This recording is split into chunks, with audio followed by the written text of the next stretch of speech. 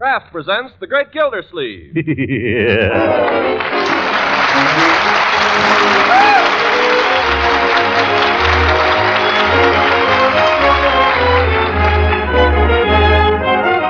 Kraft Cheese Company, who also bring you Bing Crosby every Thursday night, present each week at this time Harold Perry as The Great Gildersleeve, written by John Whedon and Sam Moore.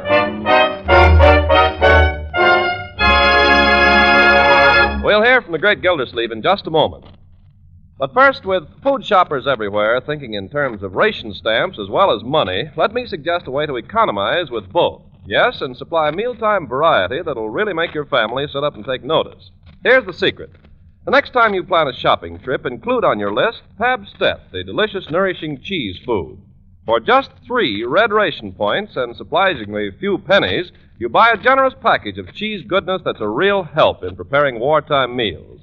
The tantalizing cheddar cheese flavor of Pabst-Ett is grand with economical rice or macaroni dishes, and Pabst-Ett toasts and slices to perfection. Or you can melt it to a smooth golden cheese sauce that does wonders with leftovers of meat or fish or vegetables. Pabst-Ett is a fine source of important milk nutrients, too. Milk protein, milk minerals, food energy, vitamin A, and vitamin G that's also called riboflavin. So remember the name, Pabst-Ett, the economical red stamp value.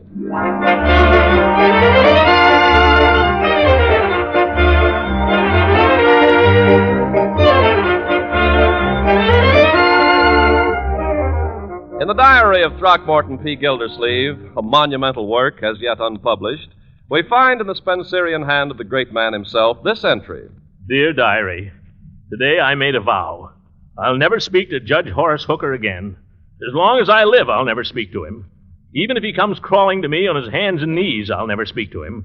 Even on my deathbed. There are some things a man cannot forgive a friend, and one of them is stabbing him in the back when he isn't looking. And thereby hangs a tale. It was on the morning of Friday, April 9th, the time, 8:30. Thank you. Our friend Gildersleeve was glancing through the paper while awaiting the arrival of Judge Hooker, with whom he was to share a ride to the office. Uncle Mort, if you have to be at the office by 9, you better get going. Oh, my goodness. Is that clock right? As far as I know. Bertie, call up and find out what time it is, will you? Yes, sir. They won't give you the time anymore, Uncle Mort. Well, I'd like to know why not. Must be a military secret. Then, by George, you can call them up and tell them they can come and take their phone out of here. Oh, Uncle Mort, cool off. I mean it. Tell them to take it out today. I don't want it around. Yes, sir. Can't give us the time. What good is a telephone if you can't? Leroy, turn on the radio. See if you can get a time signal. Okay, Uncle. Not a clock in the whole house you can depend on. Can't depend on clocks. Can't depend on the phone company. Can't depend on the judge. Ye gods, and I have to be at the mayor's office at 9 o'clock. Oh! Leroy! Turn off that radio! What is this, a madhouse? Are you asking me? Never mind. I can't wait for the judge any longer. I'll just have to take my own car. If you're in a hurry, Uncle, I'll back it out for you. You'll do nothing of the kind. You can go and open the garage for me, though. Okay. Got the key? Keys? Where are they? If Judge Hooker's got my keys now... Judge Hooker hasn't got your keys. Bertie, have you seen my... Oh, somebody put them in my pocket. Probably the brownies. Yes. And don't be fresh. Here. Now my coat. Mr. Gildersleeve, what about that coffee? It's about ready. I'm sorry, I haven't got time for it now. Better take an umbrella, Uncle Mort. Looks like rain. I haven't got time for rain. Mr. Gildersleeve, we can't throw out coffee. You like coffee jelly? Don't bother me now about coffee jelly. I have to see the mayor. Oh, where's Leroy? He went out to the garage. If Judge Hooker turns up, don't forget to tell him. Tell him what? What did you say? What shall I tell him? Don't ask me. I'm late already. Oh, this is going to be one of his bad days. Oh, Bertie! Yes, Mr. Gildersleeve? Be sure and have whipped cream on it. Whipped cream on what? The coffee jelly.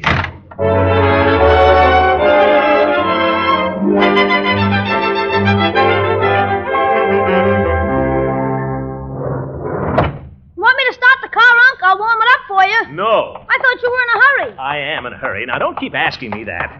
I don't want you fooling around with the car. You'll wreck it. Unc, the ignition.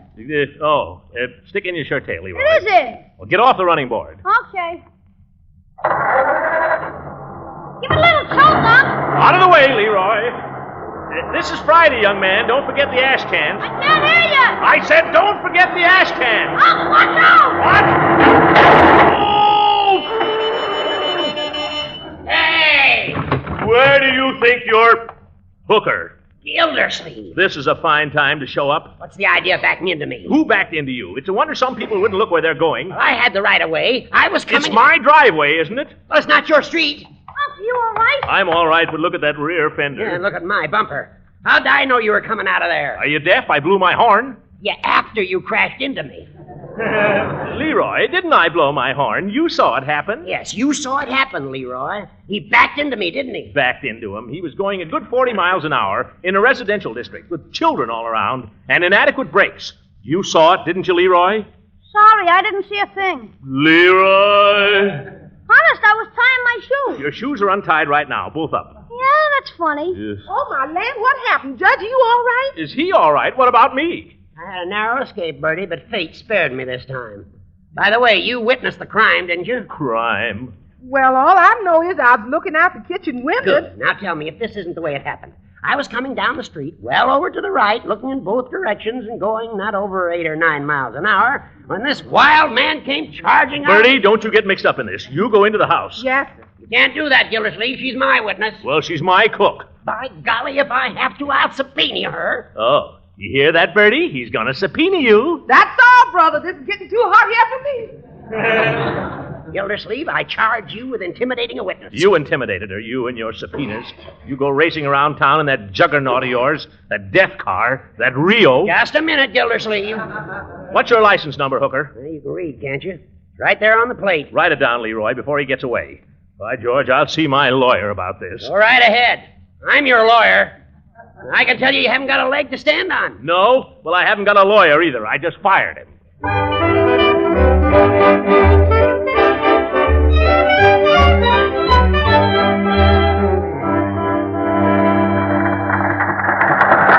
Oh, listen to that fender. It's hanging by a thread. What are we stopping here for, huh? I've got to see a man about my insurance. C. Harvey Diggs, real estate and insurance. I want to show him the damage while it's fresh. C. Harvey Diggs. Is he kidding? Just hop out, Leroy. You better run for it. You'll be late to school. Okay.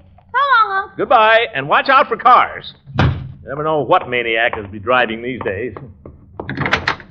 Mr. Gildersleeve. Well, come in. Hello, Diggs. I heard you and Judge Hooker had a little run-in this morning. How did you hear that? It didn't happen 20 minutes ago. Oh, news travels in this town, you know.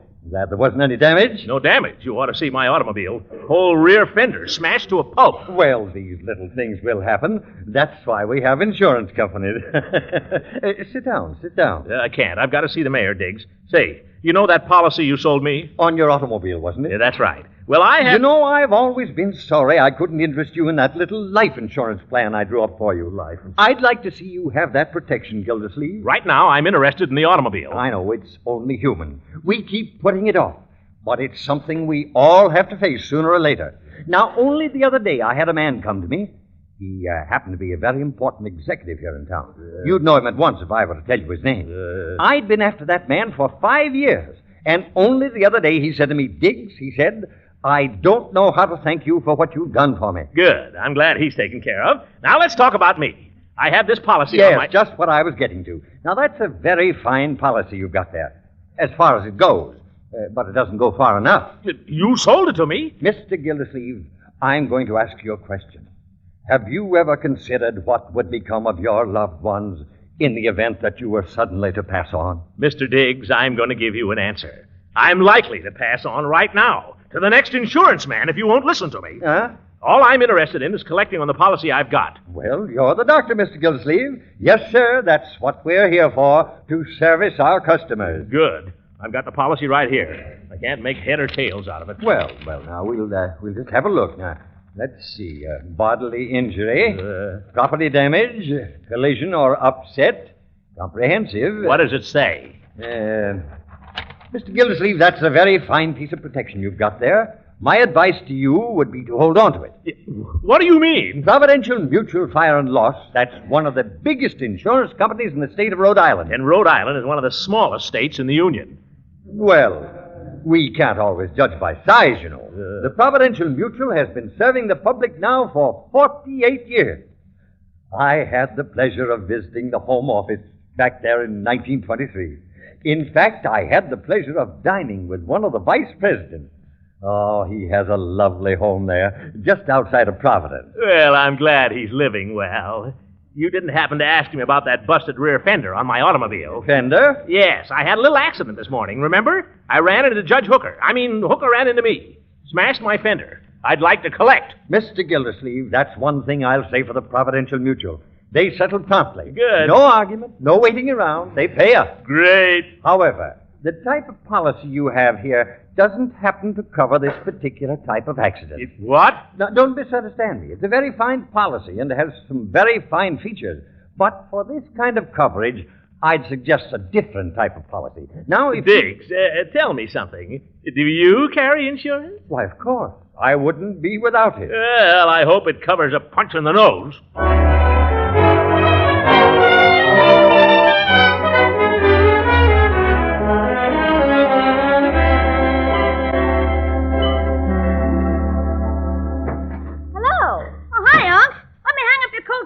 You got your allowance Monday, Leroy, in advance. I know. I'm just offering to hang up your coat. Yeah, there's something more to this. How did it go today, Uncle Mort? Oh, like that? Yeah, like that.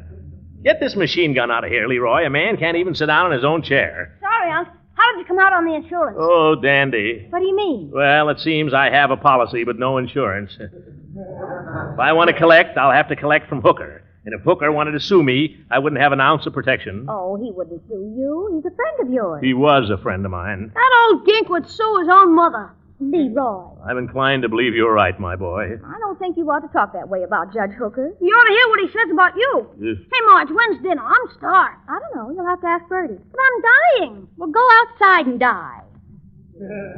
Uncle Mort, I think you and the judge are acting like a couple of schoolboys. Huh? You had a little accident, and you were both in the wrong. Now, why don't you admit it? Who was in the wrong? I was backing out of my own driveway, watching very carefully, and the first thing I know... Hey, come here. What do you want? Come with me. Out to the kitchen. What for, Leroy? What's up? Never mind. Just be quiet. What's all the mystery about? No. Don't open the door. Just listen. Young man, I've told you what I thought of eavesdropping. I told you I never... Now, Bertie, you said you were looking out the kitchen window at the time the accident occurred. Hooker. No, Judge, I didn't say that. That is not exactly. Now, Bertie, remember, nothing you say here is going to be used against you. You're not against her, maybe. Well, I don't know if I ought to say anything, Judge. Mr. Gildersleeve might not like it. Well, don't you worry about Mr. Gildersleeve, Bertie. If he has anything to say, you always know where you can get a job. Oh! Well, Hooker, if there's anything lower than a man who would run down a friend when he wasn't looking, it's a man who would sneak in his back door and steal his cook. I have not been sneaking in any back doors. Oh, no? No. Merely happened to be taking a shortcut across the lot here. And dropped in for a handout, I suppose. Bertie. I didn't want to say nothing, Mr. Gildersleeve, honest. I'm not blaming you, Bertie. I just didn't want no hoppers coppers, that's all. It just happens, Gildersleeve, that Bertie is a legal witness, and I have a legal right to question her. Well, you go take a legal walk for yourself. You're trespassing on private property here, Judge. I'll have you charged with breaking and entering, as well as coaching a witness. Don't quote the law at me, my friend. Don't you call me your friend. As far as I'm concerned, I'll never speak to you again. And kindly have the decency not to address me. Now get out of here. I shall be delighted. And put back that cupcake.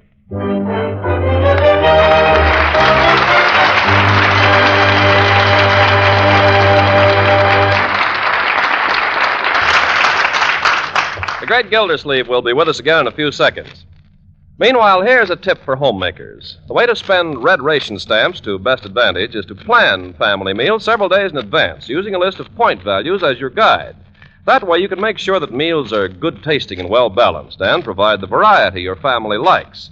And as you plan, be sure to include quality foods like Pabstet, the delicious cheese food that's good in such a wide variety of ways.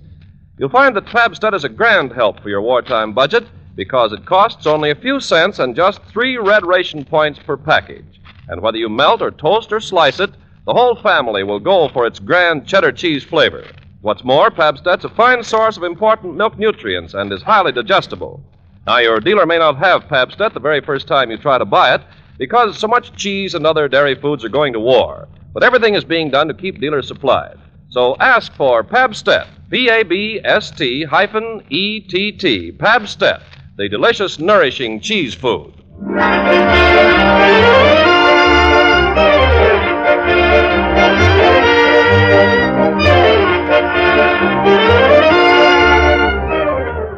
Now let's get back to the Great Gildersleeve. About 24 hours have passed since his epic crash with Judge Hooker, so we find him once more about to set out for the office. A trifle earlier than usual, though, since he knows that today he'll have to walk to work. Is there any more oatmeal, Bertie? I'm sorry, Mr. Gildersleeve, but we is oatless. Some more toast then, I guess. Or are we breadless? No, sir, not quite. Leroy, Yeah, Unc? finish your oatmeal. Oh, gee, you're hungry, so I gotta eat. I'm not hungry. I simply wish to store up energy. Well, gosh, I don't have to walk to the city hall. That will do, young man. Answer that, please, and stick your shirt tail in. Okay. Yoo-hoo, Throckmorton. It's your girl, Unc. My fiancée, young man. In here, Leela. Oh, Throckmorton, you poor darling. Are you all right? What am I? What? Well, I heard about your accident. Oh, my poor baby, my precious lamb. Well, Oh, for corn's sake. Go away. You told me to finish my oatmeal. Never mind your oatmeal. Go to school. It's Saturday. Then just get out of here. Scat. Okay.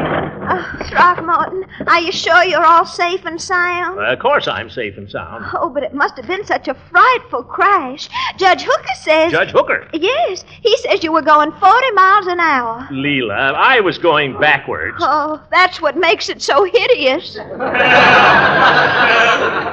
Leela, did Judge Hooker tell you this? No, Throckmorton. He told Sarah Pettibone and Sarah told me.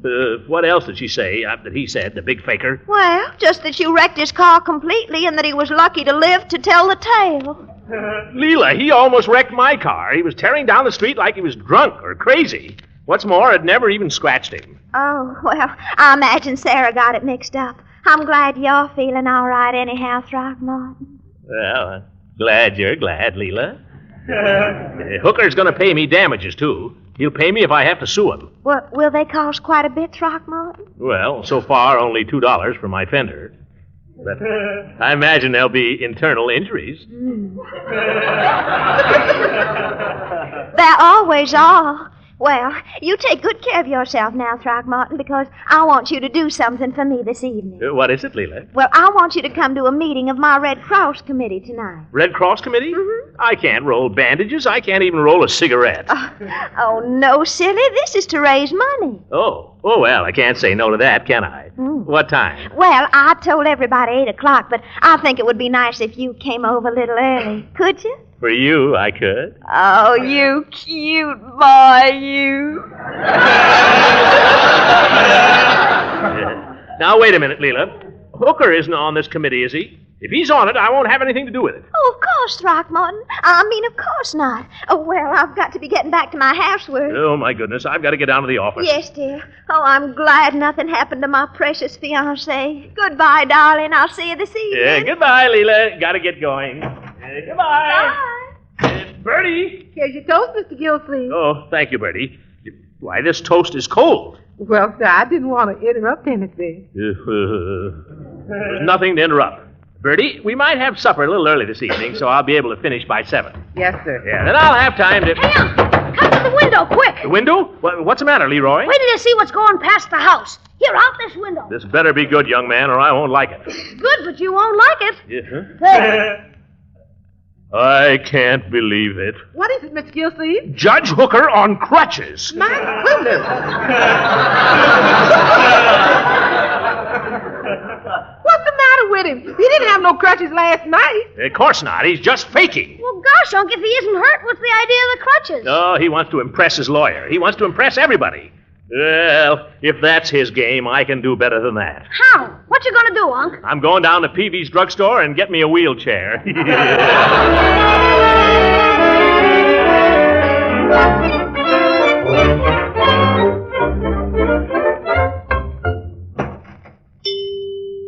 Well, Mr. Gildersleeve. Well, hello.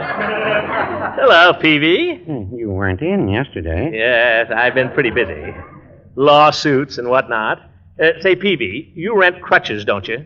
Yes, I do maintain a pair of crutches here. That's what I thought. Well, More as a service to my customers than anything else. Not much profit in it. I suppose not. Well, Most what of the time, they just lie there in the back room eating up the overhead. Well, what I wanted to know... Every time I go to make up a prescription, I fall over them. Very annoying. I can imagine. Very monotonous, too. What I wanted to ask you, I'm Pete... thinking of giving them up altogether. I wish you would. I wish you'd forget them, too. What I want to know is, Peavy, did you rent those crutches to Judge Hooker? Yes, as a matter of fact, I did. Just this morning. I knew it. Now tell me, Peavy, just between you and me, when Judge Hooker came in here for him, was he limping? Well, I wouldn't say he was limping exactly, no. Good. In other words, you're prepared to testify that up to the time he rented those crutches, he appeared to be in just as good shape as you or I. No, I wouldn't say that. Well, as good shape as you, anyway. Well, I mean, no limp or anything, just his normal slouch. You'll testify to that, won't you, Peavy? I don't know that I'd care to testify to anything. Now, don't get scared, Peavy. I'm not going to drag you into court. I'm just trying to line up a few facts and witnesses, just in case. I know, but a man can't be too careful, Mr. Gildersleeve. Circumstantial evidence, you know. What's circumstantial about it? Well, take yourself. Now, you'd say you were in good health, wouldn't you? Never better. You look well, too. Thank you. But do we know, Mr. Gildersleeve? Do we know? What do you mean? You might drop dead any minute. What? It's a fact. I had a man come in here one day perfectly well. Just felt a little funny, that's all. And all of a sudden, he dropped dead right where you were standing. Oh, don't move. It was just a heart attack. Oh, just a little heart attack, eh? Peavy, will you tell me what all this has got to do with whether Hooker needs crutches or not? That's what I'm trying to find out. I'm afraid I couldn't express an opinion on that. Professional ethics, you know. After all, I'm a pharmacist. I'm not asking your opinion as a pharmacist. I'm asking your opinion as a crutch renter. Well, I will say this, Mr. Gildersleeve. Yes? Crutches never hurt anybody. Yes. Oh, Peavy, you make me tired. Why don't you ever give anybody a straight answer? All you can say is, well, now, I wouldn't say that. Well, now, I wouldn't say that. Goodbye!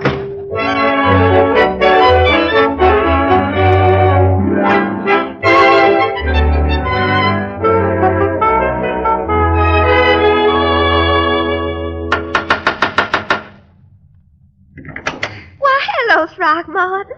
I'm glad you got here early. Yeah, so am I. Ooh, you look beautiful in that dress, Leela. Oh, do I? Yeah, much too good for a committee meeting. Couldn't we go out? Now, Throckmorton, I've got things to do before the others get here. Yeah, so I.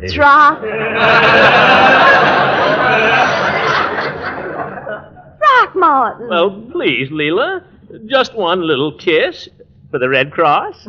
Well, just one. What's that? You told me the others weren't coming till 8 o'clock. I thought I'd have a chance to... Well, I thought I'd have it... Who the devil is it anyway? Well, Judge Hook always knocks like that. Hooker, I thought you said he wasn't coming. Well, no, I didn't, Throckmorton. I said he wasn't on the committee. Well, what's the idea of him hanging around here with secret knocks on my fiancé's door? By George, if I lay my hands on him... Throckmorton, please, go in the dining room and wait. I'll think of some excuse to send him home. Well, all right.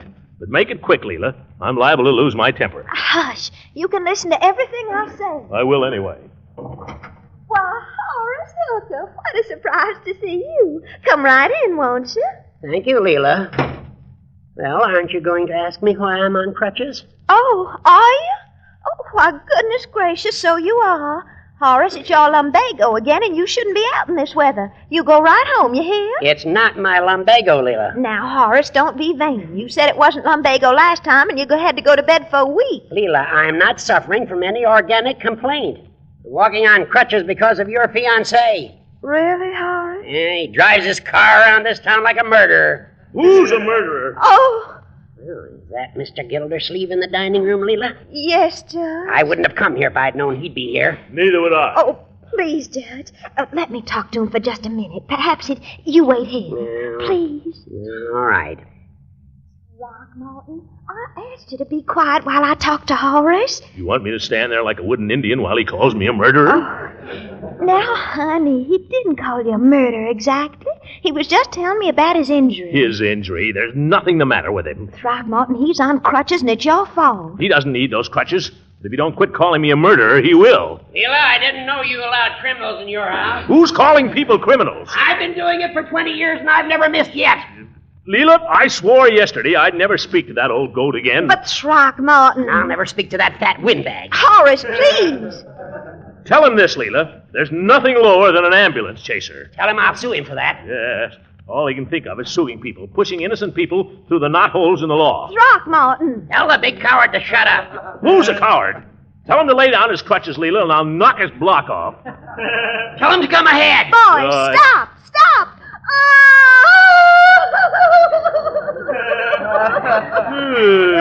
Oh, Leela. Leela, what's the matter? What is it, Leela? You're gonna spoil my whole committee meeting. Now look what you did, Hooker. Me?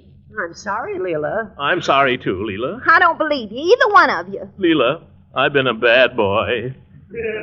I have too, Leela. Oh, you've both been awful. Now you've got to promise me you won't fight anymore. Well... Oh, I knew you weren't sorry.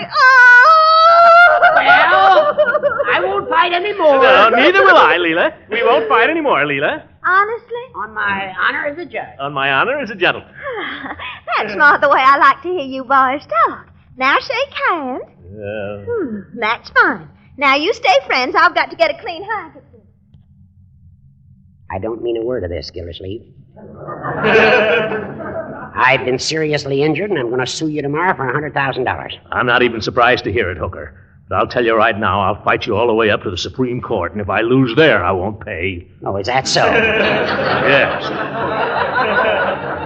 You don't need those clutches, and you know it. Prove it. Prove it, I'll... Oh, that's the way I like to see my two boys. As friendly as two clams in a stew.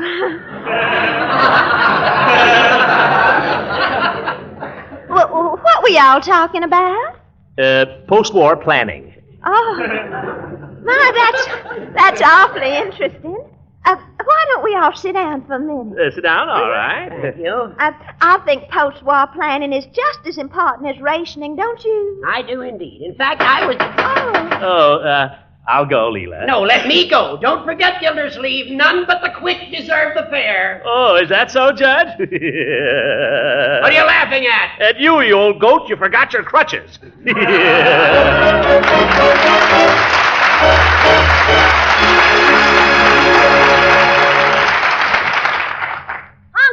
What do you think? I got a job today. Well, that's splendid, my boy. What is the job? It's a cinch. All I have to do is deliver things. I got one here for you. Well, a messenger, huh?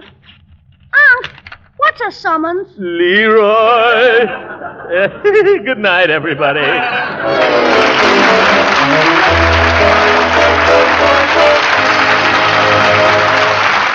Music on this program was under the direction of Claude Sweeten. This is Ken Carpenter speaking for the Kraft Cheese Company and inviting you to listen in again next week for the further adventures of the Great Gildersleeve.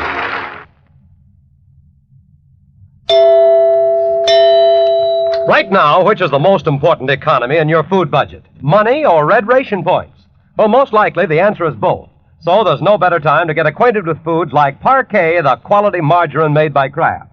For Parquet costs just 5 red ration stamps and so little money. And yet it has a delicate, appetizing flavor that really satisfies. Yes, you'll like the taste of Parquet spread on bread and toast and rolls, and you'll like it as a seasoning for hot-cooked vegetables, too. If you bake your own cakes and cookies, you'll find Parquet is a real flavor shortening. And it's grand for pan frying. What's more, Parquet is a highly nutritious energy food, and it contains important vitamin A. If your dealer doesn't have Parquet margarine the first time you ask, it's because of wartime shortages and because Parquet is growing more popular every day. But Kraft is doing everything possible to keep all dealers supplied. So watch for Parquet, Parkay, Parquet margarine made by Kraft. This program came to you from Hollywood. This is the National Broadcasting Company.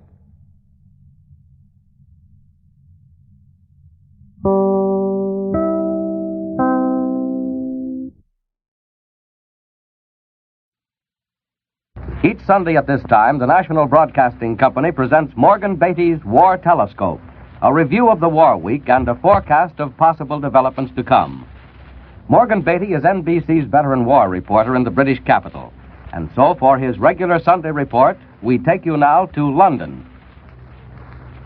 This is Morgan Beatty in London, looking at the 188th week of war through the war telescope. As your radios and newspapers have told you, this has been a week of victorious action for the Allies on every battlefront, except perhaps in Russia, where general weather has prevented any changes of importance. This, therefore, was a week that portends a triumphant spring, the first spring in the last 4, dominated by hope. In the words of Britain's Minister of Production this weekend, Oliver Littleton, the spring of our liberation from the horrors and chances of war has begun, and we shall soon be in the high summer of military success. Now, Mr. Littleton is often free with his metaphors, his figures of speech, and he has sometimes in the past been over-optimistic, or perhaps. But events do give him now the benefit of the doubt, and we will overlook his literary flowers. But since the Allies are on the offensive march after all these years of waiting, I thought perhaps you'd like to go back over the last year with me to recall what was happening to us a year ago on the World War battlefronts. Early last April, the men of Bataan were making their last stand. The losing battle against the Japanese in the Philippines was reaching its tragic climax. The enemy tide was running full throughout the Orient. Singapore was gone, and it looked as if the men of the rising sun would soon be ready to take Australia. At home, we were asking ourselves, and it is reasonable and understandable that we were asking ourselves, why the men of Bataan were not relieved, why they got their orders to hold out to the end, why 65,000 or more were finally captured. We didn't quite see, even though we were told, why these men were the price we paid for the time it takes to arm a big nation for modern warfare. Last spring in the Mediterranean, the Axis still held a firm grip on North Africa, and Rommel was even then preparing his daring dash for the Nile Delta and Suez. In this sensational campaign, the German Fox came within an ace of success. The flat green lands of the Nile were almost within sight of the Africa Corps when the British made their last stand, a stand that had to be reinforced, that had to hold. Suez is more of a strategic pawn in war than the Philippines. A year ago at this time, we were all asking ourselves why the British held on at Malta in the face of withering air attacks. We were saying Malta could not last long, and neither could the Nile Delta. But British strategists well knew the importance of Malta. They knew that base in the center of the Mediterranean would one day become a sword in the side of the Axis, as it is at this very moment. The strategists knew that once Allied armies had run the U-boat gauntlet successfully, once they had been trained more thoroughly and more rigorously in the ways of modern war, we would be on the offensive, and Malta would come in very handy indeed, as it has. But of course, we could not be told all this last spring. And again, it's quite understandable that we would not be able to see the picture puzzle of strategy the way it was being fitted together. We were watching the Axis last April, and the Axis was on the offensive. At this same time last year on the Russian front, the great spring quagmires held both the Germans and the Russians in their grip, just as they hold them now. But on the railway lines and on the few good highways, Hitler's armored legions were moving as rapidly as possible toward a new offensive, an offensive that would carry them to a vast trap at Stalingrad, a thrust that was destined to take them almost within sight of the great underground rivers of oil in Russia's Caucasus. Again, we had misjudged the situation, but in a different way. Many of us had thought the Russian winter offensive of 1941, 2 years ago, was really an offensive, whereas the Soviet armies had managed merely to hold on in the clinches and prevent the Germans from preparing an even more powerful punch than the one they finally unlimbered in the Caucasus. During last spring and summer, the Soviet forces backpedaled out of the German trap. The Russian High Command had plans too, it seems, and at the opportune moment, the Red Army staged an almost miraculous comeback. Last winter, they really packed an offensive punch. Their positions were all restored, almost, and Leningrad was relieved. Last April, the great American industrial machine had just rumbled into maximum action, action toward the seemingly impossible war production goals set by the president. Last spring, England was beginning to double her production through rigid wartime controls of manpower, a program that since has been expanded to use the full strength of British woman power, too. You and I did not see this then as part of a master plan. As a matter of fact, the combined chiefs of staff in London and Washington had only partly worked out their plans for offensive strategy. They did not then know which of the Axis weak points they would strike. It was in June before they fixed upon what our strategy would be and where and when the blow would come. We could not be told all these things then. All we knew was that the Axis seemed to have a stranglehold on our poorly equipped and sometimes badly trained forces. They had us by the throat in the Philippines and in Burma. They were dangerously near the Suez Canal and the Anglo-Persian oil fields beyond. and they were poised for an offensive against the Caucasus around Turkey to the north. Now look at the contrast. The Axis is battling desperately to hold its last tiny bridgehead in North Africa. The Germans' one bridgehead in Asia in the west, the Kuban area in the Caucasus, is also threatened by the Soviet armies. On the other side of the world, the Japanese have been stopped cold at the doorstep of India and are even now on the defensive in the air. We have pushed them out of Guadalcanal in the Solomons, and the enemy may be on the verge of a decision to get out of New Guinea above Australia before he's pushed out. In short, despite their tremendous strides, which we cannot ignore, it's the Axis that's hanging on in the clinches, trying to hold some of the gains made on both sides of the world. In the European theater, Britain is no longer waked up night after night by the rising and falling wail of the air raid sirens. Although Britain is steeled against a return of the Luftwaffe, at the moment, the sirens sound so seldom that the noise surprises you. In the air, the RAF and the 8th American Air Force are carrying on offensive warfare day and night. Great German industrial plants have been smashed to smithereens time and again. The last series of attacks knocked out the great Krupp works at Essen for 4 solid weeks. But what has made this transformation possible? For it is a transformation. First, of course, we can now see the military principle guiding the Allied High Command. These men know they must not strike without adequate force anywhere in the world. The enemy on both sides of the world must see, by our military action, that defeat in the end is inevitable. Both German leadership and the soldiers in the field, in Tunisia, for example, must be made to understand that only a Dunkirk is possible at best in that theater. When that feeling has saturated the German army, it will communicate itself ultimately to the German people. That feeling of futility is the hampering element in morale against Rommel and his men now. As Oliver Littleton has said, we have made a beginning. We are in the springtime of victory. Even though the road ahead is dangerous, and on it we will find bitter disappointment from time to time. But surely there are other factors in the transformation from last year. Other forces played their part in the turn of the tide.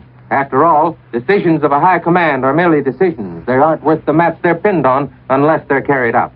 There are the rest of us, the millions who must carry out the decisions, the commands. There's the regimentation, the rigorous yoke of duty that the British have accepted at the hands of their government. And there's regimentation back home in America. But despite bickering and backsliding, as the Baptists say, there's more and more progress. There are always 2, 3, even more steps forward for every one we slide back. And the people who take these steps, for the most part, are just ordinary men. They're not great leaders, nor yet are they men of military genius. They're men like Sergeant Ben Marcellonis of the 8th Air Force, stationed here in England. But let's go back 10 years for a moment. 10 years ago, Adolf Hitler rode to power in Germany. In the spring of that year, he began to fashion the shackles of Europe and the Germany of the next 1,000 years, as he thought. And about 10 years ago, perhaps in that same spring, a lad named Ben Marcellonis was busy one day in his father's workshop out in Dearborn, Michigan, working on another one of his gadgets. This time it happened to be a diving helmet he was making out of an old hot water tank. Young Ben had, shall we say, borrowed the air compressor hose from his father's filling station. His uncle had given him a hand pump. But Ben reached the height of his local triumph. He became the first youngster to walk underwater at his school swimming pool with the aid of a hot water tank diving helmet. But Ben grew up and went into the Army. And he came to England. A year ago, nearly. Ultimately, he found himself at a bomber station. Some weeks ago, Ben was busy as usual, working on the gadgets he loved. Sergeant Green, a combat man, came into his shop. But here's Ben Marcellonis to tell the story. Sergeant, why did Green come in there? What did he want the day he came in? Well, Sergeant, Green and Tompkins have been talking over designs for a gun mount in the flying fortresses. But why another gun mount, Sergeant? Haven't the forts got enough guns? Oh, they have plenty of guns, but the nose didn't seem to have enough protection.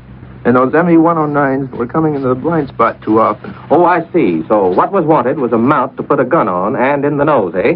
Yes. You see, it's a pretty tough spot for bracing. Vibration is a problem in gun mounts. So the combat sergeant wanted you to help him figure out the answers. Right.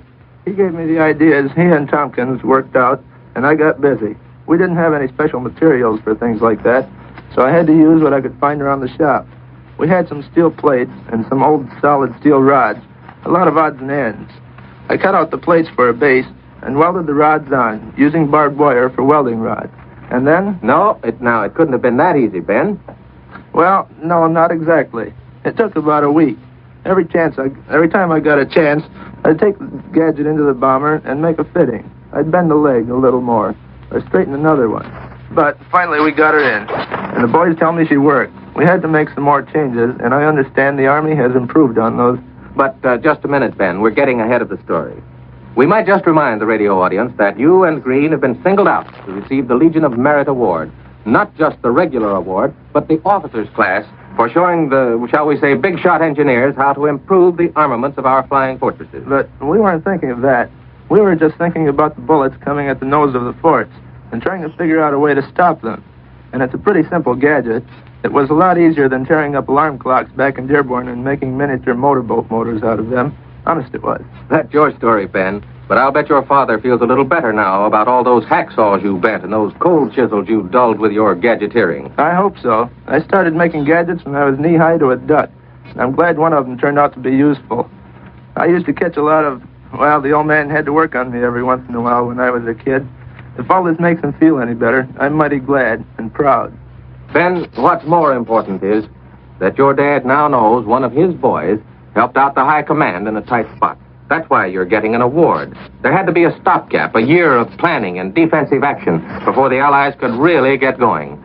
In this one theater of war, for example, the British and the American high commands had to go in fast with something. The stopgap answer was a combination of day and night bombing with the Lancasters and Forts and Liberators. What they were really after was heavier, better-armed planes. Planes that could engage and pin down the Luftwaffe. Soon they'll be getting these. Meanwhile, you've provided a heavier firepower for the fortress. It's that heavier firepower that helps the fortresses knock down German fighters at a ratio of 9-to-1. Your gadgeteering turned out to be a stroke of genius, and the Army's making your gun mount standard equipment on bombers. And what you have done has all come about in our year of crisis, the worst year. The skill you acquired, making useless diving helmets in Dearborn 10 years ago, for example, today is shooting down, slowly but surely, Hitler's air power. Hitler should have taken you into account 10 years ago, but he failed to do that, just as he failed to take into account millions like you. Today, Ben, the British government has announced that the United States is now making more than 20 tanks a day for the British Army alone, entirely apart from the tanks we're making for our own army. Thank you for coming up this afternoon. You're the proof that there are more ways than one for a man to serve his country. As a matter of fact, you may have thought you were merely a cog in a gigantic machine. You are that, of course, but much more, too. You're a vital cog, just as there are hundreds, thousands more vital cogs. Many of these human cogs do not realize how vital they are, as you did not realize it until they told you about your award. But these cogs, these human beings, were the things that made it possible for Oliver Littleton to spread his flowery language yesterday.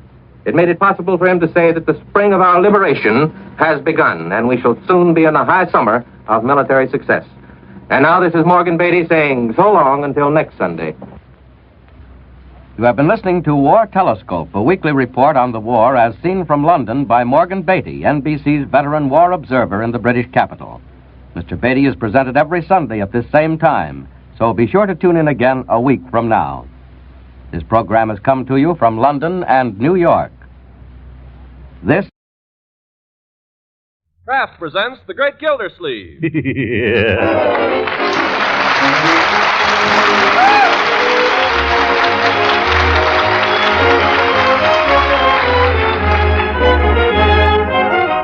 Kraft Cheese Company will also bring you Bing Crosby every Thursday night. Present each week at this time Harold Perry as The Great Gildersleeve, written by John Wheaton and Sam Moore.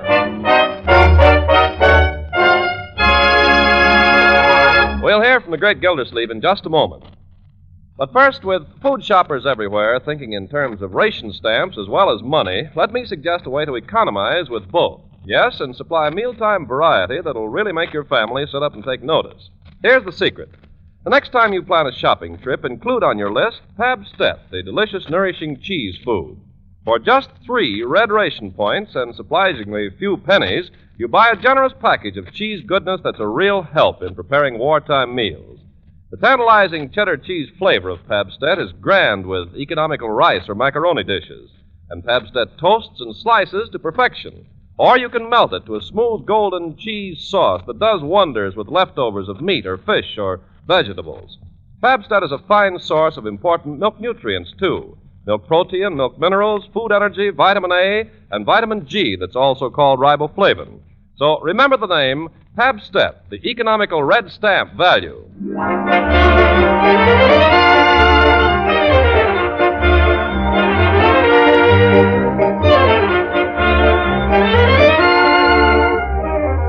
In the diary of Throckmorton P. Gildersleeve, a monumental work as yet unpublished, we find in the Spencerian hand of the great man himself this entry. Dear Diary, today I made a vow. I'll never speak to Judge Horace Hooker again. As long as I live, I'll never speak to him. Even if he comes crawling to me on his hands and knees, I'll never speak to him. Even on my deathbed. There are some things a man cannot forgive a friend, and one of them is stabbing him in the back when he isn't looking. And thereby hangs a tale. It was on the morning of Friday, April 9th. The time, 8:30. Thank you. Our friend Gildersleeve was glancing through the paper while awaiting the arrival of Judge Hooker, with whom he was to share a ride to the office. Uncle Mort, if you have to be at the office by 9, you better get going. Oh, my goodness. Is that clock right? As far as I know. Bertie, call up and find out what time it is, will you? Yes, sir. They won't give you the time anymore, Uncle Mort. Well, I'd like to know why not. Must be a military secret. Then, by George, you can call them up and tell them they can come and take their phone out of here. Oh, Uncle Mort, cool off. I mean it. Tell them to take it out today. I don't want it around. Yes, sir. Can't give us the time. What good is a telephone if you can't? Leroy, turn on the radio. See if you can get a time signal. Okay, Uncle. Not a clock in the whole house you can depend on. Can't depend on clocks. Can't depend on the phone company. Can't depend on the judge. Ye gods, and I have to be at the mayor's office at 9 o'clock. Oh! Leroy! Turn off that radio! What is this, a madhouse? Are you asking me? Never mind. I can't wait for the judge any longer. I'll just have to take my own car. If you're in a hurry, Uncle, I'll back it out for you. You'll do nothing of the kind. You can go and open the garage for me, though. Okay. Got the key? Keys? Where are they? If Judge Hooker's got my keys now... Judge Hooker hasn't got your keys. Bertie, have you seen my... Oh, somebody put them in my pocket. Probably the brownies. Yes. And don't be fresh. Here. Now my coat. Mr. Gildersleeve, what about that coffee? It's about ready. I'm sorry, I haven't got time for it now. Better take an umbrella, Uncle Mort. Looks like rain. I haven't got time for rain. Mr. Gildersleeve, we can't throw out coffee. You like coffee jelly? Don't bother me now about coffee jelly. I have to see the mayor. Oh, where's Leroy? He went out to the garage. If Judge Hooker turns up, don't forget to tell him. Tell him what? What did you say? What shall I tell him? Don't ask me. I'm late already. Oh, this is going to be one of his bad days. Bertie! Yes, Mr. Gildersleeve? Be sure and have whipped cream on it. Whipped cream on what? The coffee jelly.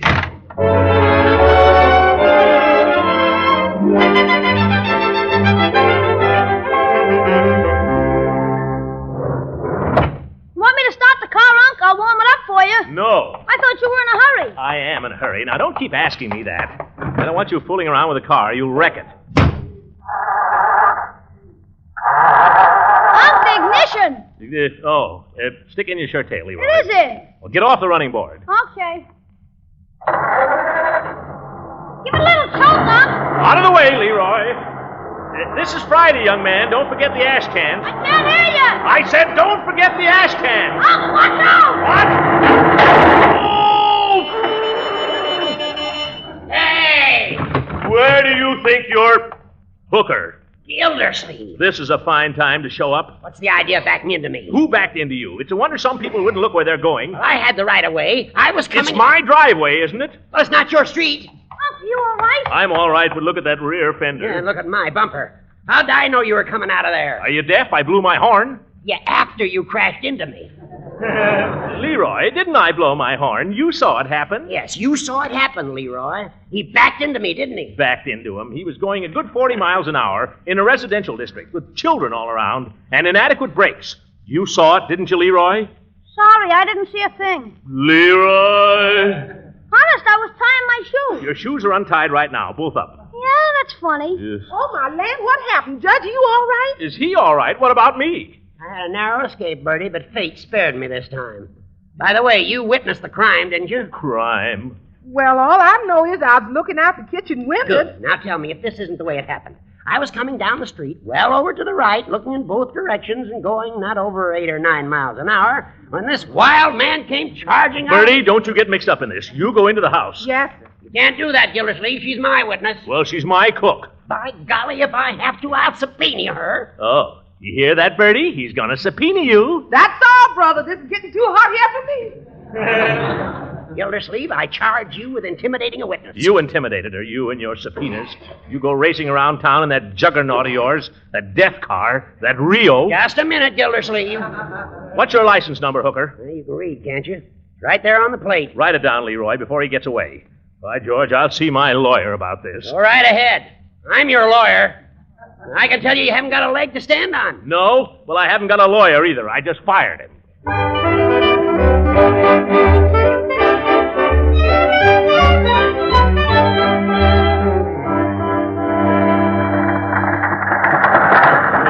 Listen to that fender. It's hanging by a thread. What are we stopping here for, huh? I've got to see a man about my insurance. See Harvey Diggs, real estate and insurance. I want to show him the damage while it's fresh. See Harvey Diggs. Is he kidding? Just hop out, Leroy. You better run for it. You'll be late to school. Okay. So long, Unc. Goodbye, and watch out for cars. Never know what maniac will be driving these days.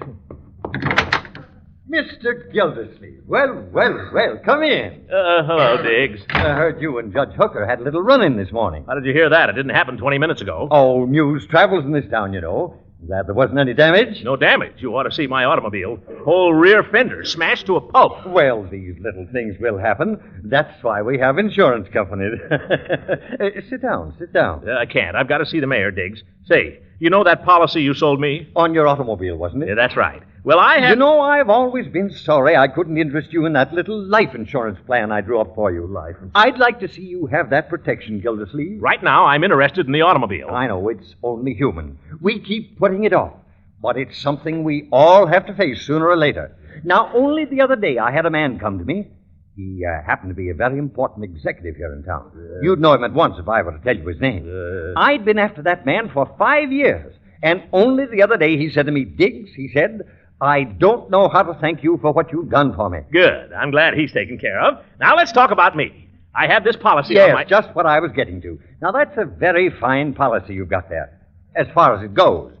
But it doesn't go far enough. You sold it to me. Mr. Gildersleeve, I'm going to ask you a question. Have you ever considered what would become of your loved ones in the event that you were suddenly to pass on? Mr. Diggs, I'm going to give you an answer. I'm likely to pass on right now to the next insurance man if you won't listen to me. Huh? All I'm interested in is collecting on the policy I've got. Well, you're the doctor, Mr. Gildersleeve. Yes, sir, that's what we're here for, to service our customers. Good. I've got the policy right here. I can't make head or tails out of it. Well, now, we'll just have a look. Now, let's see. Bodily injury, property damage, collision or upset, comprehensive. What does it say? Mr. Gildersleeve, that's a very fine piece of protection you've got there. My advice to you would be to hold on to it. What do you mean? Providential Mutual Fire and Loss, that's one of the biggest insurance companies in the state of Rhode Island. And Rhode Island is one of the smallest states in the Union. Well, we can't always judge by size, you know. The Providential Mutual has been serving the public now for 48 years. I had the pleasure of visiting the home office back there in 1923. In fact, I had the pleasure of dining with one of the vice presidents. Oh, he has a lovely home there, just outside of Providence. Well, I'm glad he's living well. You didn't happen to ask him about that busted rear fender on my automobile. Fender? Yes, I had a little accident this morning, remember? I ran into Judge Hooker. Hooker ran into me.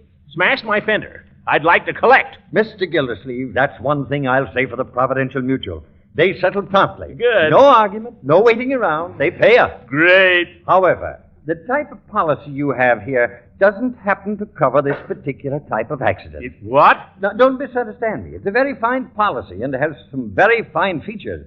But for this kind of coverage, I'd suggest a different type of policy. Now, if Diggs, tell me something. Do you carry insurance? Why, of course. I wouldn't be without it. Well, I hope it covers a punch in the nose.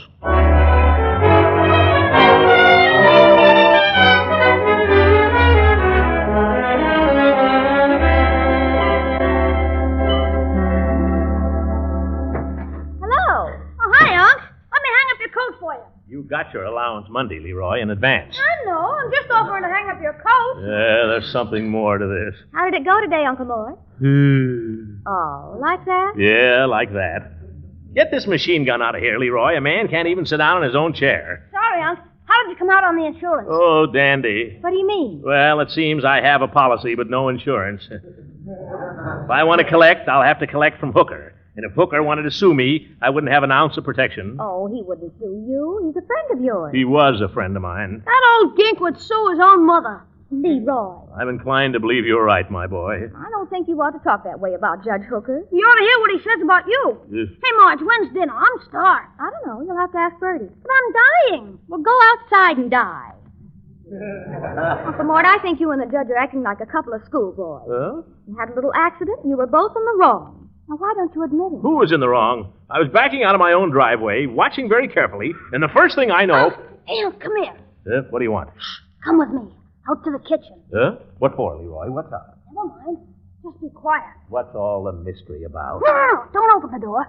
Just listen. Young man, I've told you what I thought of eavesdropping. I told you I never... Now, Bertie, you said you were looking out the kitchen window at the time the accident occurred. Hooker. No, Judge, I didn't say that. That is not exactly. Now, Bertie, remember, nothing you say here is going to be used against you. You're not against her, maybe. Well, I don't know if I ought to say anything, Judge. Mr. Gildersleeve might not like it. Well, don't you worry about Mr. Gildersleeve, Bertie. If he has anything to say, you always know where you can get a job. Oh! Well, Hooker, if there's anything lower than a man who would run down a friend when he wasn't looking, it's a man who would sneak in his back door and steal his cook. I have not been sneaking in any back doors. Oh, no? No.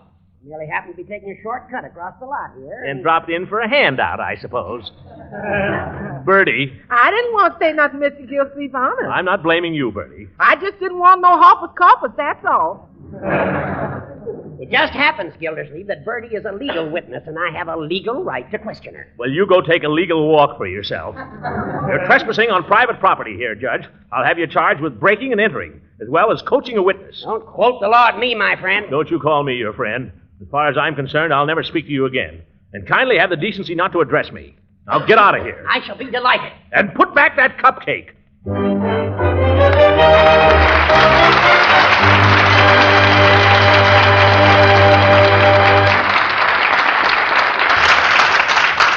The Great Gildersleeve will be with us again in a few seconds.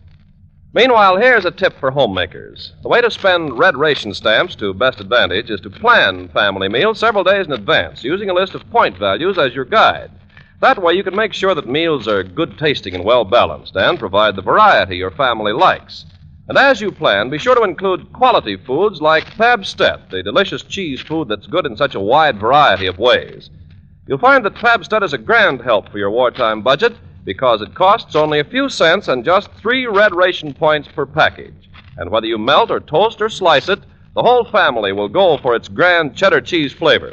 What's more, Pabstet's a fine source of important milk nutrients and is highly digestible. Now, your dealer may not have Pabstet the very first time you try to buy it, because so much cheese and other dairy foods are going to war. But everything is being done to keep dealers supplied. So ask for Pabstet, Pabst-ETT, Pabstet, the delicious, nourishing cheese food.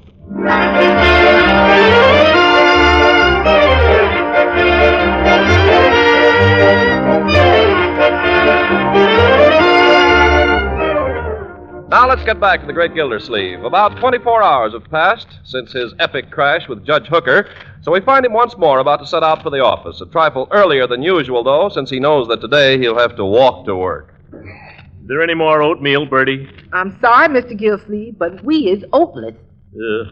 Some more toast then, I guess. Or are we breadless? No, sir, not quite. Leroy, Yeah, Unc? finish your oatmeal. Oh, gee, you're hungry, so I gotta eat. I'm not hungry. I simply wish to store up energy. Well, gosh, I don't have to walk to the city hall. That will do, young man. Answer that, please, and stick your shirt tail in. Okay. Yoo-hoo, Throckmorton. It's your girl, Unc. My fiancée, young man. In here, Leela. Oh, Throckmorton, you poor darling. Are you all right? What? What am I? What? Well, I heard about your accident. Oh, my poor baby, my precious lamb. Well, Oh, for corn's sake. Go away. oatmeal. Never mind your oatmeal. Go to school. It's Saturday. Then just get out of here. Scat. Okay. Throckmorton, are you sure you're all safe and sound? Of course I'm safe and sound. Oh, but it must have been such a frightful crash. Judge Hooker says... Judge Hooker? Yes. He says you were going 40 miles an hour. Leela, I was going backwards. Oh, that's what makes it so hideous. Leela, did Judge Hooker tell you this? No, Throckmorton. He told Sarah Pettibone and Sarah told me. What else did she say that he said, the big faker? Well, just that you wrecked his car completely and that he was lucky to live to tell the tale. Leela, he almost wrecked my car. He was tearing down the street like he was drunk or crazy. What's more, it never even scratched him. Oh, well, I imagine Sarah got it mixed up. I'm glad you're feeling all right anyhow, Throckmorton. Well, I'm glad you're glad, Leela. Hooker's going to pay me damages, too. He'll pay me if I have to sue him. Well, will they cost quite a bit, Throckmorton? Well, so far, only $2 for my fender. But I imagine there'll be internal injuries. There always are. Well, you take good care of yourself now, Throckmorton, because I want you to do something for me this evening. What is it, Leela? Well, I want you to come to a meeting of my Red Cross committee tonight. Red Cross committee? Mm-hmm. I can't roll bandages. I can't even roll a cigarette. Oh, no, silly. This is to raise money. Oh, well, I can't say no to that, can I? What time? Well, I told everybody 8 o'clock, but I think it would be nice if you came over a little early. Could you? For you, I could. Oh, you cute boy, you. Now, wait a minute, Leela. Hooker isn't on this committee, is he? If he's on it, I won't have anything to do with it. Oh, of course, Throckmorton. I mean, of course not. Oh, well, I've got to be getting back to my housework. Oh, my goodness. I've got to get down to the office. Yes, dear. Oh, I'm glad nothing happened to my precious fiancé. Goodbye, darling. I'll see you this evening. Yeah, goodbye, Leela. Got to get going. Goodbye. Bye. Bertie. Here's your toast, Mr. Gildersleeve. Oh, thank you, Bertie. Why, this toast is cold. Well, sir, I didn't want to interrupt anything. There's nothing to interrupt. Bertie, we might have supper a little early this evening, so I'll be able to finish by 7. Yes, sir. Yeah, then I'll have time to... Hey, Uncle, come to the window, quick. The window? What's the matter, Leroy? Wait till you see what's going past the house. Here, out this window. This better be good, young man, or I won't like it. Good, but you won't like it. Yeah. There. I can't believe it. What is it, Mr. Gildersleeve? Judge Hooker on crutches. My goodness.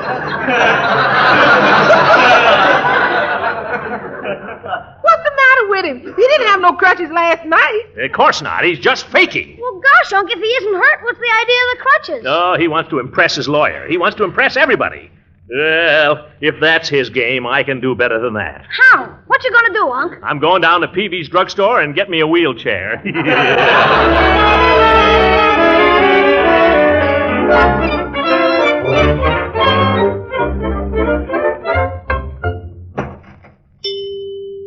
Well, Mr. Gildersleeve. Well, hello. Hello, Peavy. You weren't in yesterday. Yes, I've been pretty busy. Lawsuits and whatnot. Say, Peavy, you rent crutches, don't you? Yes, I do maintain a pair of crutches here. That's what I thought. Well, More as a service to my customers than anything else. Not much profit in it. No, I suppose not. Well, Most of the time, they just lie there in the back room eating up the overhead. Well, what I wanted to know... Every time I go to make up a prescription, I fall over them. Very annoying. I can imagine. Very monotonous, too. What I wanted to ask you, I'm thinking of giving them up altogether. I wish you would. I wish you'd forget them, too. What I want to know is, Peavy, did you rent those crutches to Judge Hooker? Yes, as a matter of fact, I did. Just this morning. I knew it. Now tell me, Peavy, just between you and me, when Judge Hooker came in here for him, was he limping? Well, I wouldn't say he was limping exactly, no. Good. In other words, you're prepared to testify that up to the time he rented those crutches, he appeared to be in just as good shape as you or I. No, I wouldn't say that. Well, as good shape as you, anyway. Well, I mean, no limp or anything, just his normal slouch. You'll testify to that, won't you, Peavy? I don't know that I'd care to testify to anything. Now, don't get scared, Peavy. I'm not going to drag you into court. I'm just trying to line up a few facts and witnesses, just in case. I know, but a man can't be too careful, Mr. Gildersleeve. Circumstantial evidence, you know. What's circumstantial about it? Well, take yourself. Now, you'd say you were in good health, wouldn't you? Never better. You look well, too. Thank you. But do we know, Mr. Gildersleeve? Do we know? What do you mean? You might drop dead any minute. What? It's a fact. I had a man come in here one day perfectly well. Just felt a little funny, that's all. And all of a sudden, he dropped dead right where you were standing. Oh, don't move. It was just a heart attack. Oh, just a little heart attack, eh?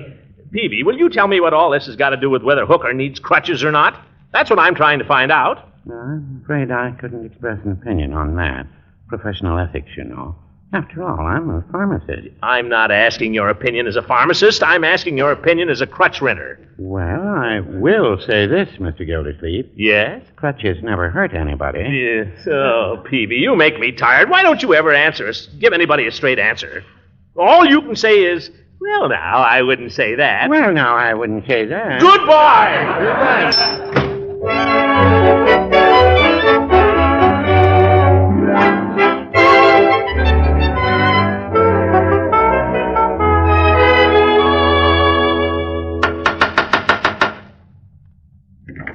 Why, hello, Throckmorton.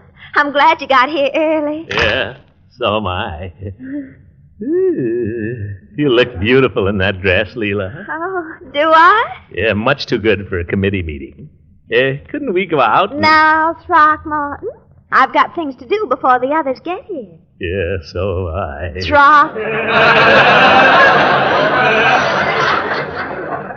Throckmorton. Well, please, Leela. Just one little kiss for the Red Cross. Well, just one. What's that? You told me the others weren't coming till 8 o'clock. I thought I'd have a chance to... Well, I thought I'd have it... Who the devil is it anyway? Well, Judge Hook always knocks like that. Hooker! I thought you said he wasn't coming. Well, no, I didn't, Throckmorton. I said he wasn't on the committee. Well, what's the idea of him hanging around here with secret knocks on my fiancé's door? By George, if I lay my hands on him... Throckmorton, please, go in the dining room and wait. I'll think of some excuse to send him home. Well, all right. But make it quick, Leela. I'm liable to lose my temper. Hush. You can listen to everything I say. I will anyway. Why, Horace Hooker, what a surprise to see you. Come right in, won't you? Thank you, Leela. Well, aren't you going to ask me why I'm on crutches? Oh, are you? Oh, why, goodness gracious, so you are. Horace, it's your lumbago again, and you shouldn't be out in this weather. You go right home, you hear? It's not my lumbago, Leela. Now, Horace, don't be vain. You said it wasn't lumbago last time, and you had to go to bed for a week. Leela, I'm not suffering from any organic complaint. I'm walking on crutches because of your fiancé. Really, Horace? Yeah, he drives his car around this town like a murderer. Who's a murderer? Oh! Oh, is that Mr. Gildersleeve in the dining room, Leela? Yes, Judge. I wouldn't have come here if I'd known he'd be here. Neither would I. Oh, please, Judge. Let me talk to him for just a minute. Perhaps you wait here. Well, please. All right. Throckmorton, I asked you to be quiet while I talk to Horace. You want me to stand there like a wooden Indian while he calls me a murderer? Oh. Now, honey, he didn't call you a murderer exactly. He was just telling me about his injury. His injury? There's nothing the matter with him. Throckmorton, he's on crutches, and it's your fault. He doesn't need those crutches. But if you don't quit calling me a murderer, he will. Leela, I didn't know you allowed criminals in your house. Who's calling people criminals? I've been doing it for 20 years, and I've never missed yet. Leela, I swore yesterday I'd never speak to that old goat again. But Throckmorton... I'll never speak to that fat windbag. Horace, please. Tell him this, Leela. There's nothing lower than an ambulance chaser. Tell him I'll sue him for that. Yes. All he can think of is suing people, pushing innocent people through the knotholes in the law. Throckmorton. Tell the big coward to shut up. Who's a coward? Tell him to lay down his crutches, Leela, and I'll knock his block off. Tell him to come ahead. Boys, stop!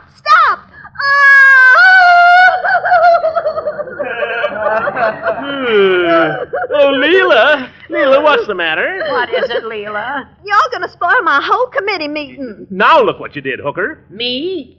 I'm sorry, Leela. I'm sorry, too, Leela. I don't believe you, either one of you. Leela, I've been a bad boy. I have too, Leela. Oh, you've both been awful. Now you've got to promise me you won't fight any more. Well... Oh, I knew you weren't sorry. Oh! Well, I won't fight any more. No, neither will I, Leela. We won't fight any more, Leela. Honestly? On my honor as a judge. On my honor as a gentleman. That's not the way I like to hear you boys talk. Now shake hands. That's fine. Now you stay friends. I've got to get a clean handkerchief. I don't mean a word of this, Gildersleeve. I've been seriously injured, and I'm going to sue you tomorrow for $100,000. I'm not even surprised to hear it, Hooker. But I'll tell you right now, I'll fight you all the way up to the Supreme Court, and if I lose there, I won't pay. Oh, is that so? Yes. You don't need those crutches, and you know it. Prove it. Prove it, I'll... Oh, that's the way I like to see my two boys. As friendly as two clams in a stew.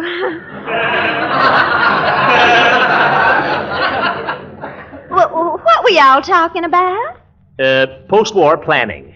Oh, my, that's awfully interesting. Why don't we all sit down for a minute? Sit down, all right. Thank you. I think post-war planning is just as important as rationing, don't you? I do indeed. In fact, I was...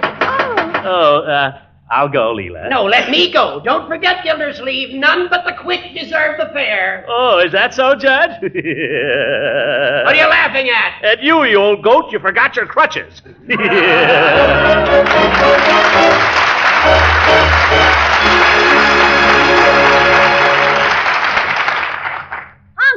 what do you think? I got a job today. Well, that's splendid, my boy. What is the job? It's a cinch. All I have to do is deliver things. I got one here for you. Well, a messenger, huh? Unc, what's a summons? Leroy. Good night, everybody.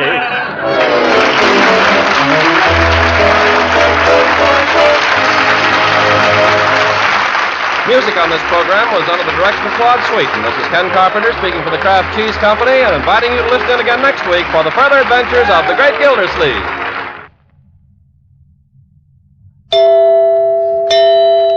Right now, which is the most important economy in your food budget? Money or red ration points? Well, most likely the answer is both. So there's no better time to get acquainted with foods like Parquet, the quality margarine made by Kraft. For Parquet costs just 5 red ration stamps and so little money. And yet it has a delicate, appetizing flavor that really satisfies. Yes, you'll like the taste of Parquet spread on bread and toast and rolls, and you'll like it as a seasoning for hot-cooked vegetables, too. If you bake your own cakes and cookies, you'll find Parquet is a real flavor shortening. And it's grand for pan frying. What's more, Parquet is a highly nutritious energy food, and it contains important vitamin A. If your dealer doesn't have Parquet margarine the first time you ask, it's because of wartime shortages and because Parquet is growing more popular every day. But Kraft is doing everything possible to keep all dealers supplied. So watch for Parquet, P-A-R-K-A-Y, Parquet margarine made by Kraft. The program came to you from Hollywood. This is the National Broadcasting Company.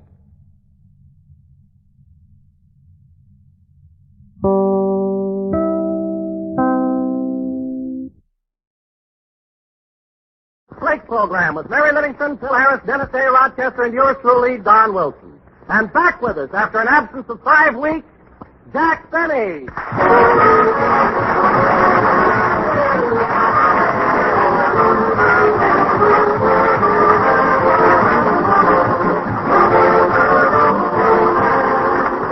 Of course, we've all heard how it takes two to make a bargain. Well, truer words were never said when it comes to modern shopping. Because it takes two kinds of currency, cash and ration stamps, to buy many of today's foods. So here's a thought to put in your pocketbook on your shopping expedition next time. Nearly all foods, let's face it, have gone up in price. Gone up anywhere from 2% to 75%. But there's at least one big exception to this general wartime rule. Grape Nuts Flakes is America's fastest-growing breakfast cereal, and because you folks have been switching to that big 12-ounce economy-size package, you're paying, on the average, less for your Grape Nuts Flakes today than you did in 1939. So with the price of many foods where it is today, it's great to know you're doing both your family and your budget a favor when you serve more crisp, toasty brown Grape Nuts Flakes. For they're a real flavor treat. They provide important whole grain nourishment, and they bring you real savings.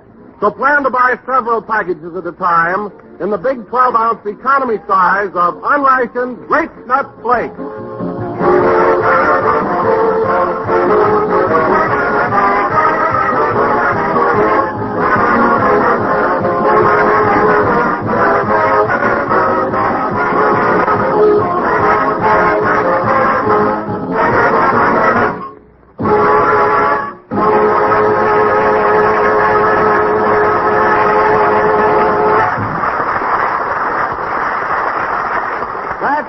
I Don't Want Anybody, played by the orchestra. And now, ladies and gentlemen, we would like to take you to Jack Benny's home in Beverly Hills, where Jack is convalescing from his recent illness. The time, shortly before noon today. The place, Jack's bedroom. Take it away, Beverly Hills. Let's see, I got 2 teaspoons of cherry syrup in it. A couple of drops of menthol. I think it needs another dash of gin.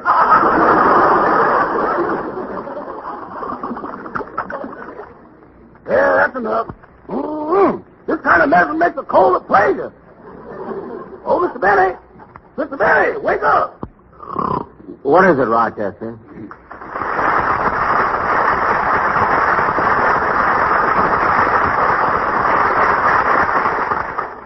What do you want, Rochester? It's time for your cough medicine. I think you'll like it better now. I put more gin in it. More gin?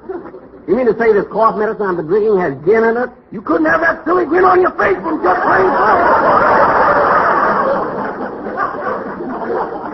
What? You may not believe this, but you've been snoring sweet Adeline. Well, I might have known you to make my cough medicine wrong. Believe me, from now on, I'll have my prescriptions filled at the drugstore. Okay, boss, but you'll find very few pharmacists with the imagination I got. I don't want imagination. I want my medicine right. Now, put my electric heating pad under the covers. My feet are getting chilly. Electric heating pad? That's the toaster with a towel wrapped around it. I don't care. Plug it in. Yes, sir. Answer the phone. Hello? Mr. Benny's residence. Boudoir extension.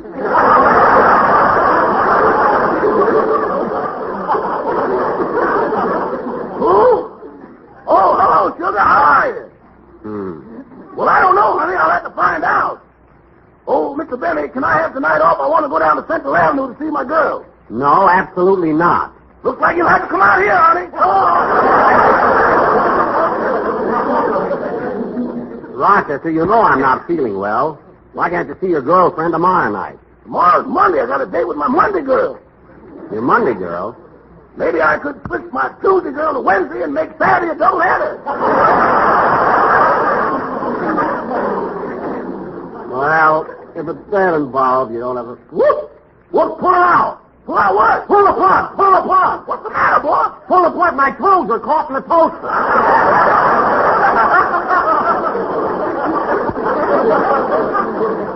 Quick, pull it out. There you are, Mr. Benny. Ooh, my foot burns.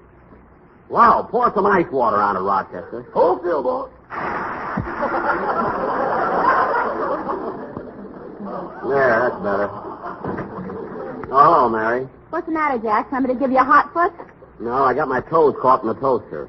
Your toes caught in the what? In the toaster. Could happen to anyone. Oh, sure. Everybody's making toast in bed nowadays. It's all the rage.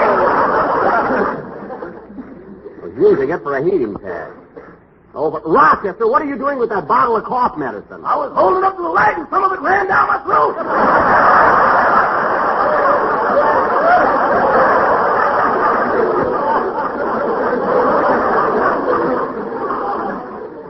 Well, why were you holding it up to the light? I told you some of it ran down my throat. Put that bottle down. Yes, sir. How do you feel, Jack? You think you'll be able to make the show today? I've got to. I can't disappoint my public. Just think, Mary, people have been deprived of hearing my voice for 5 long weeks. You'd be surprised how fast they went. Well, I'll admit that Orson Welles did a pretty good job. Pretty good? He's one of the most polished performers I've ever worked with. He is, eh? He has the most beautiful speaking voice I've ever heard. No, he has, eh? Gosh, when he says, "Good evening, this is Orson Welles," I get goose pimples all over. I don't care if you break out in billiard balls and go back to life.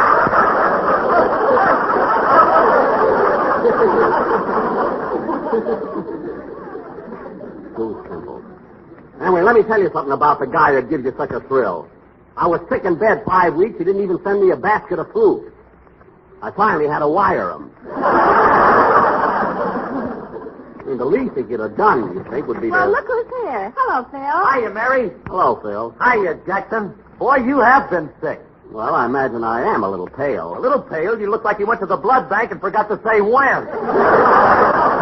No, I'm not that bad. She was at the front door, Rochester. Oh, it can't be my girl yet. She just called. It might be for me.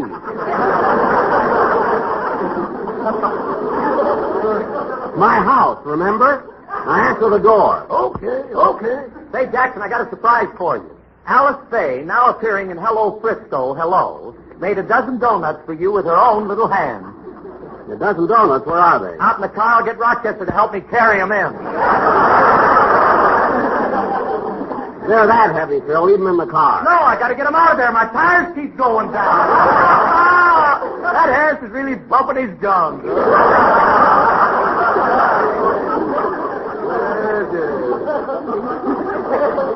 Phil, I'm only guessing, but I'll bet my temperature just went up 2 points. Well, Jack, if you have a fever, you ought to stay home and let Orson handle the show today. What's a little fever? I've had it for 5 weeks now. 1 minute I'm hot, the next minute I'm cold. Then I'm hot, then I'm cold. You sound like a shower bath at a cheap hotel. I don't care what I sound like. Orson Welles is not going to do my program today. Gosh, I'm sure going to miss Wellesley. Without him, the show won't have no refinement, no culture, no class. And it won't have no Harris if you don't shut up.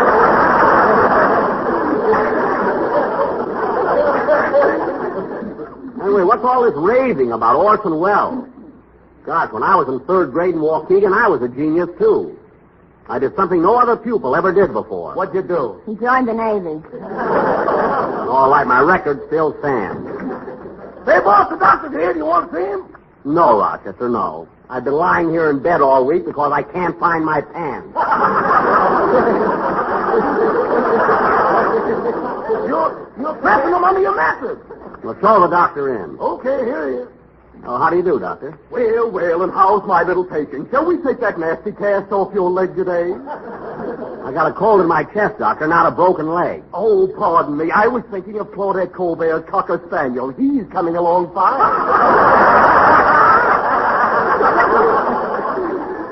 Well, I'm glad to hear it. Now, Doc, would you mind examining me? I got to go down to NBC and do a broadcast today. Why? Is Orson Welles sick? No, look, I'm getting better.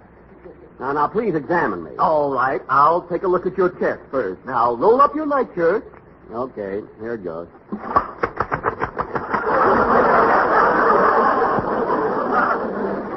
There you are. How do I look, Doc? My, you're kind of caved in there. Yeah. Get a load of his chest. That's the only skin hammock I ever saw.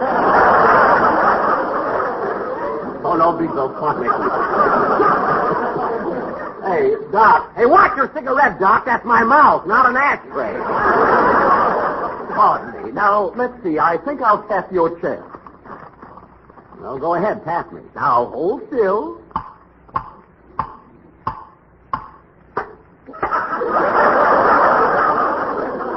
Ooh, my, there seems to be a piece of metal in there. That's a bullet I got years ago when I was hunting moose in Saskatchewan. It's a bullet you got from a Spanish dancer in El Paso. Ah, Rosita. She finally ran away with a bullfighter. I wonder where she is now. I wonder where the bullfighter is. I could use some meat. Oh, Rosita. Well, can I do my show today, Doctor? Yes, you'll be fine. Well, I must run along now. W.T. Field St. Bernard is out of brandy. Goodbye.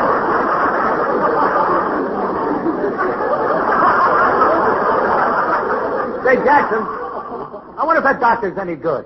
Oh, he must be. He delivered Whirlaway.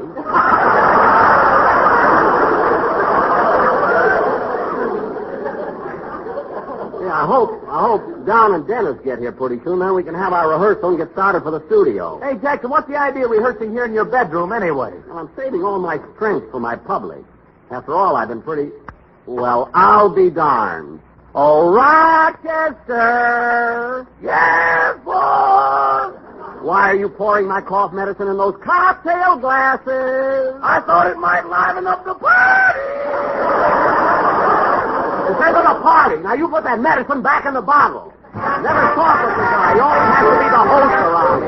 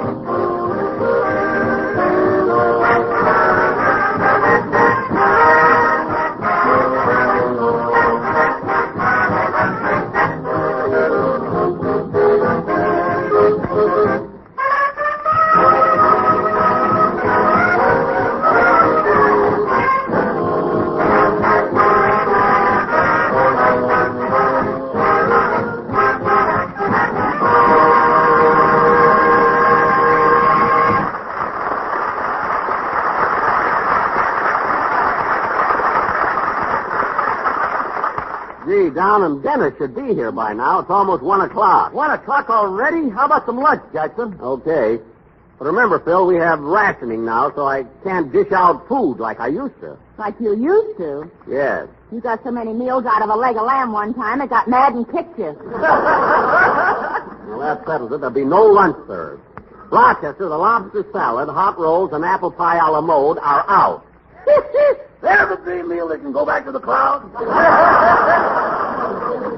Whatever we have, don't serve it. Hey, Jackson, I was just wondering, have you still got that crazy boarder of yours?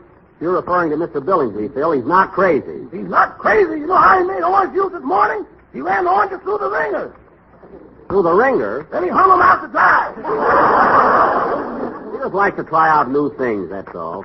As a matter of fact... Uh-oh. Speak of the devil, here he is. Yeah. Oh, hello, Mr. Billingsley. Hello, Mr. Benny. Still flat on your mattress, I see.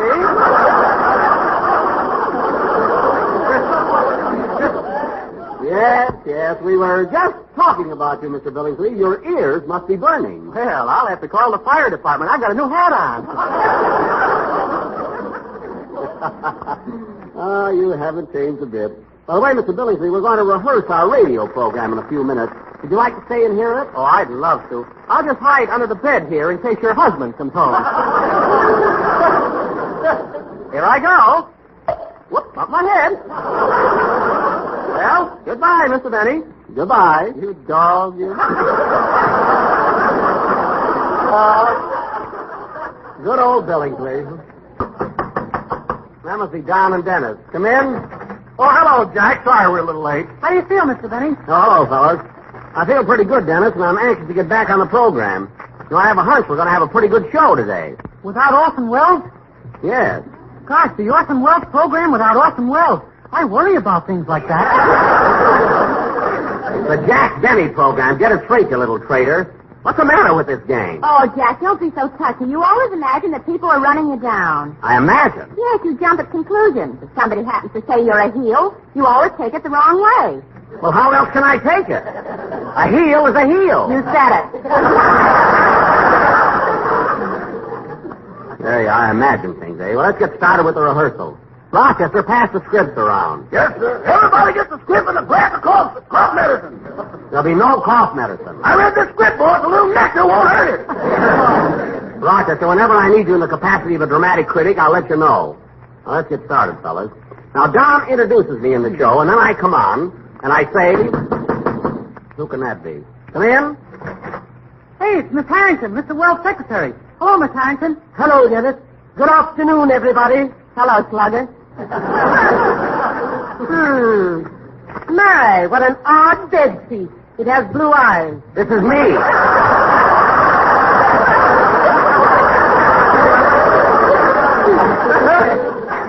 This is me. I'm pale. You certainly are. I have news for you, Mr. Benny. Mr. Wells is about to pay you a visit. Orson? Orson? Coming here to visit me? Yes, he'll be here shortly. Rochester, I want this room tidied up at once. Yes, Miss Harrigan? I want a chair placed beside the bed. Yes, Miss Harrigan. And put an X on Mr. Benny's forehead so Mr. Wells can spot him immediately. Now, look, I'm not that pale. Now, Miss Harrigan, would you mind sitting over there in the corner? We were just starting to rehearse our program. Rehearse without the master? Mr. Wells won't like it. Not to Mr. Wells. I know just how you feel, Daddy.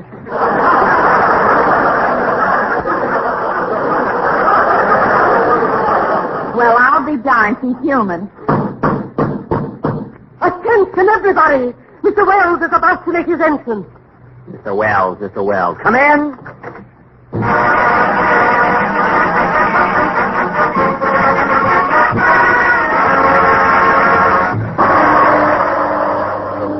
Orson Welles. Well, Wellsy.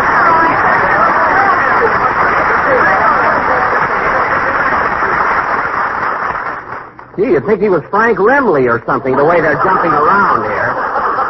Heaven's sake. Well, Mary, it's nice to see you. How's Jack feeling today? I feel well enough to do my broadcast, brother. Wasn't that Jack's voice? Jack, where are you? Right here. They forgot to mark me. Look, can't you see my big blue eyes? Yes, they're gorgeous. Thank you. You're so pale, Jack. Well, you see, Orson, it's been so cloudy lately, I haven't been able to get any sun. I sit out in my backyard every day, but nothing happens. I'll fix that. Miss Harrington, take a note. Yes, Mr. Wells. Get in touch with the Weather Bureau. The sun must shine tomorrow. Yes, Mr. Wells. See what I mean, Daddy? Hey, maybe he can do it. Oh, by the way, Jack, I noticed a lot of orange peels hanging on your clothesline. Is that to ward off evil spirits? No, Mr. Billingsley, my boarder, was making some juice. Now, if you'll excuse us for a few minutes, Orson, we'll go ahead with our rehearsal. Oh, I certainly don't mind if I stay and watch, do you? No, not at all. Now, as I was saying, fellas, Don introduces me, then I come on. Pardon me, there doesn't seem to be a chair here. What? No chair? Mr. Wells doesn't have a chair. Oh, my goodness. Here, I can take mine. No, Orson, take my chair. Take mine. It's got a pretty cushion on it. Take my chair, Orson. It's peachy. Here, take the bed. I'll go out and hang on the clothesline. For heaven's sake. Now, let's get going with this rehearsal, whether Mr. Wells is standing, sitting, or floating around the room. Now, the first thing to do is, Orson, come down here.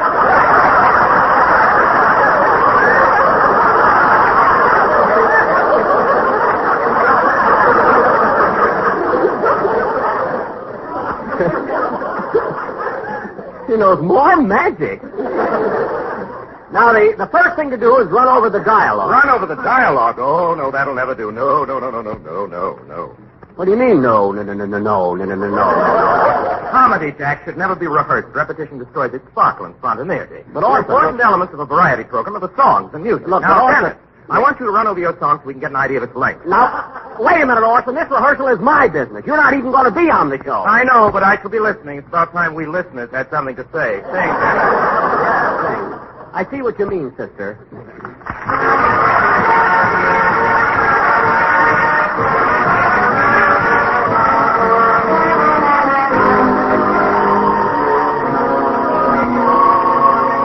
In dreams, we'll always be together beneath a moonlit sky. We mustn't say goodbye. Each night I'll push aside the mountains. I'll drain the ocean dry. We mustn't say goodbye. I promise you that when the postman rings, my heart will be inside the envelope he brings. Oh, don't you know the memories we gather can never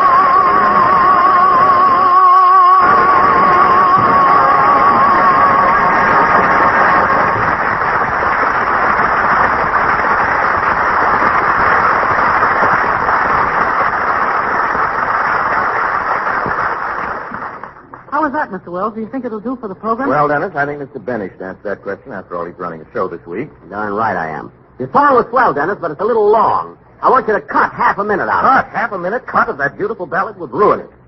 Might have said. Tell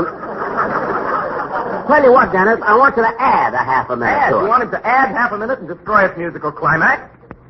I never thought of that. Leave it alone, Dennis. Leave it alone? You want him to leave it alone? Now, wait a minute, Orson.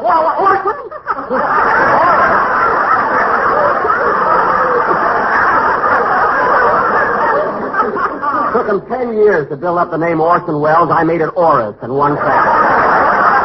Look at Orson. What the heck do you want? I wish I knew. So do I.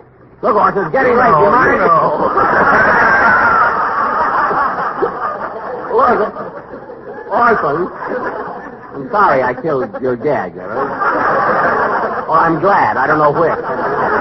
Orson, it's getting late. Do you mind if we get on with the rehearsal? Of course not. I'll just glance through this manuscript here on the table. Is it a screenplay? No, that's my autobiography, Orson. I've been working on the story of my life since I've been sick. Intriguing title. Jack Benny, From Rags to Radio. Yes, I was going to call it The Loves of Jack Benny, but I haven't done so well.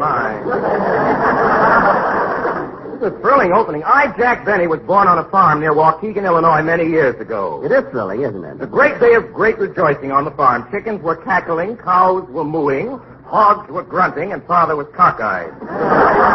What a celebration. Young Jack Benny, from his very early Pardon me days... for interrupting, Orson, but we've got to get finished with our rehearsal. No. This is interesting. Go ahead, Orson. Go ahead. But, Jack, now, I've got to rehearse the sponsor's message yet. You got to yet? Oh, yes, the sponsor's message. Well, Don, as long as I haven't been on the show for 5 weeks, I thought we'd concentrate on me. Now, just a minute, Jack. You can't seriously believe that we listeners tune in to the Great Nut Flake program every week just to hear about you. But Orson... Of course not. We want to know how those toasty brown sweet as the nut little flakes are getting along. But Oswald... We want to know... we want to know if they still... Now, you know I can't louse up the sponsors. No.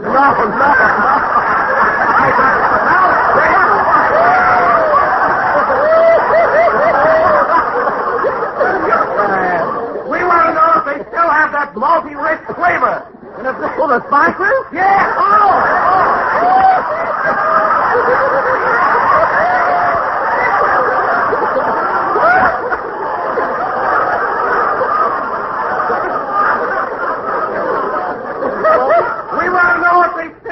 Malty rich flavor, and if they're still America's fastest growing flake cereal. But Orson, look, I think that people want to know. Darn that nightshirt. But Orson, after Don delivers his message, can't I talk about myself? Can't I tell people my cold is better? Jack, I wouldn't take any bows on that cold till you're strong enough to have a beautiful nurse. Oh, well, I'll tell them anyway. Well, and how's my little patient? Shall we take that nasty cast off your leg today? Doc, I'm not a cocker spaniel. Look, but as long as you're here, you can give me an aspirin. All this excitement is giving me a little headache. An aspirin? Here you are. Thank you. That'll be 5 cents, please. Look, put it on my bill. Now, if I can just swallow the thing. Would you like to grease the trap with a little cough medicine? I don't need any chaser. See, it's down. Say, that was a pretty big pill. It didn't look like an aspirin to me. Me neither. You neither? You're the doctor. Well, you don't have to get so huffy about it. I just happened to give you a sleeping pill by mistake. What? You're lucky. It might have been a dog biscuit. A sleeping pill? He gave me a sleeping pill. I can't go to sleep. I got a show to do today. Remember, Don, you introduced me, and I'll come on and say, Well, Orson, looks like you'll have to do the show today. I'll be glad to, Mary. Now, come on, everybody. Let him sleep. Those pills are wonderful. I'm headed for Central Avenue.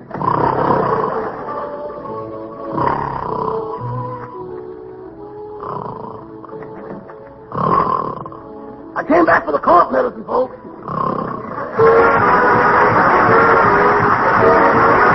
a wartime homemaker, then you're a member of the WINS, W-I-N-S, Women in National Service. And one of your big jobs is keeping the family well fed in spite of wartime food restrictions. Well, your job will be a lot easier if you serve more unrationed whole grain cereals more often. cereals such as delicious toasty brown grape nut flakes. Well, our government's nutrition program urges that everybody get the important nourishment of the whole grain cereals every day.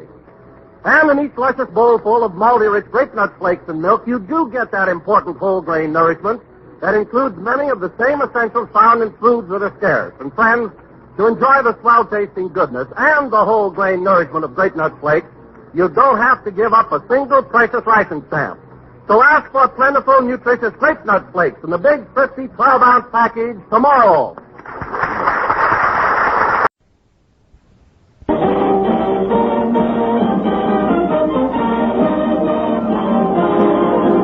The makers of Chase Sanborn Coffee and Tenderleaf Tea present Edgar Bergen, Ray Noble and his orchestra, Dale Evans, the sportsman, our guest, Martha Ray, who has just returned from singing for our troops in Africa, Bill Thompson, who has just returned from singing to himself under the shower, and Charlie McCarthy.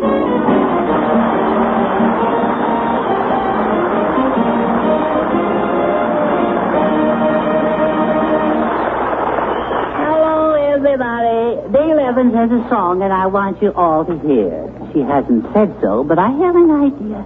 She's dedicating it to me. Are you ready, Dale? Okay, Charlie. Good. A 1, a 2, and a 3, go.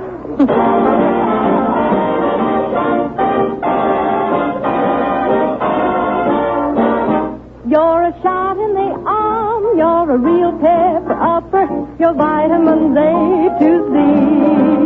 You're a regular blitz, but I find it good for me. You're a shot in the arm, you're like champagne for supper, a 4th of July display. You're a dip in the sea on a sultry summer day.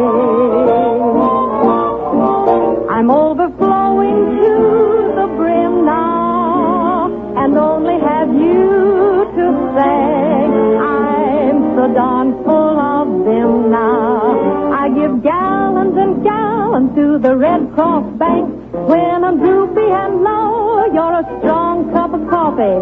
You give me vitality. With your wonderful charm, you're a shot in the arm, my friend.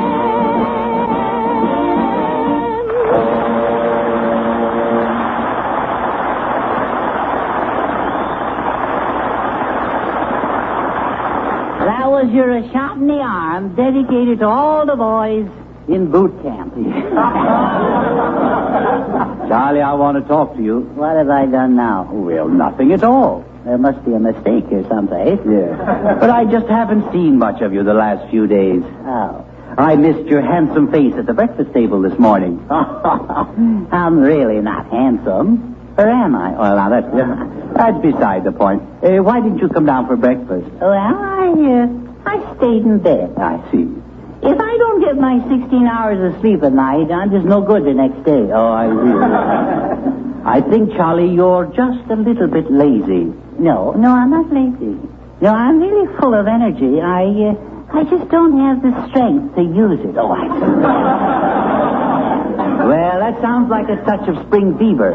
Yeah? Yes. You think I got it? Yes. And you know one of the best things to do for spring fever? Sure. What? Nothing. Just let it run its course and enjoy it. Bergen, how do we know when it's spring? How do we know, really know? If you got it, if you haven't got it. Well, there's a difference in the length of the days. Haven't you noticed that? Yes, come to think of it, I have, yes. It seems to stay early later now. What's that? Well, what I mean is it don't get late so early. What? I mean, so soon, so quickly. What? I don't know what I'm saying. But what I mean is, just what is spring? What is spring? No, I ask you first. All right, yes. Well, spring begins at the vernal equinox. Oh, it does? Yes. Oh, goes back that far. Oh, yes. You see, the Earth revolves around its axis. Down with the axis. No. No, it has nothing to do with it. Oh. I'm speaking of the rotation of the Earth. Oh, that? Yes. Do you know anything about that? Rotation? Yes. Rotation, yes. All right. Rotation of the Earth. That's right. Every third year you plant alfalfa. No. Yes, you do. No, some do. I don't care about that. There's no reason for this foolishness, Charlie. No. You go to school? Yes, sir. Well, you should know about the solar system. The what? Solar system. Yeah? Yes. Do you know what it is? No. I hate myself for not knowing, yes. I feel a perfect cad, yes. But I will say that once I fell in one. You fell in one? Yeah. In one what? One of those, one what? One of those cellar cisterns. Oh.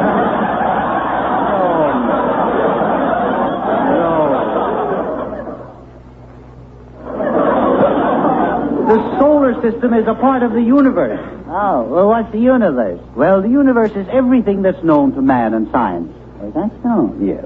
When you think of the size of the universe, well, it makes us all seem small and insignificant. Yes, it does, yes.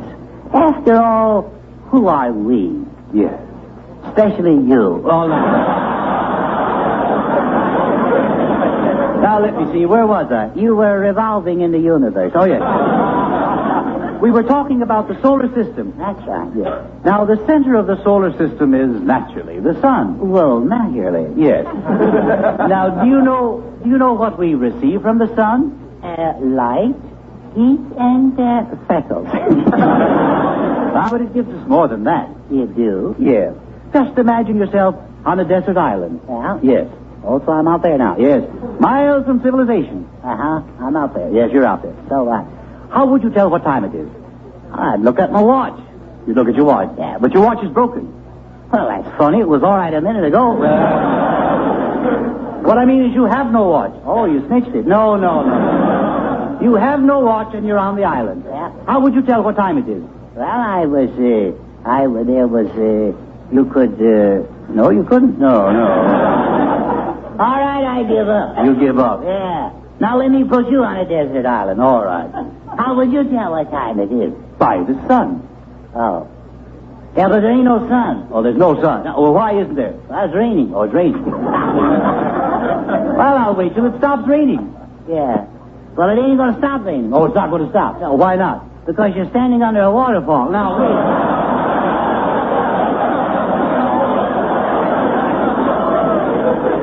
That is sheer stupidity. Well, it's no worse than you sticking me on a desert island. Robbing me of my watch. All right. I didn't rob you of your watch at all. Well, then give it back. I'm trying to tell you about the sun. All right, Professor Bergen. How far is it to the sun? Well, roughly speaking, I don't want any of that rough stuff. I see. Give me exactly speaking. I see. How far is it to the sun? Exactly? Exactly. Yeah. Well, that's a moot question. Maybe I should ask Mr. Moot. No. I'll tell you, the sun is approximately 92 million miles from the Earth. Is that so? Yes. Gee, it's no wonder that light gets down here at all, isn't it? Yeah. And just think, Charlie, that light from the sun travels at the rate of 186,000 miles a second. Yeah? Now, isn't that remarkable speed? Oh, I don't know. It's downhill all the way.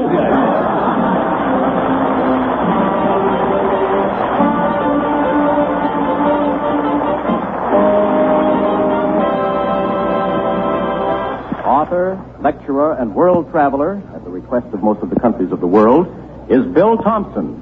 Mr. Thompson's most recent travels have taken him through the land of Flageria. And while in Flageria, Mr. Thompson made some voluminous notes.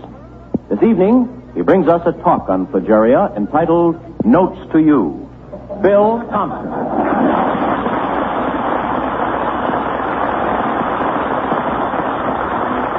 Good evening, Mr. Thompson. Good evening, Mr. Bergen, or as we say in Flageria, nervdo prazni pamnibo fromogi vidaden What does that last word mean? That wasn't a last word. That was a semicolon. In Flageria, you never leave out the punctuation, you see. I imagine the Flagerian language is difficult to understand. Yes, it is, Edgar, and because it's so difficult, Many Flagerians never speak it at all, but instead dictate everything in shorthand and have the girl read it back. Well, could you tell us something of the customs of Flageria, Bill? Oh, yes. Contrary to our custom, Groundhog Day is not celebrated in Flageria. Oh, it is not celebrated? Yes. Why not? Well, because the groundhog is their national flower. The groundhog is a very rare flower. It only has petals when it's riding a bicycle. It's extremely rare. Seldom if ever seen, if any, you see. Yeah. Because even Flagerians know that people would look awfully silly going around wearing a groundhog in their lapel, wouldn't they? Another interesting custom is based on the fact that the young men of Flageria are noted for their kindness to their parents. Every Saturday night, the youth of Flageria can be found giving their fathers a bath. This quaint custom is known as sponging off the old man.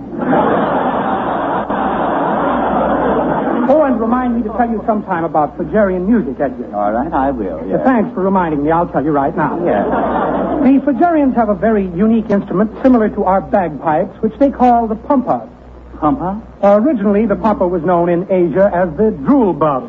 I don't believe I've ever heard of a drool bub. Well, the name originated from something a passing ceramic tribesman said when he saw the first pumpa player. The player was playing and chewing tobacco at the same time. A terrific feat.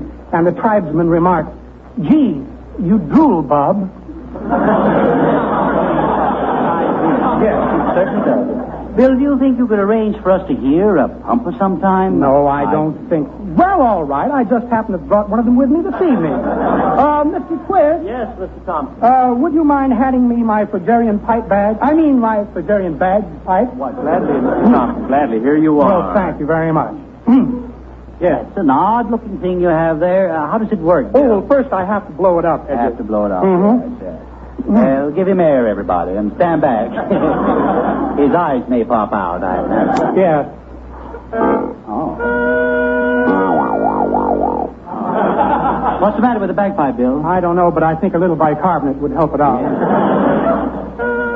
What are you going to play? Well, I think I'll play a little Flagerian folk song called Mrav di Bustev Nem Hordiva, which translated means, I'm saving myself for Prosnikov. It's also sometimes called I'll be down to get you in a Brozdink, honey. You better be ready about 5:30. I didn't know you spoke Flagerian, Edgar. Well, I better go ahead before I have to pump this thing up again. Anything will happen. Well, here it is, a little Flagerian folk song on the Flagerian bagpipe. Yeah. I'll get it. Just don't worry about it. Don't push me. Don't push me.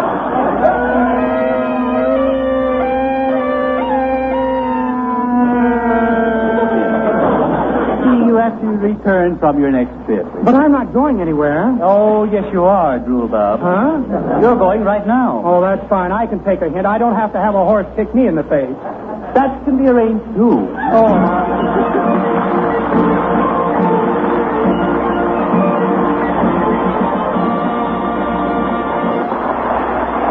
It was 5.5 months ago that Martha Ray left these shores to sing for our boys over there and to help lighten the burden they're carrying for their country in the most remote corners of the world.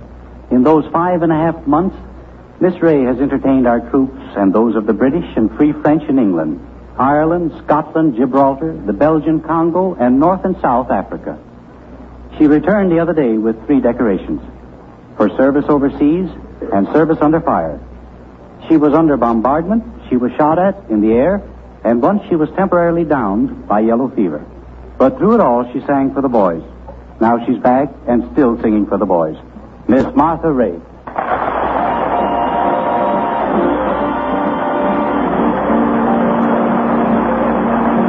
Way out in Kansas City, all want to see.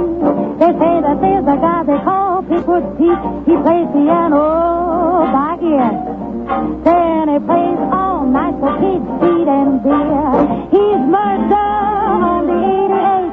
He's the guy that brought the boogie up to date. He's got a cannon in his left hand and a rifle in his right. He's just a double-barrel kid, and he'll shoot the 8 to you at a Sagnum range. He's just a sort of kid.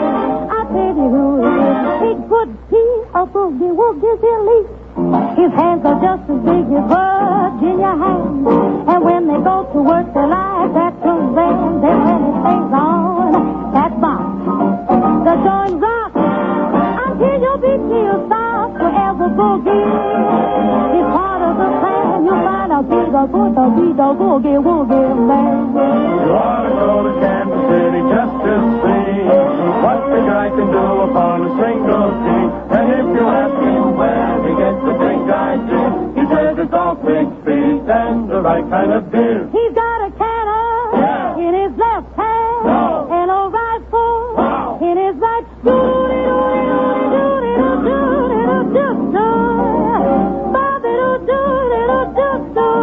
He's just a solid whiz, I'll tell you who he is. 8 foot, he's the boogie man.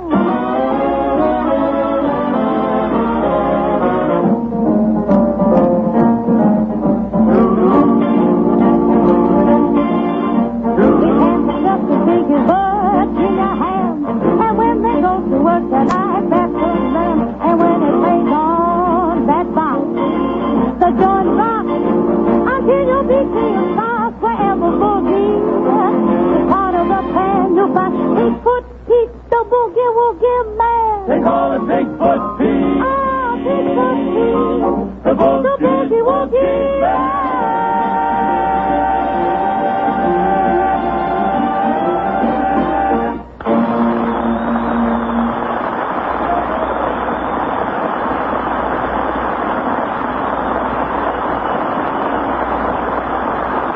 Oh, that was lovely. Just lovely, Martha. My ray of sunshine. Oh, thank you, Joey. Let me be the first to welcome you back from Africa. By the way, when you were in Africa, did you get a good look at General Ramos? Well, I tell you, Charlie, I sort of got a glimpse of him. Grandfather. Yeah. What was he doing? Putting on his track shoes. Whoa. Martha, what was the most thrilling experience you had over there? Well, there was one tall, blonde sergeant. No. He was the grandest. No. He was so handsome. Stop. No, Martha. Not that. Oh, yeah. I see what you mean. Well, I lost my head. Fun, isn't it? Oh, great. Seriously, Martha, your trip was a real accomplishment, and I think the whole country agrees that you've done a very fine thing. Well, it was a great trip and a real pleasure, Edgar. You know, those boys of ours over there are the finest in the world. And I'd go back tomorrow if they let me. Bergen? Yes, Charlie. Tell her about our trip to the Aleutians. No, never mind about that. Well, I'll tell her then. There I was, Martha, knee-deep in glaciers and cinnamon bears. Yum, yum. Those delicious cinnamon bears. I was hacking my way through ice. Hacking? Yeah, I had a nasty cough at the time. Charlie, never mind the illusions. All right. I'll tell you about my trip to Africa. I was... Now, wait a minute, McCarthy. Wait a minute. When did you ever go to Africa? Well, I'll tell you. It was... see, this is Tuesday. Were you in Casablanca? Stop pushing me, will you? In Casablanca? I was in the outskirts of it. How about Tripoli? The inskirts. No. No, I must confess, I was in the darkest Africa. Oh, how did you like it? Oh, I don't know. It was so dark I couldn't see a thing. Spent most of the time stalking lions. Stalking lions? Yeah. Why, you couldn't even stalk celery. Yeah. Kick it off. Africa, how I love it here. I know it backwards. Yeah, that's just the way you're describing it, backwards. You know, Martha, you and I ought to go to Africa together sometime. Wouldn't it be romantic? What do you mean romantic? Well, just think. You could be a desert princess. Oh, yes, I'm such a pretty little thing I am. And I could be a wealthy American who comes and rescues you. Oh, yes. But remember, Charles, you are of the West, and I am of the East. Well. And never the twain shall meet. Well, never mind the twain. We'll travel between us. Well, never mind the trail. We'll go by dromedary. So those two intrepid travelers, Way and McCarthy, ride off on the trade route from Hubalaba to Babaluba and back to Hubalaba again. Up and down, up and down, up and down. I think my camel's got the hiccups. What's the matter, Charlie? Having trouble with your camel? Well, I don't know. This desert station wagon with the bumpy skyline is giving me a headache. Say, where are camels descended from? Horses or zebras? Well, don't let it get around, Charlie. No. They're really giraffes with dumplings.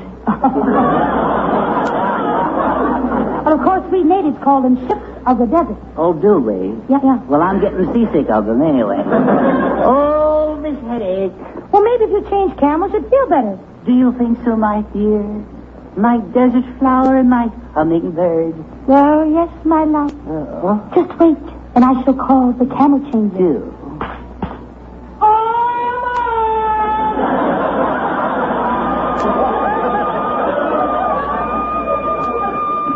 Me, Ahmed Bey. I'm at the service of the flower of the desert. What are you doing, Ahmed? Playing the flute with one hand.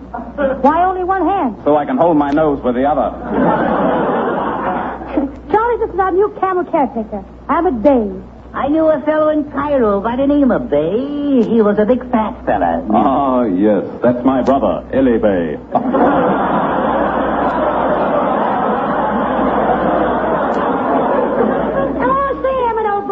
Would you do something for Mr. McCarthy?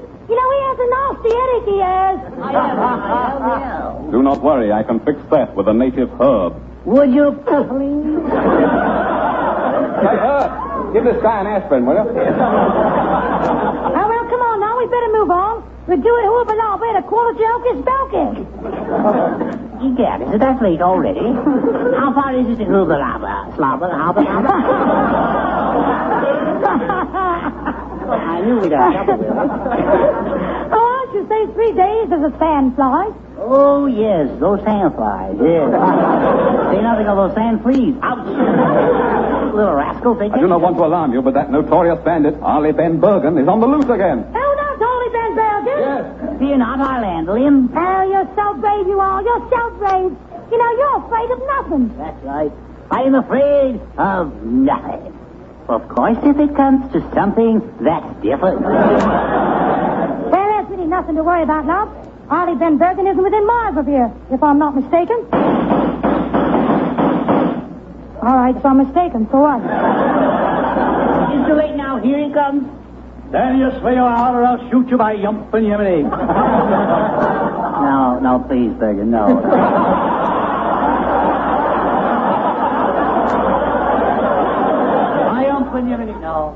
No, please, no. No, you did that last week, Bergen. That's enough. You did it last week. Yeah, but I got laughs, though. Give him an inch and he thinks he's an actor. Oh, pardon me, I'm sorry. Now go on out and come in the right way. As an Arab, all right. Stand right where you are, I'll let you have both barrels. I've got you covered with a sawed-off shotgun. Oh, darn it. What's the matter? I sawed off the wrong end. Oh, Ben Ollie. You know, you may be a bandit, but you sure are handsome, you are. Thank you, miss. Tonight I shall rob all the men and kiss all the women. You can't do that. Quiet, you grade 3 mop handle. Now, let him run this robbery his own way, will you? Oh, come on. Kiss me, the Arabian fool. Oh, you are a pretty thing. Oh, you say such nice things, I'm so tired of it all. Very well, I shall kiss you. How did you like that? You better go back and get the Swede.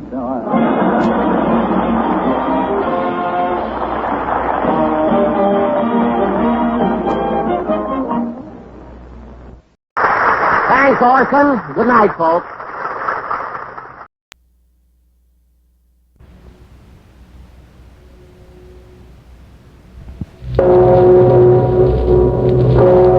Captain Midnight!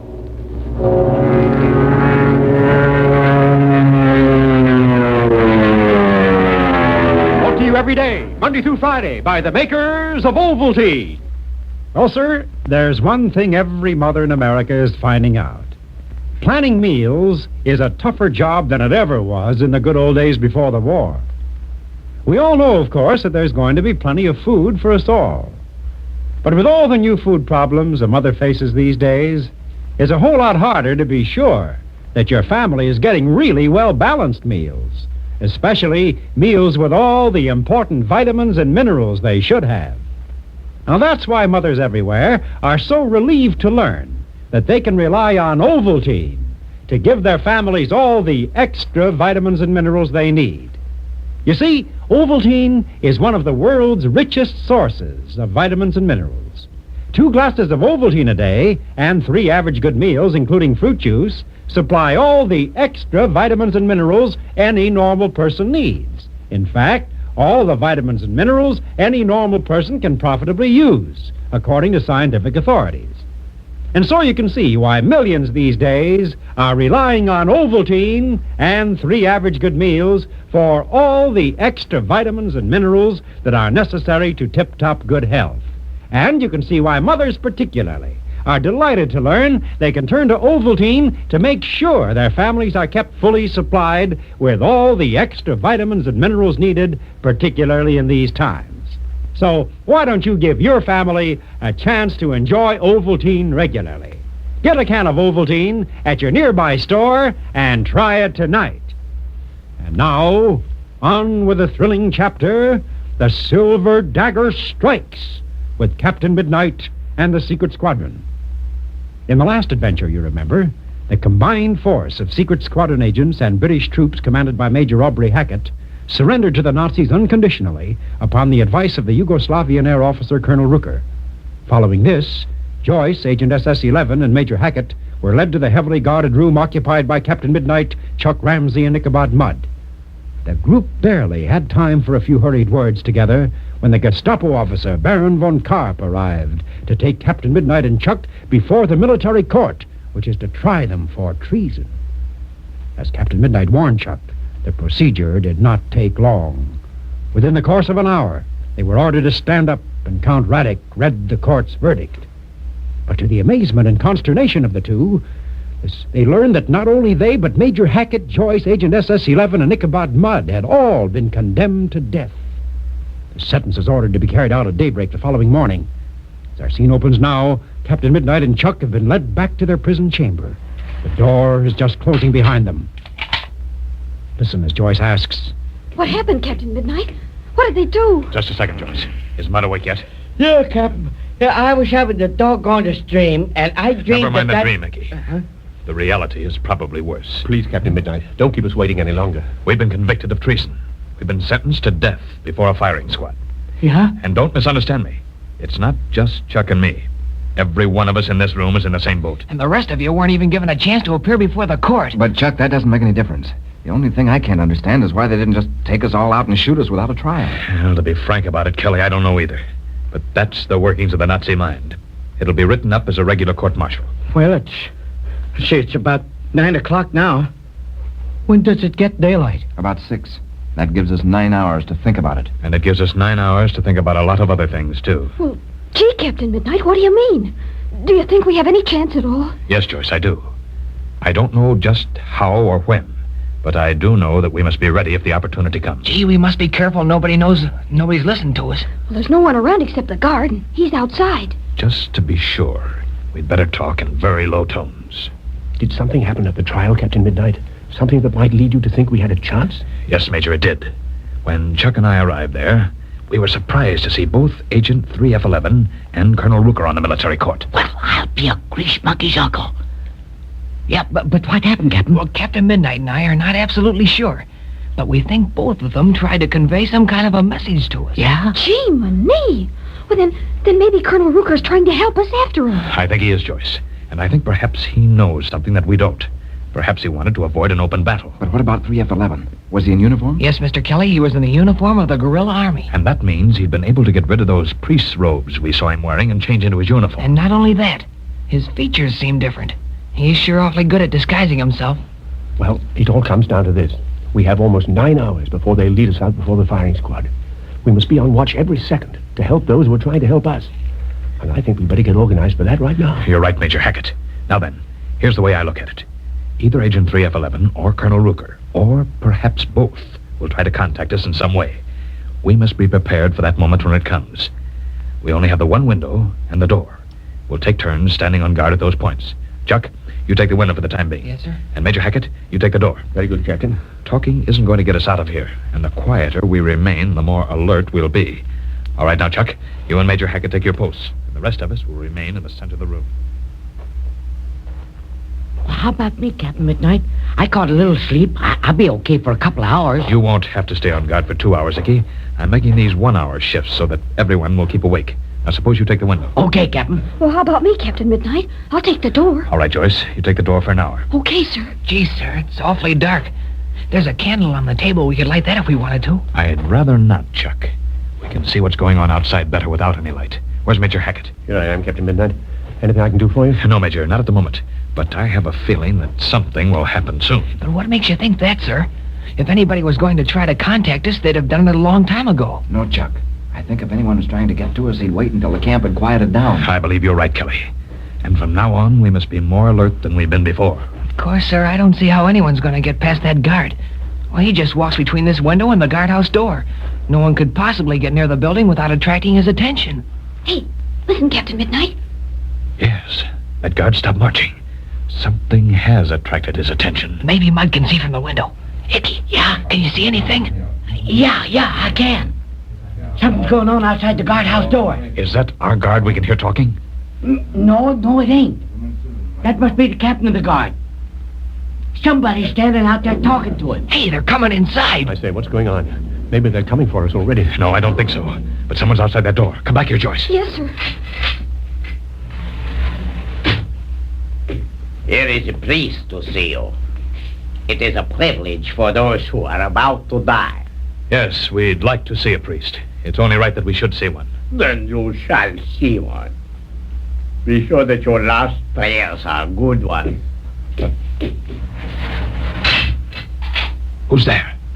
I think you'll know who I am. Agent 3F11. Be careful, Chuck. Oh, I had a little difficulty, believe me. But I finally made it. I might have been able to see you before, but the guard said you hadn't been condemned yet. We haven't much time. How long can you stay here? Oh, there's no hurry. The guard will think it's strange if I don't stay in here sometime. I have a message of hope for you. Oh, thank heavens for that. What is it? I haven't been suspected yet, so I've been able to learn many things. The Yugoslavian troops were moved to new positions this afternoon, positions of great strategic value. I found out that Baron von Kopp wanted them returned to their old quarters, but they're not to be returned until tomorrow morning. Chuck and I both thought you were trying to convey some kind of a message to us during the trial. Yes, I was, but I didn't dare go too far. I merely wanted to assure you that I was doing what I could. And we sure understood that, sir. Do you know anything more about Colonel Rooker and the Silver Dagger group? I know there's something afoot. Colonel Rooker has conferred secretly with several of his officers, among them the young Captain Dimovich. Listen to that, Captain Midnight. Maybe Milan didn't lie to you after all. I don't think he did, Chuck. I think he told me the truth. I believe the Silver Dagger is trying to help us. They'll have to move quickly. But if they don't move in time, I'll do what I can.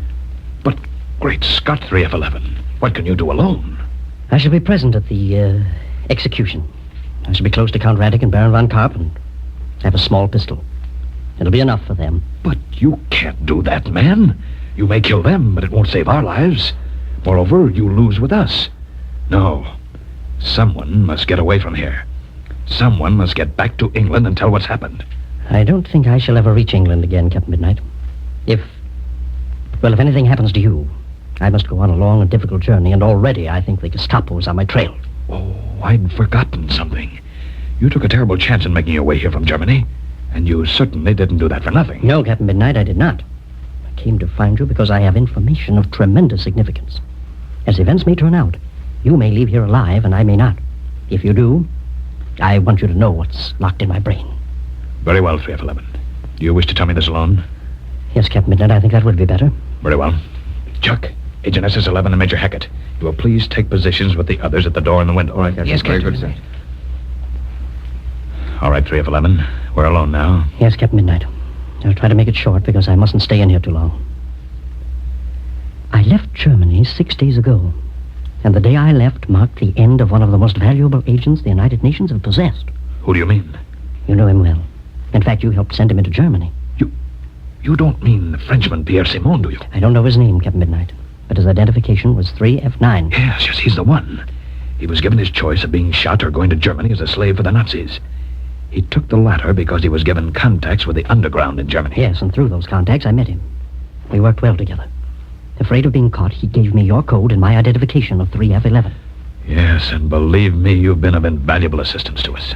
But you can't play with fire long without being burned. I'm afraid my day is almost up. But to go on with my story. 6 days ago, I met 3F9 by appointment on a crowded street in Berlin. I didn't know it when I met him, but I found out almost immediately he was being pursued by the Gestapo. But knowing he was being pursued by the Gestapo, he took a fearful chance in making an appointment with you. Right, Captain Midnight. He knew he was endangering me, but he had information of tremendous importance. He would probably have tried to send you a code radio message if there'd been time. Great guns. He must have had vitally important information. What in the Just world? a second. First, I must tell you what happened. I met him in the crowd. He didn't even bother with a word of greeting. Looking around him with a hunted look, he passed me a slip of paper and then was about to say something when he saw someone in the crowd.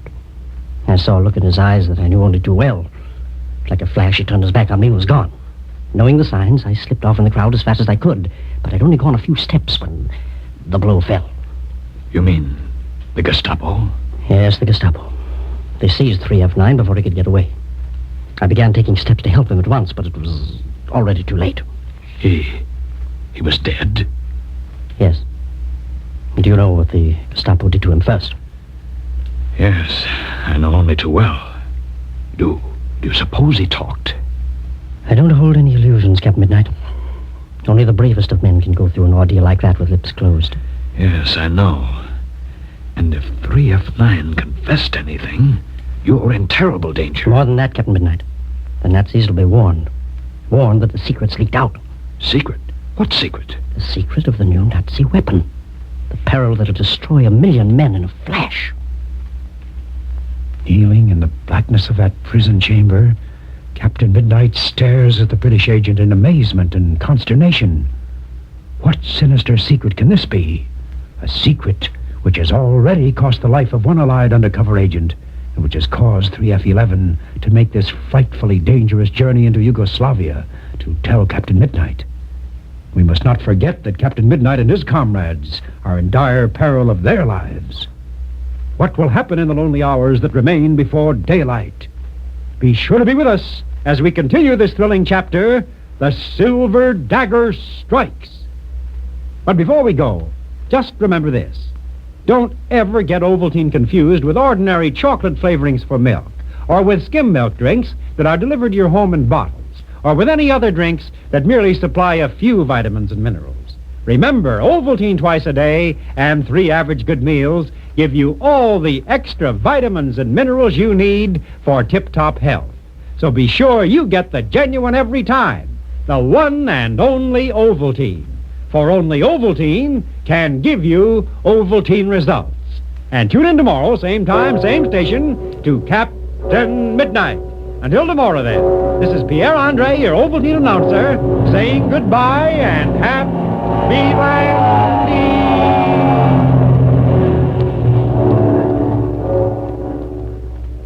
This program came to you from Chicago. This is the Blue Network.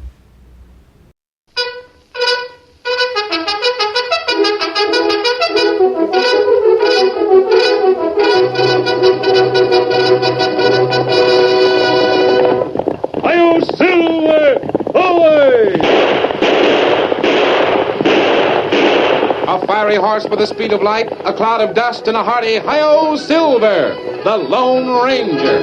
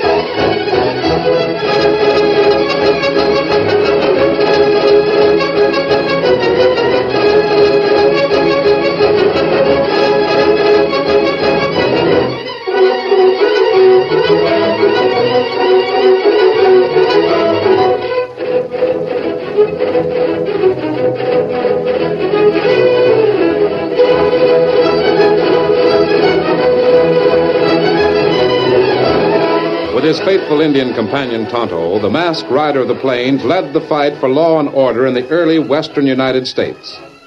The stories of his strength and courage, his daring and resourcefulness have come down to us through the generations.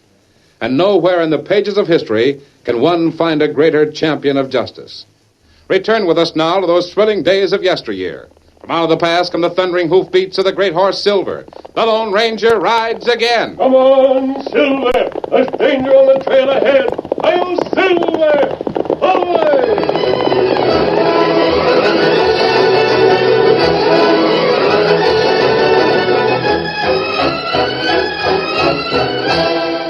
In an underground room, deep in the cavernous stone labyrinth known to the initiates as the Temple of the Sun, El Mundo studied a large map of the Arizona Territory.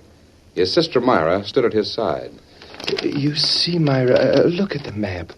With the combined acreage of these last 4 ranches, my project is complete. They're not yours yet. 700 square miles of territory that is mine. Mine by right of purchase and conquest. The next step is to serve notice on the United States and Mexico that You'd better wait until you actually own it. Oh, merely a matter of a few more days. I'm not so sure. Oh, what can prevent it? The same thing that prevented us from getting the Saunders Ranch. And those few miserable acres of the Purdy woman. Oh, unfortunate accidents. I'll devise new plans and Plans won't help. Unless you remove the force that's working against us. You mean that masked man? The Lone Ranger. Nothing but a meddler. But the dangerous one. Don't make the mistake of underestimating him. Myra, you surprise me. I believe you're actually afraid of this meddlesome cowboy. Not exactly afraid, but I'm worried. Oh, nonsense. I'll brush him aside as easily as I would a fly. You should have killed him when he was here in the temple. Now he will be able to do nothing. As much as I detest the use of brute force, it may become necessary. What do you mean by that? I've decided to gain this remaining territory at all costs. I'll let the Saunders and Purdy situation remain dormant for a few days. I've begun operations on the other end of the strip, right here. See? Who owns those 2 ranches? A man named Scott and another named Trench.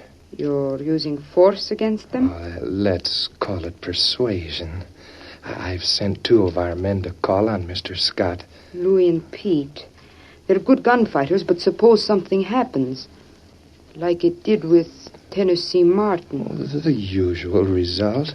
Both of them are drugged. And if they fail to come back for the antidote, they die.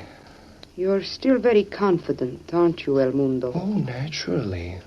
I hope you're right. And that Louis and Pete are successful. Oh, why shouldn't they be? Only one reason that I know of. And that? The Lone Ranger.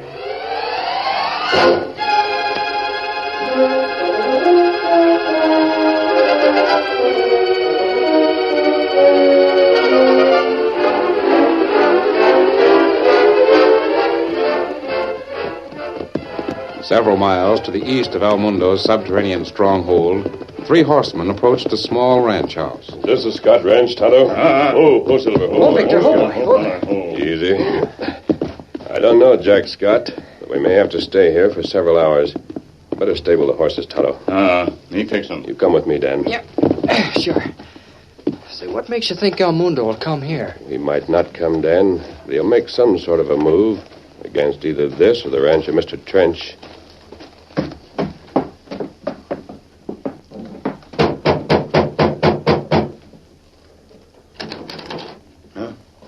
Masked.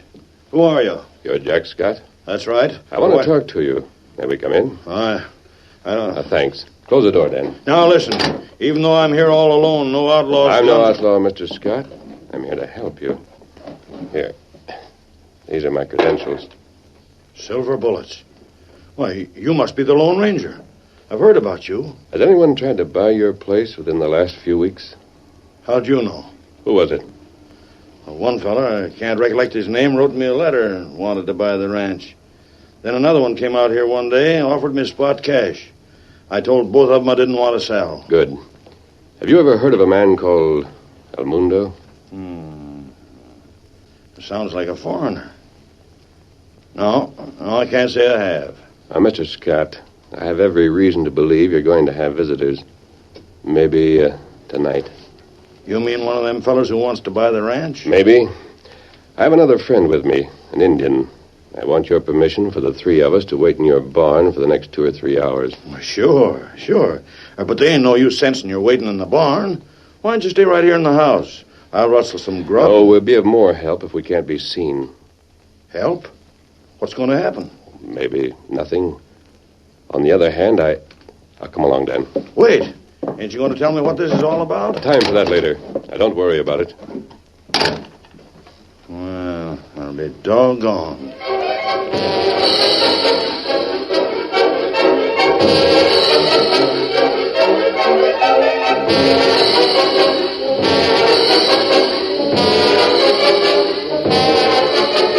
Less than 2 hours after sundown, the Lone Ranger's speculation proved to be correct. 2 horsemen reined up sharply before the doorway to Jack Scott's house. Oh, you could have. Oh, there. This the place? Yeah. Come on. This is the way El Mundo ought to handle all these things. More work for us. Yeah, but it's better than trying to get all these sod-busters to join a cult. How about this hombre? Yeah, we'll finish him fast.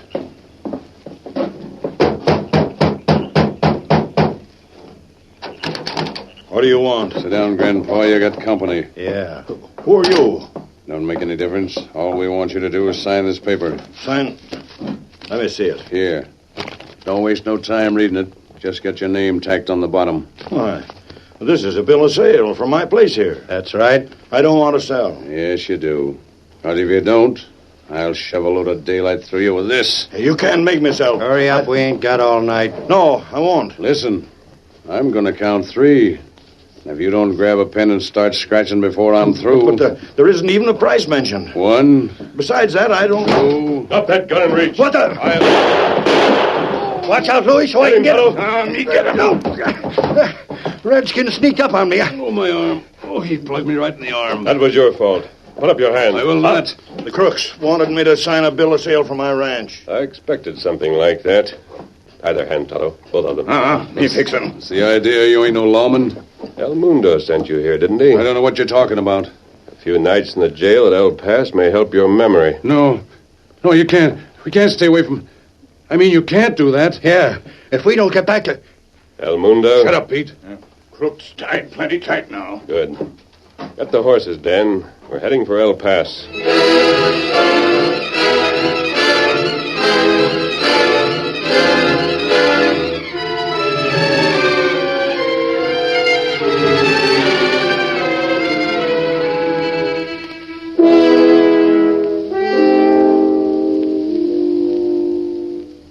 That's the story, Sheriff.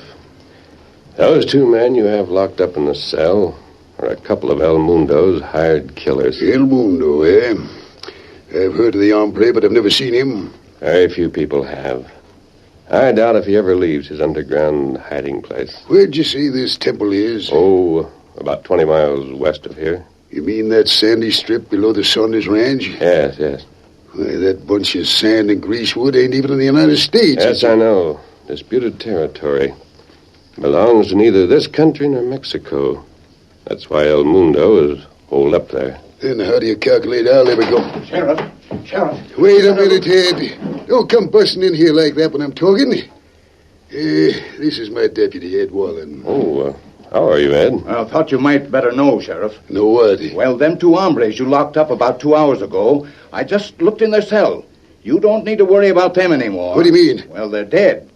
Both of them. Dead? Why... Sheriff, it's El Mundo's poison.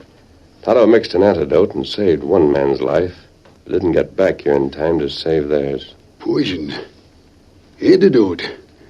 Things are happening too fast around here for me to understand. Well, I'll explain it later. Now, turn the bodies over to the coroner, Sheriff. And if you want to help rid this country of El Mundo, organize a posse. Sure, but I've got no legal right to go out where that hombre is. You organize the posse. I'll take care of the legal part of it. How? I'm going to see the governor of the territory. He's a friend of mine. The governor? Yes. I'll be back tomorrow night. Adios, Sheriff. Adios.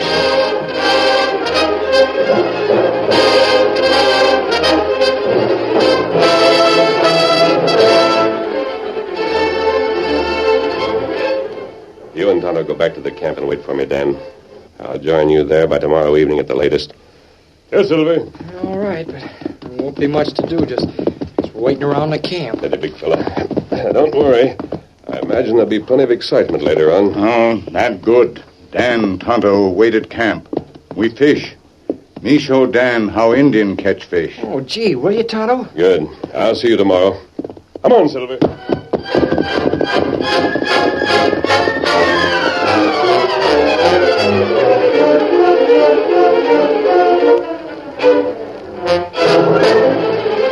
The following morning, while the Lone Ranger was many miles away, Tonto and Dan Reed sat on the bank of a small stream that flowed past their campsite. The grave-faced Indian had gathered a number of soft, young willow branches. He'd stripped the branches of their leaves, was weaving the willows together with rapid movements of his hands. Gosh, Tonto, I don't see how you can do that so fast. This easy. Hard part come later. What do you mean? Me weave willow branch, make net, then put it in water and catch fish. That's the hard part. Catch fish. What part of the creek you going to put it in? Oh, near bank, one side of pool. Isn't that almost finished? Not yet. Me need more willows. Oh, I'll get some. I saw a lot of them growing up the stream. You stay close to camp. Not go far. I won't. I'll be right back.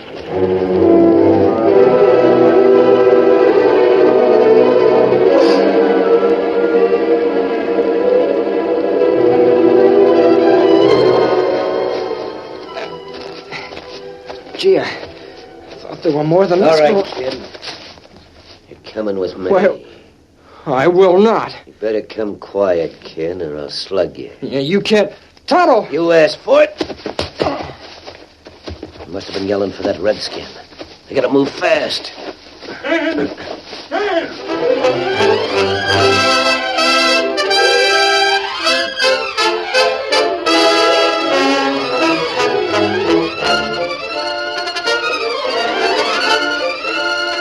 The curtain falls on the first act of our Lone Ranger story. Before the next exciting scenes, please permit us to pause for just a few moments.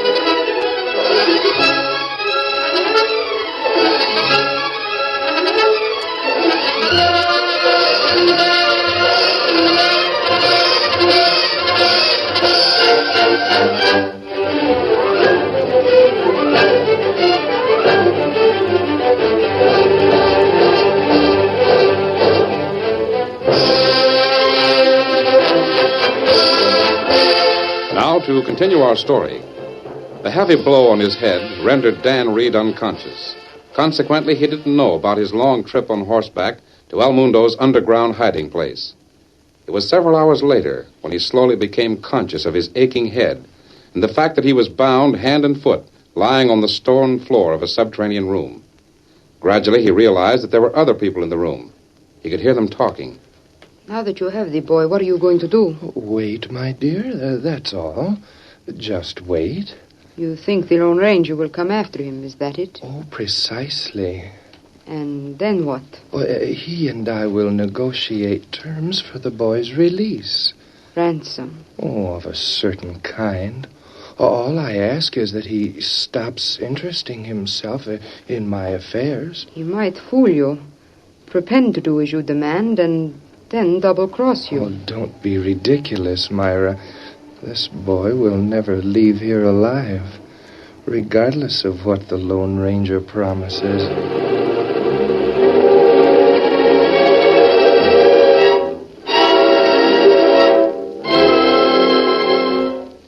I've told you all the facts, Governor. That's the situation. It's the most amazing thing I've ever heard. You're sure of the location of El Mundo's temple? Yes, it's in that strip of land close to the border. And that's the unfortunate part of it. United States laws really has no jurisdiction there. Neither has Mexico, for that matter. I'm aware of that. But this is an emergency. El Mundo is a maniac, a clever, power-crazed maniac. If he isn't brought to justice, a great many innocent people will suffer. I appreciate that, but under the law, how can I... One thing you can do, Governor. What? Get in touch with Senor Garcia, the governor of the state in Mexico which borders our southern boundary. What can I say to him? Ask him if for a matter of 3 hours, beginning tonight at midnight, he'll relinquish his country's claim on the territory. I doubt if he'd grant such a request. But suppose he would. What then? Telegraph the sheriff of El Paso. Give him temporary authority as a state marshal. We'll do the rest. You're suggesting something which might lead to international complications. I realize that. But I also know that the governors of 2 peace-loving states are interested in preserving law and order. When the lives of innocent people are endangered by a madman, international diplomacy should give way to humanity. You're right. Now, which is more important, human life or legal claims? You're absolutely right. I'll do as you suggest. Get in touch with Senor Garcia at once. Thank you, Governor. And I'm sure he'll cooperate. I know he will. And you'll telegraph the El Paso sheriff? Give him authority? Of course. Then I'll be going. Thank you again, Governor. Oh, wait. Surely there's great danger involved in this venture. Within a few hours, I could dispatch some armed There men. isn't time for that, Governor. El Mundo moves rapidly. We must do the same. Adios.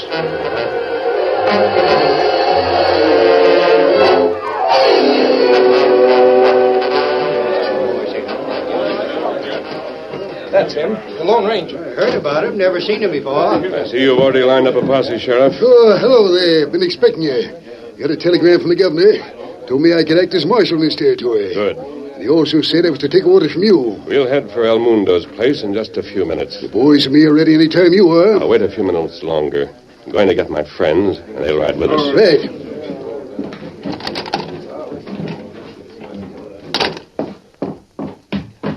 Here, Silver. Steady, boy. Hello. Kimasabi. Crook, bring note. Me trail 'em. Note? What do you mean, Tonto? Today, Dan and Tonto at camp. Me make net for fish. Dan go upstream. Crook, catch him. Dan kidnapped? Let me see the note, Tonto. Here.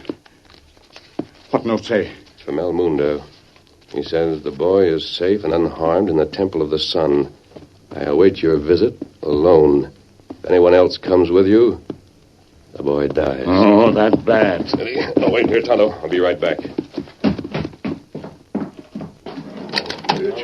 All right, men, we're going to leave. Just a minute, Sheriff. I've decided not to take anyone with me. What do you mean? I'm going alone. I thought you said we need a posse to clean out this El Mundo. We do, but Then something... let's get going. I know. I'll have to go alone.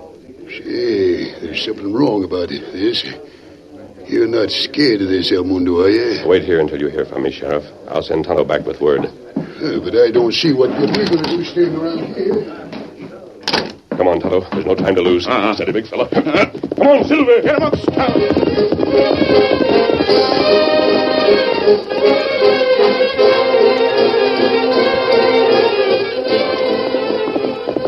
Oh, Silver. Oh, easy. Let's go. I'll go down alone, Tonto. I'll ride back to El Paso.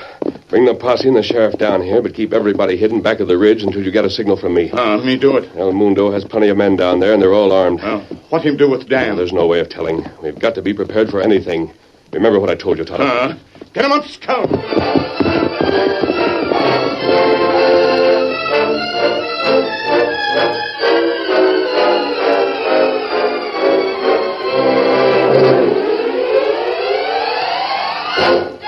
The Lone Ranger lifted the heavy stone door that led to the subterranean Temple of the Sun. A few moments later, he was walking along one of the many stone passageways. Suddenly, without warning, a voice spoke behind him. Get your claws in the air and keep walking. I want to see El Mundo. He wants to see you. Keep walking.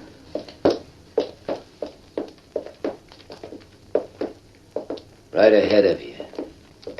Push that big stone. All right. Now, turn to the left. And stop. There's a door there. Open it. Call El Mundo. I want to talk to him. Keep your mouth shut. Boss will be down here as soon as he's through with these loco hombres.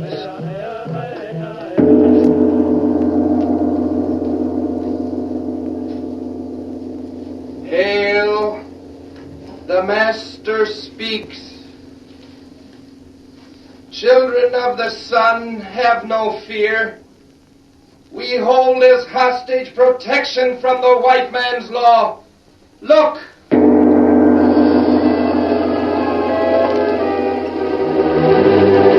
As El Mundo spoke, a curtain was raised above a niche high in the stone wall of the throne room.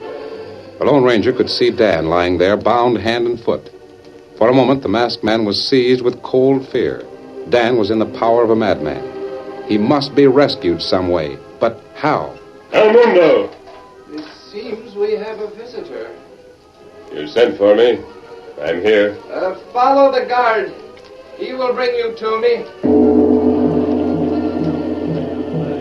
You heard what he said. All right. Start walking again.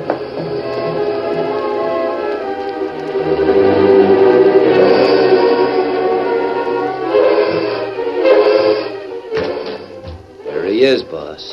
The pleasure is all mine. Kidnapped Dan Reed. Oh, unfortunately, it was necessary. Release him at once. Oh, that depends upon whether you meet my terms. What are they? I want you and your young friend to remain here as my guests. Just for a short time. Long enough for you to gain control of all the territory near here? Can you think of any better reason? Is Dan all right? Have you harmed him in any way? Myra? Yes? Bring the boy in here. In here? But aren't you Do going as I say, Myra. All right. You'll see for yourself. You realize, of course, that both of you are at my mercy. Maybe. This room in which we now stand is in reality the top of a powder magazine. Hundreds of pounds of black powder are beneath this floor. And what does that mean? Oh, its detonation depends upon an electric switch of my own invention, which sets off the blast a short time after it is closed. And where is that switch? Well out of your reach. At the end of the outside hallway. Here's the boy. I'll take off the gag. Dan. Oh, gee. I'm sure glad to be rid of that. Oh, feels good to stretch my legs. I've been tied up so long. Are you all right, Dan? Sure, I hate to interrupt this touching scene of reunion, but I have other things to do. I'm a busy man. You'll meet my terms, of course. Stay here? Oh, yes, right in this room. I've explained the consequences if you try to escape. Come, Myra. Just a moment. Yes? Surely you'll allow me to move that table. I'm sure a lady like Myra will appreciate not having to walk around it every time she enters this room. The table? Yes, it is in the way, and Oh, excuse me. I forgot for a moment that the masked man is always gallant. Yes, Look out! He's going to throw it! That was a mistake, my friend. Bat, come here. Here, I'm coming. Can you run, Dan? Sure. Bat, stop him, you fool! I'll get it. No, you won't. Run, Dan, get out of here. I'll show you. My brother, he's inside the room. All right, Bat, maybe this will stop you. Now, Myra, you're coming with me. Look! What? That he's falling backward. The switch at the end of the hall is falling against Come it. on. No, El Mundo is still in the room. Too late to save him. Come on. Run, Dan. You think we can make it? I only hope we're far enough away.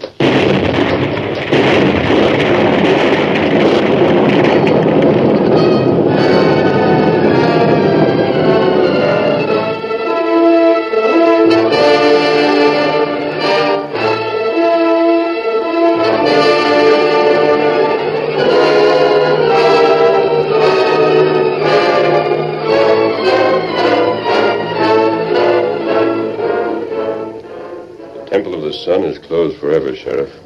Sure made a big explosion. Yes. El Mundo was caught in his own trap. How about all them folks you had cooped up in there? They were in another part of the temple and weren't injured by the explosion.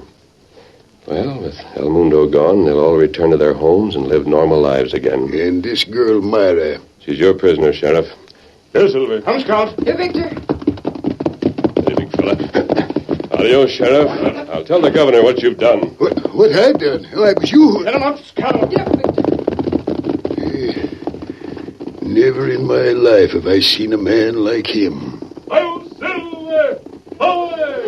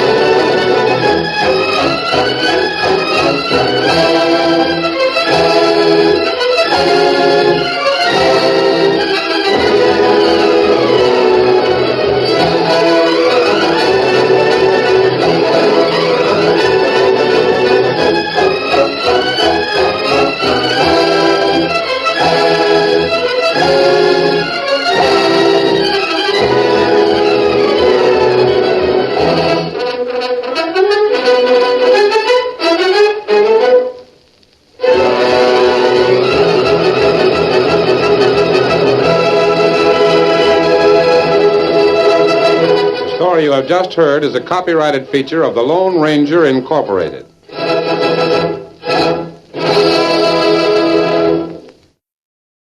Cavalcade of America, sponsored by the DuPont Company, maker of better things for better living through chemistry, presents Frederick March as Thomas Jefferson in The Lengthening Shadow.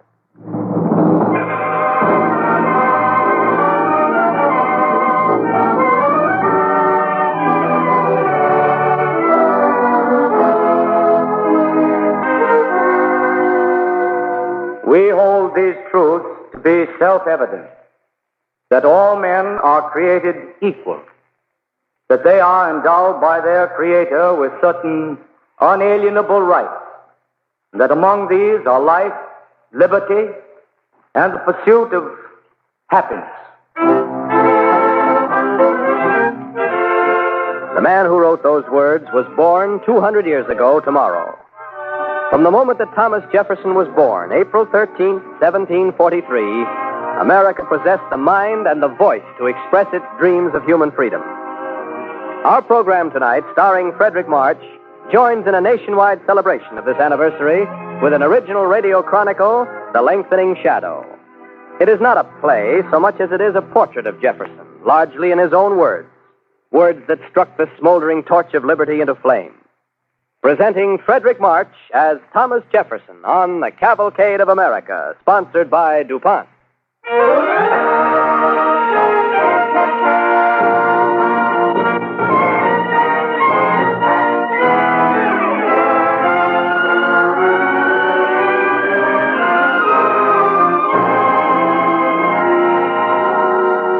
Like a man, a shadow may be small at first. It may waver as a man wavers.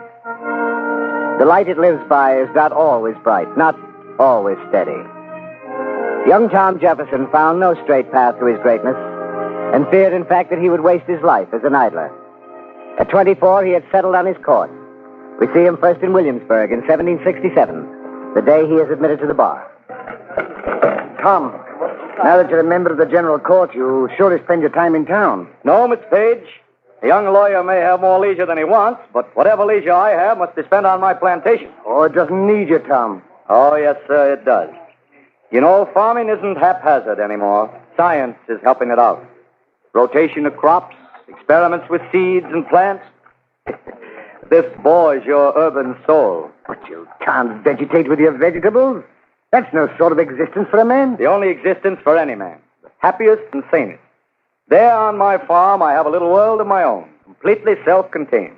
I produce enough to feed and clothe my family and my slaves. You didn't grow your good furniture or your books, did you? No, Mr. Witt. But I did grow the tobacco that I shipped to England and exchanged for these commodities. Tom, you know that you cannot stay forever in your private paradise. Virginia will soon need all its wisest men. Yes, I know. There's something stirring in the colonies that will soon force us to definite action. And you cannot ignore it. No, we cannot ignore it.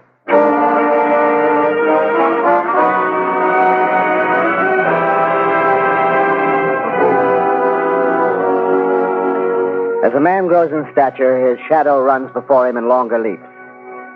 Thomas Jefferson, the farmer lawyer, stood higher to view the world around him, to know, to understand. A man can stand up, but he makes himself a target as well as a guide. When he was only 26, Jefferson's passion for human freedom shocked Virginia's House of Burgesses. He wanted to abolish slavery. Come on, Dabney. We'll get out of here and close the door.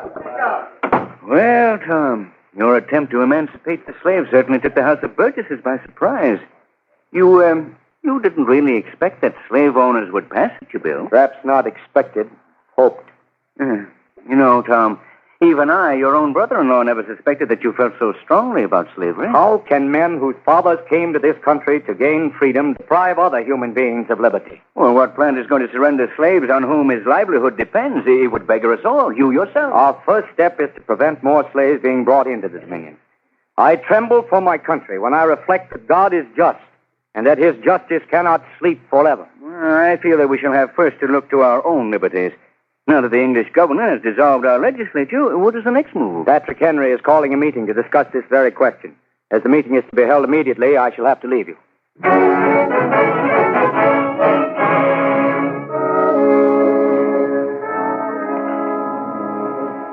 Well, gentlemen, the governor seems to think that by closing the doors of our legislature, he can keep us from asserting our rights.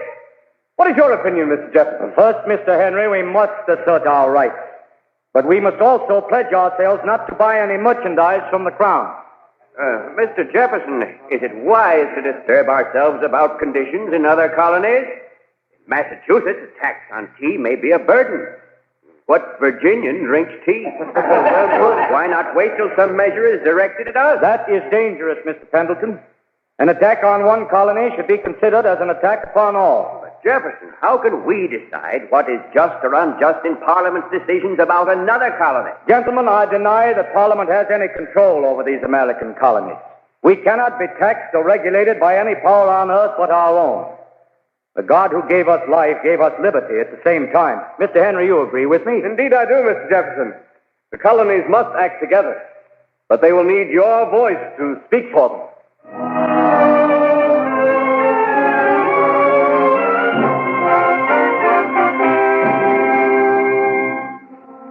Yes, they needed Thomas Jefferson. The long, inarticulate cry for freedom needed him. The heavy heart, aching and mute, needed him. The high, fierce faith of man in his own destiny, in his right to govern himself in wisdom and responsibility. All of these needed that tongue to give them voice. He could say what truths we hold to be self-evident. He could declare before the world man's everlasting belief in himself. So in Philadelphia, Jefferson came to a moment in history, far shadowed in his past. The moment. Well, Mr. Jefferson, I judge that Dr. Franklin and the committee have left it to us to draw up the declaration. This is a grave responsibility, Mr. Adams. I'm proud to serve with you, but the work will be yours. Well, I thank you, sir, but how do you know anything about my ideas on government? I'm no orator. I haven't spoken a word in this Congress. My dear Mr. Jefferson, I read your pamphlet, Rights of British America. It could be used as a basis for this declaration. I attempted merely to list our grievances against King George. But I liked especially your saying that government rests upon the consent of the governed. That is the point. Naturally, government must exist for the individual. Governments must be planned to give men liberty and happiness. Happiness is not a New Englander's word. I do not think we expect to be happy. Ah, but you should. All men are born free and equal and entitled to life, liberty, and such happiness as each desires and would pursue for himself. New philosophy for me. I shall have to reflect upon it. And act upon it, too, Mr. Adams, I hope. Act upon it.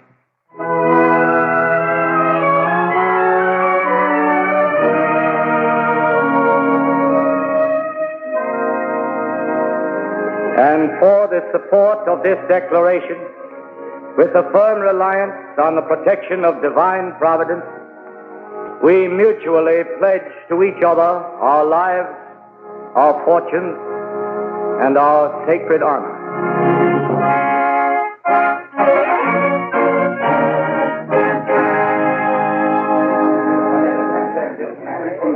Here's the quill, Mr. Hancock.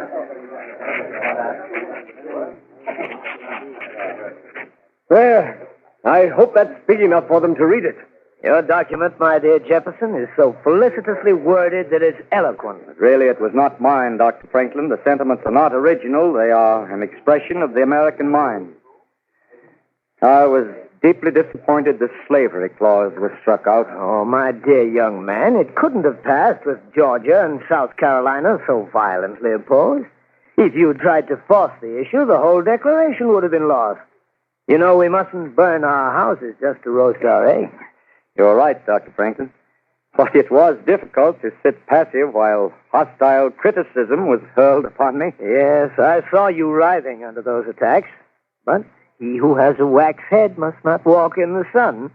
Don't draw up resolutions if you can't stand criticism.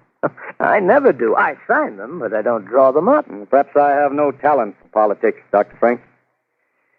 Well, now that our work is done, I'm going back to my farm, to Monticello. Yet I realize it will no longer be my whole world.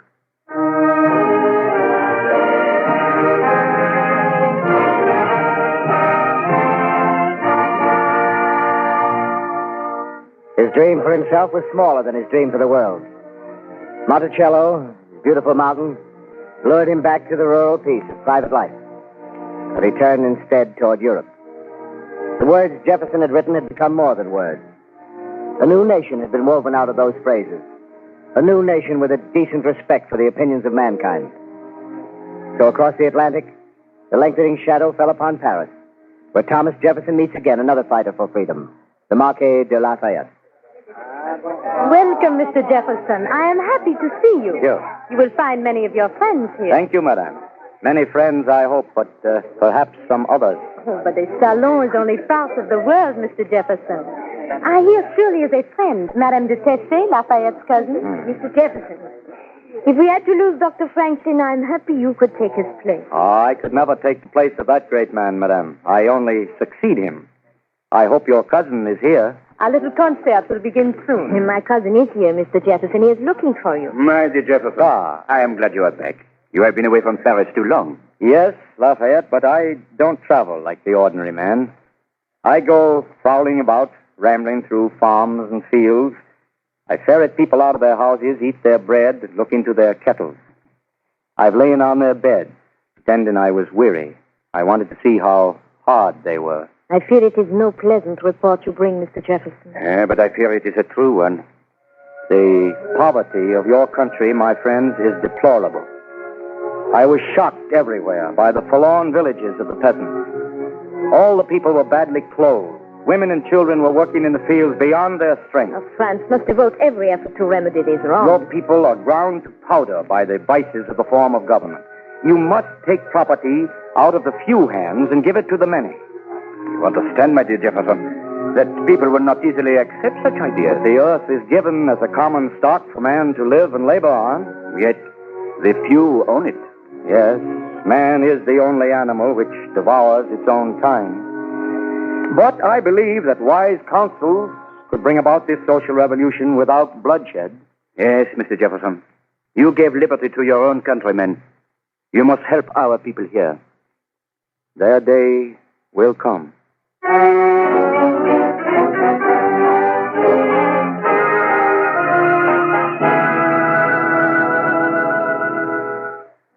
You are listening to Frederick March as Thomas Jefferson in The Lengthening Shadow on the Cavalcade of America, sponsored by DuPont. In a chronicle dedicated to the nationwide observance of Jefferson's 200th birthday tomorrow, we have seen the early growth of the great Virginian and his arrival in Paris as American minister to succeed Benjamin Franklin. As our play continues, Thomas Jefferson, portrayed by Frederick March, has returned to America to take his place in Washington's cabinet, confronting Alexander Hamilton in the bitterest fight of his career. Good morning, Hamilton. Oh, I see we've both been summoned. Yes, I am sure that Mr. Washington finds it difficult to have personal animosities in his cabinet. Personal feelings are not important, no? You know as well as I do that our whole financial structure had collapsed. If I hadn't taken prompt measures, we shouldn't have credit now at home or abroad. It is your methods that I object to, Colonel Hamilton. You made our citizens a prey to stock jobbers. I made them? Why, so this is a direct attack. I begin to understand what you meant by personal animosity. It is an attack, Colonel Hamilton, not upon you, but upon your measures. Can you deny that the poor and ignorant lost vast sums while others made fortunes? Is this personal too, Mr. Jefferson? Do you mean to assert that I forewarned them? It hardly matters whether you or your followers forewarned them, Colonel Hamilton. Word was passed by someone in time for wild speculation to begin, and the corruption still spreads. That's harsh language, sir. I hardly know what you mean by corruption. Gambling. We have become a nation of gamblers. No sailmaker lifts his needle, no cobbler a tool. There'll soon be no farmers or merchants in this mad craze. Such flurries of gambling, to use your term, Mr. Jefferson, always accompany any financial changes. They'll soon die out. What I did accomplish was to establish the credit of the United States. No one was more anxious to restore our credit than I was. But now I must condemn your method. Probably because it takes away powers from the states and gives them to the federal government, contrary to our Constitution. The Constitution. That milk and water document. It might well be, Colonel Hamilton, if a Bill of Rights had not been drawn for our protection. It's sheer nonsense to believe that the kind of government our Constitution frames will be successful. Childish optimism to trust the people. Doubtless you would prefer a monarchy. You're of alien birth, Mr. Hamilton, and perhaps cannot understand the American passion for liberty. Mr. Jefferson, you add insult to intolerable accusations. Alien is a... President, gentlemen. Good morning, Mr. Washington. Mr. Jefferson, we are awaiting your pleasure. Good morning, Mr. Washington. Mr. Hamilton. At any other time, sir, I shall gladly await your pleasure. But in the presence of a man who's just hurled the epithet alien at me, I cannot stay. I bid you good morning, sir. Well, this is most regrettable, Mr. Jefferson, that my cabinet should be invaded by personal enmities. No, Mr. Washington, not personal enmities. I respect Mr. Hamilton's personal integrity, and I admire his brilliant qualities. But his political ideals appall me. He is working to abolish states' rights, perhaps establish a monarchy. Yes, I know. It is the fashion of the moment. It will pass. I have been urged to be a king. But Mr. Hamilton has been invaluable to me in restoring our credit. I haven't looked too deeply into his methods. They were only measures of expediency. We have our Constitution to protect us. Our Constitution? I believe he despises it, sir. We are in a dangerous situation. This matter of the debts has greatly offended the South. I have realized that. You know I also am a Virginian. I fear secession, Mr. President. The South may withdraw from us. What do you propose as a remedy, Mr. Jefferson? That you accept the second term of the presidency. North and South will hang together if they hang on you. Then it is all a mirage, my retirement from public office. You ask me to give up my cherished hope of life on my own acres with my family about me, and peace and serenity to console me for the bitter years of struggle. The ungrateful task of public service has kept many of us from home and fireside, sir. I dare not look at you, Tom Jefferson, when I recall how many times I have prevailed upon you to give up just such dreams as mine. I cannot decide now, but I shall think of it. You will know what to do, Mr. President.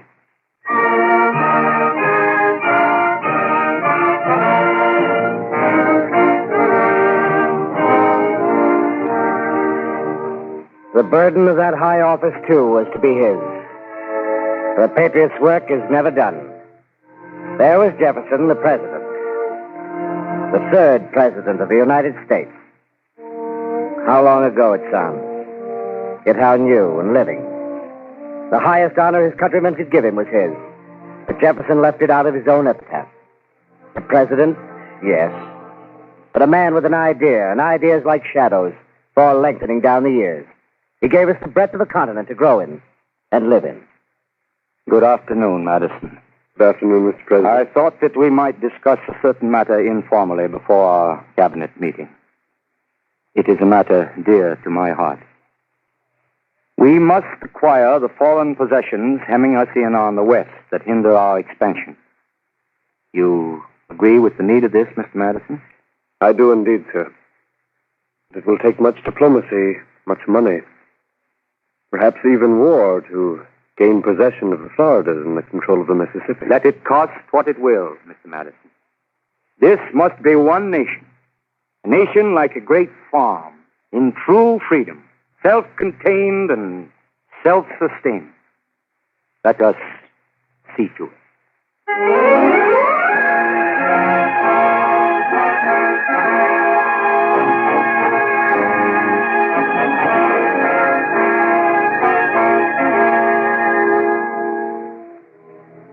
Last scene of all in man's eventful history. Here was Thomas Jefferson, the sage, the patriarch, the declarer of men's hopes. Prophet. He was a prophet in his deed, for he knew that the true light that brightens the world is in the mind of men. It was that great beacon he lit, the far beam of human intelligence and understanding, brave flame of knowledge. In it we see him at the end, the high mind, the long shadow lengthening, and lengthening as far as men's dreams may reach. Oh, no, don't stir, Father. This is no inquisitive visitor come to gape at the great Mr. Jefferson, but it's an old friend of ours, the Abbé Terra. My dear Jefferson, were you about to run away from me? You know, Abbé, Father has become a legend, one of the founders and the drafter of the Declaration. Welcome, 1,000 times welcome, my old friend. It is good to have you here. But Martha is right. I have become a museum piece. Sometimes we all run away to take refuge. It all seems so serene and peaceful here, looking over your beautiful valley. Good evening, everyone. Here is Ellen. Oh, since you are now grown up, may I continue to call you Ellen? If you didn't, I should feel hurt. Do you still have sweets in your pockets for children? No. I fear that is forgotten now. Mr. Jefferson, how fortunate you are in having your family around you. Yes, they are the joy and pride of my life. And my grandchildren are good for me. Good for you, Grandfather. That is ridiculous. We hardly let you have a moment to yourself. But you are good for me.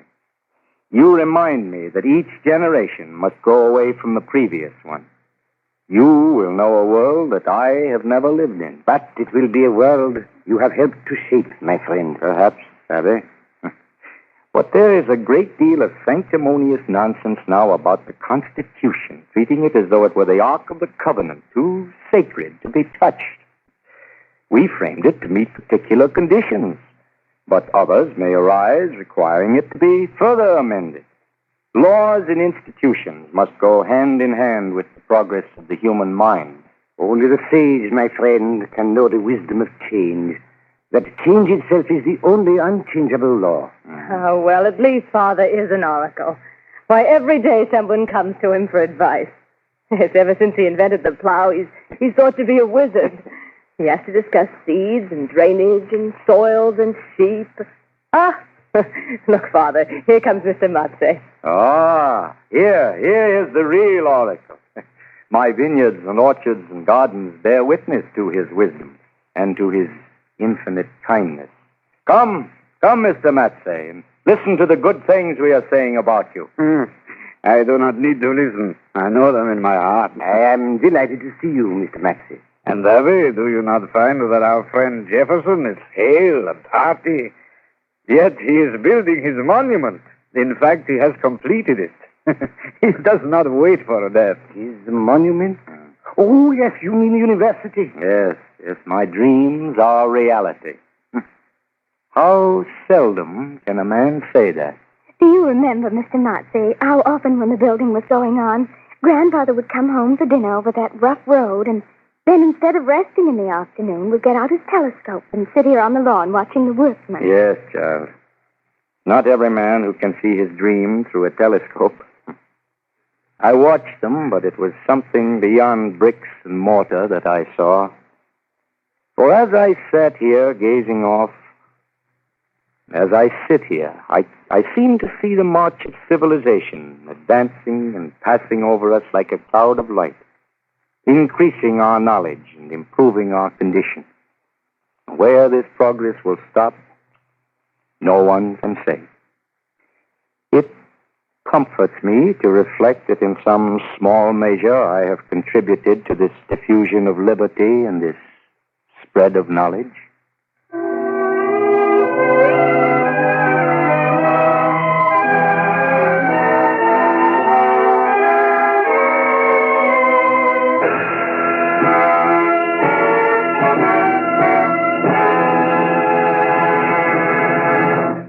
Thank you, Frederick March.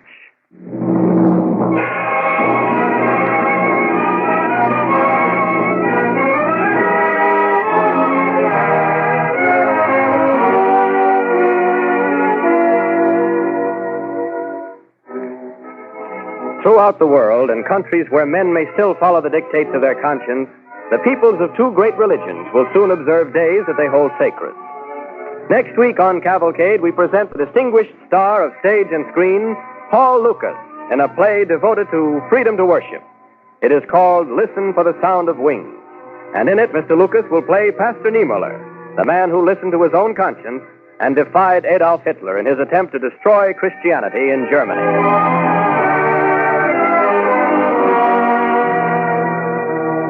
Join Cavalcade again next week when we present Paul Lucas as Pastor Niemöller in a new radio play, Listen for the Sound of Wings. The orchestra and musical score tonight were under the direction of Don Voorhees. This is Clayton Collier sending best wishes from Cavalcade sponsor, the DuPont Company of Wilmington, Delaware.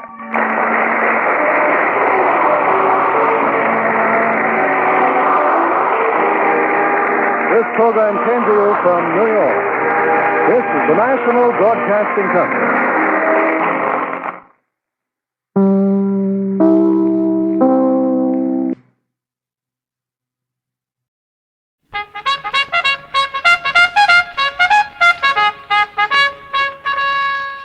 There's assembly.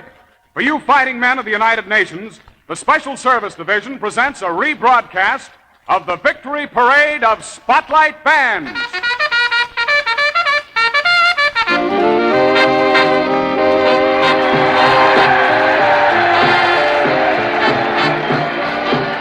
Tonight, tomorrow night, and every night, Monday through Saturday, the Coca-Cola Company sends the greatest bands in the land to entertain the soldiers, the sailors, the Marines, the Coast Guardsmen, and all of the war workers. Tonight, we're at Jacksonville, Florida, playing for the officers and men of the Naval Air Technical Training Center at the United States Naval Air Station. Presenting in person and in the spotlight, Bob Chester.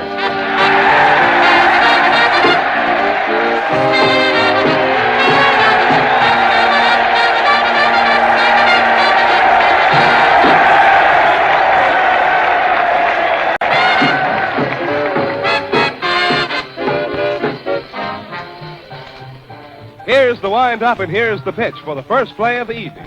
Bob Chester's Spotlight Band brightens things up for all of the Navy Sons of Freedom with Blue Skies.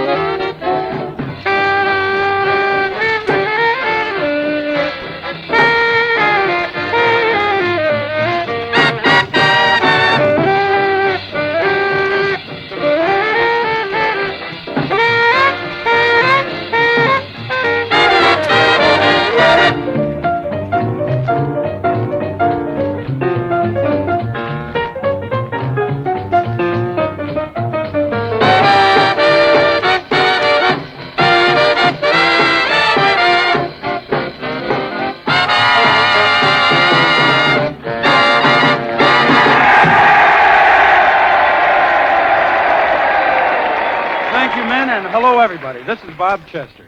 The Victory Parade of Spotlight Bands has sent us way down here to Jacksonville, Florida, to make sure the Navy doesn't get the blues. So the first thing we proceeded to do was to play Blue Skies. And the second thing we proceed to do is to play What's the Good Word, Mr. Bluebird. Personally, I don't get it, but we hope they get a kick out of it. Betty Bradley will sing.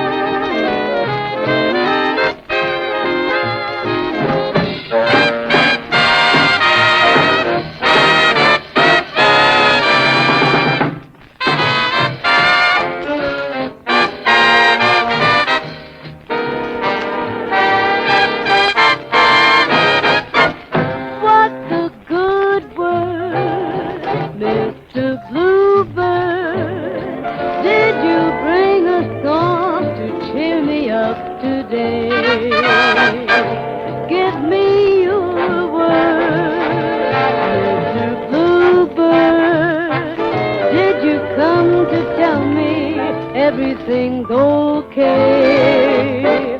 I've been blue because there was no letter. Seeing you has made me feel much better. What's the good word, Mr. Bluebird, before you fly away?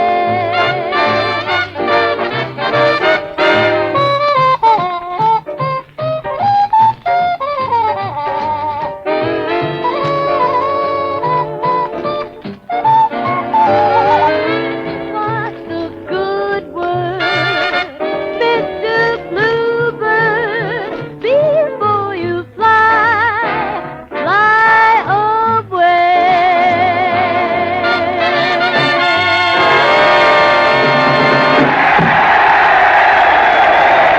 The next tune in the spotlight is melodic, rhythmic, and popular. For here, Betty Bradley sings along with the Bob Chester Spotlight Band to the tune of Slender, Tender, and Tall.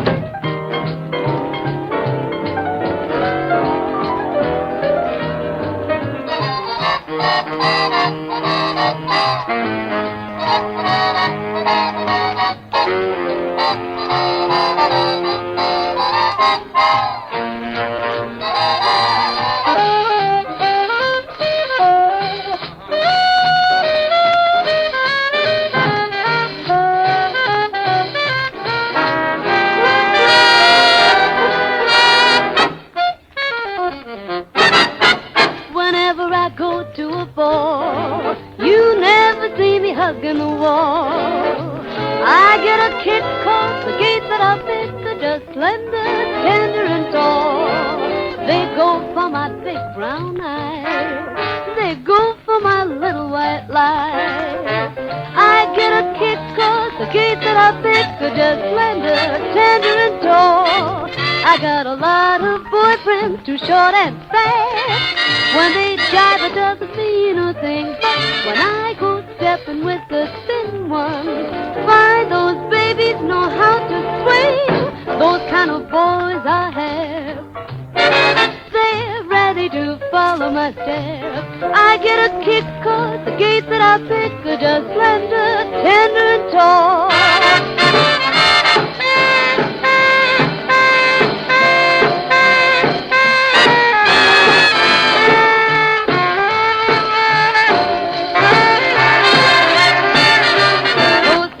Boys I have, they're ready to follow my step. I get a kick 'cause the gates that I pick are just slender, tender, and tall.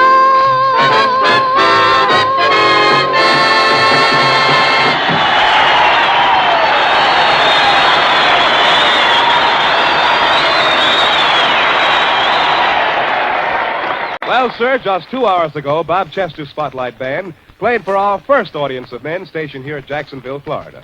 They've gone now, but one song that brought the house down is sung by Betty Bradley. Now, how'd you like to hear her sing As Time Goes By? You must remember this. A kiss is still a kiss. A sigh is still a sigh. The fundamental things apply as time goes by.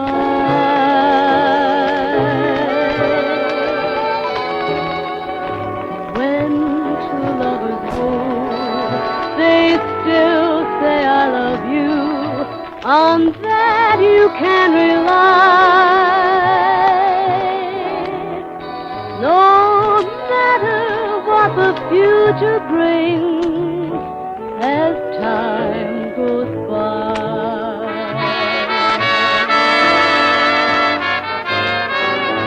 Moonlight and love song, never out of date. Hearts full of passion, jealousy and hate. Woman needs man, and man must have his mate. That no man can deny. It's still the same old story. Fight for love and glory. A case of do or die. The world will always welcome lovers as time goes by.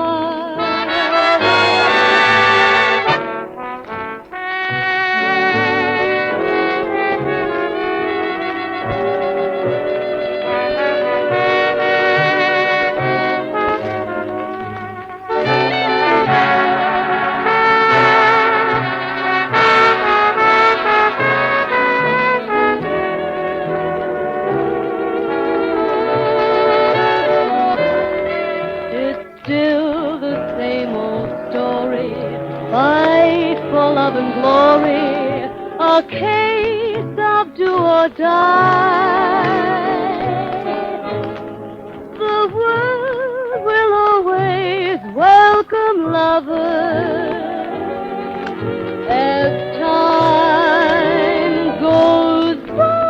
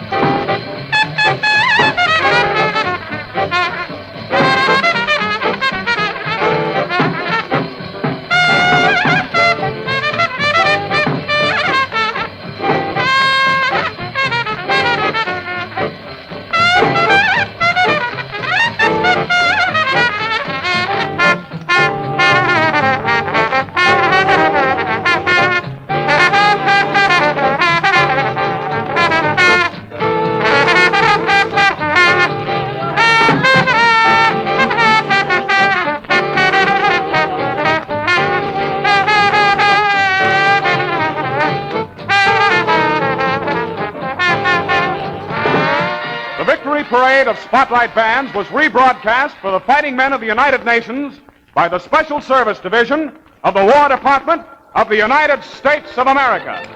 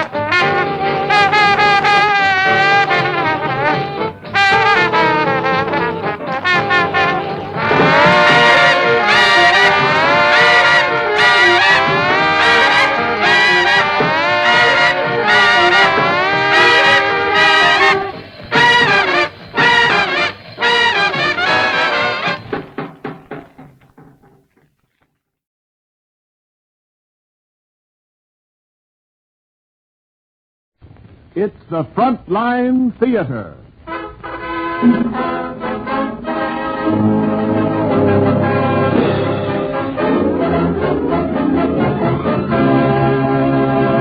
Today, bringing you a real thriller, The Strange Case of Professor Wanger, and as our extra special guest of honor, Tommy Dorsey and his orchestra.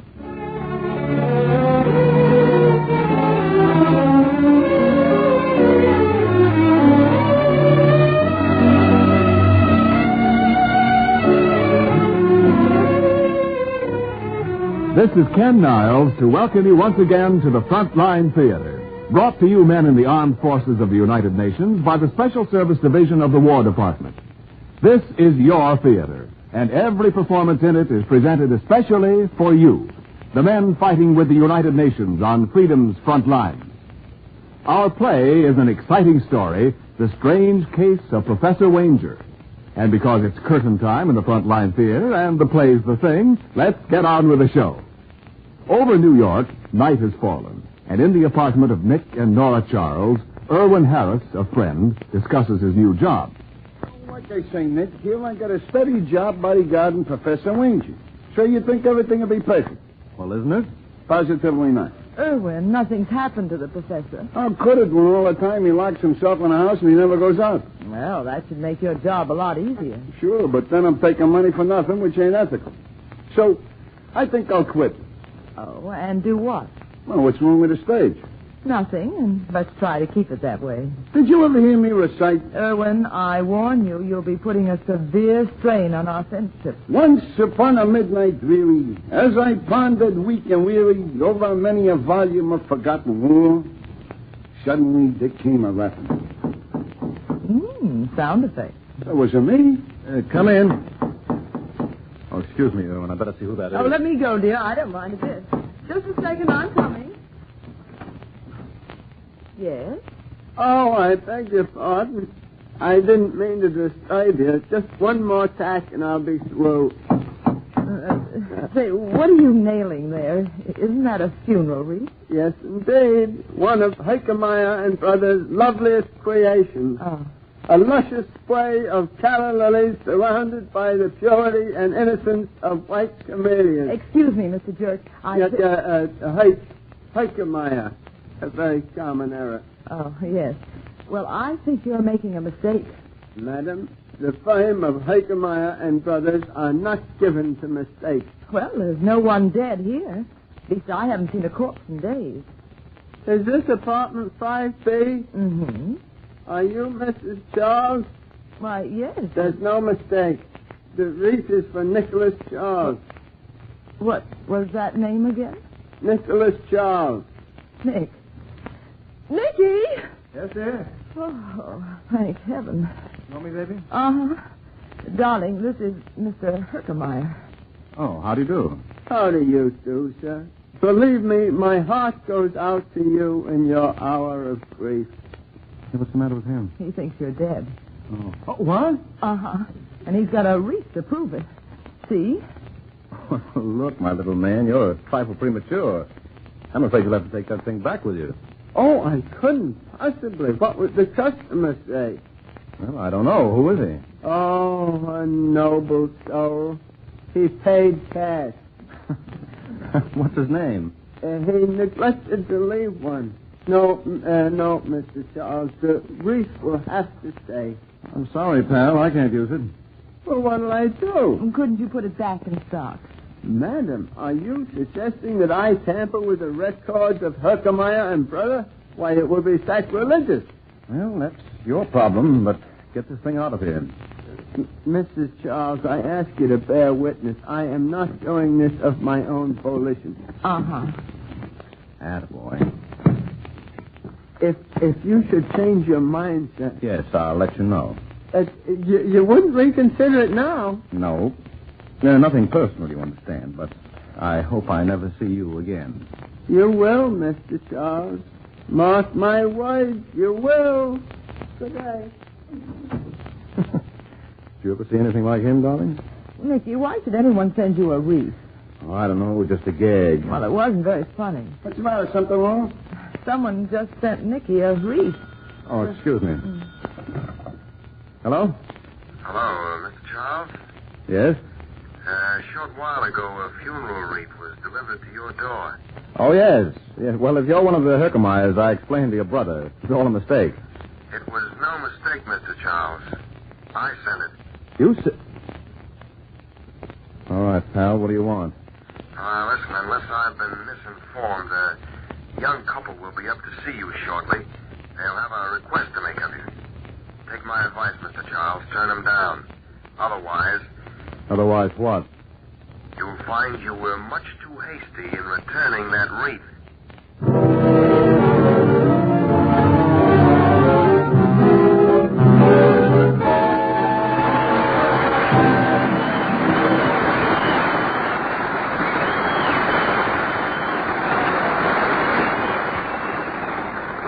Well, that's Act One of The Strange Case of Professor Wanger. And now, during intermission, let's hear from today's special guest, Tommy Dorsey and his orchestra. We're certainly glad you accepted our invitation, Tommy, and we're turning the spotlight on you while you play one of those swell arrangements that have made you famous. The stage is yours, Tommy.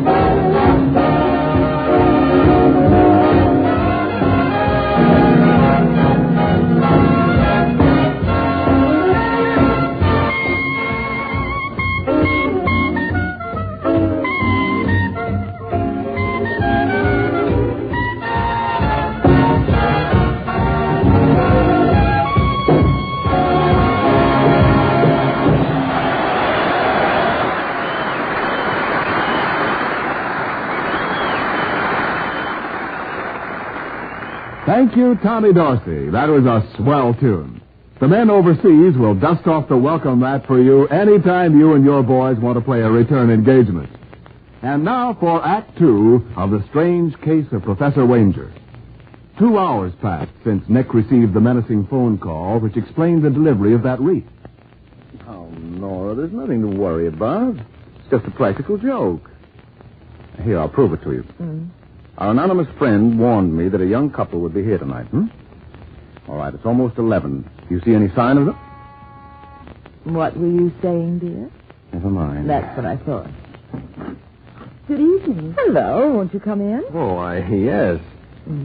Oh, please sit down. Oh, thanks. Say, isn't this a little unusual, or are you this hospitable to everyone who rings your bell? It's her southern blood. Don't mind my husband. The truth of the matter is we were expecting you. You were? Oh, Nicky, this is... I'm Sylvia, and this is my brother, Gene. Oh, how do you do? How do you do? I don't believe I caught the last name. It's Wenger. Wenger? Any relation to the famous scientist? Yes, he's our uncle. As a matter of fact, that's why we're here. I understand that his bodyguard, Irwin Harris, is a very good friend of yours. Yes? Well, ever since Uncle escaped from Czechoslovakia, we've been trying to get in touch with him. So far, all we've gotten is a brush-off. Well, don't blame Irwin for that. He has his orders. Dr. Wenger doesn't want to see anyone. But that's ridiculous. Is it? Well, yes. You see, we know that Uncle lives under the constant fear that the Gestapo's after him. Surely that's no reason to refuse to see his only living relatives.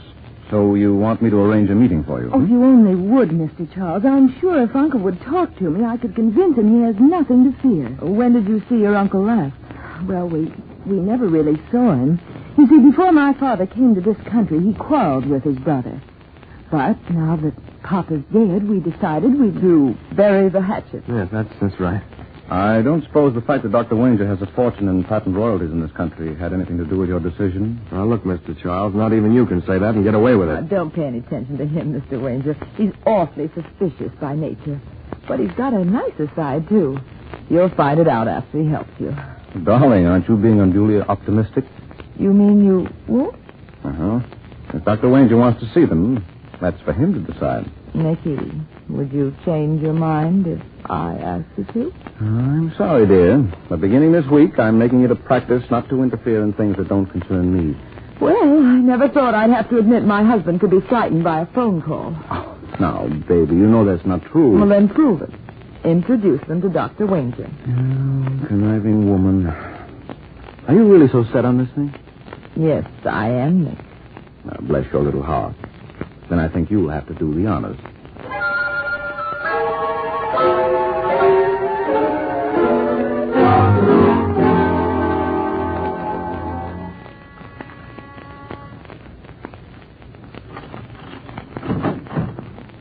Hello, Irwin. Oh, it's your note. Open up the door. Oh, okay. Thank you. Say, wait a minute. Who are these people? Oh, some friends of mine. I knew you wouldn't mind. No, none of that. Now, you're all here for scram. No, I'm surprised at you. You know the professor gave me strict orders. It's all right, Irwin. I'm sure Dr. Wenger would be very happy to meet this couple. Now, be a sweet boy and get him. I'm sorry, but the Prof positively can't be disturbed. He's retired for the evening. Irwin, I think you're fibbing. Now, won't you get him for me? Please. No. Pretty please. With sugar on it. Oh, cut it out, Nora. You know I can't never refuse you nothing. Isn't he a darling? You won't be long, will you? Sit down. I'll be back in a minute. Mrs. Charles, you're wonderful. I did manage that rather well, didn't I? Who said we needed Nick? I think you better let me do all the talking. Oh, of course. I never get a chance to when Nick's around. You know, sometimes... Mrs. Charles? Oh, there you are, Professor. How are you? Just fine. Thanks for asking. Mrs. Charles, you know I make it a rule never to see anyone. Well, I thought you wouldn't mind making an exception in this case. Professor, I'd like you to meet your nephew, Gene. My nephew? And this is your niece, Sylvia. Hello, Uncle. I never heard of you before. Wish you'd tell me who you are. We're your brother Rudolph's children. Rudolph's children? Yes.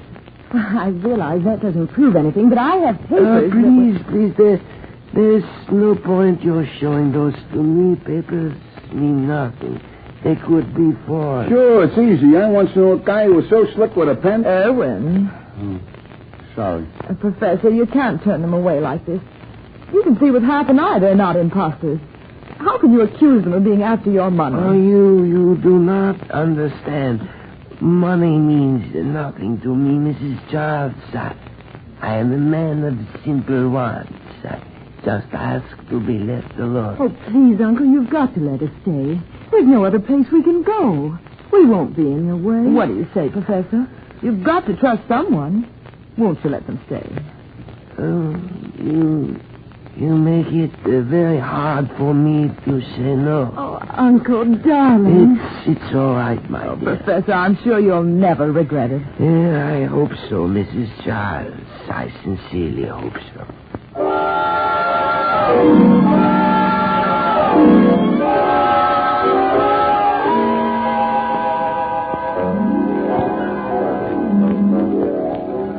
Well, darling, I trust you're satisfied with yourself. Now that you've mentioned it, I am. Brings back memories of your Girl Scout days, doesn't it? Now, who could that be at this hour? Darling, there's a well-tested way to find out. Come in. Erwin. Yeah, it's me. Nick, I gotta talk to you. Okay, sit down. You know what Nora went and done? Yes, I heard all about it. Well, you should never have done that, Nora. Well, why did you want to palm off a couple of phonies on a swell guy like the professor? They're not phonies. Erwin, you shouldn't say that. You've only known them for an hour. But that hour?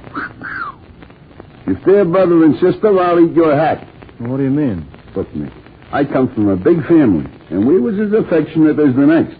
But you ought to see the way that Jean kissed Sylvia goodnight. That ain't the way we used to do it. Could it have been an act to impress the professor? If you ask me, I'd say they was saboteurs. Erwin. Well, it's sure a peculiar time for them to pop up. Why? Look, this is strictly sub rosy, but the professor's working on a submarine detector for the government. Now, I ask you, ain't it funny they should turn up the night before he's supposed to run a big test for the big shots? It might be a coincidence. See? Even you're not so sure. Look, Nick, I should like very much for you to show up tomorrow night. Just to see there's no hanky-panky. Well, I'll have to think it over. Yeah, do that. But whatever you decide, I ain't taking no for an answer.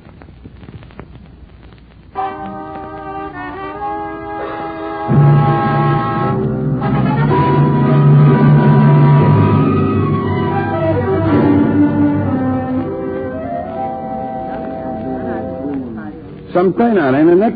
Yes. What time does this experiment start? Oh, any minute now. Everybody's here who counts. Oh, there's Sylvia. Hello, Mrs. Charles. Can I get you anything? Oh, no, thanks. Where's your brother? I don't believe I've seen him tonight. Why, he's around somewhere, I guess. Say, come to think of it, I saw him go out about a half hour ago. Yes, that's right. I think Uncle sent him out for something. That's funny.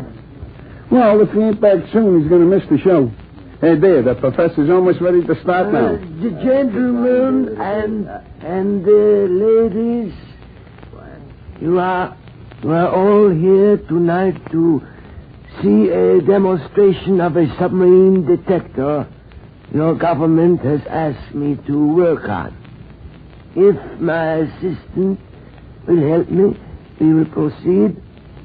Jean? Oh, he isn't here, Uncle. He isn't? Well, no matter. Erwin, will you lend a hand here, please? Oh, gladly. What do you want me to do, Professor? I pull down the switch marked A. Yes, that is the one right there. Now? Yes, please. Right. Now, gentlemen, you will notice how the needle fluctuates on this meter here. In just a moment, I will explain the purpose of that. Erwin, you throw in the next switch. You better. What's the lights? They've gone out. Erwin, where are you? Come and try those lights. Erwin. Don't move, Nora. Don't anybody move. Who's got a match? Here you are, sir. Oh, Nick. Steady, darling. It can't be. Erwin isn't. Yes, I'm afraid so, baby. Erwin has been electrocuted.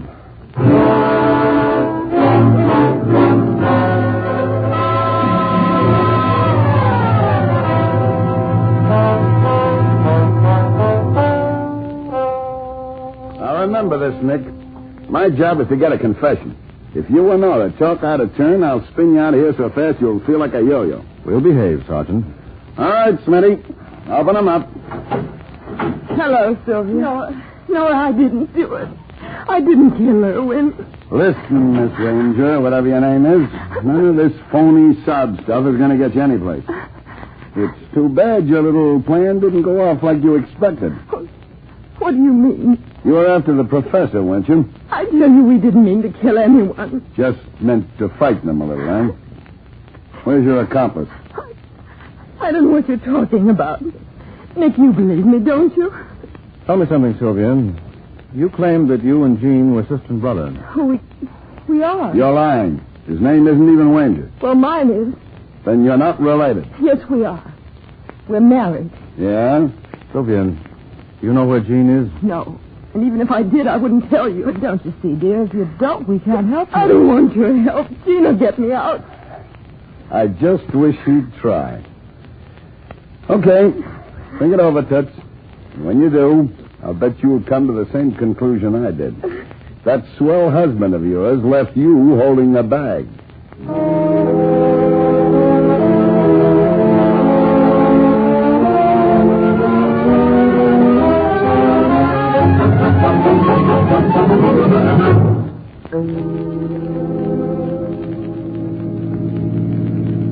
Nicky, what are you thinking about? About Erwin. He was a pretty swell guy. Uh-huh. You think Sylvia and Jean did it? Don't you? It's all my fault. I never should have taken them up to the professor in the first place. Well, I don't know, baby. Maybe it would have happened anyway. Well, how could it? Well, you're forgetting one thing, dear. That funeral wreath. Who sent it to me? I did forget. Nick, do you think the man who sent it will make another attempt in the professor's life? Oh, not so fast, sweetheart. Now you're assuming that Jean and Sylvia aren't guilty. Darling, don't ask me why, but I'm positive they're not. I'll bet you anything you want that the man who threatened you on the phone is our murderer. There's only one fly in the ointment. How are we going to find out who he is? How about your friend Herkemeyer? The florist? Uh-huh. Oh, he wouldn't know. Remember you asked him. Yes, but maybe if he were prodded, he might come up with a description. What do you say, Nora? You willing to try it? Well, in a case like this, no sacrifice is too great. Step on it, darling.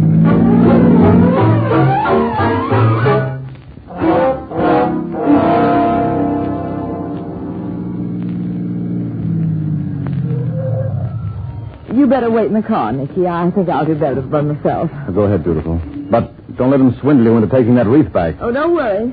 I'll try to make this quickly as possible, darling. All right.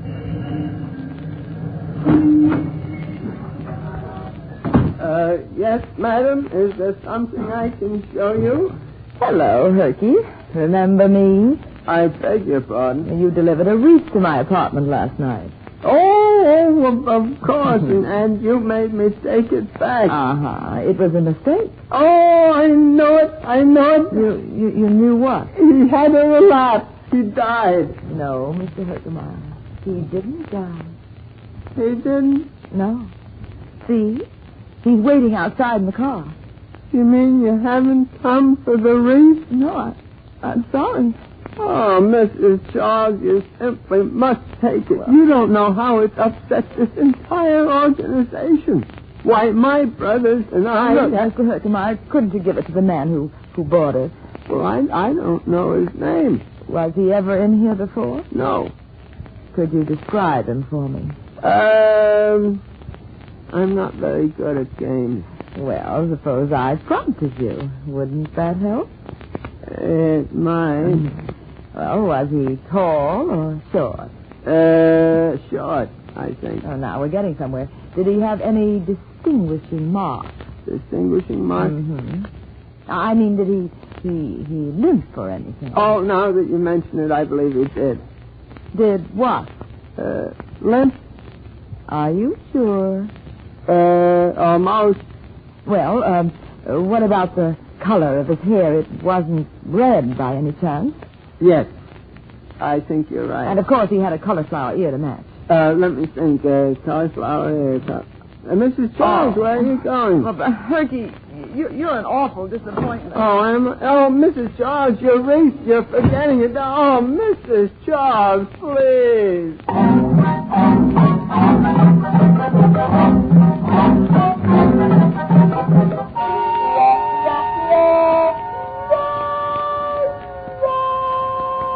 Darling, it looks as though we're stymied unless you come up with something brilliant. I don't have to pass, beautiful. All I can suggest is that you phone Sergeant Reynolds and have him post a guard around the professor's apartment. Oh, I'll take it. Hello? Hello, Nick. Yes, who's this? It's Gene. Gene, where are you? Never mind, and don't try to trace this call or I'll hang right up. Do you know they've locked up Sylvia? Yes, that's why I phoned. You've got to get her out. Well, that's impossible. Now, look, Gene, why don't you come up here and talk to me? I'd like to help you. You expect me to swallow that yarn? I mean it. Well, all right. But don't try any funny stuff. If you tip off the cops, you won't live to regret it. You hear me? Yes, I hear you. When will you be over? Give me half an hour. Okay. Well, darling, He's coming over. that proves he didn't kill Irwin. Does it? Well, certainly. Otherwise, he'd never put in an appearance. Maybe. Look, honey, will you get Sergeant Reynolds on the wire? Nicky, you wouldn't do a thing like that. I certainly would. You remember you said if we found the man who threatened me on the phone, we'd have our murderer? I still say it. Well, in that case, the man hunts over. I just heard that same voice again. Nick. Yes, baby. It was Gene.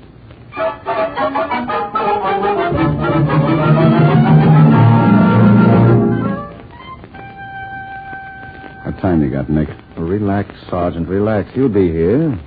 I just hope your boys downstairs don't frighten him away. I'm very tired, gentlemen. Is it necessary that I remain? I'm afraid so, Professor. And that goes for you, too, Sylvia. Quiet.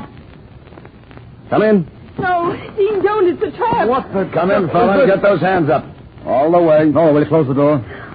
Dean, I tried to warn you. Boy, it's all right, honey. I guess I've got Mr. Charles to thank for this. Uh-huh. You dirty double-crosser. You never should have threatened me, Gene.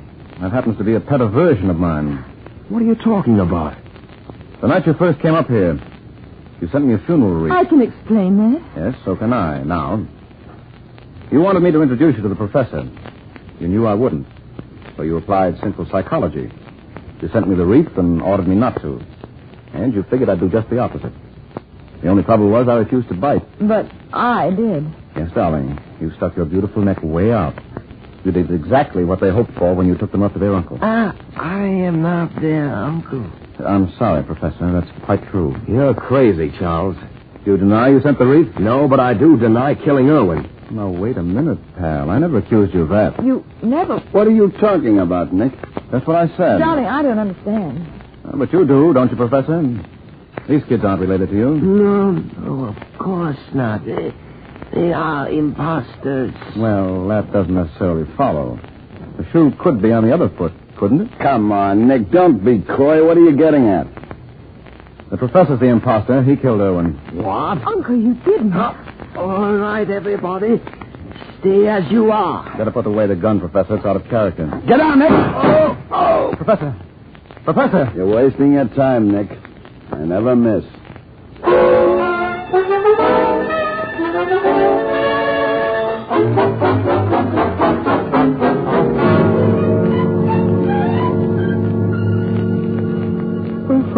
All set there? Mm-hmm.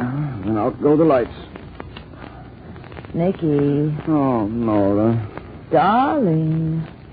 Oh, well, it's fairly simple, dear. Sylvia's uncle, the real Professor Wanger, died in Czechoslovakia, and our phony friend was an opportunist who assumed his name and finances. See, it never occurred to us that he could have been the bogus article as well as Sylvia. But why did he kill Irwin? Well, he had to. He was on the spot. The government wanted him to work on a submarine detector, but not having the real professor's ability, he couldn't deliver. But if his life were in danger, he'd have a valid reason to stop working. Yes, exactly. Oh. But what puts you on the right track, darling? Well, we were overlooking one thing. The actual result in the case was Irwin's death. And if you assume that was what was really intended, you got yourself a brand new suspect with a brand new motive. I see. But, darling, there's one person I'm sorry for. Who's that? Turkey, the florist. No. Think of it. For the rest of his life, he'll be stuck with that wreath. Laura. You hear what I hear? Uh-huh. It sounds like Someone's nailing something on the door. it's Hercules. Undoubtedly. Well, darling, here we go again.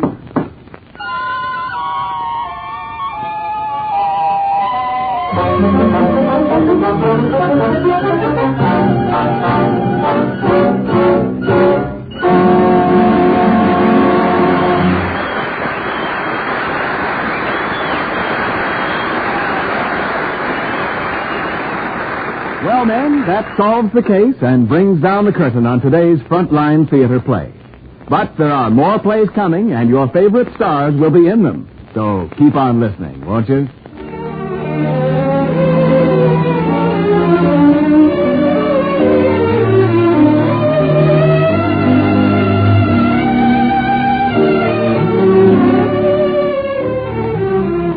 Our thanks to the makers of Woodbury Soap for their cooperation. Frontline Theater is presented for you men in the armed forces of the United Nations by the Special Service Division of the War Department of the United States of America.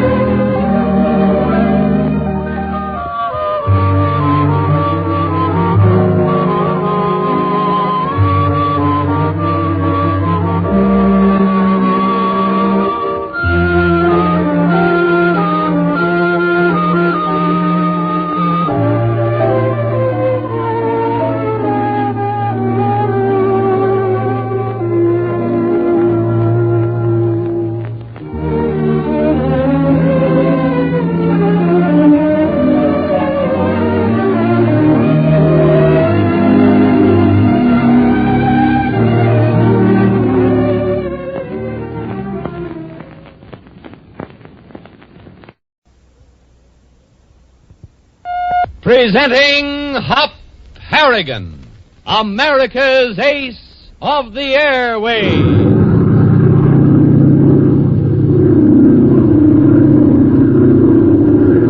CX-4 calling control tower. CX-4 calling control tower. Standing by. Control tower back to CX-4. Wind southeast. Ceiling 1200. All clear. Okay, this is Hop Harrigan coming in.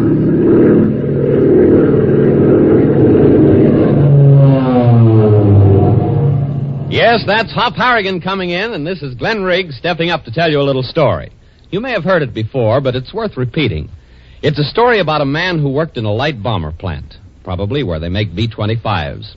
One night he came home from work and sat down to dinner with his wife and his young son. Yeah, we sure had a tough day, he said. Got a rush order. Had to crate 6 bombers for shipment by 5 o'clock. The boy's ears perked up. Where are they going, Dad? He asked. Dad shook his head. Dunno, son, but the talk around the shop kind of gave me an idea they were headed for Alaska. We equipped them with de-icers, heating units, and special cold weather carburetors. Someone said it was a rush order because they're being loaded aboard a boat that sails tonight. Pass bread, son, please. Well, you know how it is when you get together in the schoolyard or at your friend's house and you get to talking. Sometimes you say things you wish you hadn't. And that's what this boy did. He told 4 or 5 fellows about the 6 bombers that were being shipped to Alaska that night. And almost like wildfire, the news began to spread. Soon it was being repeated to big ears that were looking for that kind of information. Somehow, an enemy submarine lurking off the coast got the information. 6 bombers leaving by freighter tonight. Preparations were made to get that freighter, to send it and its precious cargo to the bottom. Well, fortunately, the aircraft workers' information was wrong. The freighter did not sail that night or the next night or the night after that. But suppose the information had been correct. Then what? Loss of life, loss of ship, and loss of invaluable war material. Well, there's just one moral to this story, and I'm going to give it to you straight from the shoulder. Keep your mouth shut, or you're liable to put your country's foot in it. Don't talk. Idle rumors cost lives. That's all, except for our daily message that America needs flyers.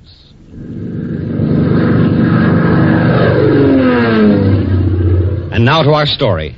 Having succeeded in destroying an attack fleet of 3 giant plane and troop-carrying Zeppelins, Hop Harrigan and his mechanic pal Tank Tinker parachuted to Earth somewhere in Australia, but not before Tank suffered a bullet wound in the back. Picked up by an American ambulance unit headed by Lieutenant Gail Nolan, a young Army nurse, the boys, after proving their identity, were placed on a hospital train heading back into the interior. Tank's wound was found not to be serious, and with the bullet removed, he was resting comfortably in a berth on the speeding train, with Hop keeping him company and Nurse Nolan attempting to take his temperature, when suddenly the train's air brakes screamed and it came to a sudden grinding stop. A moment later, from off in the distance, came the mournful cry of a train whistle, blowing over and over and over again. Certain it was a call for help, Hop responded immediately with Gail Nolan close behind him. Swinging down the iron steps of the hospital car, he dropped to the gravel roadbed of the adjoining track, only to stare in amazement at the sight that met his eyes. Listen. Great Scott, look! There's a train stall on the westbound track. It's on fire. Good heavens. We better see if we can help. Come on. I'm with you. Careful of those ties now. Don't trip on them. I won't. Boy, look at that fire. The flames are 50 feet high. It's a freight train, isn't it? Yeah, I think so. I see quite a few soldiers there. The engineer of our train's blowing the whistle, isn't he? No, it's coming from the burning train. That's what I don't understand. There, stopped. You still with me? Don't worry about me. Just keep going. That looks like our engineer up ahead. Funny, nobody seems to be doing anything about the fire. Everybody's standing far away from it. There must be a reason. Ask our engineer. Okay. Hey, engineer. What's the trouble up there? Why aren't those soldiers trying to put that fire out? They'd be fools to try, mister. When you're in the light here, better not get too close either. Why not? That's a munitions tribe. Munitions and guns. Any minute she's going to go sky high. Yeah, but who is blowing that whistle? There must be someone in the cab of the locomotive. There is. Fireman and engineer. Poor devils must be trapped. Trapped? What do you mean? Well, they aren't come out. She's going to bust wide open soon. They must be trapped. Lieutenant, you stay here.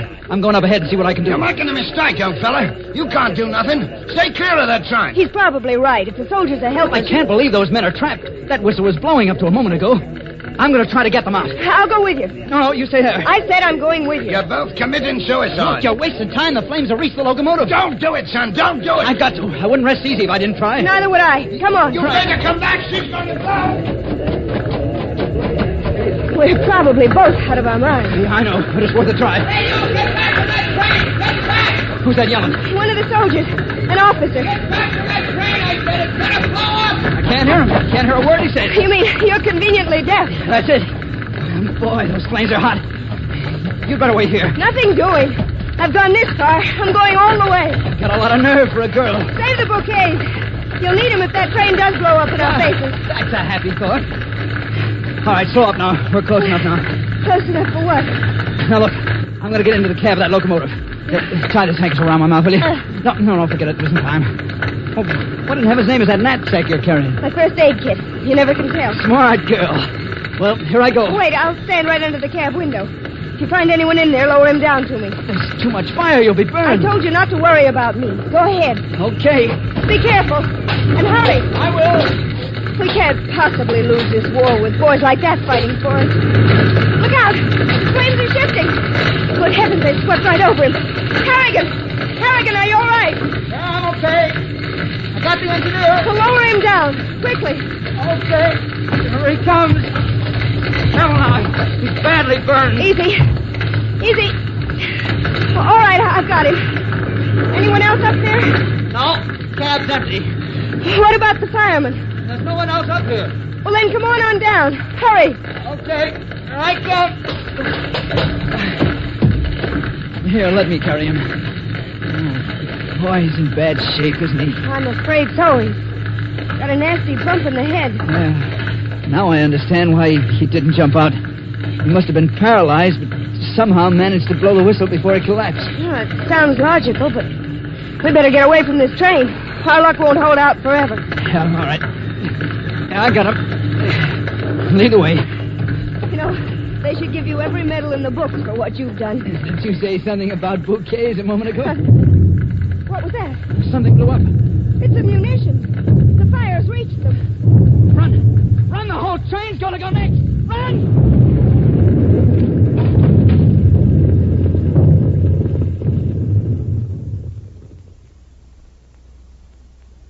And that's about all there was to it, Tank.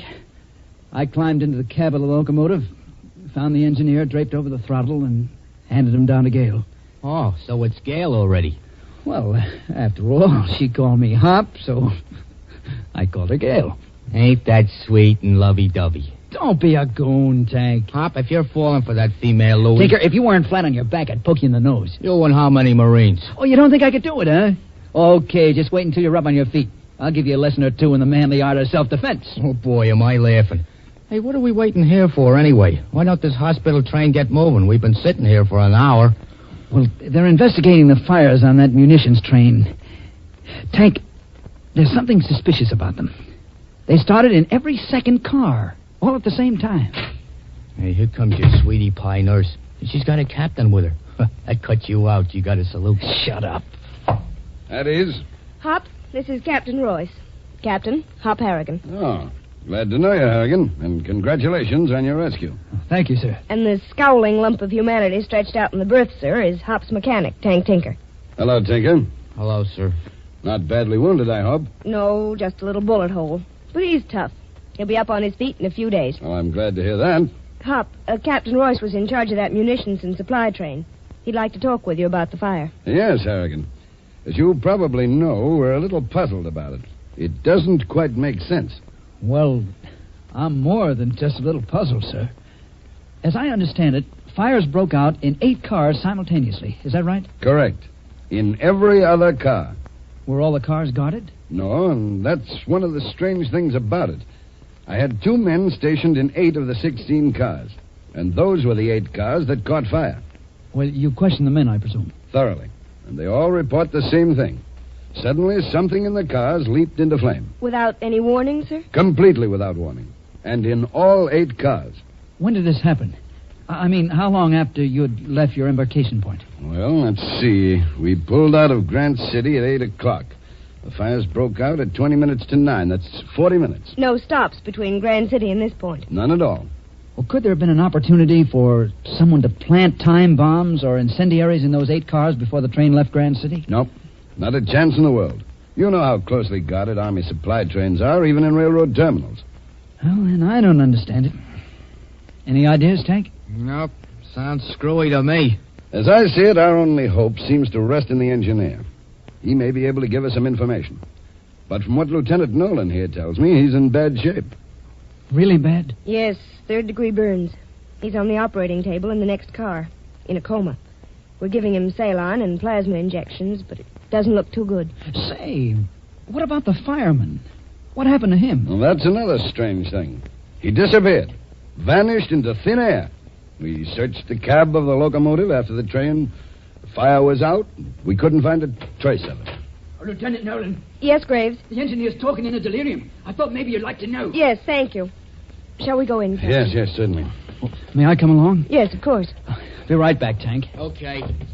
Don't trip over those light wires. Baskets of fruit. Baskets of fruit. Fire. Burning. Well, he seems to be coming out of his coma. It's probably only temporary. Keep the plasma going, Graves. Yes, Lieutenant. Well, what's he saying? Can you understand him? Baskets of fruit. Fire. Baskets of fruit. That sounds like baskets of fruit. Oh. What can that mean? Oh. Baskets of fruit. He's unconscious again. I think we've heard all we're going to hear for the present. Baskets of fruit. I don't understand it. Neither do I. But I'm willing to bet it means something. Something very important. Yes, you're quite right, Hop. Baskets of fruit does mean something important. More important than you can possibly guess. It means that the long, deadly hand of sabotage has struck, and will probably strike again. But what can you do about it with just one flimsy clue, baskets of fruit? Well, we'll see. Don't miss tomorrow's exciting episode of this new mystery adventure, same time, same station. Tune in and fly with Hop Harrigan, America's ace of the airways. Before we call it a day, I'd like to repeat the warning I gave you at the beginning of the program. The warning to be careful about everything you say that may be concerned with our war effort. Oh, I know that none of you would go out of your way to sabotage the American fight for freedom, but so often we say things innocently, things that may cause great damage. The best policy is to keep mum. There are still some Axis sympathizers in this country, despite the fact that the FBI has cleaned out most of them. But it only needs one to start the ball rolling, so don't let that one hear anything that may be useful to him. Keep your eyes open and your mouth shut. If you see anything that looks suspicious, report it to the police. We here on the home front have a battle to fight, too. It's a battle of secrecy, a battle against forces that are trying to bore from within. They live on bits of information, so let's starve them out by keeping mum. And remember, America's future is in the air, and America needs flyers. CX-4 to control tower. CX-4 to control tower. Standing by. Control tower to CX-4. All clear. Okay. This is Hop Harrigan taking off. See you tomorrow. Same time, same station.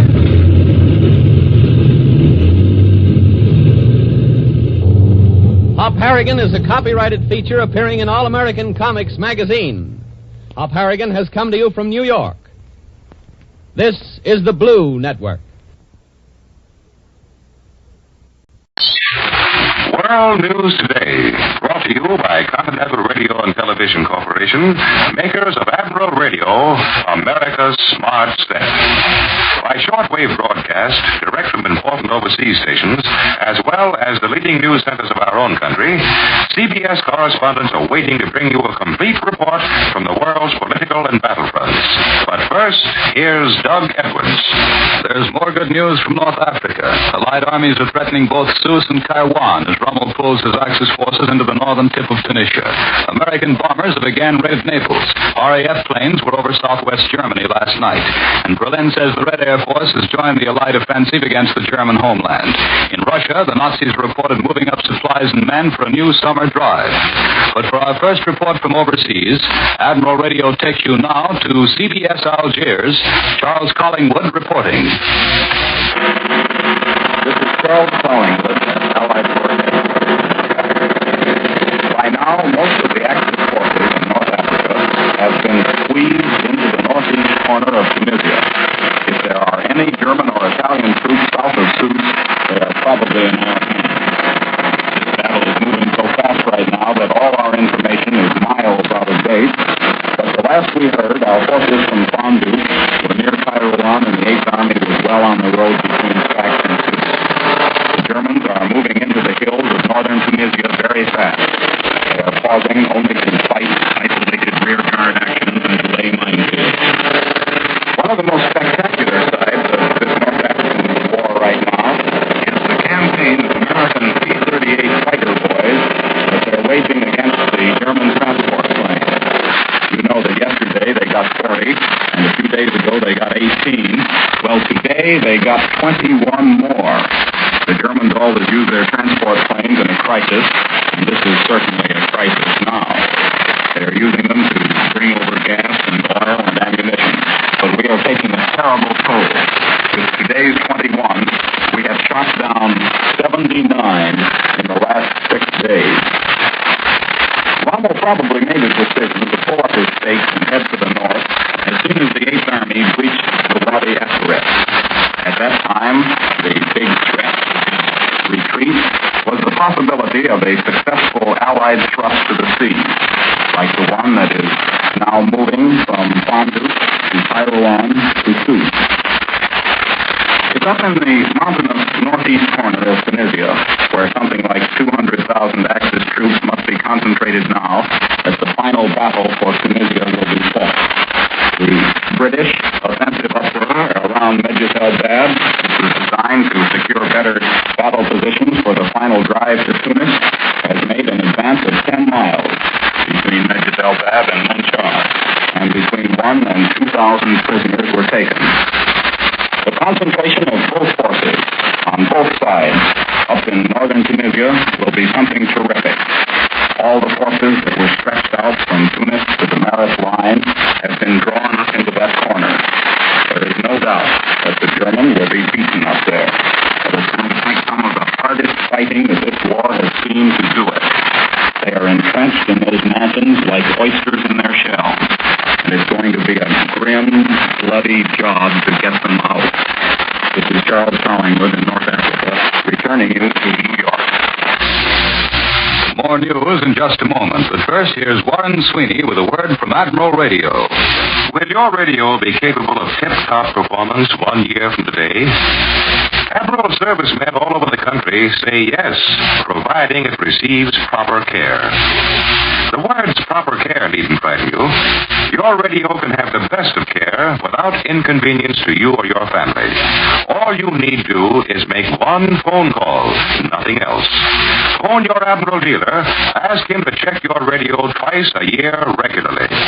He'll then give it the thorough Admiral step-by-step examination by which Admiral dealers anticipate and prevent trouble. One of these steps is a checkup of all tubular and filter condensers, especially if the wax used in their construction. Should this wax melt, as sometimes happens when a set is used continuously, the result may be a defective circuit and a radio out of action. An Admiral dealer, in making regular checkups, will discover such trouble spots early, take measures to correct them. He'll render many other services which will help prolong the life of your radio. If he sees some vital part that needs replacement, he'll order a new one immediately, and despite shortages, probably have it in time to keep your radio in continuous action. Yes, your radio can have the best of care without inconvenience to you. Call your Admiral dealer first thing tomorrow. Ask him to check your radio twice a year regularly. There's only a nominal charge for this service. Now here once again for Admiral Radio is Doug Edwards. The vast Russian front remains comparatively quiet again today, but Moscow observers seem to believe that behind that curtain of inactivity, the Germans are preparing for another summer offensive. Reports from the front say the Nazis are wheeling up fresh material in reserves.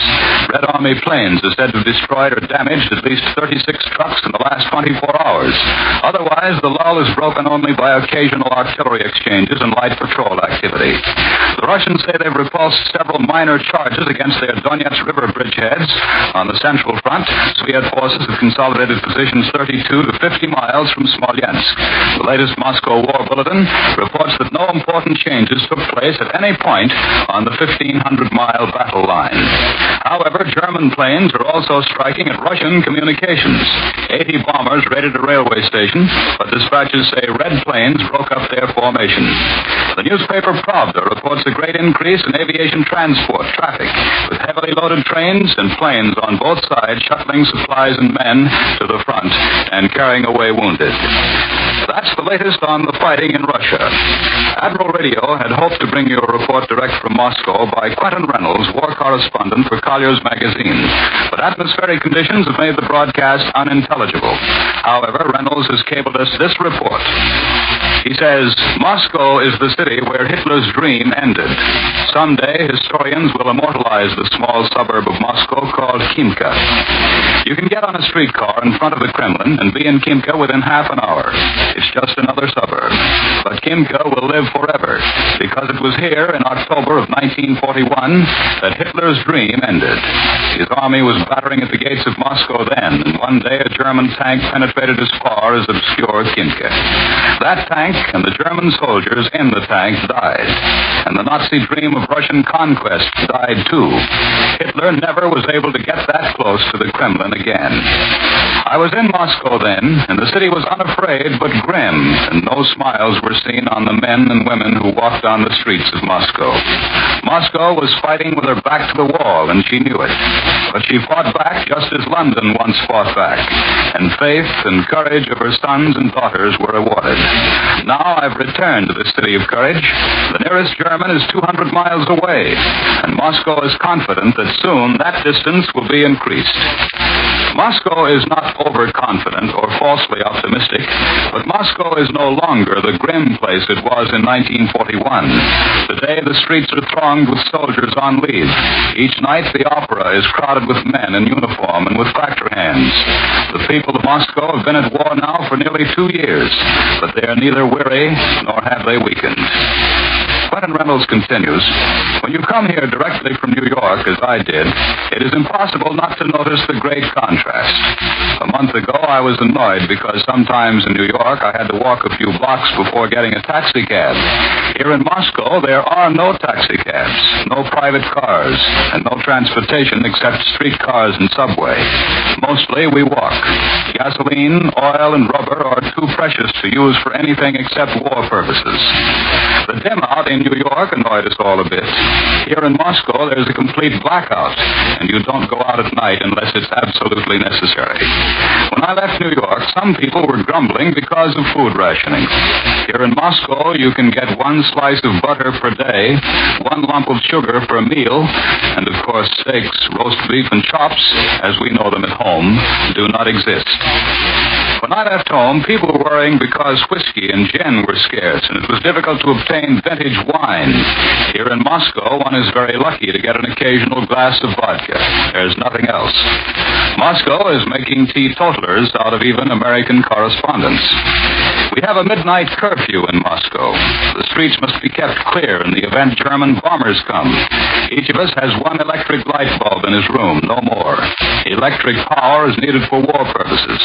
We seldom have water in Moscow. Power and fuel are needed to run the factories. New York is really not so badly off after all.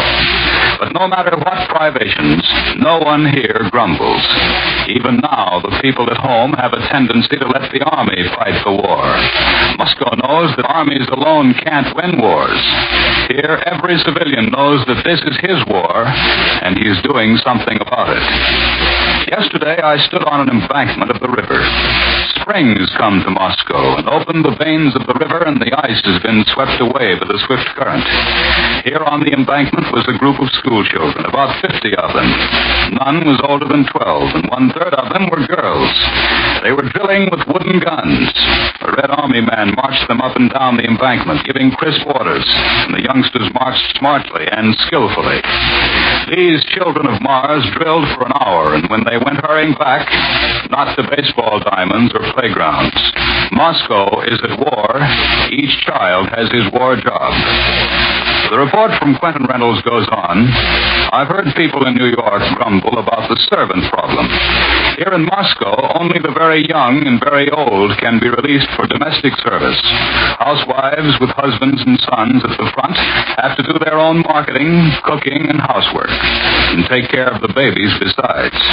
When school is dismissed and drilling is over, these school kids help. They mind babies. They help with dishes. They run errands. They scrub floors. They're organized into what they call the pioneers, much like our Boy Scouts. They work hard, these children who have no time to play, but they're happy. Each child has heard his mother and father say 100 times, "This is your war, too." And each child makes it his war. Every civilian in Moscow has made it his war. Perhaps New York can learn something about the city of courage. And that's the report from Moscow, cabled to us by Quentin Reynolds. In Britain, Allied bombers and fighters are reported to have been over the enemy-occupied continent today following a heavy attack on Germany last night. For these details and other developments, Admiral Radio takes you to CBS London, John Daly reporting. The RAF was out last night attacking targets in southwest Germany. Details so far are scanty. The communique reported heavy clouds, which made it impossible to see results. 2 German fighters were destroyed. 18 RAF bombers are missing.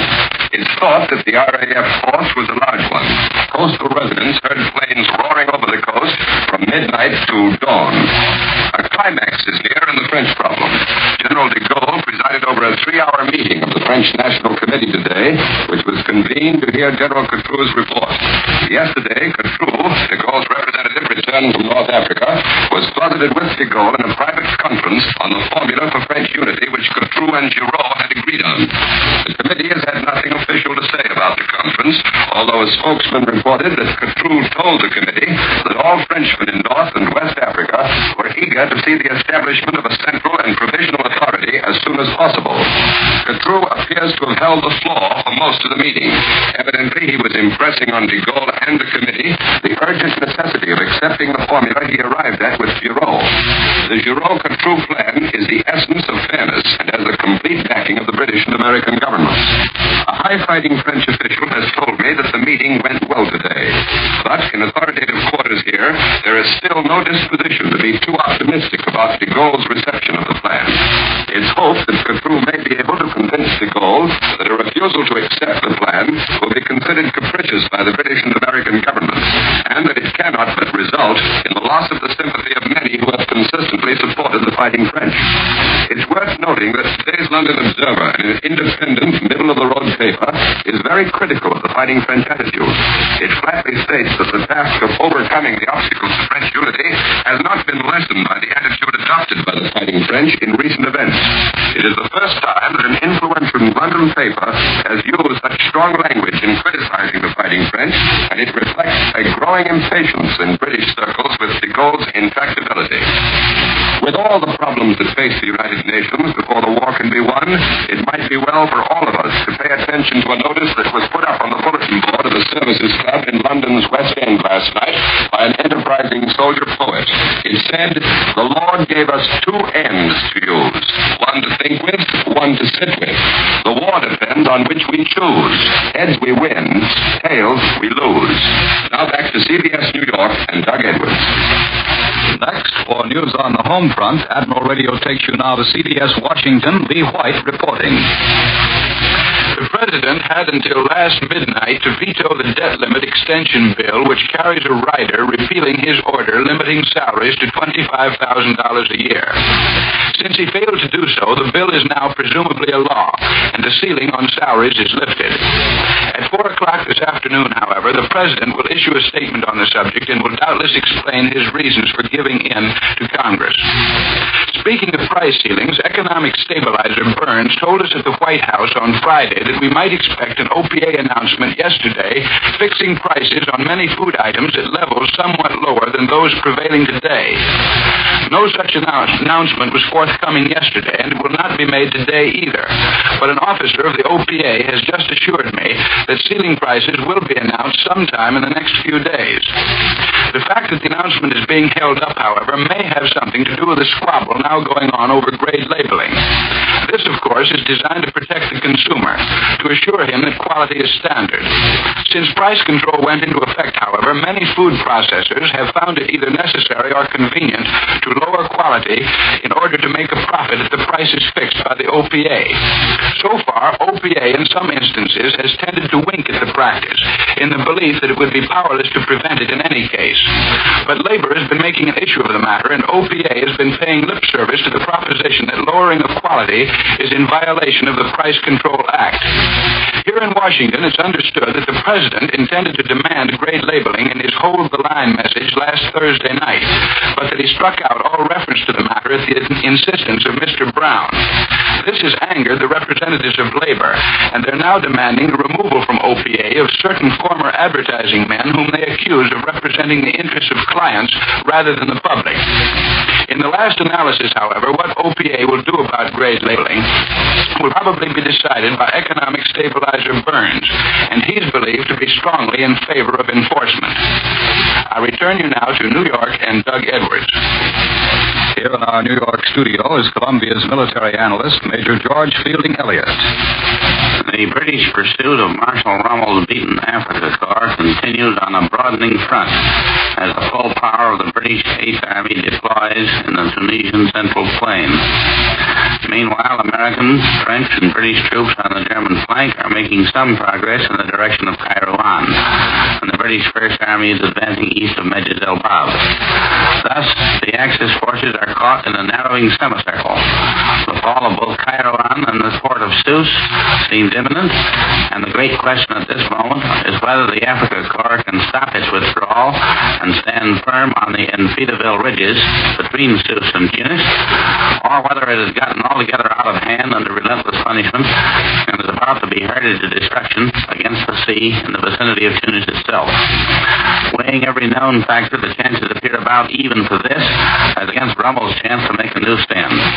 Montgomery is a master of pursuit, one of the most difficult operations of war, as he has already amply demonstrated. Short of Enfeiteville, there are no terrain features favorable for defense, and nothing offering any shelter from the Allied air attacks. The 8th Army has shown incredible endurance both as to men and machines. The Africa Corps must be suffering not only heavy losses, but severe deterioration of morale. Thus, all the ingredients of rout and dissolution are present.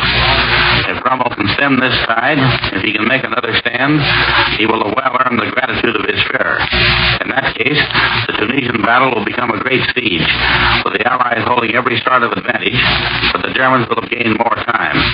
If, on the other hand, as is possible but by no means certain, Rommel has lost control of his forces, then it seems likely that within a very few days we shall see a great German disaster in Tunisia, and only the great fortress of Berserk will be left for systematic reduction by the methodical methods of siege warfare. General MacArthur reports from Australia that our bombers have made 3 trips over the Jap base at Wewak and its harbor area, shore installation, seaplane base, and airdrome. A 1,000-ton cargo ship was destroyed and 2 others damaged. Wewak is on New Guinea's northeastern coast, about 470 airline miles from our base at Port Moresby and 330 miles northwest of Lae. That's the latest news direct from Australia. For an analysis of the growing air power of the Japanese in that area, here in our New York studio is Columbia's correspondent William J. Dunn, who recently returned from the Southwest Pacific. Mr. Dunn. You've heard a lot of talk in the past few weeks concerning Japanese concentrations in the chain of islands which front Australia to the north. Increased shipping activity, movement of ground troops, and particularly increased air strength throughout this whole area. The news of the past few days from General McCarthy's headquarters and from Admiral Halsey's South Pacific area seem to leave little doubt that our Pacific enemies are making progress in the mechanical strengthening of those positions from which any further southward moves must be launched, or which must bear the brunt of any Allied attempt to move northward. Japanese planes, in ever-increasing numbers, have been reported in the Guadalcanal area, in New Britain, New Ireland, and in the Kandari section of the Dutch East Indies. George Morad, reporting to CBS World News from Australia, says the Japanese have succeeded in establishing a major air base at Wewak on the northern coast of New Guinea, a base which should prove a potent factor in Japan's defense of Lae Salamaua, or even Rabaul. Still, there is one point which should not be overlooked in considering the South Pacific picture. There has been nothing in the news of the past week to indicate that the quality of the Japanese air concentration is in any way proportionate to the numerical increase in planes. The 98-plane raid on our shipping in the Guadalcanal area last week can be said to have failed.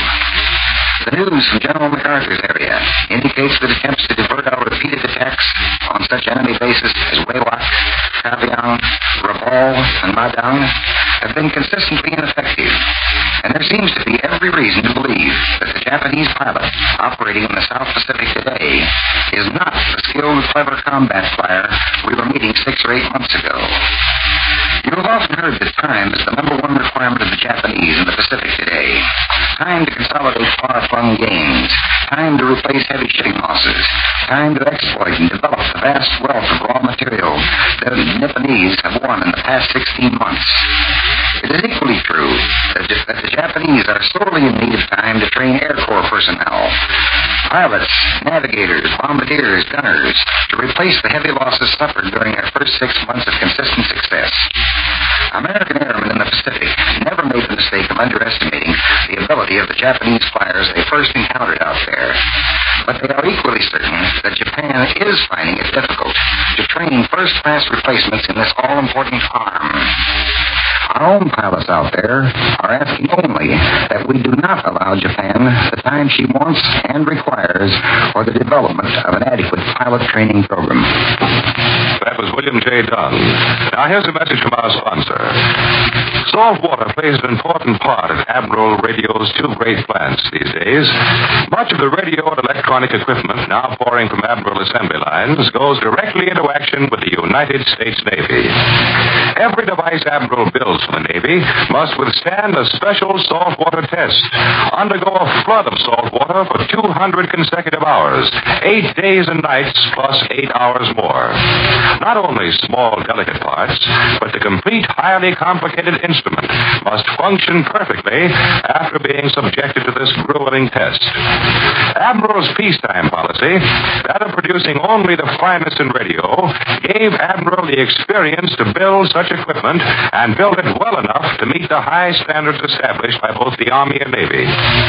Admiral's peacetime policy also won public confidence, with the result that Admiral became the world's largest manufacturer of radio phonograph combinations with automatic record changers. Now, Admiral is using this capacity and experience to serve America's fighting men, to build the radio and electronic equipment they need in coordinating their forces, directing their battles, and winning freedom for the world. The United States this week gives special recognition to the Boys Clubs of America. The Boys Club movement is taking an active part in the biggest job we have today, the winning of the war. More than 500,000 former members are serving in the Army and Navy. Another 250,000, all Boys Club members, are undergoing pre-military training and working as victory volunteers. Our hats are off to the Boys Clubs of America. World News Today is brought to you each Sunday at this hour by Continental Radio and Television Corporation, makers of Admiral Radio, America's Smart Set. This is the Columbia Broadcasting System. The WBBM Air Theater, Wrigley Building, Chicago. Well, hello. Come right in. Oh, George, we've got company.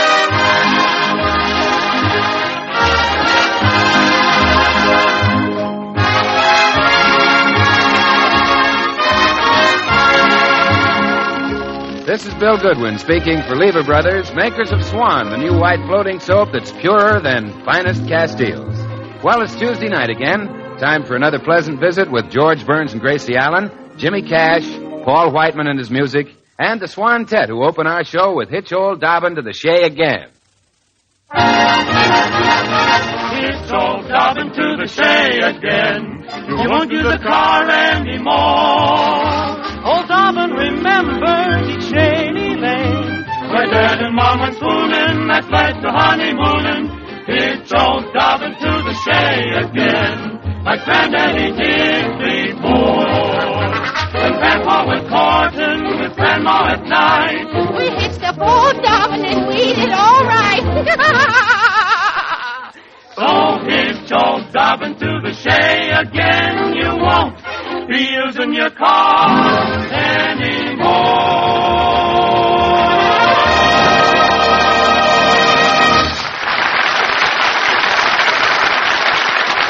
And now, meet the people who live in the Burns house. George and Gracie, here they are.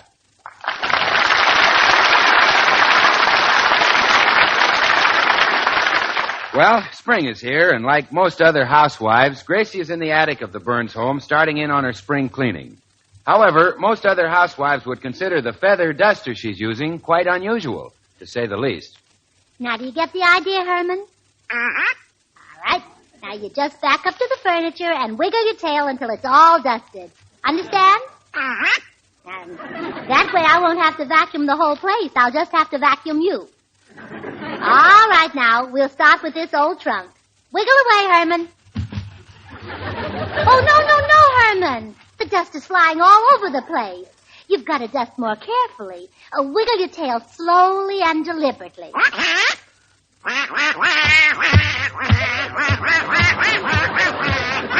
right, Herman, that's enough.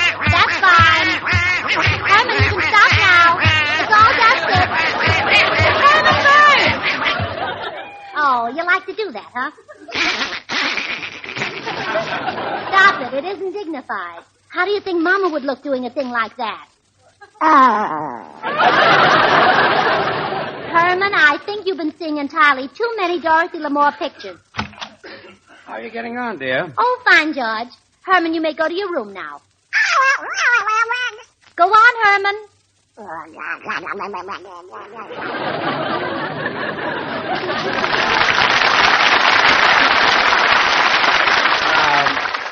What's with him? Oh, he's been wiggling his tail in a way no gentleman would dream of. Really? Well, he ought to be taught a lesson. Let's eat him. Oh, George. You shouldn't say that. Our little duck has been working his feathers to the bone. Oh, sure. Well, now that you're here, you can help me clean out this trunk. Gee, look at all this junk. What is it anyhow? Treasures from the garden of memory. Well, maybe we could weed the garden a little. Look, here's a big china doll. One you had when you were a kid, huh? No, that belonged to my brother Willie. Your brother Willie played with dolls? Oh, he wasn't a sissy, just bashful. He was afraid he wouldn't know what to do on a date with a girl, so he got a doll to practice with. Did it help him? No, not very much. On his first date with a girl, he turned her upside down to make her say mama.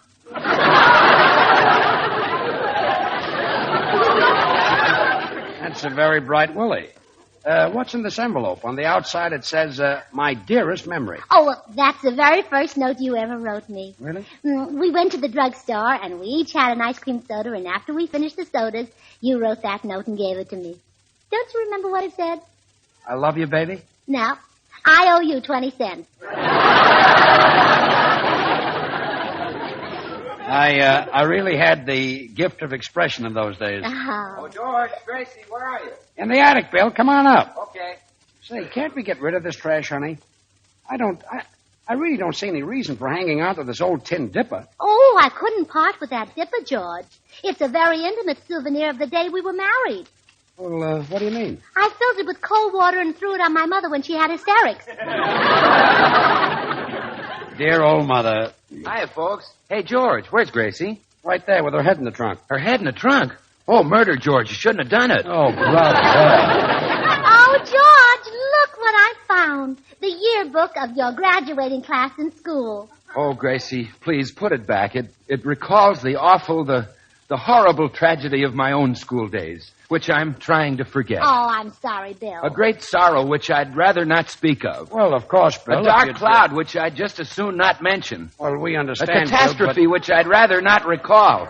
Well, Bill... A blight upon my childhood which I don't want to think of. Well, forget it. Forget it. All right, I'll tell you all about it. You see, when I went to school... Yes? Swan soap hadn't been invented. Oh, no. No. There was no such thing as Swan, the new white floating soap that's purer than finest Castiles, regular Suds and Wiz. Now, look, Bill. Thank goodness the children of today and their mothers can know the joy, the thrill, the ecstasy that comes from plunging their hands into a brimming dishpan and washing the dishes with Swan. Oh, and to know that those Swan Suds are so mild that they actually help protect your hands. Help keep them soft and lovely.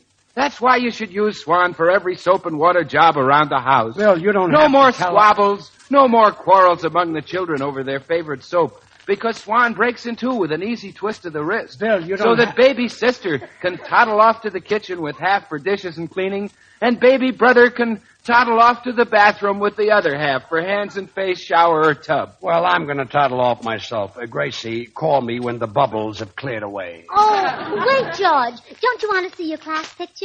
Show it to Bill. Yeah, let's see it, Gracie. Which one is George? Oh, Bill, it's easy to find. Just pick out the handsome, most intelligent-looking boy in the picture. Well, let's see. I'd say this kid right here. Correct. And that's George right in back of him.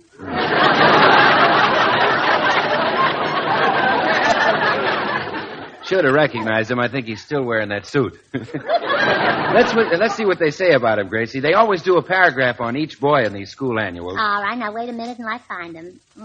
William Walsh, baseball team, 2 years. Alan Smith, basketball team, 3 years. Oh, here it is. George Burns, debating team, 1 debate. Well, read what it says. All right. George Burns, golden voice orator of our Golden debating... voiced? Well, maybe there is gold in George's voice. After all, they get gold from gravel. Go ahead, Gracie. George Burns, golden voice orator of our debating team, will undoubtedly become one of our finest lawyers after graduation. Lawyer? George a lawyer? Oh, they really missed the boat with that prophecy. Yes, they certainly... Hey, wait a minute. Was it their mistake or mine? What do you mean? Well, George should have been a lawyer, and I talked him into going into show business with me. I've wrecked his career. Oh, yeah? You don't know where I can get mine wrecked like that, do you? Oh, Bill, this is terrible. George was meant to be a lawyer. Why didn't I see it? All my friends did. They always said that George was no actor. Well, I agree with that, but don't worry about his legal career. Don't worry about it. Why, Bill, look at the years George has wasted. Years when he should have been standing before a jury, dressed in his long black plaintiff, while he convicted client after client. But Gracie... Bill, my duty is clear. I launched George on his legal career today. This terrible mistake would never have happened if I listened to my father. Your father? Yes, he told me time and time again to take George into court. Oh, I see.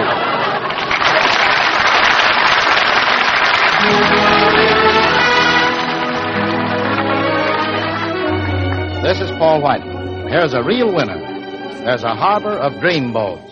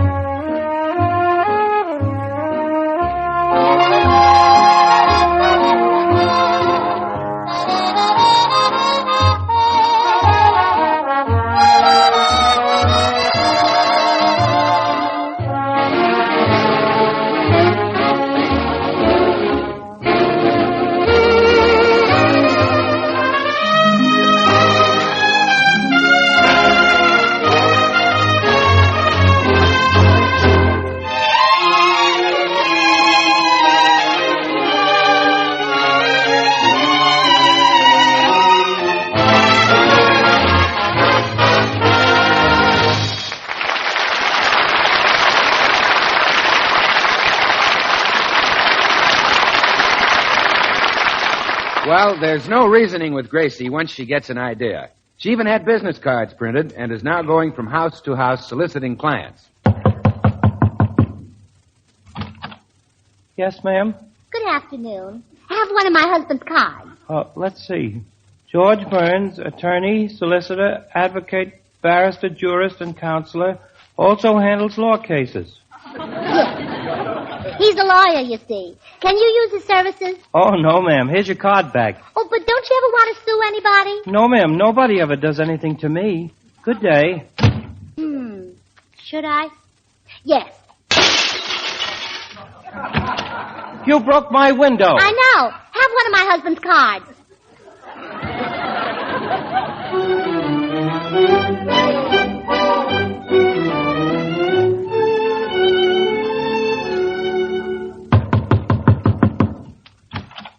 Yes. How do you do? Are you married? Yes. Would you like a divorce? No, I'm very happy. Oh, what a shame.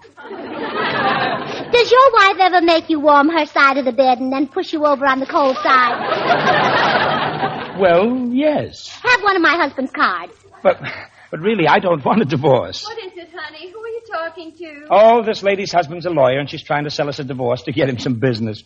Say, there's something screwy about this. Oh, what do you mean, baby? Well, people don't go from door to door peddling divorces. I've got a hunch your mother sent her here. Are you crazy? She wouldn't do a thing like that. Oh, no? That old biddy never did think I was good enough for you. Now, hold on, baby. You can't call my mother an old biddy. Yeah, hold on, baby. Don't get tough, honey. I'll say what I please. Don't get tough, honey. Why, you're not half the lady my mother is. Not even a quarter. Why, I'm worth 10 of her. 20 of her. Says you. Says him. Says me. Says her. Says you. Says me. Says both of you. You can pack up and get out of here. That suits me fine. My, isn't it lucky I happen to have my husband's cards with me? Here's one for you, baby, and one for you, honey.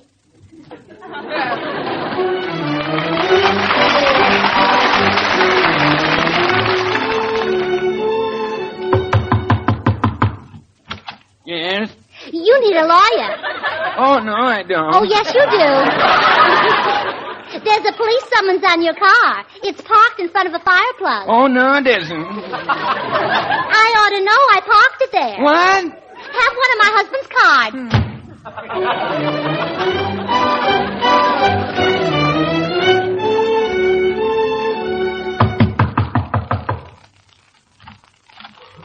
Yeah? Good afternoon. Do you need a lawyer? I'll say I do. Come inside, quick.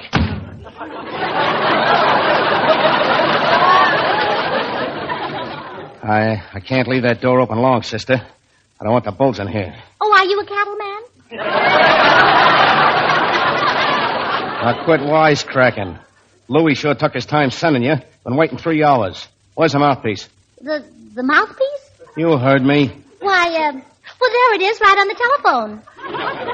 What are you doing, playing dumb? Oh, no, I'm not playing. And where's the lawyer? Where is the lawyer? Oh, the lawyer. Oh, he's home. He's an awfully good lawyer, too. His name is George Burns. Burns, huh? Must be a new one. Guess Louis had to shoot the old one. Had to shoot him? Why? He knew too much. Oh, well, you don't have to worry about that with George. Well, he better be good. I'm in plenty of trouble. I've been sitting on a pile of hot rocks. Oh, my goodness, have you tried Ungantine?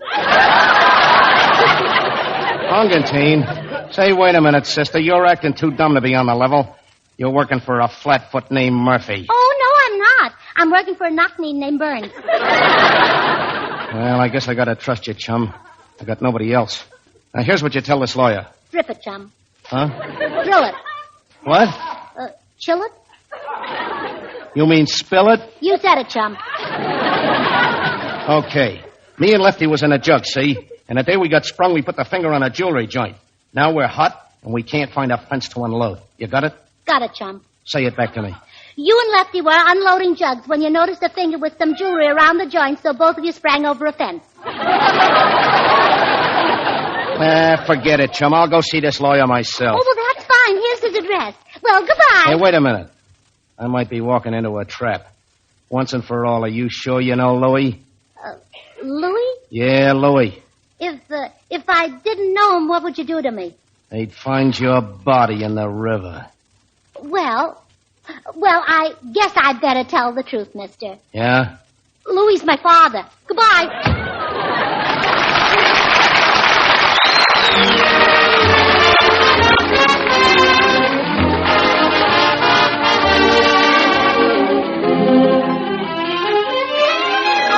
And now Jimmy Cash singing, I Never Mention Your Name.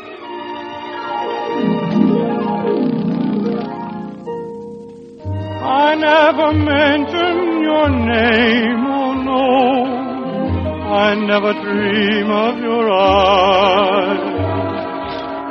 I never go where we used to go to hear the echo of your sighs. I never mention your name, oh no. I never ache for your kiss. I never turn all the lights down the shadows reminisce. I never wait by the fire, expecting you to call by 10. I never feel the slightest desire to hold you when it's light again. I never mention your name, oh no. I never know you're away, except for every minute of every hour of every night and day.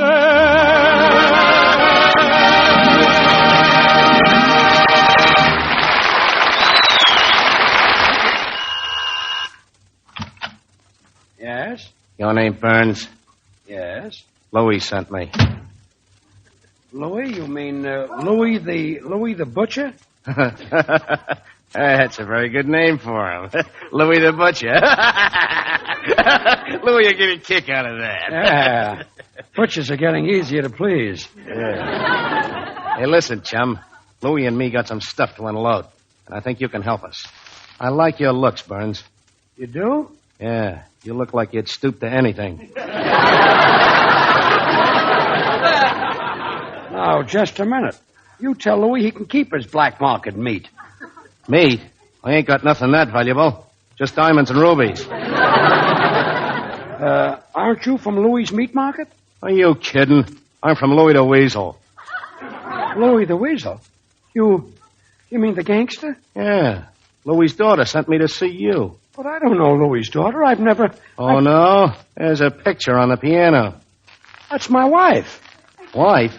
And your father-in-law must be the Weasel. The description fits my mother-in-law better. Now stop stalling. Now, look here. Hello, dear. Oh, I'm glad you two got together. Gracie, who is this man? What's going on? Well, your legal career started, George. This man is a client. You're supposed to lift his bail or tote his barge or something. Now, wait a minute. I can't help him. I'm no lawyer. Why, George Burns, you are, too. Look, will you two make up your minds? The DA is waiting to pin a rep on me. Well, you run along and have your fitting and come back later. Goodbye, screwballs. That's the trouble with being a crook. You have to meet the public. Gracie. Yes, dear? Will you explain to me why I've suddenly become a lawyer? Well, it said so in your high school yearbook. In the class prophecy, it said that you would undoubtedly become a brilliant attorney. Gracie, I'm doing all right. I don't want to be a lawyer. But think of the money you'd make. Those big lawyers can charge anything.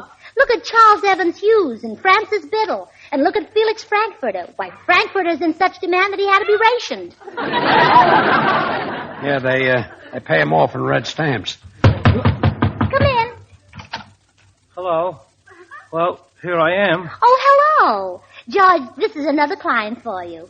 I broke his window and he's going to sue me. You didn't? Yes, I did. But I don't want to sue anybody. I just want $10 for my window. Well, here's your $10, mister. Thank you, sir. Oh, wait. Don't settle for $10. Let my husband handle your case.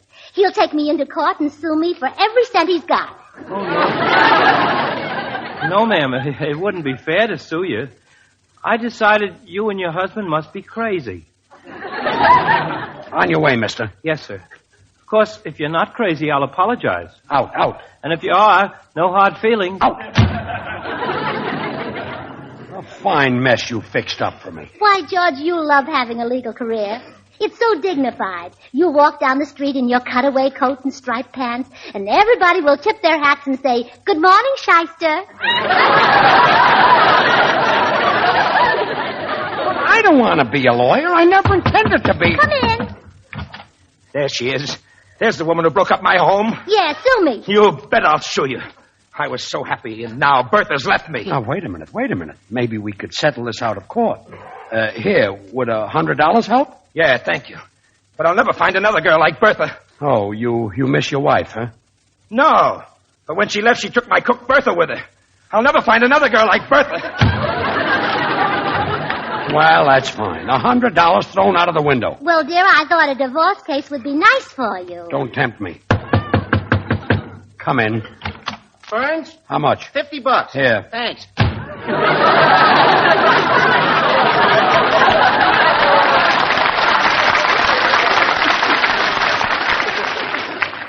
Well? I don't remember what I did to him. Oh. Say, George. How much? Oh, it's you, Bill. Yes. Oh, boy, am I in the clouds. Guess who I just saw walking down your street? Claudette Colbert. Really, Bill? How was she dressed? Oh, never mind, Gracie. I want to talk to you in the library For heaven's sake, George. Let me tell your wife how Claudette Colbert was dressed. Women are interested in those things. Yes. Well, she had on a cute little hat with shoes to match. My goodness, she'll freeze.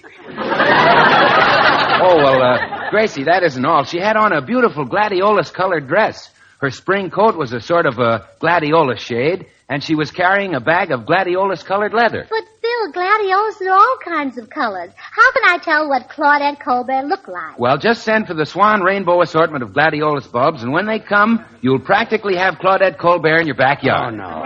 You see, these gladiolus bulbs are the kind florists use for their choicest cut flowers. They'll produce long, sturdy stalks, gleaming foliage, and spike after spike of big satiny blooms, with as many as 16 flowers to each stem. Some of them as large as 4 inches across. That's fine, Bill, The but Swan people will send this wonderful assortment of 8 gladiolus bulbs, including a special feature bulb called the Swan White, to anyone who sends in a wrapper from any size bar of Swan soap along with 10 cents to Gracie Allen, Box 7, New York City. We know. Now, Gracie. Allen, Box 7, New York City. Bill. Oh, here comes another one of Gracie's victims. Get rid of her, Bill. Okay. And you come with me, Gracie. We've got some talking to do. Why, Claudette Colbert.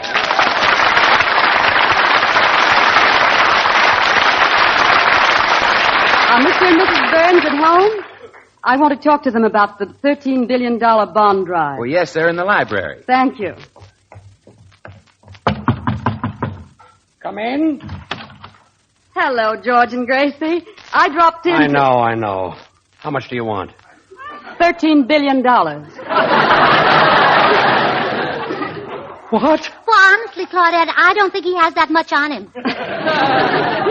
I don't want it from him personally. I want to enlist your help in the second war loan drive. Oh. Well, how can we help? By passing on a message to the people you entertain. Remind them that it's nice to be entertained. Nice to be able to listen to what they please. Nice to think what they please. And to know that when the doorbell rings, it isn't the secret police. Nice to be free instead of slaves under a dictator. You bet it's nice. Tell them what France and Greece and Poland have learned. That defeat means torture, starvation, and death. Tell them that the second war loan needs $13 billion to start putting an end to the world's suffering. Yes, we'll tell them. And ask them how much they can give. Don't say, give till it hurts, because it hurts no one to invest in their future happiness and the future happiness of their children. Just ask them how much they can give to endow themselves with freedom forever. You can count on us, Claudette. Oh, we'll do everything we can. I know you will. Thank you, and goodbye.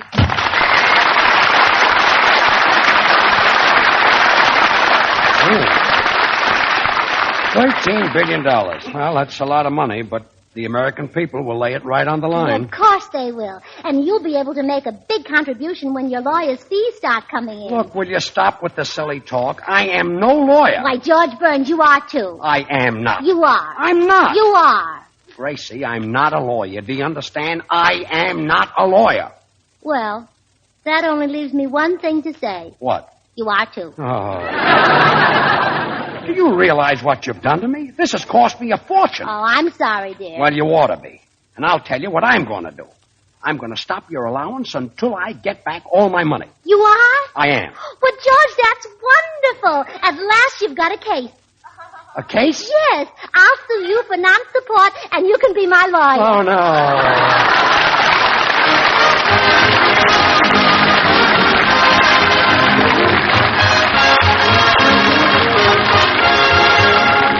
George and Gracie will be right back. Meanwhile, lots of families are finding that under wartime restrictions, life has to be a lot simpler. Well, one of the things that helps is Swan soap. Swan does every soap and water job. It's purer than finest Castile soaps, and it suds like 60, even in hard water. It's grand for your shower or tub, for your face or hands, for baby, and for dishes or light laundry. And by the way, don't forget that Swan Glad offer. 8 rainbow Glad bulbs, including a separately wrapped feature bulb of purest white color. The amazing Swan White Glad. You get them all for a Swan wrapper and only 10 cents in coin. Send now to Gracie Allen, Box 7, New York City. Now remember, that's Gracie Allen, Box 7, New York City. And now here are George and Gracie. Well, I guess you're right, George. But I did want you to be a lawyer so I could come to your office and read those beautiful verses in your law book. Verses in law books? Sure. Smith versus Jones, Jones versus Smith, Jones versus Jones.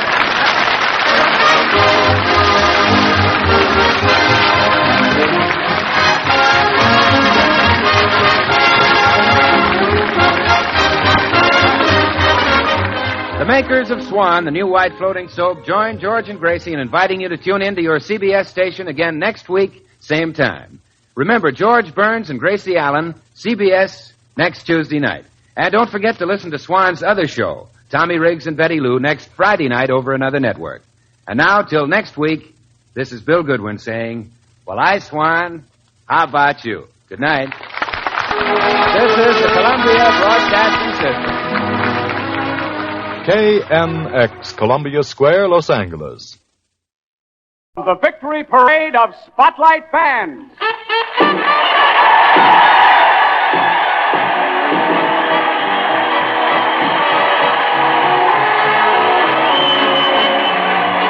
Tonight, tomorrow night, and every night, Monday through Saturday, the Coca-Cola Company sends the greatest bands in the land to entertain the soldiers, the sailors, the Marines, the Coast Guardsmen, and war workers.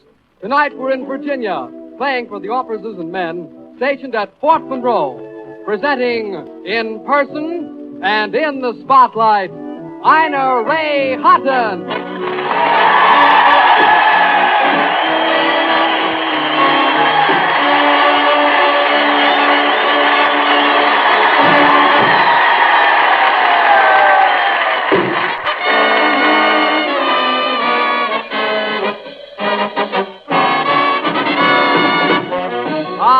The victory parade of Spotlight Bands likes the Army. The Army likes the music by Ina Ray Hutton, playing to her third full house this evening at Fort Monroe, Virginia. She leads off with Hallelujah!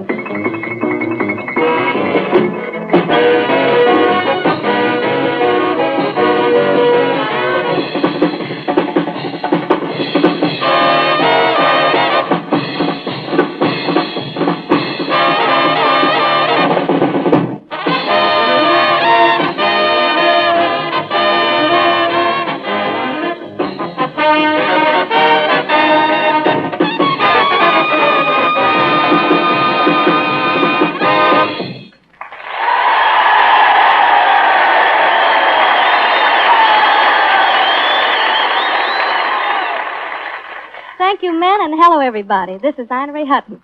If I were half as good at speech making as we want to be at music making, I'd be able to tell you how much we want to please these Army boys at Fort Monroe. Anyway, I know we can make better music than speeches. So I'm going to stop talking and get back to playing. And this time, I'd like to sing Cabin in the Sky.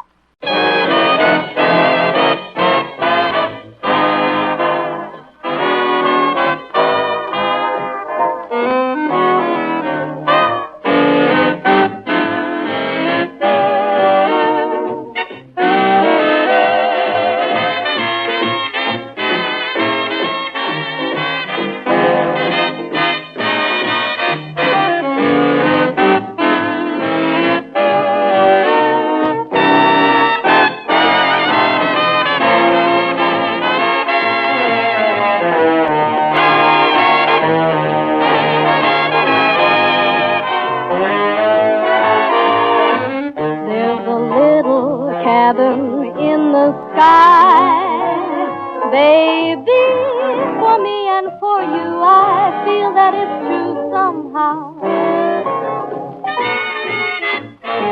Can't you see that cabin in the sky?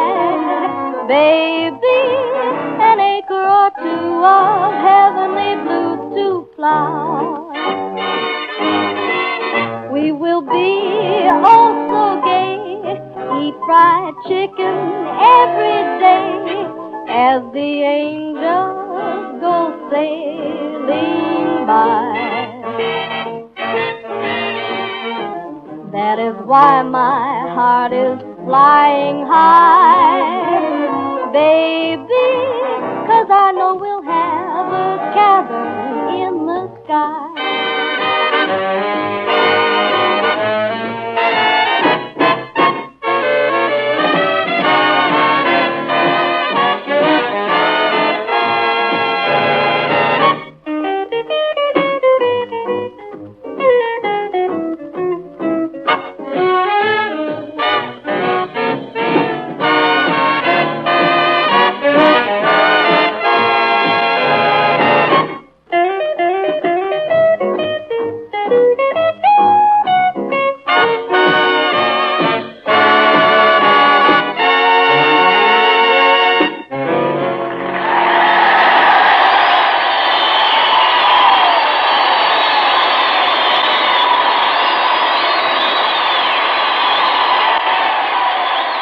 And here's the Spotlight vocal by Stuart Foster, backed up in anything he sings by the Ina Ray Hutton Spotlight Band. And the anything he's chosen to sing us this evening is You'd Be So Nice to Come Home To.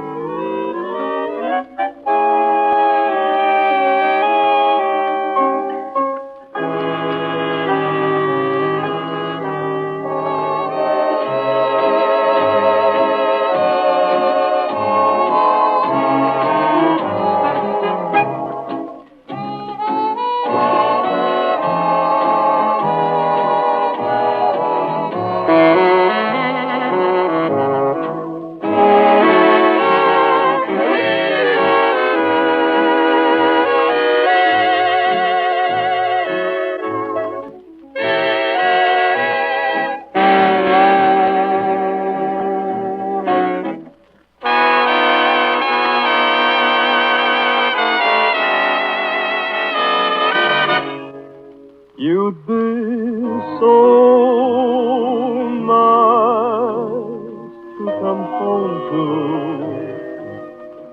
You'd be so nice by the fire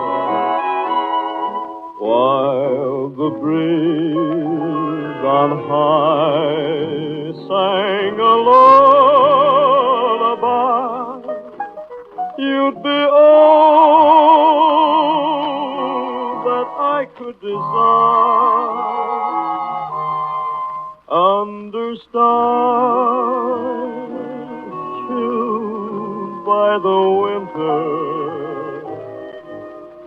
under an August moon burning above. You'd be so nice, you'd be paradise to come home to and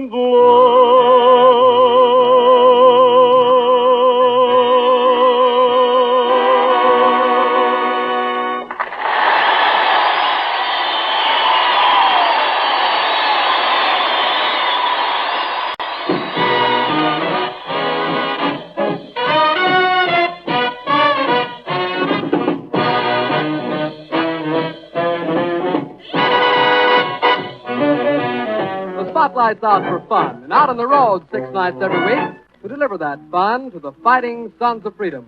Tonight we've set up for the boys at Fort Monroe, Virginia. The Army is our audience. Ina Ray Hutton is our Spotlight band. And Ina herself is about to cross voices with Stuart Foster in a little musical duel of a duet titled Angry.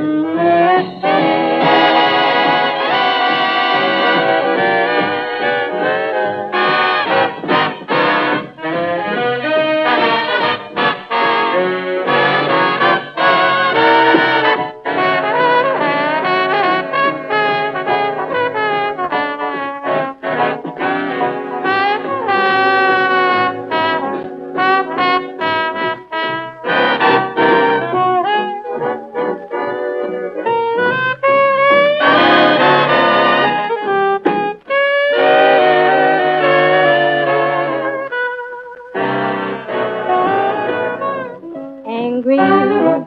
Please don't be angry, 'cause I was only teasing you.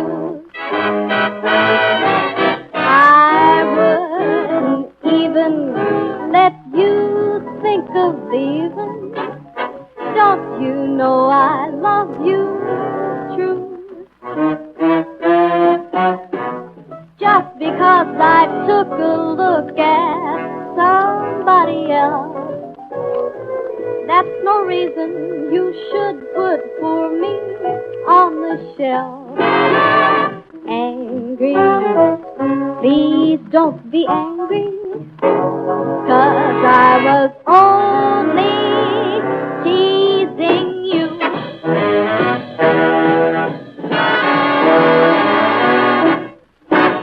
Angry. What's the reason? Please don't be angry, I'm not waving. 'cause I was only teasing you. Stop! Help! You're breaking my heart. Say somebody's lying. If they say I'm trying to step around with someone new. Don't believe a thing you hear, just wait till the sun shines, Ellie. Then you'll find no cause to show you're jealous of me. We three. Angry. You're mean to me. Please don't be angry. Baby, you know that it was only make-believe.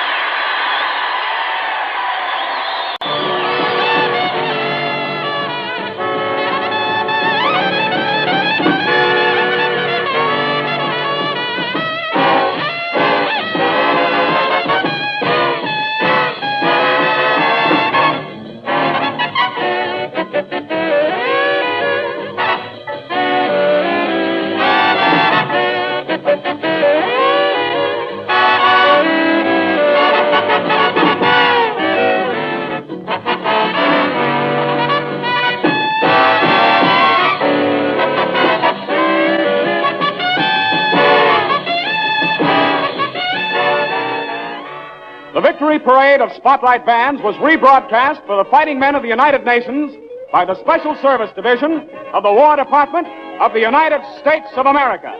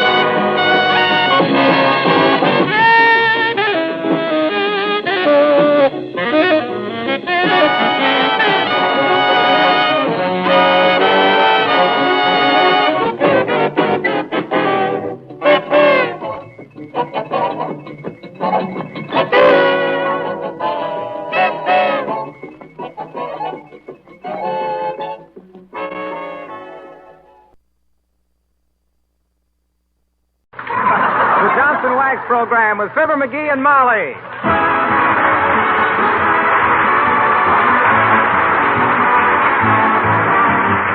Presenting Fibber, McGee, and Molly in their first program of their 9th year for the makers of Johnson's Wax and Johnson's Self-Polishing Glow Coat. Written by Don Quinn with music by the King's Men and Billy Mills Orchestra.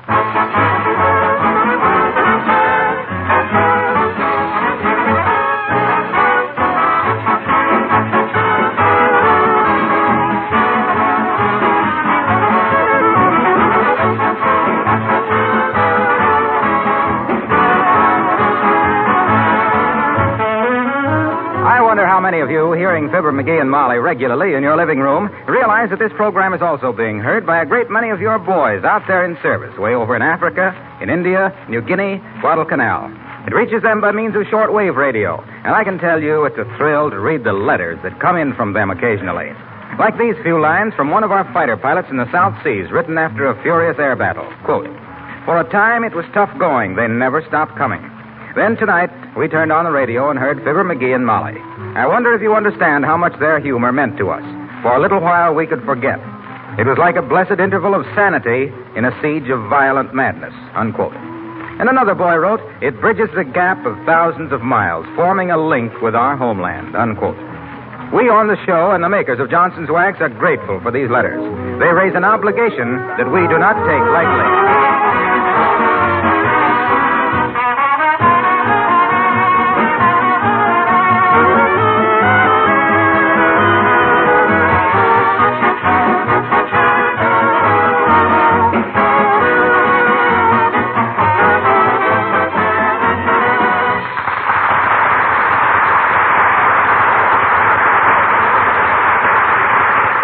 I bet you if you had an uncle who was a historical character, and he was going to be glorified on a radio program in exactly 11 and a half minutes, I bet you'd be pretty excited, too.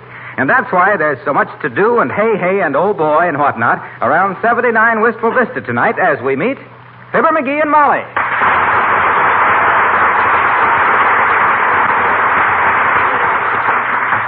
What time is it, Molly? What time is it? Oh, we have 10 minutes yet, McGee. Sit down, calm yourself. Well, gee whiz. Heavenly days, it's only a radio program. Yeah, but gee whiz. It's going to be all about Uncle Sycamore, who fought in the Indian Wars and got scalped and was a hero and knew Kit Carson and Buffalo Bill as well as I know you. Better, even. How could he know them better? Well, you're still a mystery to me. Oh. How you can make our ration points come out even every month has got me baffled. What time's it now? What time is It's still 9 minutes before the program, and stop biting your nails. Well, gee whiz. Hadn't you better turn on the radio and let it warm up? I don't dare. I worked all day getting it fixed again, and I don't want to turn it on before I have to. What time's it now? Oh, what time's calm yourself. Huh? Calm yourself. You're as jumpy as a 1912 movie. What did your Uncle Sycamore ever do that he was such a hero? What do you mean, what did he do? Why, he was one of the greatest characters ever knew in the Wild West. I ever tell you about the time he won 14 buffalo hides, a barrel of corn meal, and a mule from Kitty Carson in a wrestling match? You mean Kit Carson. This was Kitty Carson, Kit's sister. My Uncle Sick? Hey, what time's it, Molly? We have 7 minutes yet before the program. Oh, gee whiz. Incidentally, McGee, where is your Uncle Sycamore now? Last I heard of him, he was trying to get into the Marines. The Marines? Yeah. Why, your uncle must be 90 years old by now. Yeah, that's why he picked the Marines. He read someplace they were the oldest branch of the service. Oh. Hey, I guess I can turn on the radio now, Yes, huh? go ahead. Anything to keep you from hopping around like a cricket on a hot sidewalk. Well, And I hope this radio will work. Huh? We can't use the car radio in emergencies anymore, you know. Why not? No car. Oh. Let's see now. Station WVJK. That's 567 on the dial, isn't Well, it was before you fixed it. Heaven only knows where it is now. Well, Don't you know it's illegal to change the wavelength of a station without the government's permission? it is? Oh, my gosh. Don't tell anybody, then. I don't want to... Hey, it's almost time for the program. Listen. There. I think that new tube I put in is going to work swell. I didn't know you could buy new radio tubes. I took one out of the sun lamp. It was just as good... This is station WVJK, the happy station. Oh. The following program was given earlier today and transcribed for presentation at this more convenient time because the man who runs the turntable at the studio found some worms in his victory garden and had to go fishing. Stand by, please. Come on, Molly, over here by the radio. What for? I'm comfortable sitting right here. You heard him telling us to stand by, didn't you?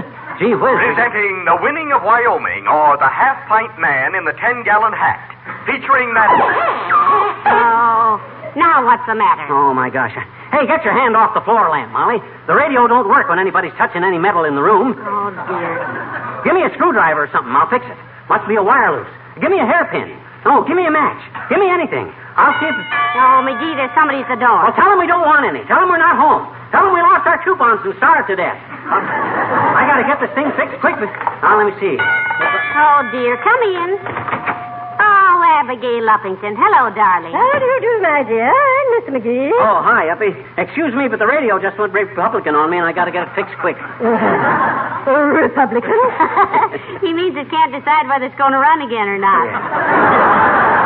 What's on your mind, Abigail, dear? Well, I read in the Wistful Vista Gazette, my dear, that there was going to be a radio program tonight about Mr. McGee's Uncle Sycamore McGee. I just wanted to tell you to listen. Oh, how could we hear anything anyway with people ringing our doorbell all night long? Why? I never saw it fail. You try to hear something special on the radio, and what happens? Everything. That's what happens. McGee, mind your manners. Oh, He's a little excited about his Uncle Sycamore on the radio, Abigail. Oh, then you knew about the program tonight. Oh, indeed we did. We've been waiting all day to hear it. Look, will you two chatterfaces pipe down a minute? You got me as nervous as a twitch. Just about had this thing working. All right, McGee. Look, Abigail, won't you sit down here and listen to the program with us? Oh, no, thank you, my dear. It's a Wild West sort of thing, I believe, and I simply can't stand all the shooting. My first husband was shot, you know. Oh, really? Yes, practically all the time.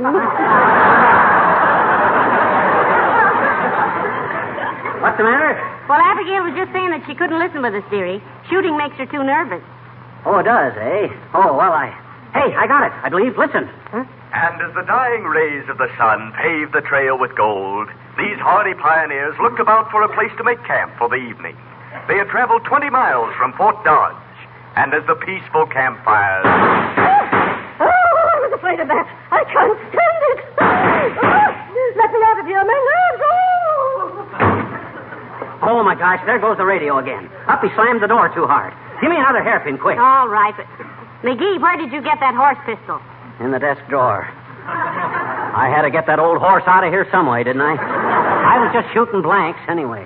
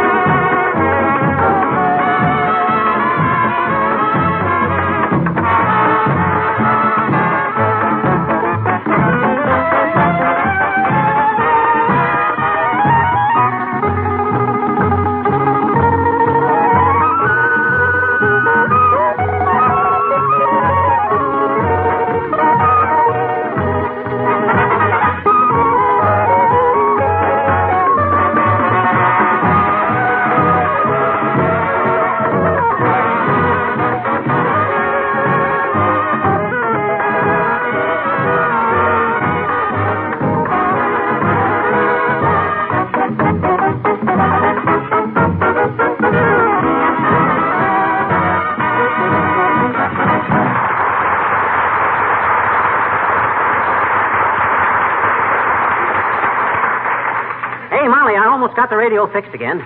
How much of the program have we lost? Only 3 or 4 minutes, McGee. Uh-huh. But even that is disheartening. Yeah.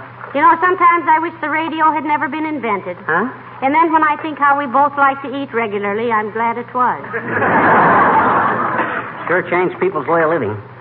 Was a time when everybody used to gather around the piano and sing the old songs. Now they gather around the radio and sneer at the new ones. Oh, here we are. On and on into the beckoning west rumbled the covered wagons. On and on into the promised land of golden grain and grains of gold marched the hardy Argonauts. What's an Argonaut? Search me, lady. I just read what they give me. Oh. Suddenly the wagon train is halted. Indians. A shot is heard.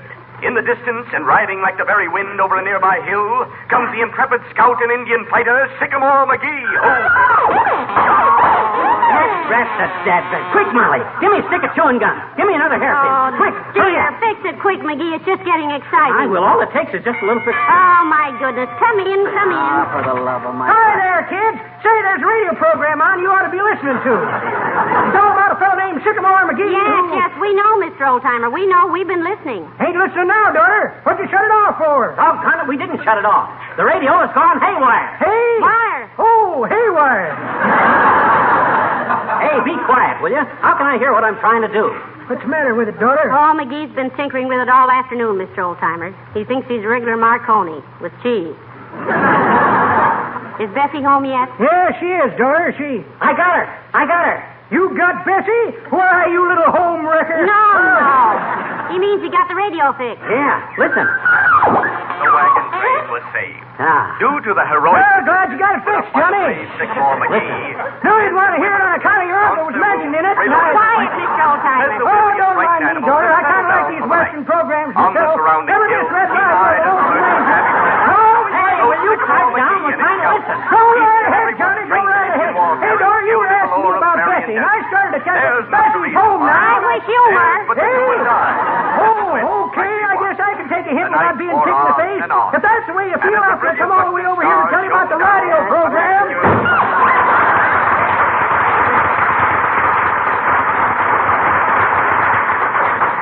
McGee slammed the door so hard he threw the radio off again. That doddering old walnut puss. I'd like to tear his head off and throw it in his face. Give me another hairpin, quick. Here, take them all. I'll run up and put on a shower cap.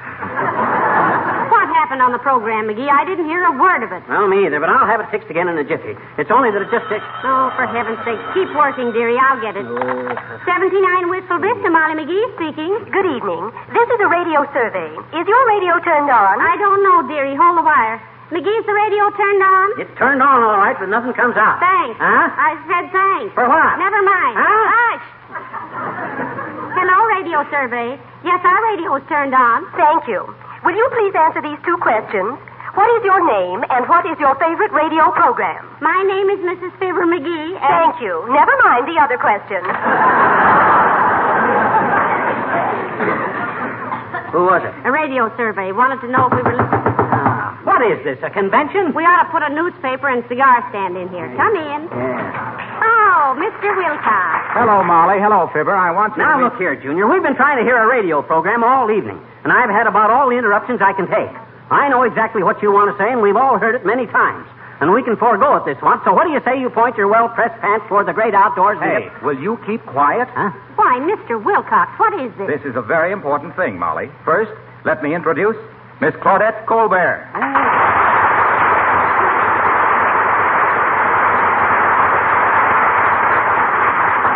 Miss Colbert, Mrs. McGee, and Mr. McGee. Oh, how do you do, I'm sure. How do you do? Oh, hi, sis. Now, look, I don't want to be rude, but I'm trying... Hey, will you be quiet a minute, Fibber?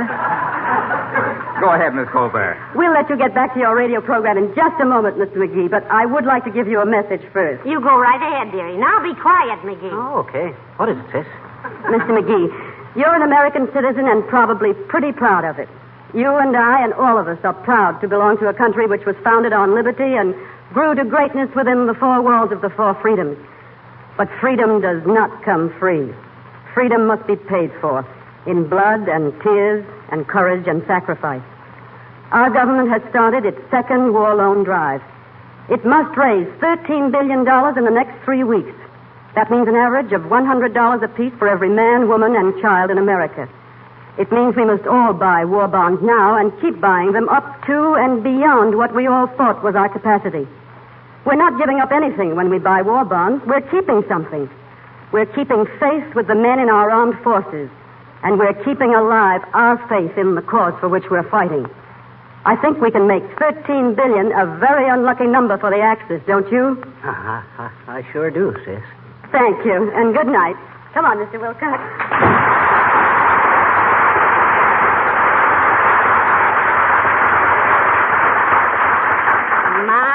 Isn't she a pretty thing, McGee? Yeah, say, I've seen her around someplace. You see that new kid that works at Kramer's drugstore? McGee, that was Claudette Colbert, the movie star. I thought I'd seen her face around somewhere. What? Claudette Colbert? Sure. Oh, my gosh, and here I was. Oh, gee whiz, call her back. Hey, Wilcox! Hey, Junior! You see? That's what you get for never listening to introductions, McGee. Well, gee whiz, if Wilcox hadn't mumbled his words, I might... Hey, the radio. We're missing the program. Now, listen, don't get so jittery, McGee. We haven't missed but a minute or two. Hey, I got it again, I think. Listen. And there lay Sycamore McGee with a bullet in his chest. Heavenly days, they got Uncle Sycamore. Why, they couldn't have. He had 8 kids after that. There was sadness around the campfires that night. Sycamore McGee, the great scout and daring leader, was dying. Oh, sure. The bells in the ancient churchyard of the settlement were softly tolling. Lousy sound effect. Sounds like our doorbell. It was our doorbell. Huh? It is? Oh, hey, the radio is off again. The doorbell must have short-circuited. Oh, shucks. Short-circuited. That's what I said. Oh, dear. Come in. Hi, mister. Hi, Miss McGee. Oh, it's you. Sure. Hey, mister, can I please listen to Win a Fin with Uncle Win on your radio? Can I please, mister, can I? No, you can't, sis. I'm sorry. Our radio's not working right now, little girl, and anyway, we're trying to hear a program ourselves. Yeah, so run along, sis. Hey, where's the glue, Molly? Oh, never mind. I got some Scotch tape. Go on, sis. Now, don't bother me. I got trouble. Well, gee, mister, I gotta listen to Win a Fin with Uncle Win on account of I sent him a dandy question, and if he uses it, he's going to send me an encyclopedium, and if I get one, I'll let you write on it. Let me write on what? My encyclopedium when I get it. Look, little girl, an encyclopedia is a book. Yeah, you're thinking of a velocitude. Velocipede, McGee. Go on. Velocipede is a bug with 100 legs. No, that's a centipede, I betcha. Centipede, my clavicle. Centipede means temperature. Fahrenheit and centipede. No, dearie, that's centigrade. Well, then what's a velocitude? Gee, I don't know, mister. Well, what do you want to win something if you don't even know what it is? That's ridiculous. Now beat it, sis. We're trying to hear a program. We're not bothering you, McGee. Go ahead and fix the radio. What was the question you sent in, little girl? Well, it was a poodle, Miss McGee. Oh, what? A poodle. You know, that's a riddle you can't get through your noodle. Oh. It was, why was Gone with the Wind so popular? Oh, all right. Well, why was it? Tell us some scram. Because Gone with the Wind was Southern, and Southern is a movie actress, and actresses make up, and you can't make up unless you're mad at somebody, and somebody's anybody, and that includes you, and you is a letter, and a letter needs a stamp, and a stamp is red, and so is the Red Cross, and the Red Cross has a lot of ladies, and the ladies are all knitting afghans, and boy, that's some yarn, and so is Gone with the Wind.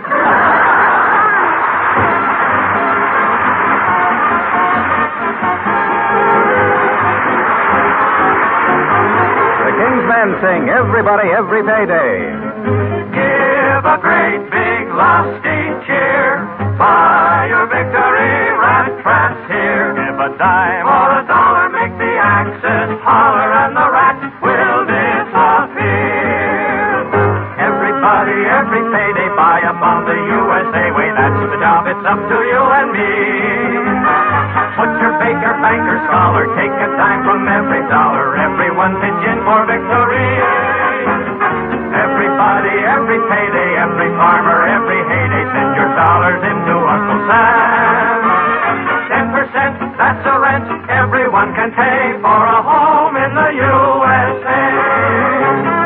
In this corner, Uncle Sam, 130 million strong. If we all pitch in to help him win, brother, we can't go wrong.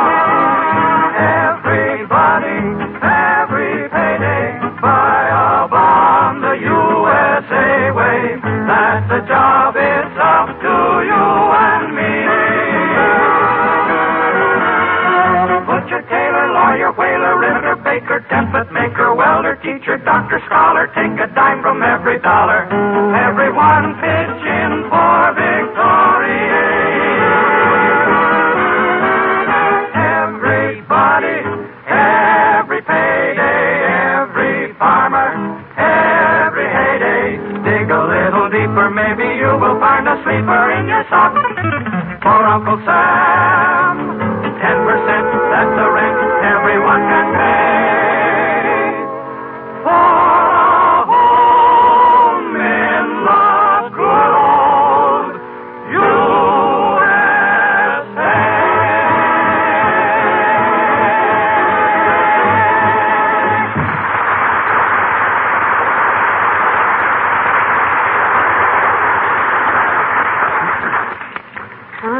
you don't get that radio fixed again pretty quick, McGee, it won't be any use. The program will be over. I know. I'm working as fast as I can. Now, let me see. The peanut tube goes on the left of the static illuminator. Ah, here we are, Mike. Vaulting into the saddle, Sycamore McGee rode again. I thought he was dying. Yeah. Uncle Sycamore always was an easy bruise, but a quick heal. As the thunder of his hoofs died away in the distance, a sinister bronze face, beady-eyed and cruel, peered through a thicket at the pioneer children playing poker for arrowheads among the wagons.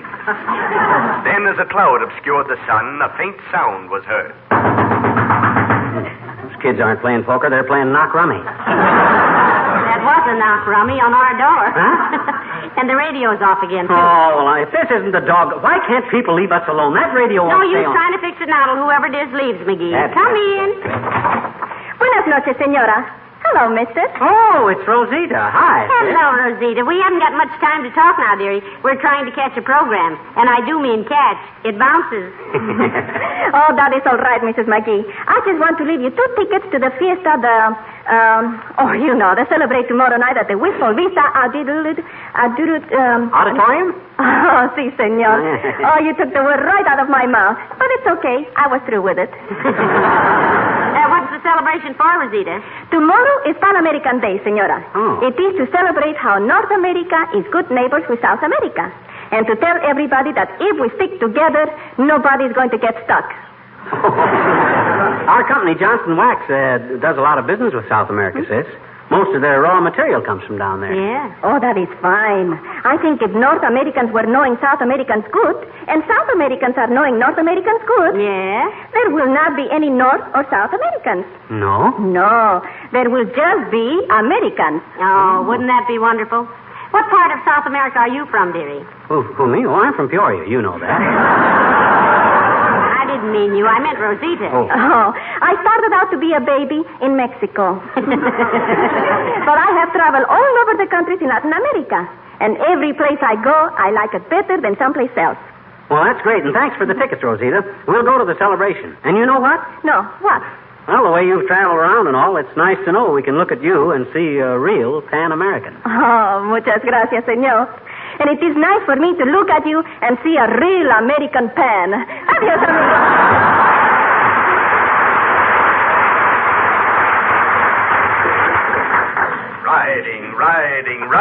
Riding into the purple Listen, McGee, the door slammed, knocked the radio on the again. tense moment as Sycamore McGee, the last of the great plainsmen, thundered into the Indian encampment.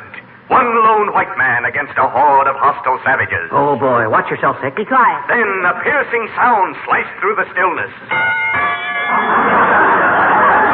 You certainly fixed that radio, McGee. Dear. Stops every time the doorbell rings or door slams or anybody touches the floor lamp or the wind blows from the east. Well, it'd be all right if people would leave us alone. Give me another hairpin. All right, here. Come in. Oh, hello, Mr. Wimple. Hello, Mrs. McGee. Hello, Mr. McGee. Hi, Wimp. Excuse me while I work on this doggone radio. Oh, I hope you get it fixed, Mr. McGee. There's a program on about your uncle, Sycamore McGee, and I came over to tell you... Yes, we know, Mr. Wimple. We've been trying to listen to it. Were you listening to it yourself? Oh, no, Mrs. McGee. I don't like to be near the radio at this time of the evening. The bedtime stories are always on, and Sweetie Face likes to curl up in my lap and listen to them. Curl up in your lap? I thought she weighed about 180. 185, Mr. McGee. But she's still just a little girl at heart. Oh, is she really? Yes. You should see her take me by one hand and one foot and use me for a skipping rope. Mr. Wimple, I think your wife is a pretty cruel woman. Please, Mrs. McGee, you are speaking of the woman I... Love? Well, that's a pretty strong term, Mr. McGee. Let's say that I admire her, and I really do. She has some wonderful qualities, she says. You know, one of these days you're going to get fed up with all that mistreatment, Mr. Wimple, and I shudder to think what will happen then. I got even with her yesterday, Mrs. McGee. I had about all I could stand. So when Sweetie Face was sitting out in the backyard, I sneaked in the house and got my big jackknife. Oh. Yes, and I held it behind my back and tippy-toed out in the yard. Yes. And then I sat down close to Sweetie's feet. Oh, boy, oh, boy, oh, boy. And you know what I did? I beat her 4 games of Mumbledy Peg. Oh, dear, I'm glad you didn't... Hey, be quiet. I got the radio going again. Listen. And that concludes the saga of the winning of Wyoming. Oh. But as a special surprise for our listeners, we have in the studio with us the hero of these great exploits, that hardy old plainsman and Indian fighter himself, Sycamore McGee. Heavenly days, McGee. They've got Uncle Sycamore himself down there. Quiet. We're going to ask Uncle Sycamore, as we call him, to say a few words to the radio audience. I think, Mr. McGee, if you move this floor lamp a little closer to the... No. Don't touch the floor lamp,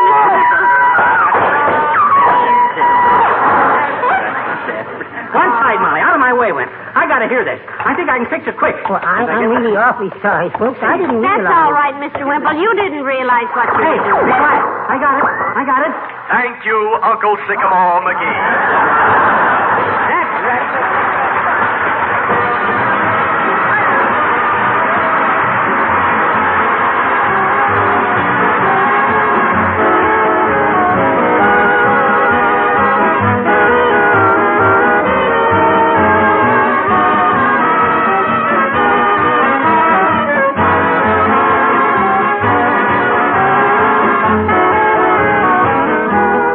When you bought your kitchen linoleum, you probably gave very serious consideration to its colors. As a matter of fact, those bright linoleum colors are important in making your kitchen a pleasant room to work in, and you do spend a good many hours there. So it pays to keep those colors fresh and bright. Keep the linoleum from getting that faded-out, gloomy look. Yes, the same Johnson self-polishing glow coat that protects your linoleum surfaces, makes them wear so much longer, also protects the colors, keeps them bright and new-looking for many years. And don't forget that one of the main advantages of Johnson's Glow Coat is that it needs no rubbing or buffing. Saves you many hours of work. That's why on the label it reads Johnson's Self-Polishing Glow Coat.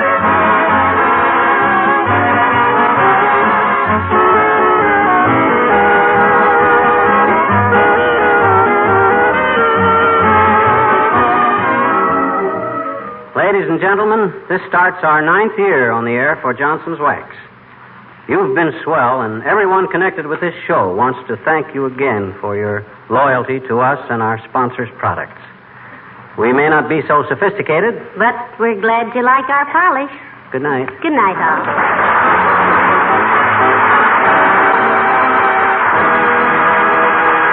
The characters of the old-timer and Wallace Wimple heard on this program were played by Bill Thompson. This is Harlow Wilcox, speaking for the makers of Johnston Wax Finishes for Home and Industry, inviting you all to be with us again next Tuesday night. Good night. This program has reached you from Hollywood. This is the National Broadcasting Company.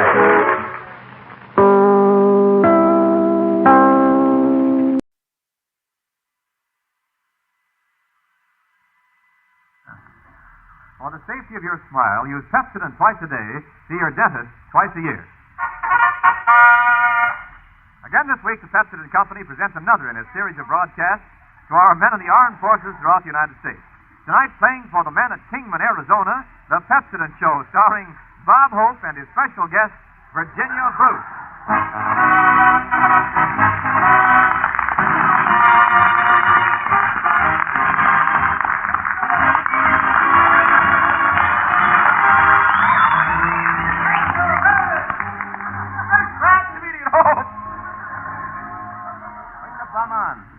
How do you do, ladies and gentlemen? This is Bob, Gunnery School Hope, telling you soldiers that whether you like to eat chickens or partridges, if you use Pepsodent, you'll never bite into them with blank cartridges.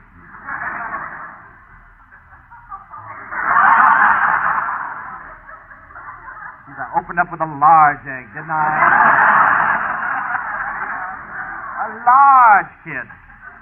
Or, this is Bob Kingman, Arizona Army Air Corps Gunnery School Hope, telling you Air Corps gunners to use Pepsodent by heck, and though you may never hit the bullseye, you'll always make the chickens peck.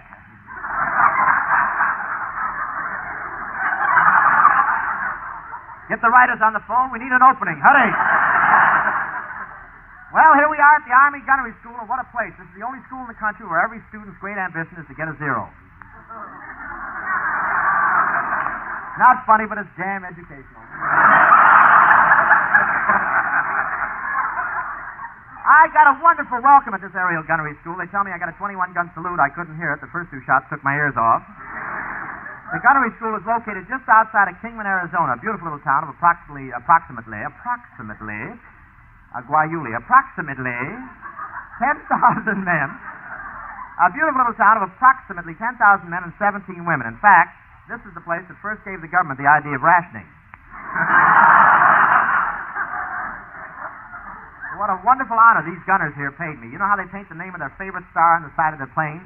Well, when I arrived, they sent me for the paint. And this desert air is really wonderful. After breathing it for a week, one private even talked back to a sergeant. He's still breathing it, but just barely.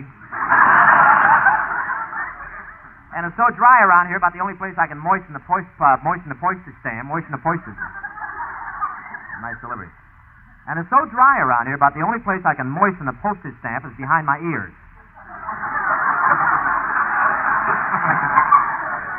It's so dry, when a private and a superior officer meet, they have to oil each other's elbows before they can salute.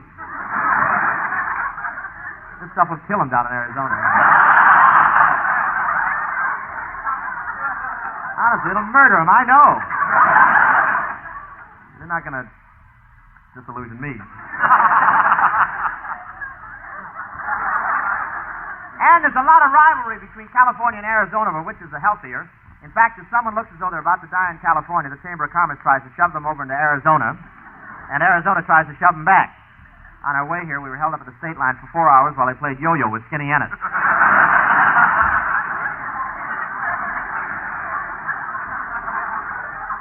The nearest girls are in Needles, 40 miles away. That's quite a trip, but these soldiers say it's worth it to see those pins and needles.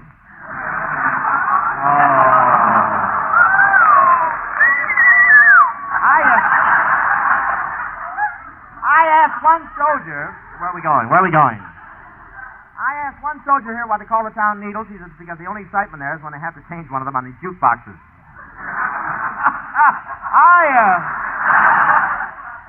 But that Needles is really a town. They should have left it in the haystack. They don't see many. They don't see many girls out here. In fact, this is the only camp in the world where they look at Esquire through a Norden bomb sight. Don't want it, huh? It's really lonesome country around here. In fact, it's so lonesome every time a soldier goes AWL, just to punish him, they make him go AWL again.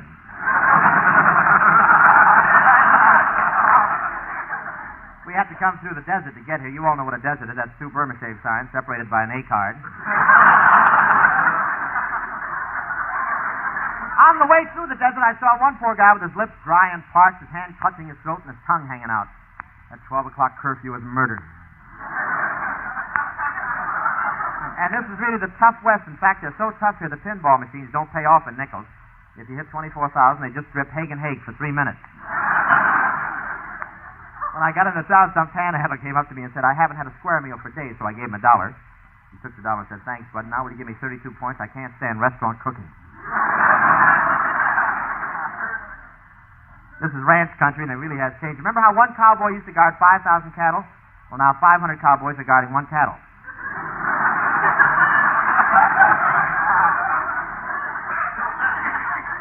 You're slow tonight, but you're pleasant. And there's a lot of copper mines around here. In fact, it's the greatest copper-producing center in America, next to Ireland. I was talking to one of the soldiers here about all the copper mines, and I said, tell me, do they have any big smelters around here? And he looked at me and said, well, they do now. And this camp is very modern. They don't call it KP here. They call it the Idaho Burlesque Show. The Idaho Burlesque Show. You do a strip tease with potatoes. These soldiers spend about 14 weeks here, and at the end of that time, they certainly know how to shoot. I discovered that as one of them rolled a 7, and I handed them my pants. But they were very nice to me. They took me up on a plane to watch gunnery practice. It was very nice, but I'd like to catch the guy who painted swastikas on the wings. This aerial gunnery is very interesting. I haven't seen any aerial gunnery since those days in vaudeville when they used to strafe me from the second balcony.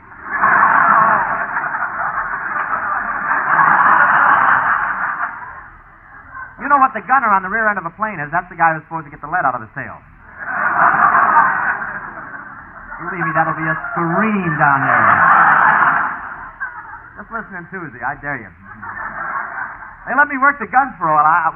They let me work the guns for a while. Yes, they did. They let me work them for a while. Now, let me work the gun through. I wouldn't say my aim is bad, but it's the first time in aviation history anyone ever shot his own plane down. And these gunners are all expert marksmen. In fact, there's so many sharpshooters here. This is the only camp in the country where the MPs wear their armbands on the inside. We watched them practice with tracer bullets. They're those bullets that are lit up so you can see where they're going at night, like W.C. Fields on his way home from a tavern.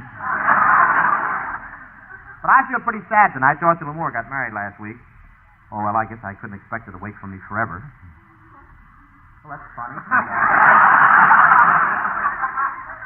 She married an aviator, which is just another example of the Air Force taking a strongly fortified objective.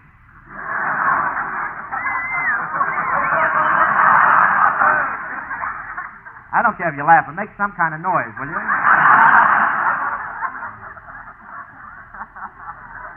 Throw your hats up, just so I know you're there. That's all I want to know. Imagine Dorothy Lamour getting married. You know what that means. Crosby and I'll have to go back to work now.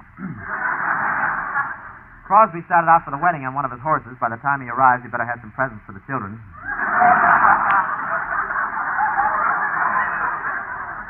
Dottie's husband is a captain in the Air Force, and I think he got just a trifle nervous. Instead of saying, "I do," he yelled, "Contact."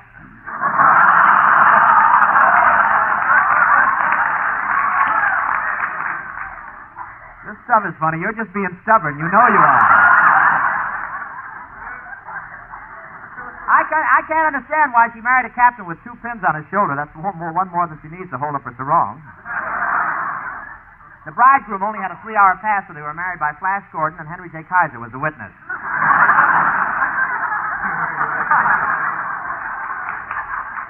If this stuff goes this well with you, imagine what it'll do Tuesday, huh? We'll kill him. I know. We'll murder him. What do you think, fellas? I guess so. I've been in so many pictures with Dorothy that when the minister said to the groom, "Do you take this woman?" I said, "I do." See, the groom had a great sense of humor because he just laughed and laughed as he kept stamping on my face. The bride was beautifully dressed. She wore a sarong with a beautiful corsage safety pin. You know, the pin that held Dorothy's sarong is now in the Smithsonian Institute. There's a sign under the pin that says, "Never before has so much depended so long on so little."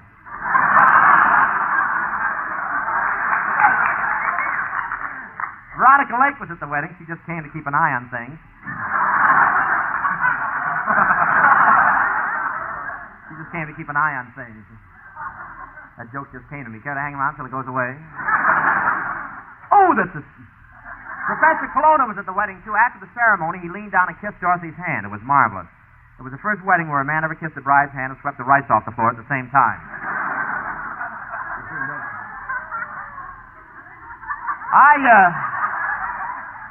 I gave them a nice wedding present, a beautiful set of silverware from the last camp I played at, and some corny guy with a falsetto voice and dressed in a wedding gown came running out and yelled, "I'm Dorothy Lamour," and the crowd started throwing old shoes. They found out he was a fake and started chasing him, but I got away with 6 pair anyway. I need shoes because this week we leave on a tour. Our first stop is here in Arizona, then we go to Texas and New Orleans and Florida, and we'll keep right on traveling till we find meat somewhere.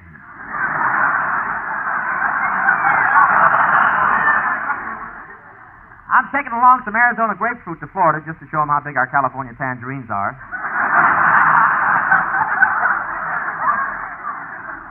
Our next stop is Texas, the Panhandle state. Ever since the meat shortage, I've always wanted to go there, lift the Panhandle, and see what's cooking.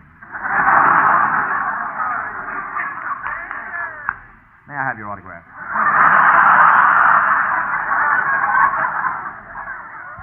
But we're going to travel all through the South, and when he heard about it, the governor of Florida sent me a nice letter. What does he mean by secede? Secede. Wazuli. All of my clothes were packed in my genuine cowhide leather bag. I can tell it's a genuine cowhide leather bag because every time I pass a Bull Durham sign, it starts singing, "You'd be so nice to come home to." I had nice accommodations on the train, a private compartment. Well, it wasn't exactly a private compartment, but at least women couldn't come in there. And for the trip...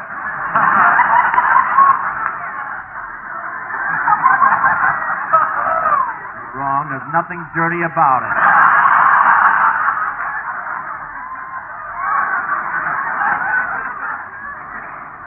You're the gay Sunday night crowd.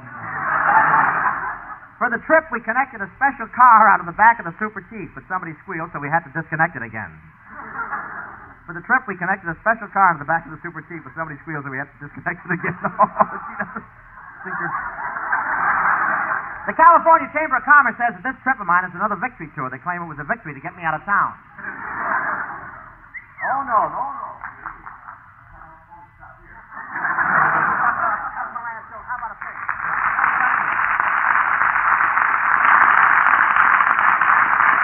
Hello, Floyd.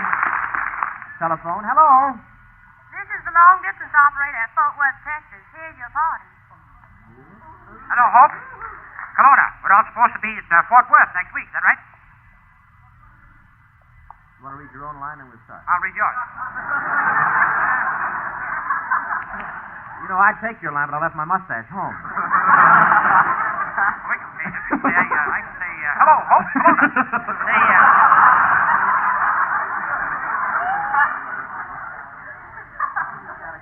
Say, isn't everybody supposed to be on tour? That's right, Kelowna. We're all supposed to be in Fort Worth, Texas next week. Oh, next week. Kelowna, you're in Fort Worth, Texas all by yourself. You must be pretty lonesome. I am, Hope. I'm very lonesome. Of course, the scenery ain't bad. Kelowna, come here at once. Do you hear me? At once. Coming. Held up by a red light. Place there. Really mixed up. Held up by a red light. Look, Kelowna, I'm certainly anxious to get started on our trip. I'm footloose. Glad to meet you. I'm screw loose.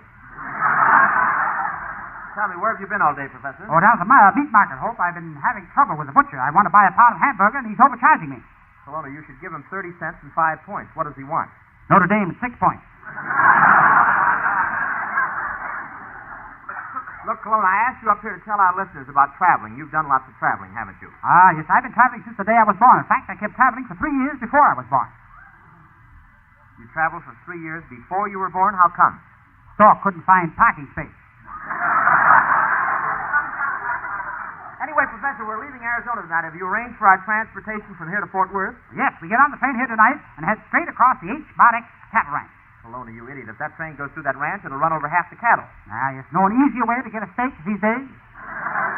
You know, Professor, you've got an idiot's brain. He can't do anything. Possession is the 9/10 of the law.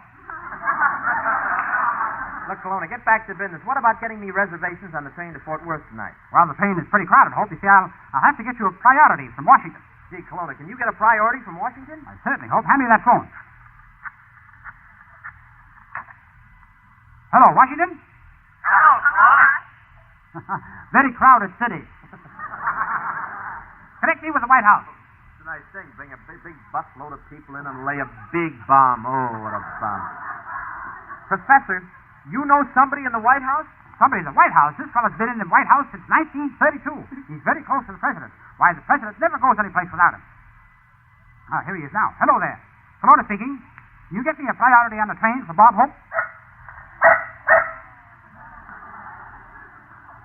He says, okay, if you can get him a date with a Cocker Spaniel. It's a weak dog, brother. Stop fooling, Professor. We're going on a long 5,000-mile trip. Have you made all your travel arrangements? Yes, Hope. I'm going to make the whole trip on a pogo stick at the same time. Kelowna, that's insane and impossible. How can you save time on a pogo stick? Won't have to wind my watch. By the way, Kelowna, did you notify your draft board? Yes, I was down there this morning. And did you tell them you were going? I started to, but they beat me to it. Well, I hope you're all packed. Did you pack your pajamas? Yes, Hope. I had an awful struggle getting them into the valise. You had an awful struggle getting your pajamas into the valise. Why? My brother's still in them. Well, look, Professor, I want to talk to you about something. You know, I was down at our train doing a little detective work. Really? Yes, and I'll thank you to get that girl out of your compartment. That girl happens to be my wife, and I'll thank you if you can get her out. But I'm all set. I've got my railroad ticket right here. You better let me see it and make sure it's right. Let's see. Your ticket calls for you to go to New Orleans, then Butte, Montana, then Atlanta, Georgia, then Portland, Oregon. Kelowna, that route is all mixed up, completely mixed up. That's what I keep telling them down at the railroad station. And what do they say? Oh, they just smile and say, women engineers, women engineers. Well, Professor, tell me, are you supposed to be an expert on traveling? Of course. I taught Christopher Columbus everything he knew. Kelowna, that's ridiculous. Columbus lived over 400 years ago, and you weren't even born then. Yeah, no wonder he could never find me. Well, look, will you know how to behave on a train? Well, certainly. When night comes, I get ready to go to sleep, so I climb into my upper berth. Stepped on the guy in the lower. After I get in my berth, I try to go to sleep, but I can't. So I count sheep. You count sheep. 1, 2 sheep, 3 sheep. That's all. What do you mean, that's all? Got enough now to start a black market. Now, don't forget. As soon as this program is over, we rush right to the station. That's not at all necessary, Hope. I know the engineer, and at the same time, I'm going to have the super chief come right in here and pick us up. Well, that's impossible. You can't bring the super chief right in here in the studio and stop for us. Oh, no? Hand me that phone. Hello, Lou? You know what to do.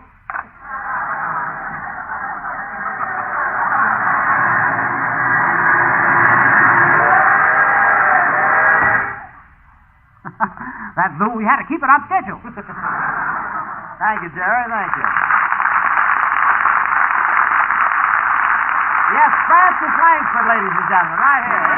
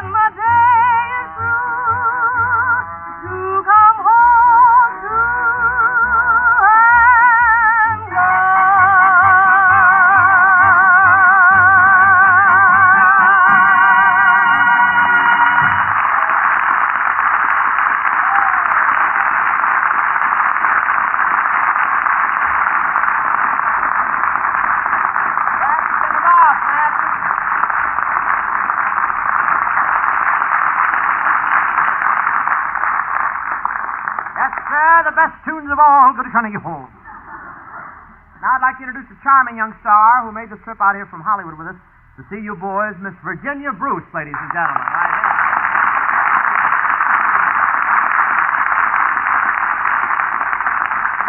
Well, welcome to the Pepsi Show, Virginia. It's a pleasure to do a show with a slim, blonde, beautiful woman. Oh, thanks, Bob. And it's a pleasure for me to do a show with a tall, handsome man. It is? Yes. Maybe someday my agent can fix it up. Wait a minute. Don't insult my looks. Why, no man in Hollywood can hold a candle to me. I blister too easily. Seriously, you really look nice, Miss Bruce. You know, you and I should make a great team. Naturally. Virginia always goes with ham.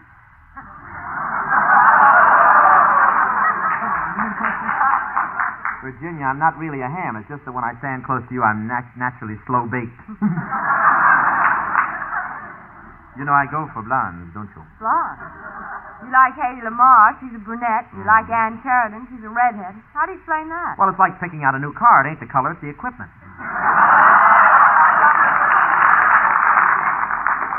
We'll wake 'em up. Well, in that case, how can you expect them to go out with an old jalopy like you? Wait a minute. Don't talk to me like that. You should be honored to be invited to appear on this show. I've had such famous glamour girls as Madeline Carroll, Rosalind Russell, Dorothy Moore, and Rita Hayworth on this program. Yes, Bob, and I notice every time you have one of those glamour girls on, you always manage to make her kiss you as part of the broadcast. Yeah. The president thinks he can freeze me in my job.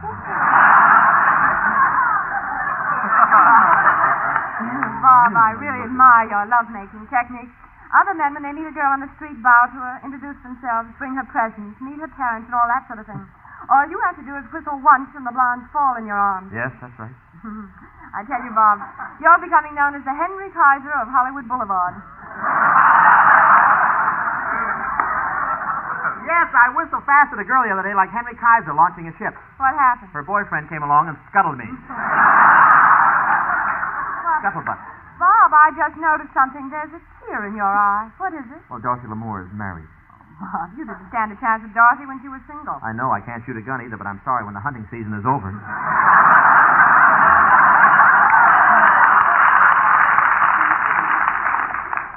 should be happy that the hunting season's over. I understand in this state there's a bounty on wolves. And that reminds me, Bob, you ought to be ashamed the way you carry on with those girls in Kingman. Why, Virginia, I'm shy. Yeah, stealing that girl right out of a soldier's arms while he's dancing with her. You call that shy? Yeah, I'm shy 6 teeth. Quick, glue him back in. Who is that? My sponsor. Even that won't make... Some other great parts for you. Hang around. We'll make you. Even that won't make the girls fall for you, Bob. Are you trying to say I'm not popular with the girls? Why, just 10 minutes ago, I hung up on Hedy Lamarr calling long distance. Really? Yes, he wouldn't accept the charges. But I don't want you to get the idea I'm cheap, Virginia. Didn't I drive you all the way down here to Kingman in my car? Yes, Bob, and gee, your tires were very thin. What makes you think my tires were so thin? Well, we just drove up through the town of Needles, and they all went flat. Bob, when you arrived at this camp, the Air Corps gave you a nice reception. Yeah, it was the first time anyone ever threw tomatoes at me with a Norden bomb sight. But these fellas really went for you. Soldiers have been wonderful to me. You know, one soldier, showed me how to fire those machine guns they have here. I never knew it took 2 people. It takes 2 people to fire a machine gun? Yes. You see, one person puts their finger on the trigger, and the other person has to put both arms around them to hold them firm against the recoil. You know, these boys are months ahead of their basic training. Yes, indeed. You know, Virginia, these gunners are real he-men. I'd like to...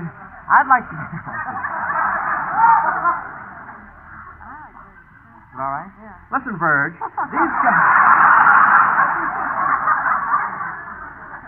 These gunners are real he-men. I'd like to be a gunner on a flying fortress. Well, it's tough, Bob. You know, you have to forget about fear. Oh, I can take it. You have to forget about comfort. I can take it. You have to forget about women.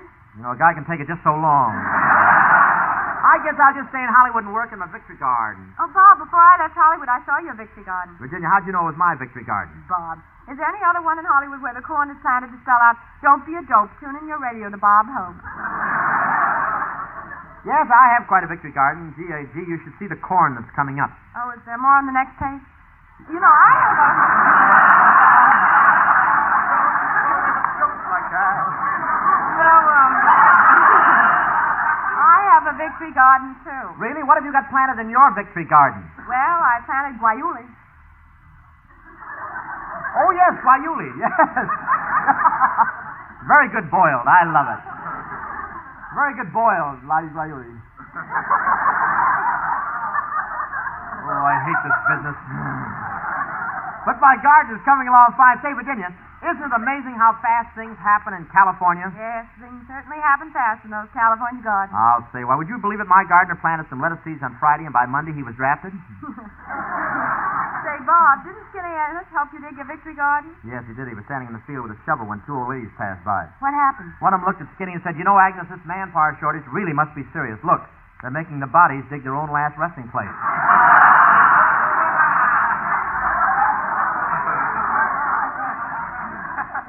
How's your garden growing, Bob? How my garden growing? Well, I planted a couple of packages of lettuce seeds, but I was a little disappointed. Nothing ever came up. Well, that's strange. Did you plant each seed about 6 inches apart when you took them out of the package? Oh, you're supposed to take them out of the package? Bob, you never get any food out of your garden, and what are you going to do if you can't get meat either? Well, if things get tough, I can always eat my agent. Our victory gardens look small compared to the size of these huge Arizona ranches. Oh, are you staying at a ranch? Well, why didn't you accept my invitation to stay with the rest of us on the show? I don't know, Bob. I thought it would be too crowded in your car. Well, how do you like Arizona, Virginia? It's lovely out here in the desert. Did you ever see so much cactus? Yeah, that cactus is wonderful stuff. The gophers can eat it and pick their teeth at the same time. But I love it out here in the wide open spaces, Bob. The good old West, where men are men. And the women are welders. While I'm in Arizona, I think I'll visit the Grand Canyon. Do they get many tourists at the Grand Canyon? Well, every 4 years, the Republicans bring the Democrats there to show them what a hole we're in.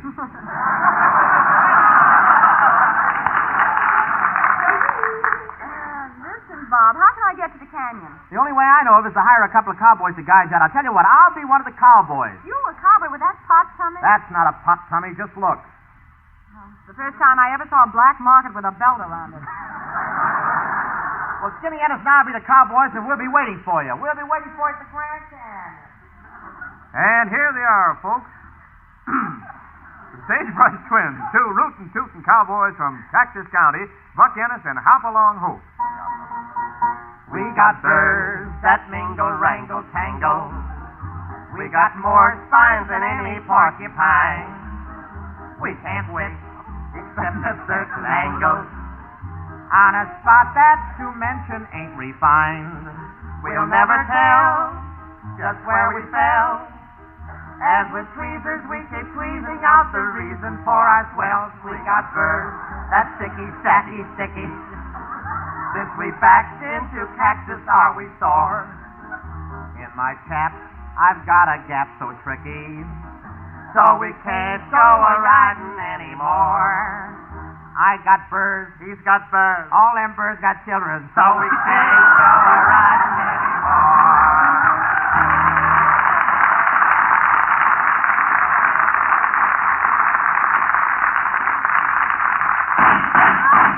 Hey, what was that? That's a sponsor. Well, hey, where's Frenchie? My captain got a gap so tricky. What's that about?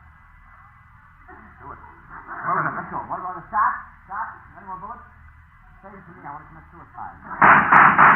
What was that? The Andrews sisters. That's mighty fine singing, Tex. Thank you, Tex. Nice day, Tex. Very Tex. Look, here comes the foreman. I'll holler to him. Hey, Tex. Ah, yes, Tex.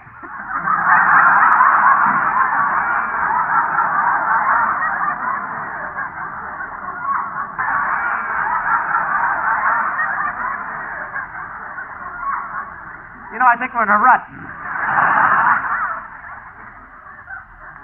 Say, this stinks and I love it. Isn't that marvelous? Say, I'm a corny man. Say, I better practice up and draw my guns fast in case we meet any bad men. Watch me. 1, 2, 3, draw. Hey, wouldn't you be better off if you carried your guns in a regular belt instead of inside over the yo-yo string?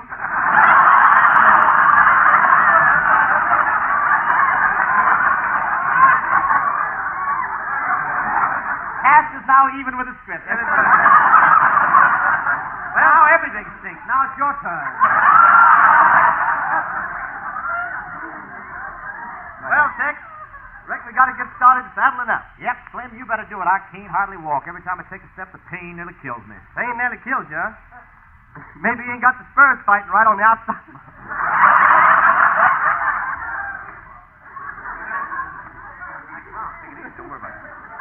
I can't walk. The pain nearly kills me. Pain nearly kills you, huh? Maybe you ain't got the spurs fastened right on the outside of your shoes. Oh, you're supposed to wear them on the outside of your shoes? Yeah, we're going down too. Well, let's get going to the old corral. I can hardly wait till I get on the Bronco and show the dudes what a He-Man I am. Careful, we got to climb over this barbed wire. Don't worry, I can climb over this barbed wire all right. Well, I'll ride side saddle. Yeah, you're the first cowboy I ever saw wearing a zoot suit with no stitches in the breeches. You're some cowboy. Yeah, I'm a rootin' tootin' cowboy. My trigger finger's always itching. How come your trigger finger's always itching? Eczema. Come on, Tex, we ought to be getting on. We gotta be getting on. comes from the horse. I'll give her a lump of sugar. Watch her take it right out from between my teeth. Why don't you let her eat it out of your hand? Nope, watch her take it out of my teeth. See, that's a better way. You get your face washed, too. That's mighty pretty horse, Tex. What happened to the other horse you had? Broke her leg. Shoot her? Nope, sold her to Crosby. And that other horse I had, she was the best. Never liked the horse quite so much. What you talking about? Riding or eating?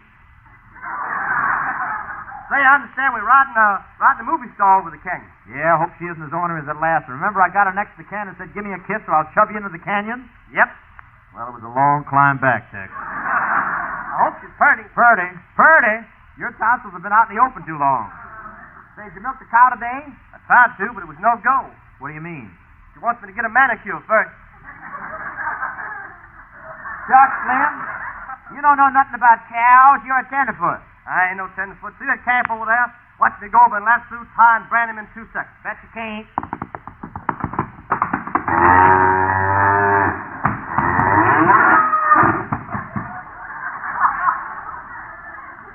Well, don't stand there. Untie me.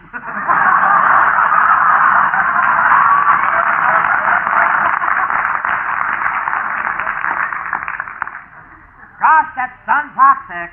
Yeah, I'm going to cut a couple holes in my hat and put it on my mule's head. Hey, wait a minute. You know I'm a dumb guy, Bob. Tex, say, sure. You're dumb cutting up your hat like that. Yeah, when your hat's already got the holes in it. Say, I sure would like to see the gals that's visiting this year dude ranch. Gals? What's them? You know, gals is the ones which wear sweaters even when the weather ain't chilly. Ain't you noticed how Sally Jones is built different from us? Yeah, but I thought she was hoarding.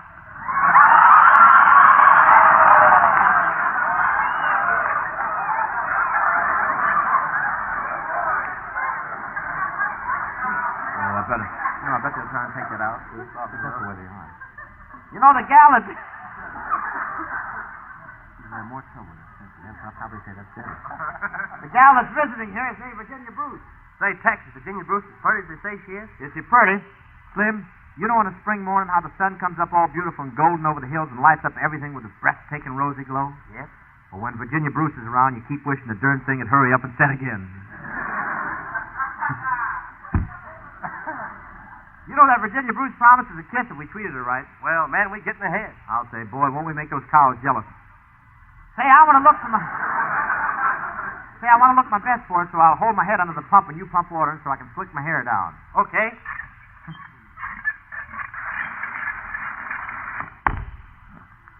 Think my hair looks better with or without the salmon on it. Well, Tex, you look better with the salmon off your head. I'll take it off. Doggone it, Tex. Stop harpooning it with your nose.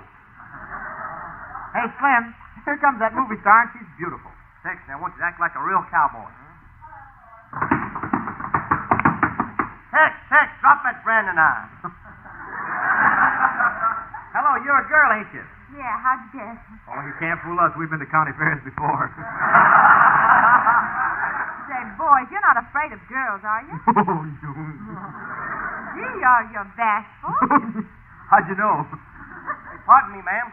Didn't I see you once in a moving picture? Don't be silly, Slim. She ain't Jean Autry. I know she ain't Jean Autry, but she kind of has a shape like his guitar. Well, how do you like this anemic character? He's got a body like a rookie and a mind like a commando. That's right, Slim. You got to be more subtle with these girls.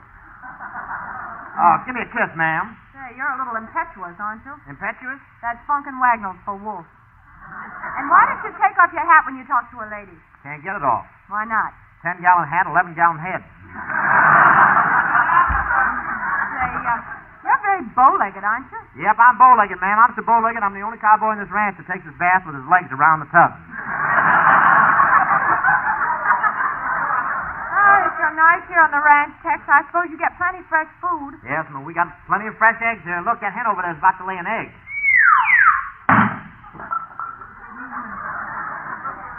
Guess she's been eating too many vitamin pills. You haven't been a cowboy very long, have you? How can you tell? Well, you're supposed to wear a pair of chaps, not just fluff up the fuzz on your long underwear. Oh, watch me have some fun. Slim just walked over yonder. Look, he's biting into an apple. Watch me shoot that apple right out of his teeth.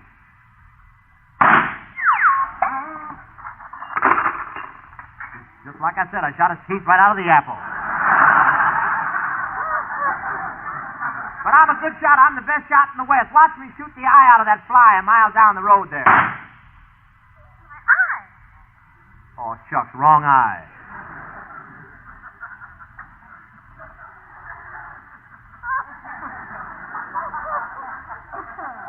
See.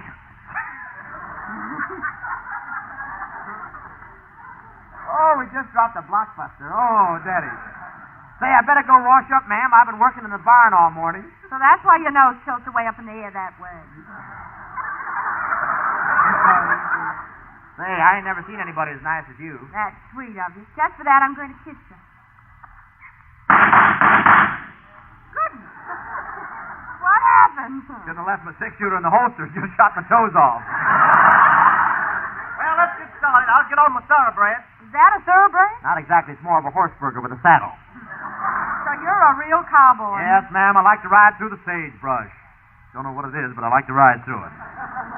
Want to see me do some trick riding, ma'am? Watch me gallop by and pick that handkerchief off the ground with my teeth. Doggone, who wrapped it around that rock? Well, now, don't you worry. I think you're a fine cowboy. Yeah, I'm a rip-snorting, six-shooting son of a gun, but I love you. So you think you love me? Yes, ma'am. I'm not much of proposing, but lady, will you marry me? No, I won't. So tell your horse to get off its knees. Say, boys, I want to take a trip down into the Grand Canyon. Could you two act as my guides? The Grand Canyon is gone, ma'am. It ain't here no more. The Grand Canyon's gone. Where'd it go? Oh, it's that doggone Henry Kaiser. Yes, he put sides on it and launched it as a ship. Oh, Dex, pack up the mules. I'm trying to pack him up, but I can't get him to fit in those valises. Load up the mules and don't put too much on the little one. Oh, he can take it. I got 8 trunks in his back already. Now I'm putting the cook stove on.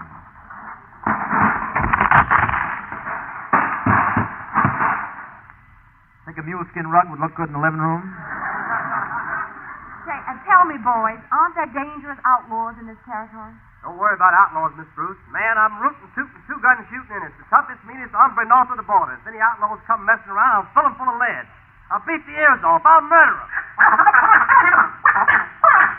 Goodness, what was that? My corpuscle. He wants to transfer it to a non-combatant outfit. There, Miss Brooks. Non-combatant outfit. You heard what the man said. There, Miss Bruce. You can ride with me, and if you see a snake and get scared, I'll put my right arm around you and hold you tight. Your right arm? What about the left arm? I'm using that to carry the snake. There we are at the Grand Canyon. Yep, so we are. Say, watch me push this big rock over the edge into the canyon. Don't do that. There might be people down there that would kill them. No, there's never any people down the canyon. I'll push her over.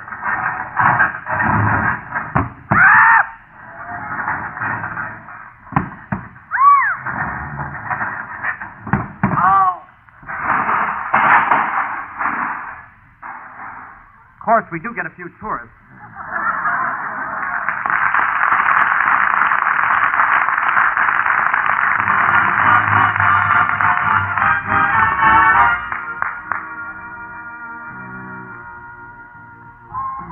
Coming in on a wing and a prayer.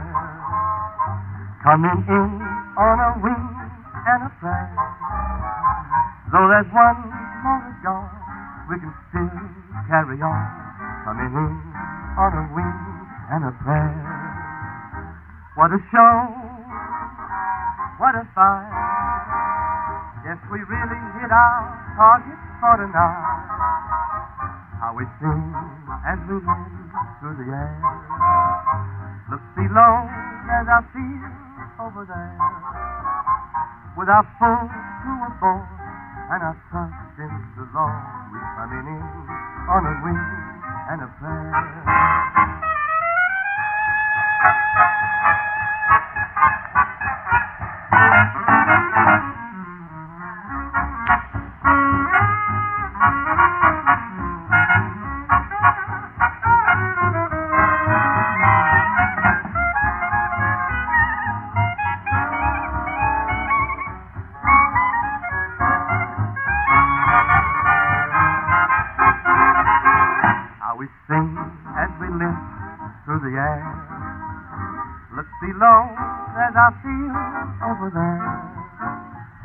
are full to a bone, and our trust in the Lord we're coming in on a wing and a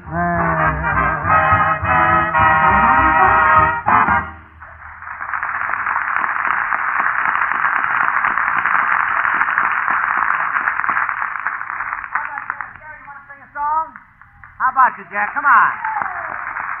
How about Jerry sing a song? Oh, Jerry boy. Sing a song.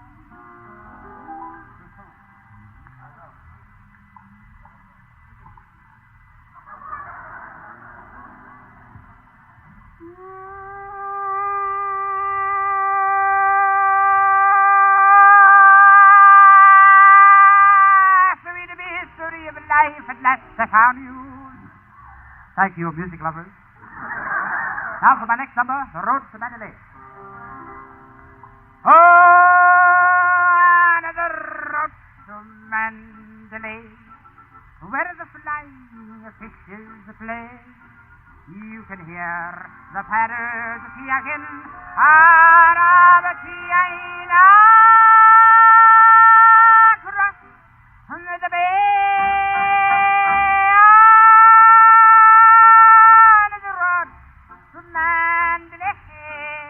Where the flying fishes play all day long, and the dawn comes up like thunder out of the China.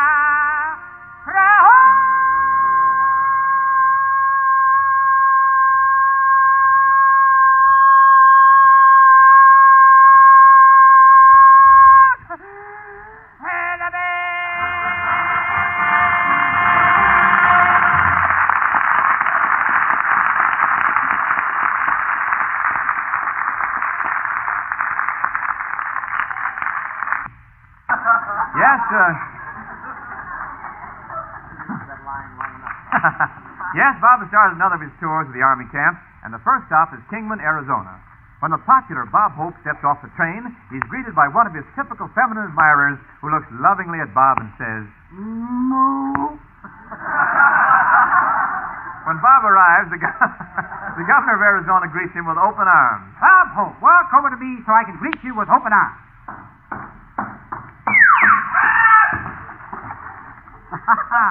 Open manhole cover, too.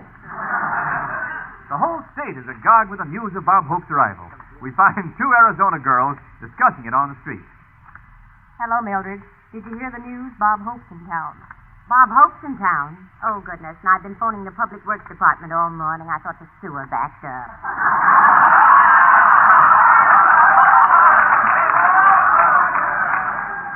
Not beyond the show, believe me. While in Kingman, Bob gets his first taste of a real Wild West reception. Come on, fellas, let's string him up. Come on, gang. Put that rope around his neck. Just a minute. As mayor of the town, I demand to know what you fellas are doing. We're hanging Bob Hope. Oh, for a while I thought you were in a non-essential industry. Tired out from his exertions on this tour, Bob goes to his hotel, and in this soft western air, he's soon sleeping like a baby. Yes, he's sleeping like a baby. Hetty Lamar, Virginia Bruce, Betty Grable. A baby wolf. Hetty Lamar, Madeline, Ann Sheridan, Dorothy Lamore. Beat it, Dorothy, you're married now. Now as Bob sleeps, he dreams of the days of the Old West. It threw me, too. Hetty Lamar. I said he dreams of the Old West. Hetty Lamar. Got a one-track dream, haven't I? Hetty Lamar. Bob, you're supposed to dream of the Old West. I don't want to waste time any day now. This stuff may be rationed. Gee, I wish... You're looking beyond the script, old boy.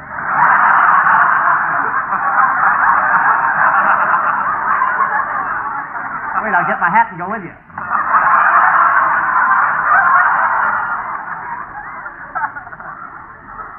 Gee, I wish I could see Arizona in the old days. I'm here to fulfill your wish. I'll take you back to Arizona's olden days. I'm Mother Time. Oh, where's Father Time? Down taking his physical.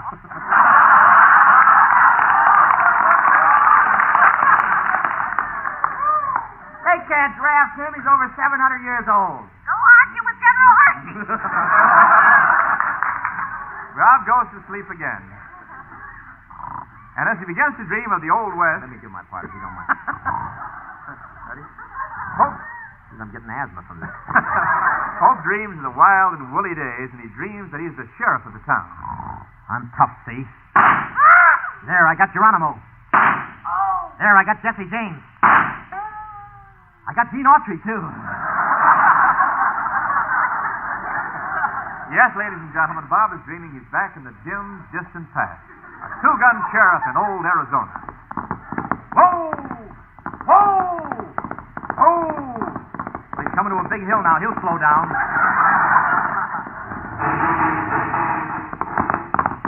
What do you know? He shifted gears. Well, here I am, the sheriff of this town. Two-gun Hope, they call me. They used to call me other things. That's why I bought two guns. I'm the toughest sheriff in the West. I got so much iron in my blood, I just went down to the blood bank and gave 2 pints of rust. And listen to my spurs. These spurs come in mighty handy with the horses. All I have to do is dig my spurs into the horse, and I can tell whether it's been cooked long enough.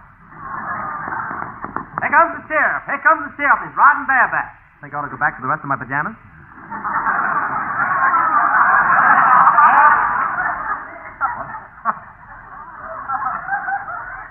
Well, we want to get as much out of that as possible. Well, I'll be darned. There's some consarn bandits holding up the president of the bank. I'll take a shot at those bandits. Oh, well, the bank can use a new president anyhow. Well, here I am at the Gopher Goat Saloon. I'll go in through the swinging doors. Whoops, swung the wrong way. This saloon is full of crooks, but I'll go in and throw them all in jail barehanded. Guess I better put on my gloves. Hiya, Sheriff. Hiya, bartender. Say, why are all these men lined up at the bar drinking without me? I'll shoot the glasses right out of their hands.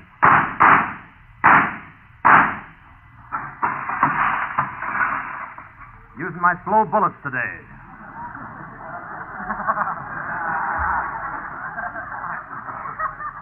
Nobody's going to sleep today, huh? Give me a drink of whiskey. Okay, here you are.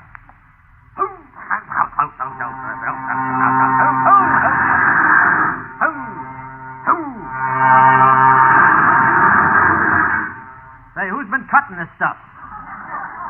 Attention, everybody. I'm the sheriff, and I'm closing this saloon. No, Sheriff! Well, very vague, yes, sir. Why are you closing the saloon? Well, the girls who work here are promised they won't go on a date with me. Oh, you dear boy. Shall we go over to the bar and have a head put on you? What are you doing in the Gopher Goat Saloon, Miss Vague? Well, I work here. I'm the singer and entertainer. So you're the entertainer. How much do they pay you? $5,000 a week? $5,000 a week. Well, as the sheriff, I'm ordering you to leave town, and I hope the gown fits me. Oh, Sheriff, bless your heart. You bow-legged hero, you. I'm not so bow-legged. No, you're the only man I know who can walk down the center of a bowling alley without getting hit. Pardon me, Sheriff. It's time for me to do my number. I'll sing for you. I'm only a bird in a Gildersleeve. Miss Vague, you have quite a tremolo in your obligato. No, that's just my bustle shaking. Do you sing like that for a living, Miss Vague? Yes, Why, yes. that's wonderful. Oh, do you think so? Sure, you'll never have to pay any income tax. Oh, you darling. You know, everything you say has two meanings, Mr. Hope. One for the morons, the other for the idiots. And I get both of them. What can I say? Nothing we haven't suspected all along. Oh, I don't know. You're just too... well, you must be quite a treat for these boys who handle the guns. I'm sure they've never seen such a large bore. Miss Vague, I'm going to close up this joint. That outfit you've got on is shocking. Those silk stockings are disgraceful. Those aren't silk stockings. You can't get silk stockings. Well, what are you wearing? My old man's long underwear, painted black. Oh, Miss Vague, I'm going to drive you out of town. Mr. Hope, how can you, a poor defenseless woman, casting me out on the desert all alone? Why, the minute the men in this town hear about it, there'll be 1,000 of them rush out there after... Well, what are we waiting for? What's the charge against me, Sheriff? Disturbing the peace. You've got all the men here fighting over you. You mean now that I finally got some men fighting over me, I have to leave town? You heard me. Oh, that's life for you. Just when you got the ground plowed up, somebody comes along and forecloses the mortgage. Perhaps you're right, Sheriff Hope. You don't know how I hate working in these sordid surroundings. Mm-hmm. Every night, nothing but men, grabbing me, hugging me, and kissing me from Monday to Saturday. I tell you, I've got to stop. You've got to stop? Yes. I've got to stop taking weekends off. But I don't know, I love the West. I may find a husband here. Last night I was walking home in the dark, and someone sneaked up behind me and hugged me like a bear. Well, why didn't you ask him to marry you? How could I? He was a bear. You know, I lost my last boyfriend here. He was cooking corn whiskey in a still, and he fell into the still he was cooking it in. Oh, how horrible. Was he boiled? Oh, he was positively cockeyed. Oh, I see what you mean. You want some in here? Mm-hmm. Cheese. Gotta have some cheese.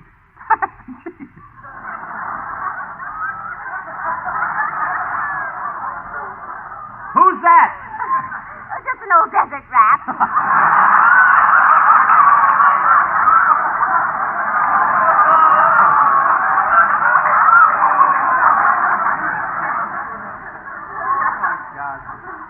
They made cases all over Arizona with it. Miss May. I may ask for a convoy around the mic. Miss May, I'm going to have to see that you get out of town. A prospector told me you took all of his money. Mr. Hope, I just played a game of blackjack with him. You did? Yes, of course, I used my own blackjack. As sheriff of the county, I'm supposed to stop that sort of thing. I can see your point. You can see my point? Of course, you're not wearing a hat.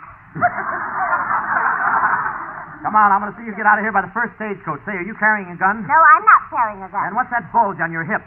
That's where my girdle gave up. Well, let's go out and wait for the stagecoach. Hello? Oh, Kelowna, I'm driving the stagecoach into town now. Kelowna, this is supposed to be 100 years before 1943. How could you call up on the telephone? Had an 1843 nickel.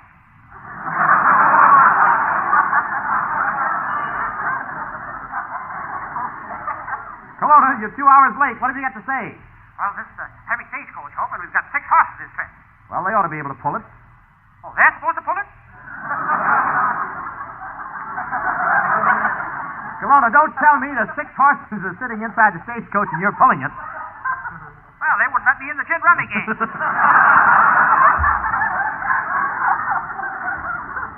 Kelowna, that's the silliest thing I ever heard of. Why do you let the horses sit in the stagecoach while you pull them? Well, the meat is worth 40 cents a pound, and I don't want any of them to sweat any off. You know, Kelowna, you're next to an idiot. You're next door. You're next door, please. I'm what? Give me another chance, would you please? I'm what? Kelowna, you're next door to an idiot. I know, Hope, and I wish you'd stop playing the radio after 10. Miss Vague? Yes? I understand there's gambling going on in this saloon. Oh, yes, Sheriff, but it's strictly on the level. I operate this roulette wheel right over here fairly and squarely. Oh, wait a minute. Here comes the customer. I'll put $500 on the red. All right, sir. I'll spin it. Red. Too bad. You lose. What do you mean I'll lose? I told you I put my money on the red. No! Colorblind.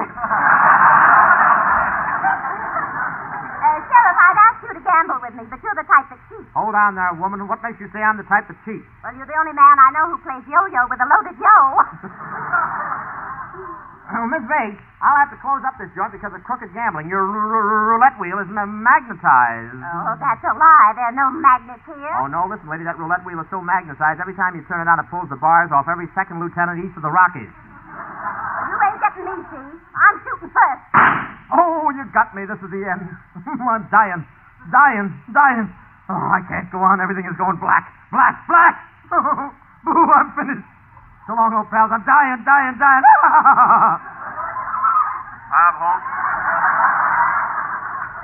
Hope, hand me your ration book. Who is that? The OPA. You just used up 96 points worth of ham. Look, here comes the stagecoach down the street now.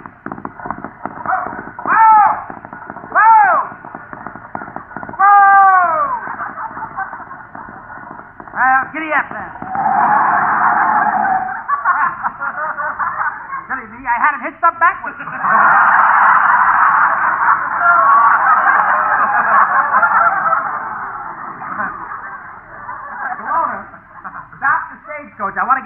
about town. Fine, fine. Ask her if she's got a friend for me. Listen, Professor, the way you have drive that stagecoach, I can see you don't know much about horses. I am a great rider. Every morning I spend 4 hours in the saddle. Every morning you spend 4 hours in the saddle? Yes.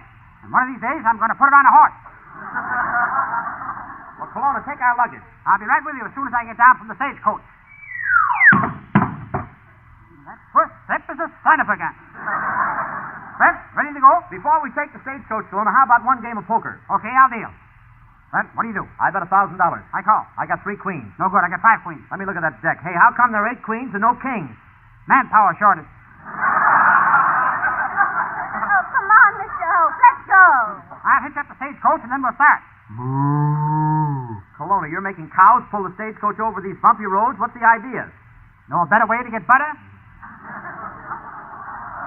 Well, don't moan. You got in for nothing.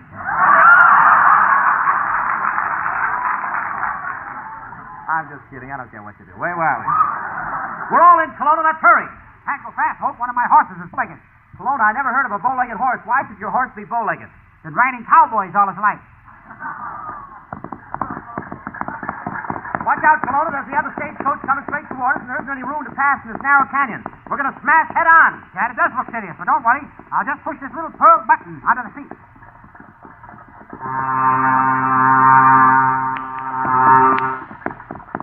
That's wonderful. We flew right over them. Now, Kelowna, explain to these soldiers what happened when you pushed the little pearl button under the seat. Why should I, Hope? They won't explain the Norton bomb sight to me. Look, Hope, we're right at the edge of the Grand Canyon. Watch us cross it. Kelowna, you fool. This stagecoach can't cross the Grand Canyon. There's no bridge. Don't worry. I taught these horses to broad jump. I spent 3 years teaching them to broad jump. Now watch. They'll jump right across the Grand Canyon. See ya.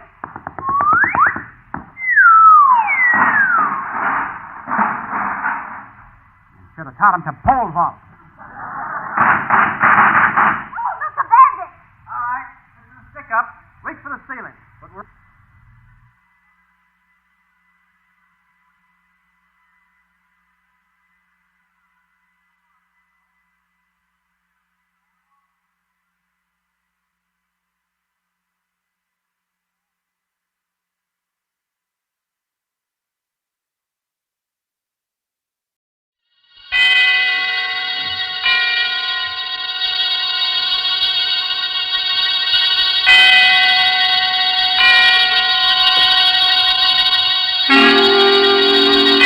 Suspense.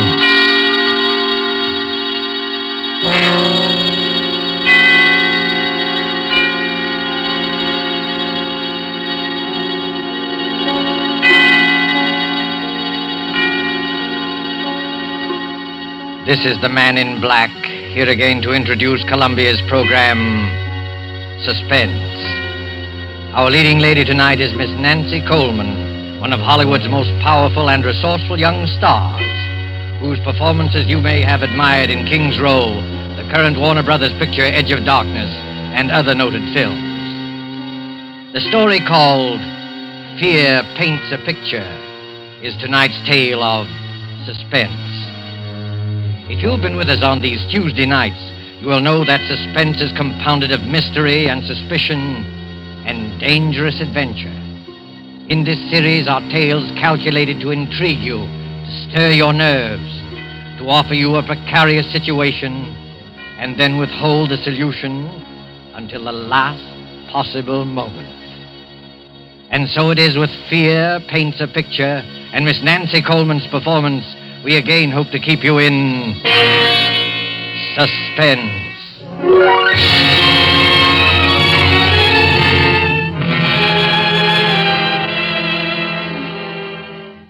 There is a picture hanging on a wall. You look at it casually. An extraordinary picture, you'll say, skillfully done. Look at those fine brushstrokes, those superb colors. But isn't the subject matter a little bizarre? It is something more than just bizarre. But let us begin from the beginning with the death of Benjamin Powell, a rich and strange man. There were dark rumors about the Powells. His wife had died many years ago. No one knows how. But Benjamin Powell had a daughter, Julia, a high-strung and neurotic girl. And many of us wondered about her, too. Benjamin Powell died, and in his last will and testament he made Julia heir to all his considerable fortune, except that... But let me read you the will. I, Benjamin Powell, being of sound mind and in full possession of all my faculties, hereby request that after my death, my daughter Julia live with Mr. Harvey Lyons, my lifelong friend, until her 23rd birthday, at which date all my worldly belongings will come into her possession, provided that nothing untoward happens to her by that time. But in the event that she is incapable of taking over my estate upon her 23rd birthday, I hereby appoint Harvey and Laura Lyons as my final heirs, there being no other living blood relatives, and trust to their judgment that they will take care of Julia adequately and with kindness. Signed, Benjamin Powell. 3 months later, seated around the huge, ornate fireplace of the dark wainscoted living room are 3 silent people.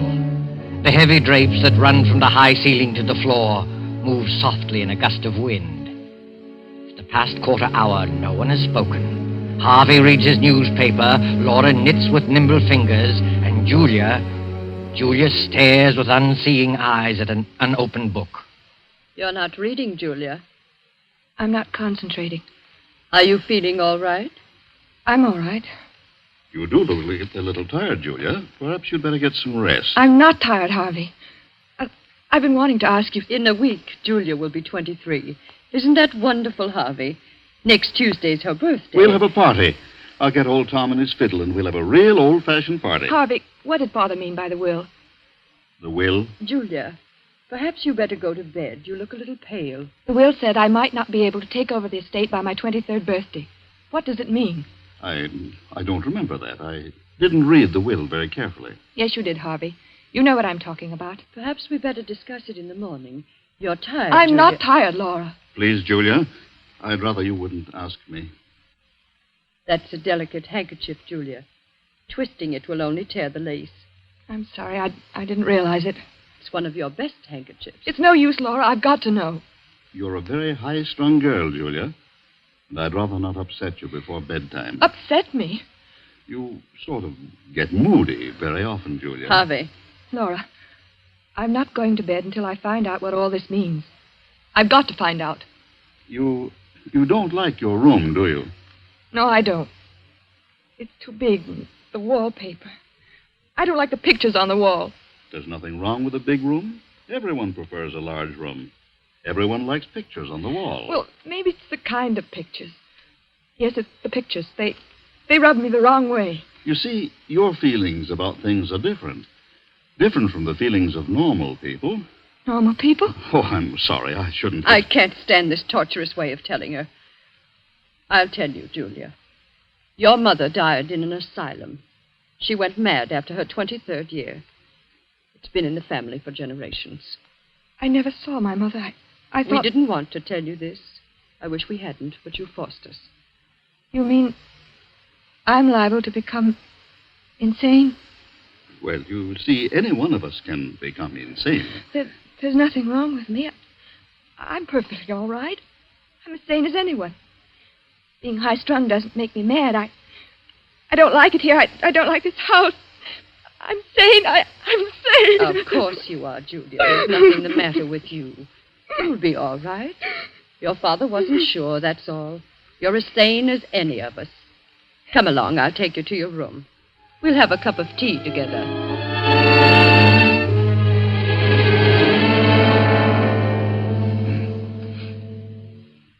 How is she, Laura? She's calmed down. Is she asleep? No, Harvey. She's reading. That must be Dr. Barrows. I'll open the door. Hello, Dr. Barrow. How do you do, Mr. Lyon? Come in, come in. Thank you. This is my wife, Laura. How do you do? I'm glad to meet you, Doctor. Let me take your things. The maid will have your room ready in a few minutes. That's very good of you. Here, sit down and make yourself comfortable. Thank you. Well, how's Julia? She's been very moody lately. Very moody. She seems so unhappy. I've tried to draw her out, but I haven't been much good at it. Is she still grieving over her father's death? No, it isn't that. I don't think she likes our house. She has some queer ideas about her room. And the wallpaper. She doesn't like that. She doesn't like the pictures on the wall either. I've caught Julia several times staring into the mirror, looking at herself with hate. Mm-hmm. I've heard her talking to herself very often. That's nothing. All of us talk to ourselves once in a while. I don't know, Doctor. I don't think she's very stable. There are things that go on in her mind that she won't talk about. All of us keep things to ourselves, things we never talk about. Mr. Powell described Julia's case to me just before he died. I've had occasion to observe her just once. Oh, you knew Mr. Powell, did you? Oh, yes, for quite a number of years. I treated his wife. Poor Mrs. Powell. She went mad. Started somewhat the same way as Julia. Oh, I wouldn't make that comparison. So far, there's no basis for any such theory. Well, then, let's say that Julia has strong dislikes. Took a hate to the pictures in her room. Pictures, eh? I'd like to go up and see her, if she's not asleep. Well, I guess it's all right. She's not asleep yet. Her room's the second from the right as you reach the top of the stairs. Thank you. I'll just stop in for a few minutes.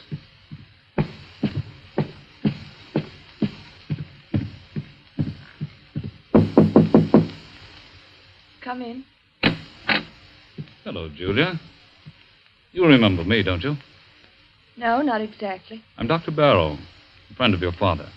I treated your mother. My mother? No, don't be alarmed. I'm staying with your guardians for a few weeks. Do you mind if I come in for a few minutes? No. Well, this is a fine room, Julia. A very comfortable one. I don't like it. It's too big, makes me uncomfortable. Nonsense. You're just imaginative. You think someone might be hiding in here while you're asleep. Is that it? It isn't that. Don't you like that picture, Julia? What picture? The one you're staring at. I wasn't staring at it. I just... Just looking at it, eh? Looks like a fine painting. I don't like it. I'm going to have it removed. You can if you like, Julia, but I don't think you should. It's an unpleasant picture. Gives me nightmares. Look at it. That frightful-looking man about to come through the doorway, and the unsuspecting girl sitting in a chair with her back towards him. He's not frightful-looking at all. It's just the black scarf around his neck. He's about to kill her. You certainly have a vivid imagination. I'm sure the artist had no such idea in mind. I hate the picture. I'm going to ask Harvey to take it out of here. No, Julia. You mustn't be afraid of it. The longer you keep looking at it, the less afraid of it you'll be. You've got to conquer your fears, or they'll conquer you. Well, that picture has a horrible fascination for me. I can't take my eyes from it. Last night, I dreamed that the man in the picture came through the door with a knife in his hand and killed the girl. It was an awful dream. But that was only a dream. If I take that painting off the wall, you'll find other things to be afraid of. Now, you do as I say. Forget about that picture. Get a good night's sleep. Nothing like a good night's sleep to lift your spirits. If that picture fascinates you, keep looking at it. Don't be afraid of it. Will you do that? Yes, Dr. Barrow, if you say so. That's fine. I'll see you in the morning. Good night, Julia. Good night.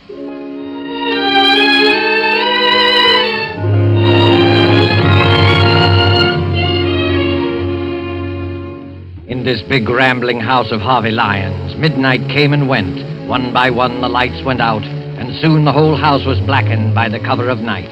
Not a single light gleamed from any window, the ominous rumble of an approaching thunderstorm. In Julia's room, the large room with its many pictures, she was dreaming again of the man in the picture. The figure with the flowing black scarf is alive, and his hands grow longer and longer. Julia tosses in her sleep, as if trying to avoid him, trying not to look at him.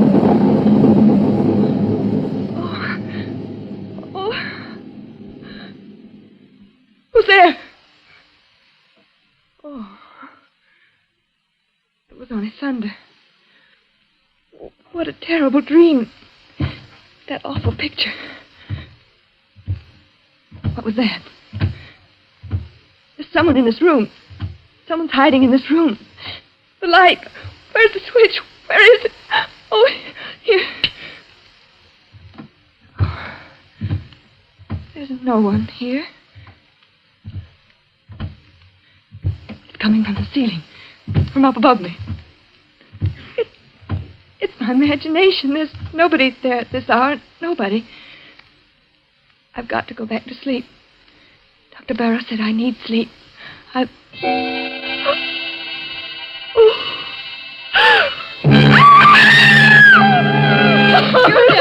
Julia, what's happened? What are you doing out here in the hallway? Pull yourself together, Julia. That man. What man? The man in the picture.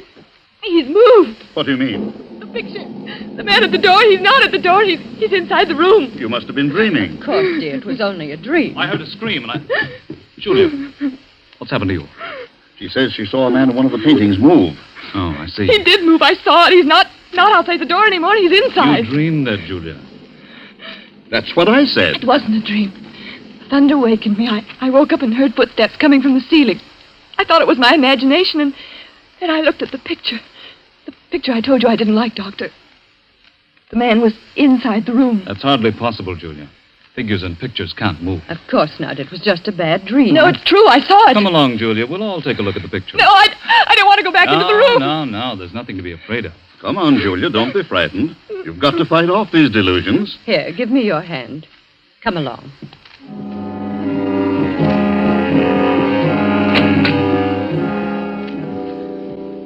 Well, now, what picture was it? The one near the bed. Oh, yes, the picture by Gregory. It's one of our oldest paintings. Well, there it is. It's the same as I saw it a few hours ago. Look at it, Julia. I can't believe it. The man with the black scarf is still outside the door. And he'll stay there until that picture crumbles to dust. I could have sworn I saw him inside the room approaching the girl. Dreams can be very vivid. And there are no footsteps coming from the storeroom. I must be out of my mind. I could have sworn. It's nothing at all, Julia. All of us occasionally have vivid, realistic dreams. Once I dreamed I was being chased by a herd of elephants. It was so real I heard the thundering footsteps even after I woke up. It was so... Delusions can be very real and horrifying. You do believe, don't you, Julia, that it was only a nightmare? Yes, I think so. If Julia wants to, I'll take the picture out of her room. I don't think it's wise. You have to fight these unreasonable fears. That's true, Julia. Never give in to them. Well, I'll go crazy if I keep looking at that picture. It might be the other way around, Julia. If you run away from it, the mental disease prevalent in your family will take firm hold in you. You will get worse and worse, as Dr. Barrow says, until you be afraid of your own shadow. You'll be afraid of everything, of everyone you meet, afraid to be alone, afraid to be with people, afraid of yourself, afraid of your own clutching fingers. No, don't tell me anymore. Please, Mr. Lyons, there's no need for this kind of talk. Julia, look at the picture. It's nothing but some paint on a canvas with a frame around it. There's nothing about it that can harm you. And the danger lies in yourself. You've got to keep staring at it as often as you can by candlelight or in the dark until you've learned to laugh at it. It won't be easy. I'll try. That's fine. I knew you had courage. I'll get you a sedative so that you'll be able to sleep. I'll be all right in the morning. I'm sorry I became hysterical. And I'm sure you won't let yourself go anymore. I promise. You're sure you're not afraid now? No, I'll be all right. I'm sure I'll be all right.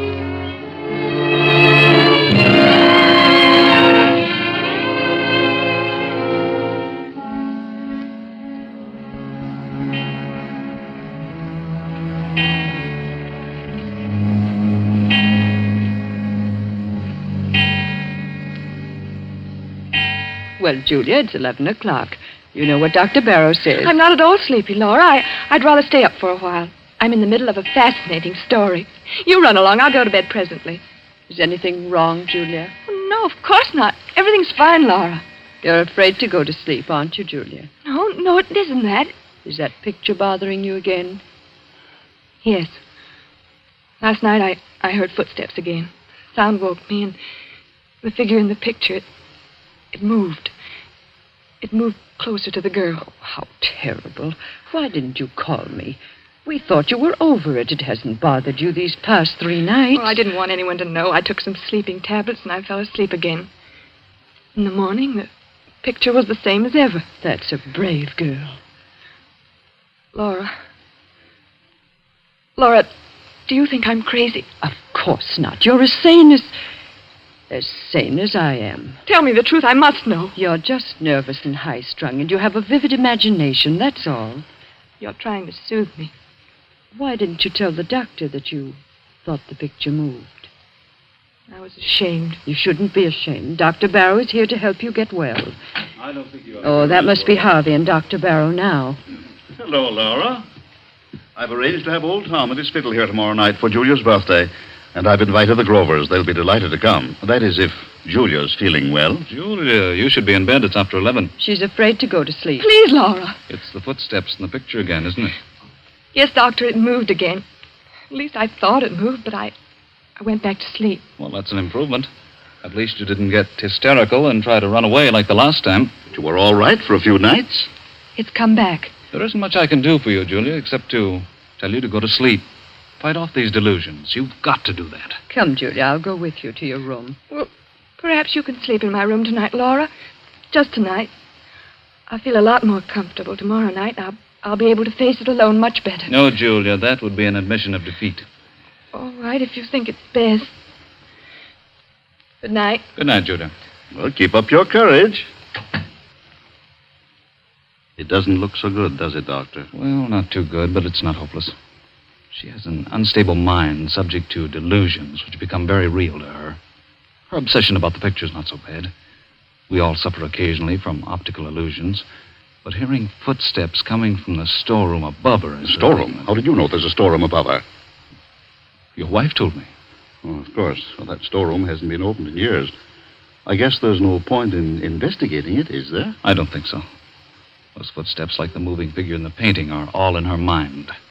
Her mother behaved just like that before she went mad, didn't she? Well, there's some similarity. You haven't been to the storeroom recently, have you? No, I just mentioned to you that it hasn't been opened in years. Oh, yes, so you did. Forgive me for not listening more closely. That's perfectly all right, Doctor. Well, I just hope that Julia will be well for her birthday party tomorrow. Oh, I had no idea she was having a birthday. How old will Julia be? She'll be 23. Well, I must remember to get her a gift. Oh. Well, I guess I'll go to bed. So will I. I'll see you in the morning.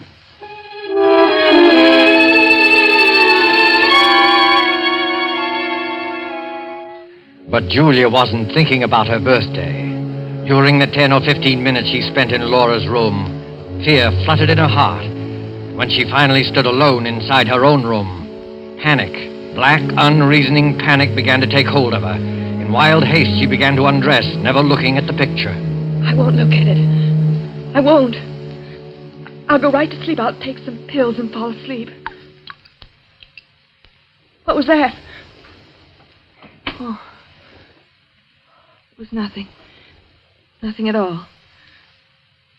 All I have to do is keep from looking at the picture. I won't look at it. It can't do me any harm if I don't see it. I mustn't even think of it. I'll think about the trip I made to South America. It was a wonderful trip. The sunset. What was that? Footsteps. Those footsteps again. I mustn't hear it. I mustn't hear it. It was a wonderful trip. The Blue Caribbean. Rio's a beautiful city. Sugarloaf Mountain, the music, the dancing. Those footsteps. It's not footsteps. It's just my heart beating. I'll close my eyes. I'll sleep. Sleep. Why can't I sleep? Oh, Lord, let me sleep. I don't want to look at the picture. I won't. I know what I'll see. He'll be closer to her. Maybe he'll have killed her. I mustn't open my eyes. I mustn't. I won't.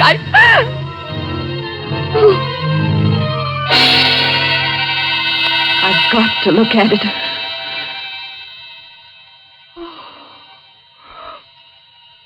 He's moved. He's close to the girl. I'm not dreaming. It's real. The girl? It's me. That girl is me. me. I can't stand it. I can't. Laura! Laura! Oh, Laura, let me in. Julia. Oh, you poor girl. Here, sit down. Now stop crying and tell me all about it. Tell me in detail. Don't be ashamed. Get it out of you. It'll do you good to talk. It's the same thing again and again. I tried not to look at the picture. I tried so very hard, but it was hopeless. I had to. The figure with the black scarf was inside the room, a knife in his hand, very close to the girl. But this time the girl had turned around, and it was my face. My face. Did you hear any footsteps? Yes. I heard them as soon as I got into the room. You think it's very real, don't you, Julia? Despite the fact that everyone says it's a delusion. It's very real to me. I must be really insane. I'm going crazy. Don't say that. Well, it's no use. I'm not getting any better. It's getting worse and worse. Don't give up. You mustn't. Come along. I'll go to your room with you. I'll stay there until you fall asleep. Unless you want to stay here. Oh, I don't know. I don't know what to do. Will you stay with me, Laura? Yes, Julia. Come, let's go back.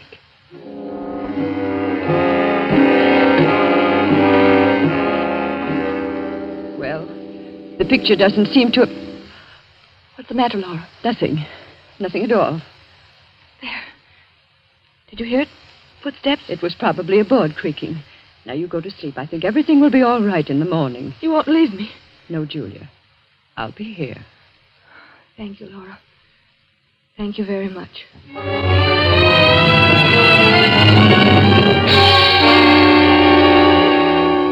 Laura stayed in Julia's room until she was sure that she was fast asleep.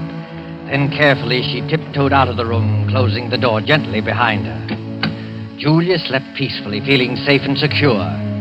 Several hours passed, and then suddenly Julia awoke. She sat bolt upright and wide awake with her heart pounding away. Laura. Laura, is that you? Laura! Oh, she's gone. She's left me alone. But I'm not alone.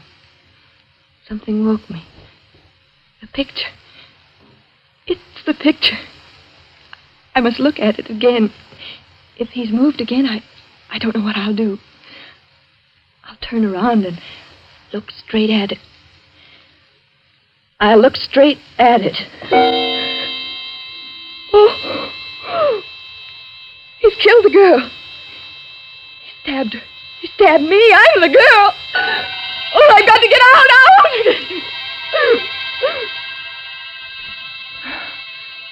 It's no use. I've lost everything. My reason, my sanity. I can't fight it anymore. I can't fight against you and the black scarf. And now you're here. I can touch you. I can feel you. It's real this time. What do you want me to do? No. I won't run away. I won't scream. Do I want to spend the rest of my life in an asylum like my mother? No, I don't. I don't. You're pointing at the window. You want me to open the window? Yes. I'll open it. You say it will be best for everybody if I jump. Yes. It's the only way out. The only way. I'll do it. I'll do it now without thinking. It will only take a moment. Julia! Julia! Harvey, Laura! We came just in time. I've got her out. Is she safe? I'm safe. You can come out from behind that chair, my friend. Friend? Come out or I'll shoot. I don't understand. My head's going around in a circle. I can explain everything. I was merely Dr. observing Julia. Barrow. The procedure was a little unusual. I'll do the explaining, Dr. Barrow. You tried to drive Julia crazy. Tried to drive me crazy. That's right. He tried to do it with the picture. You're all making a serious mistake. Mistake? Look at the picture. The figure is inside the room stabbing the girl. No, it wasn't your imagination, Julia. He painted several pictures, each one of them with the figure close to the girl. He used the storeroom upstairs. That's why you heard footsteps. I got suspicious when I found a black scarf in his room. And when I looked at the picture a little while ago, it was full of dust. I dusted it off myself a few hours before. Yes, and Dr. Barrow seemed to know there was a storeroom above you. I couldn't understand how he knew that since it had been closed for years. But why? Why should he want to drive me crazy? Because he's not Dr. Barrow. He's Ralph Powell, your cousin, who disappeared many years ago. Everyone thought he was dead. After I got suspicious, Harvey and I went up to the storeroom and found a lot of pictures he's been painting. This scoundrel is a very talented artist. He's been changing the pictures on the wall. His plan was to drive you insane and then contest the will, since he's your nearest blood relative. Oh, horrible, and I really thought I had no intention of killing Julia. I swear I didn't. I just wanted to frighten her. Almost jumped out of the window. I might have been dead. Right now, lying dead outside. Don't think about it, Julia. It's all over now. You're all right. I'm not insane. Of course not, Julia. Why, I almost forgot. It's already Tuesday. Happy birthday, Julia. How does it feel to be 23 years old? It feels wonderful.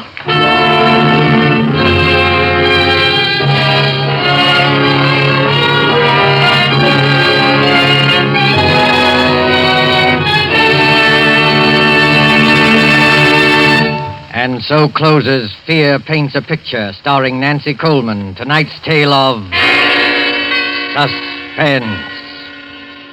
Appearing with Miss Coleman were Edwin Maxwell as Harvey Lyons, Fred McKay as Dr. Barrow, and Beatrice Benaderet as Laura.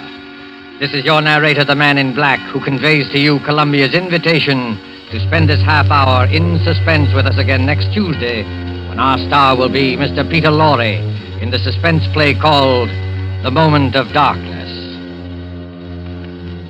William Spear, the producer, Ted Bliss, the director, Lucian Marowick, the composer, Lad Gluskin, the musical director, and Sigmund Miller, the author, collaborated on tonight's Suspense. This is the Columbia Broadcasting System.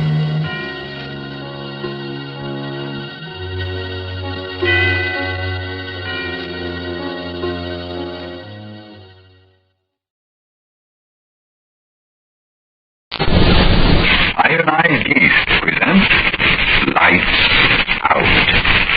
Everybody.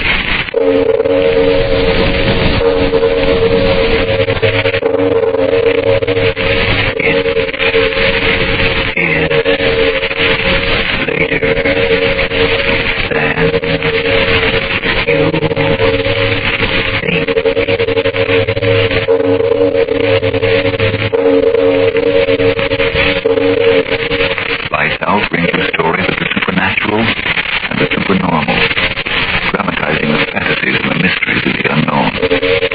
We tell you this frankly, so if you wish to avoid the excitement and tension of these imaginative plays, we urge you calmly, but sincerely, to turn off your radio now. This is Arch Ogler.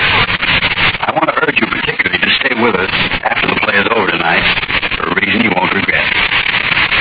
Today we have a simple story, as simple as a bullet hole through a man's heart or a knife to his heart. But first, Frank Martin. Why do we hear more and more about the importance of vitamin B1 and iron? Because by getting more of these two substances, thousands who needed them have gained glorious new pep and strength and pounds, new enjoyment of life. And remember, friends, ironized yeast tablets give you both these vital substances. So, if more vitamin B1 and iron is what you need, and if these deficiencies are making you thin and weak, jittery and tired out, get ironized yeast tablets right away. Start taking them tonight. See if you're not surprised at the wonderful difference in the way you look and feel and act. That's right. It's the one and only ironized yeast tablets you want. And now, lights out. Everybody.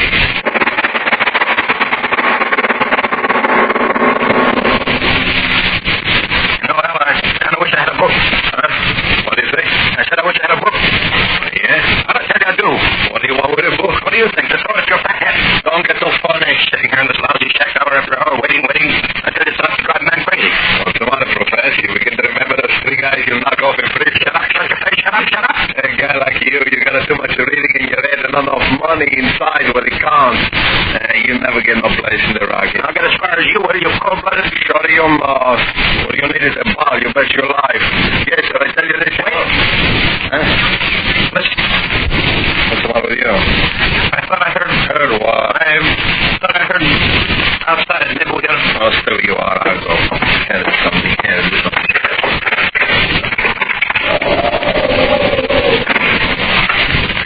Nobody there. I thought I heard you hear nothing, see nothing. I suppose not. You got the deal that you're trying to give him to me. And I thought I heard something. What's up thinking? This place is perfect hideout. Nobody know about it but you and me and Duke. Duke? What the devil's he? Don't worry, Duke can get here. Where'll he? What do you mean, where'll he? That's a lot of dough, $50,000. Oh, you think maybe Duke pull a double cross? I'm not saying he will. I'm just saying that 50,000 is a lot of money. Listen, 10 years in Alcatraz, I was in the same cell block as Duke. You know that?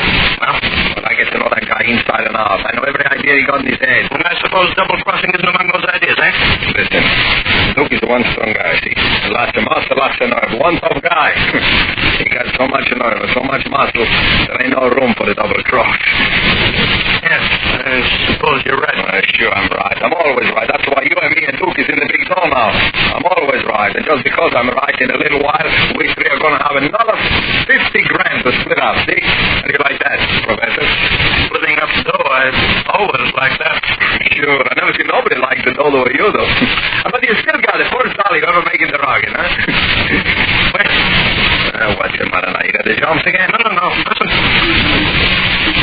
Oh, no, that's just the name.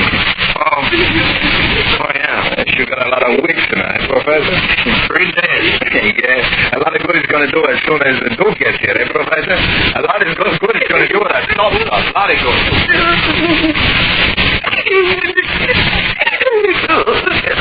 I gotta stop crying. I gotta. My eyes day after day. How many days has it been? It's so dark in here. If I could only have a little light, just a little. I gotta stop crying. I gotta think. What's the use of thinking? They'll kill me. I know they will if they only listen to me. I don't want to die.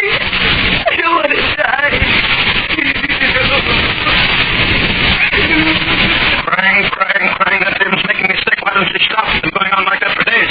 Don't worry, Professor. She stops crying pretty soon. You bet your life. You wait till Duke gets here with a 50 grand. Yeah? Then maybe he won't. Oh, what do you mean he won't? The boss said he pays 50 grand for knocking off this double-crossing dame. And 50 grand is what we're going to get. 50 grand? Yeah, and a cheap at the price. If that dame blew off her mouth like she said she's going to do, the boss is going to plug his eyes for 20 years. 50 grand for saving 20 years out of a guy's life. Plenty cheap, I bet you lie. But that dame, she's got a lot of friends. What difference that makes to us? Nobody ever tied us up with the others we knock off for boss before today. No. You leave it to the Duke. He's one smart guy. When he finds the shack over the river, he finds a gold mine. You knock him on the head, you drop him in the river, under the ground they go. They never come up again. Bet you lie. That's true. They never do come up, do they? No, not in 1,000 years. The river on this ground, she runs deep and fast. Nobody we ever throw in ever come up again. Nobody.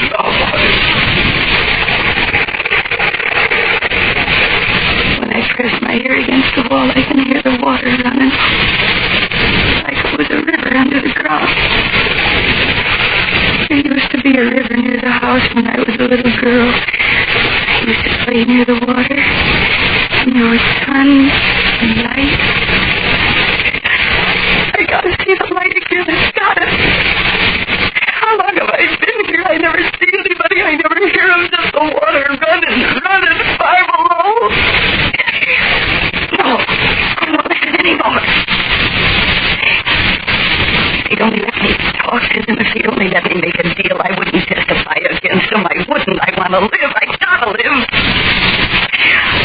Oh, I'm so scared. I can't be scared. If I start being scared, I'll go on getting more and more scared. I'll begin to see things in the dark.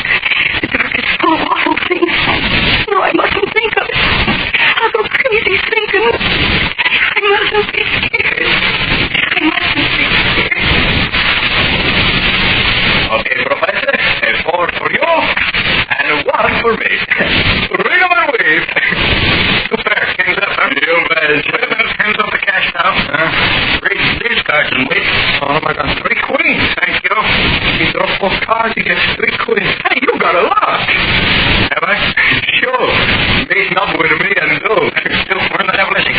about that again. I tell you to get here. 1 o'clock at Scream around. Yeah, but what if he doesn't get here? I told you before, the name goes in the river, we scrum out of here. But Duke said not to touch her until he got here. Yeah, but me, I ain't taking no chances waiting around there anymore. The only time dames they don't talk is when they're under the ground or under the river. Yeah. 3 hours from now, if the Duke come back with the boss's door or not, in the river that name goes, that's that.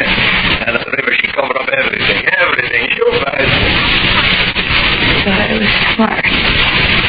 Smart getting into the racket. Easy money. Yeah. Smart. But now they're going to kill me. Oh, my head, it hurts so. I must be going crazy. No, I mustn't think like that. It's so quiet in here. If I could only hear someone saying something, saying anything, I wouldn't feel as if I was going crazy. I wouldn't think that all the world is dead and I'm alone. No, it can't be. I hear voices. People, they've come to help me. Listen, everybody. Listen, here I am. Here I am in here. Listen to me. Help me. Help.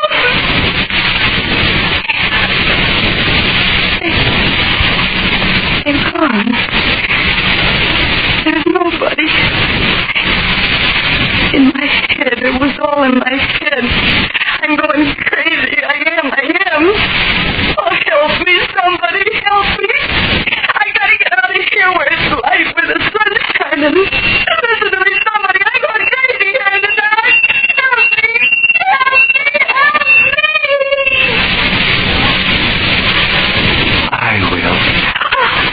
I will. Voice. I hear it again in my head. I will help thee, my lady. No. There's nobody here. I tell thee, I will help thee, my lady. There's nobody here. I know there isn't. No door open, no light. I come to thee from darkness. There's nobody here. I know. No, this place is so small.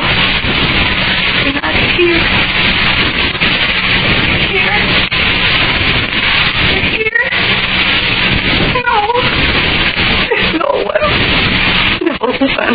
I tell thee, I will help thee.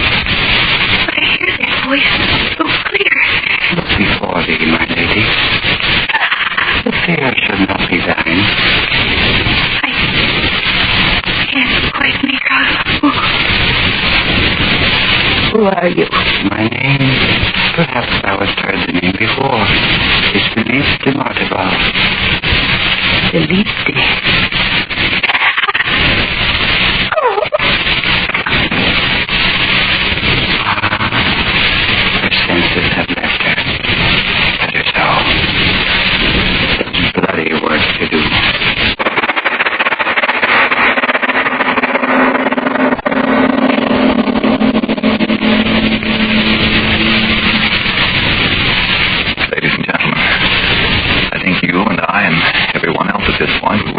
Reality of an interruption about something that is real. The reality of taking a deep breath and listening to the problems of keeping healthy in wartime. Meantime, girls, are you short on vitamin B1 and iron? Are these deficiencies what's making you say, I never have any fun anymore. I've lost weight and I'm so jittery and tired out all the time. I just never want to do anything these days. Honestly, I don't know what to do. If more vitamin B1 and iron is all you need, do this. Try ironized yeast tablets. They give you both vital substances, and believe you me, they are vital. Because when you don't get enough vitamin B1 from the food you eat, you may lose your appetite, not eat all you need. Or what you do eat may not do you the good it should. And when you don't get enough iron from your food, you may be weak and pale. You may feel only half alive. Sounds reasonable. And you say ironized yeast tablets supply both vitamin B1 and iron? Right. It's ironized yeast and its wonderful two-way help that's been of such amazing benefit to so many, many men and women with these deficiencies. So try ironized yeast tablets if you need more vitamin B1 and iron. Then see if before long you aren't saying, It's It's a thrill to look so good and feel so good. I've gained pounds. My jitters are gone. My friends say I'm like a new person. How glad I am I tried ironized yeast tablets. And now back to Lights Out and our story of the girl and the gangster.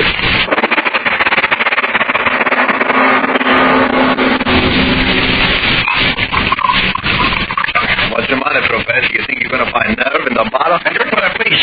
Okay. They said he'd be here by 1 o'clock. They were. Half an hour to 1 now. So there's still a half hour. Something went wrong. I mean, it's something wrong in your head. Duke will be here. I bet you 10 grand on that. But 1 o'clock is 30 minutes from now, so shut up your face and quit squawking. You make a mistake. No, wait, where are you going? Out to the road. Too much yelling here. No, wait, don't go. You pretty rat, you're running out on me. I haven't got nerve, huh? Got nerve for anything as long as there's money in it. Said I could never make money, huh? I'll show him $500,000. Why, $7 million by the time I quit this lousy racket. $500,000, I'll be able to buy anything from... Blasted papa. What's that? Quarter two. 15 more minutes. He's got to get here. He's got to. If he doesn't, Al will want me to help him kill her. That was me. Duke will get here. He always gets here, sure. He'll do the job. Duke likes killing. Cold. The door must be... No, the door's closed. Al must come in. Al, is that you? DeMarteville. Huh? DeMarteville. Who said that? I see no one. I am here. You? Go where? The coldness at thy side. Oh, that bottle, I've had too much. It's too much. Weak. Worm-like thing. Voice, I do hear. Blasted mine. What voice is my head, will you? Not mine, not mine, not mine. Pray to thy God. I sit here hurt. Pray to thy God. There is someone here. I can't see you, but you are here, aren't you? I came back in her agony. I hear you, and yet you aren't here. Oh, what's wrong with me? Things are what they are. There's no one who can talk without being. Use your eyes to see. Huh? Oh. Yes, I see you. You've been hiding my eyes. Yes, I see you. Tell me, what do you want? Who are you? How did you get in here? Out of the darkness. Through her agony. Darkness? Agony? What are you talking about? Oh, my eyes. How do I see you? Blurred. I'm weary of you. Weary of me? What's that? Something in your hand? Yes, I see it. It's getting clearer and clearer. Oh, what can I see? A bow. A bow? What are you going to do with it? I fit the... No, don't drop that. Stop pointing that thing at me. The arrows might... Oh! Done. The worm no longer squirms.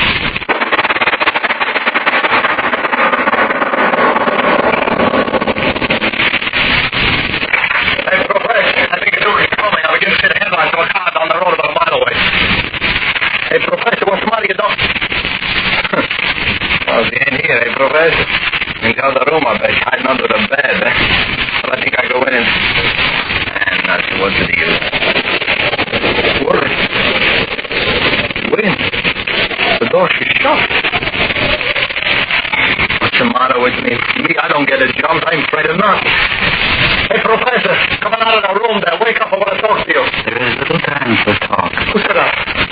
Professor, that you? Oh, yeah, I see you. You put your hand on the floor. Come on, you get up. Get up or I kick your face in. Come on, get up. Professor. Who do that to you? DeMarteville. Stand where you are. Yes. I got a gun on you. Stand still, I kill you. Yes. Well, I'm a wise guy. I'm going to find out what you look like. Come on in closer to the line. No. Listen, smart guy. I don't know how you get in here. I don't know what your racket is. You listen to me. My name is Jubilee. Maybe you hear that name before, huh? No. No, yes. Talk a word. Who are you? What are you doing here? Come on across to the line. I grow weary. You grow what?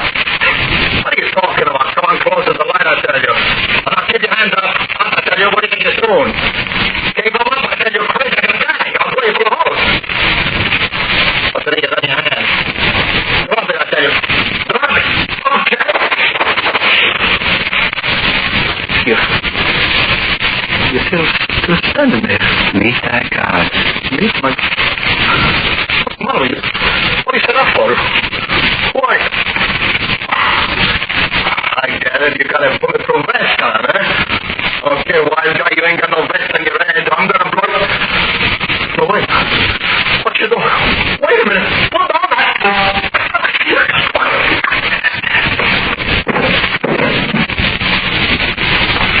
So, the worm, the rat, one more.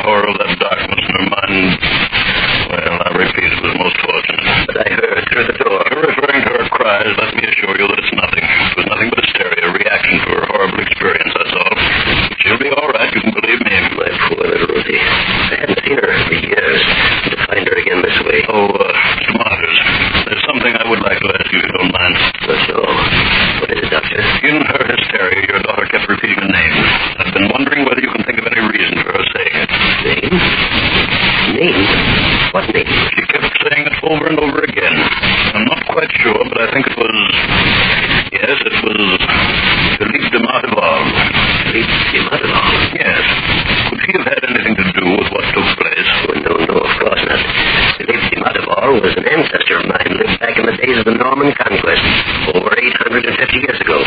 Oh, no. He had nothing to do with all this.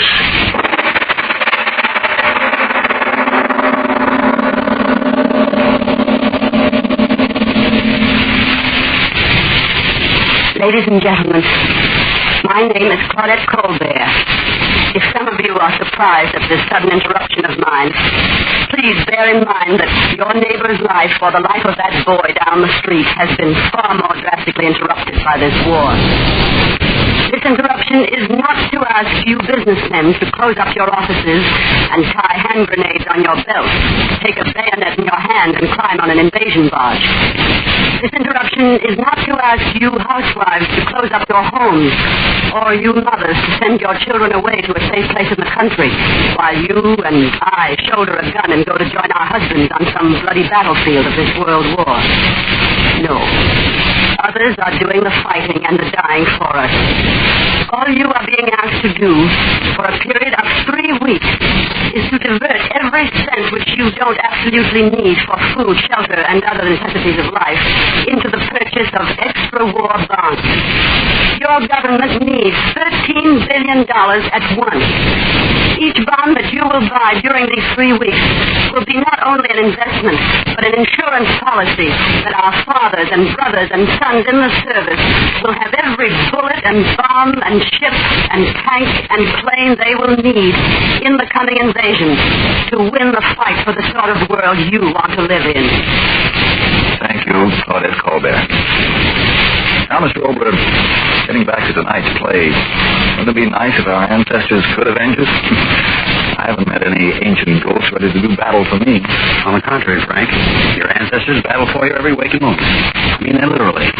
The freedoms you and all the rest of us enjoy right now, they came about not because we fought for them, but because somewhere in the past, some of our ancestors in this human family had the courage to fight for a better future. If we have to fight anew for that now, well, it doesn't take away the glory of the past battle. And since some of us still have some measure of freedom now, in spirit at least, those ancestors are fighting with us and for us. And next week?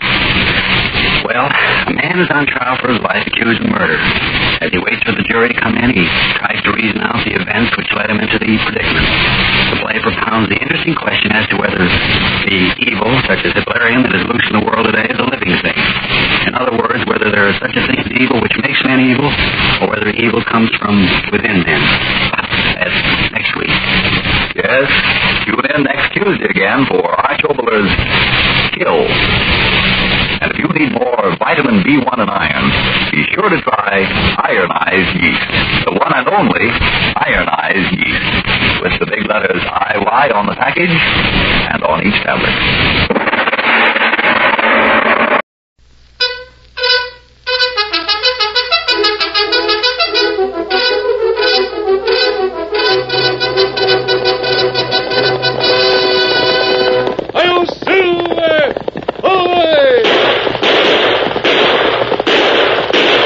Fiery horse with the speed of light, a cloud of dust in a hurry. Hi-yo, Silver, the Lone Ranger.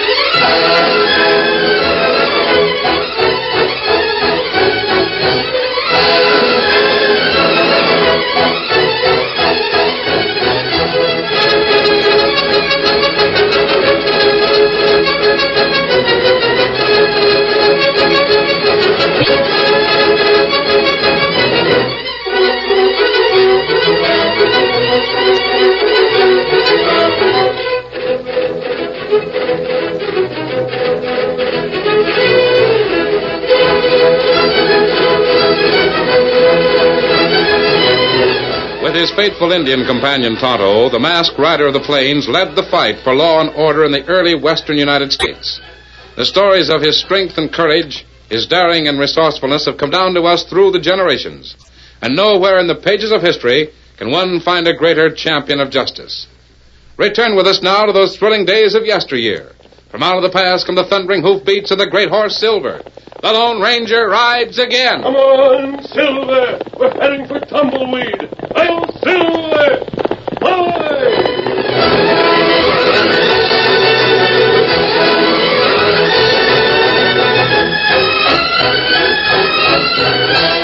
Late one afternoon, two men sat on their horses in the shadows of a Judas tree near the trail that wound through the hills from the Crazy W Ranch toward the distant town of Tumbleweed. They were leaning forward, watching through the narrowed eyes as a string of haltered horses trotted down the trail below them. One of the men fingered the trigger of a Winchester held across his saddle horn. It's the Crazy W string, Trumbo. You had it correct. I always get correct information, Fletcher. Nice passel of horseflesh. That roan, for instance. We can get a fancy price for him over to Tucson. I reckon we will, provided you don't miss your aim. There's only one man herding him along. Don't miss a shot like that. It's easier than shooting a trapped wolf. Just say when. Yeah, he won't see us till he's close. Let him amble a mite nearer. You're the top man. When he drops, we'll round up the horses and head for Lost Valley, savvy? You know, same as always. In the valley, we change brands, do a little color changing on the horses that need it, and then sell them for plenty. I'll accept that Strawberry Roan. I got other plans for him. Yeah? Yeah. Special plans. Get set, Fletcher. Anytime. Hi, up, hi! Now.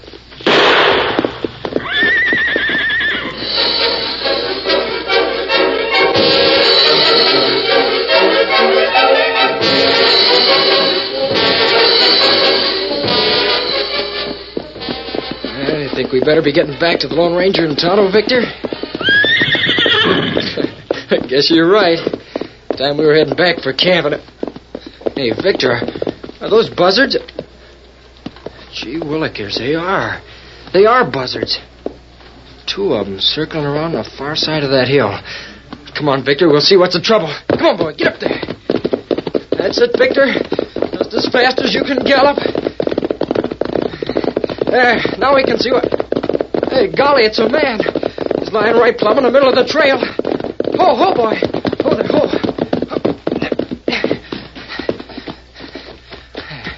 Hey, mister. Mister, can I help you? Dry gulched by ornery horse thieves. Here, take a swallow of this water. Easy. You're just a youngster. How'd you come to locate me? Well, I reckon I know what's up when I see buzzards circling around. The horses? Just my own horse, mister. That's all. Here. That's no use. I can't lift you up. I'm not strong enough. Gosh, what am I going to do? Leave me be, Sonny. Just leave me be. I'll get help. Don't worry, mister. Here, there's my water bottle. Easy, boy. Don't worry, mister. I'll get the Lone Ranger and Tonto. They'll know what to do. It's not far, and I'll bring them back in less than half an hour. Get up, boy. Come on, Victor.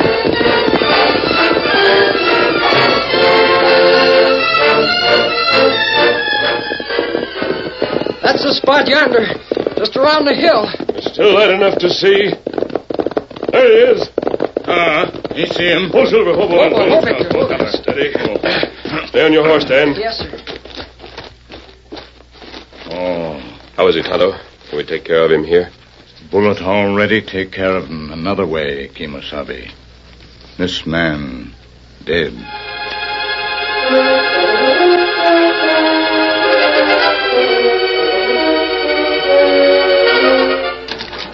Rod Sawtell. Oh, just a second, Abby. I'm just finishing up washing.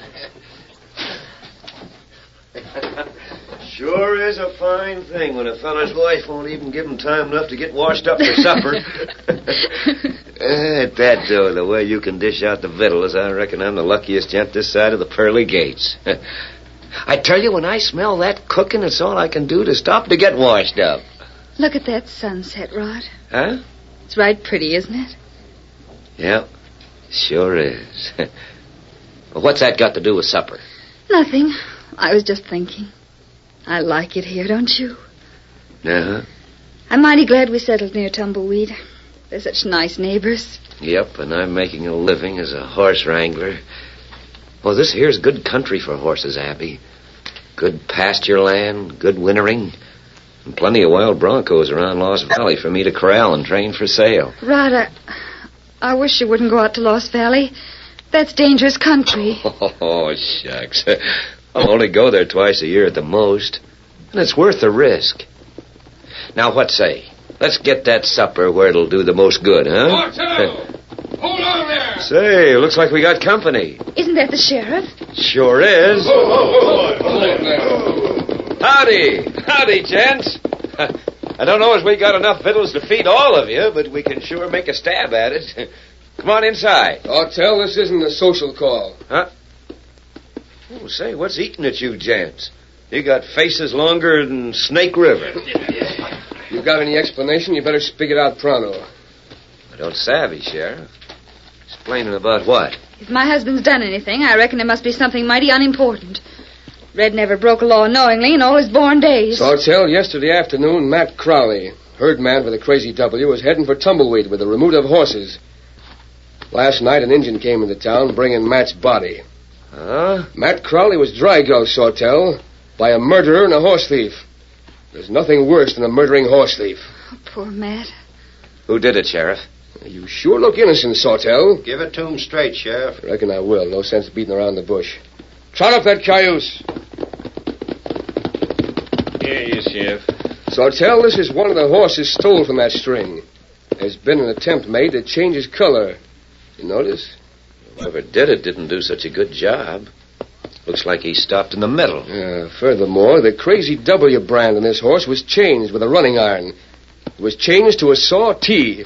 Saw T? That's our brand. You know where we found him, Sawtell?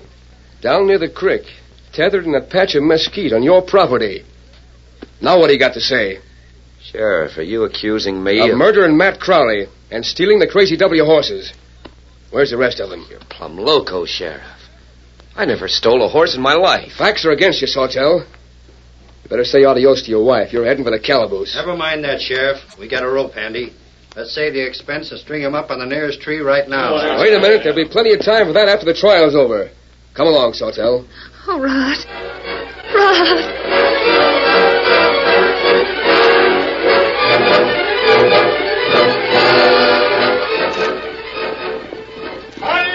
Easy, Silver.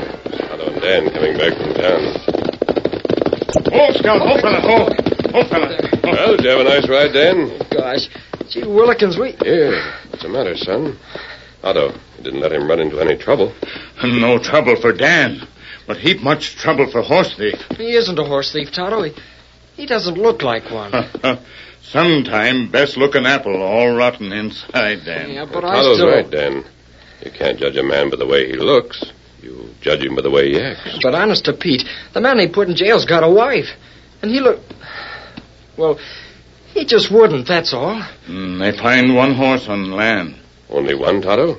What about the rest? Not all, just one. Did he confess? Gosh, no. He kept yelling he was innocent. Could hear it clear outside the jail. Oh, what's this man's name, Tonto? His name's Rod Sawtell. His wife's gone back to their cabin. She's just crying her eyes out. Tonto knows where the cabin is. Oh, gosh, you just have to do something. You make it sound pretty urgent. You stay here in camp. Get to bed early. We'll be back as soon as we can. Golly, can't I go with you? Remember, Dan, you're only a youngster. Here, Silver. You're perfectly safe here, Dan. Just stay near the fire. Yeah, I will. Steady, big fella. All right, Tonto, lead the way. We'll talk to Sawtell. Get him up, Scout. Come on.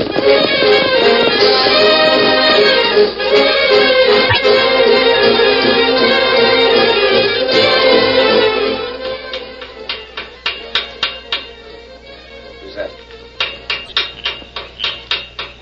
Sawtell. Who's that? Where are you? At the window. Who are you? What do you want? You're masked. Keep your voice down. Do you want to get out of jail, Sawtelle? Do I want to get... Listen, stranger, you don't think I like it here. But what concern is it of yours? I got this barred window open. You could get away. Say, hold on there. There's something wrong about this setup. Now, don't be a fool. Oh, no, I'm not loco.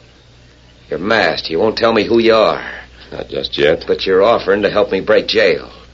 Yeah. Why? Well, you're innocent, aren't you? Sure I am. But I'm not breaking jail, mister. I'm staying right here. Oh? Yeah. Because I savvy what you're up to. It's you that stole those horses in Dry Gulch, Matt. You pretend to be helping me, but you know blame well that if I break out of this calaboose, that'll be proof positive that I'm guilty far as the sheriff's concerned. And he'll take after me with a posse, and they won't wait for a trial this time. They'll shoot me down like a jackrabbit. No, sir, I stay right here. Good for you. And what's more, I'm calling the sheriff. What's that you said? Good for you, Sawtelle. I was just testing you. If you'd been guilty, you'd have jumped at the chance for escape. What? You mean? I mean I'm with you all the way. I want to help you. Now tell me all you know. I don't reckon there's much to tell, mister. I was framed, there's no doubt of that. But doggone if I know who did it. Just start talking, Sawtelle. Talk fast. The sheriff's up front. He may hear us. There's no time to waste. Tell me what you do, where you go, everything you can think of.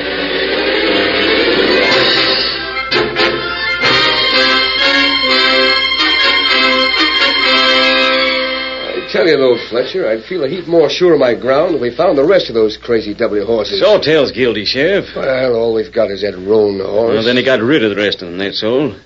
Doggone it, it makes me boil when I think what he did to poor Matt Crowley. He'll pay for it, Fletcher. Never you doubt it.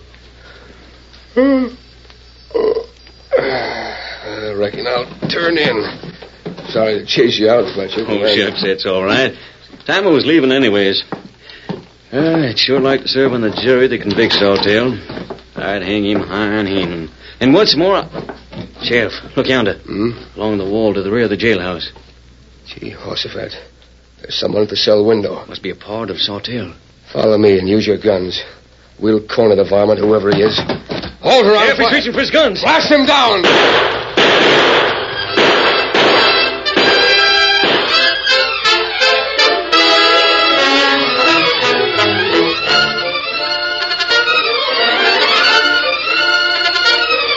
Curtain falls on the first act of our Lone Ranger story.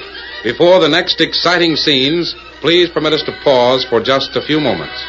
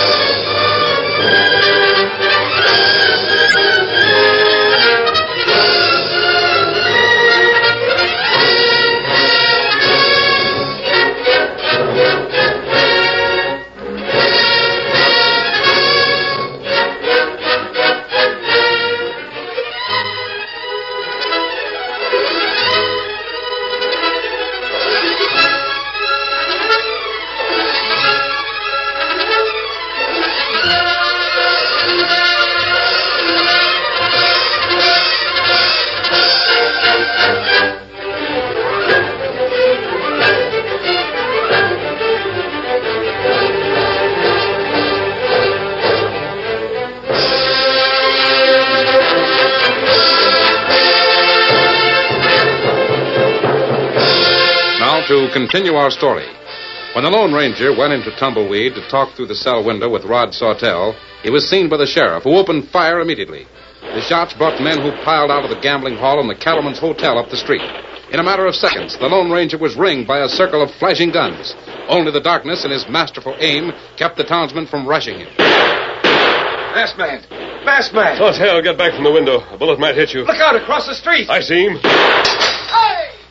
Mister, you're the best hand with a 6-gun I ever saw.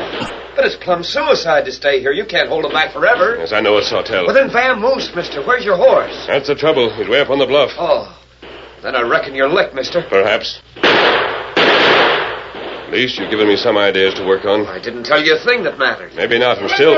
Surrender or we'll finish you for good. Stand back! Keep your distance. What in tarnation are we waiting for? 10 against 1. I say rush him. Aye! Hey, what's that? Sounds like horses. Aye! This way! Here, Silver! Hey, look out! It's a pair of horses. They're coming like a runaway engine. Get him up! Here, Silver. We hear shooting. Steady, boy. Adios, Sawtell. Don't worry. Ride, mister, ride! Don't stare at him! Shoot! Get him up! Come on, Silver! Get him! Oh, you see that? In and out again. That caught me by surprise. Now, use wasting bullets. Take on. Sawtell, who was that masked hombre? What did he want? He came to help me, Sheriff. And I haven't any idea who he is.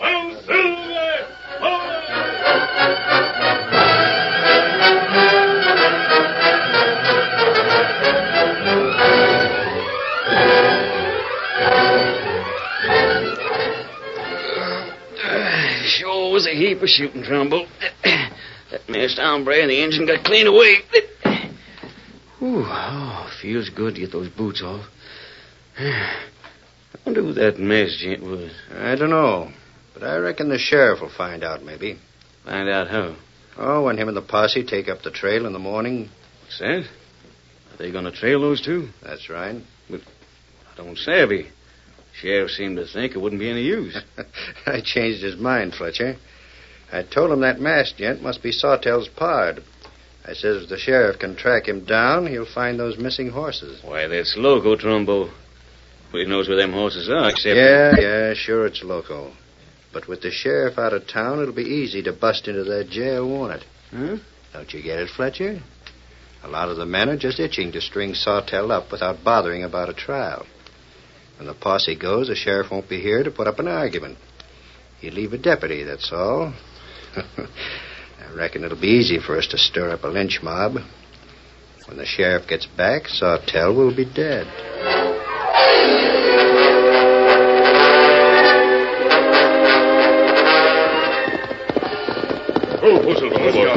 Just a moment, Toto. Steady. Dan, are you awake? Yeah, I'm awake. I heard you and Tonto ride into camp. Did you have any trouble? Oh, a little, Dan. In fact, I wouldn't be surprised if a posse pulls in here a little after dawn. Huh? What's that? Don't be alarmed. Tonto and I left a plain trail on purpose. We want them to get here. We want them to follow us. Gosh, I don't exactly understand. I'll explain, Dan. Tonto and I are riding on now. But here's something for you to give the sheriff in the morning. Yeah. After you see the sheriff, I want you to ride to Tumbleweed and, well, just keep your eyes open. Understand? Yes, sir. Whatever you say.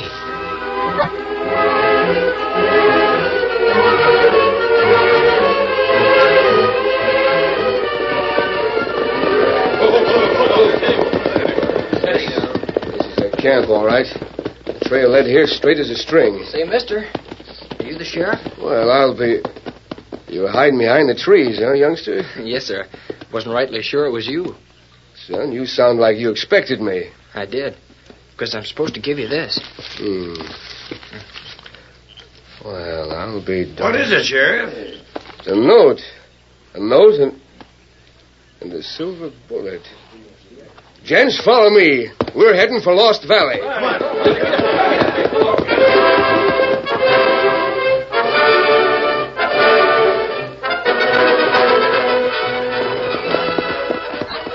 Make sure none of the horses slip away, Tonto. Can't waste time roping them again.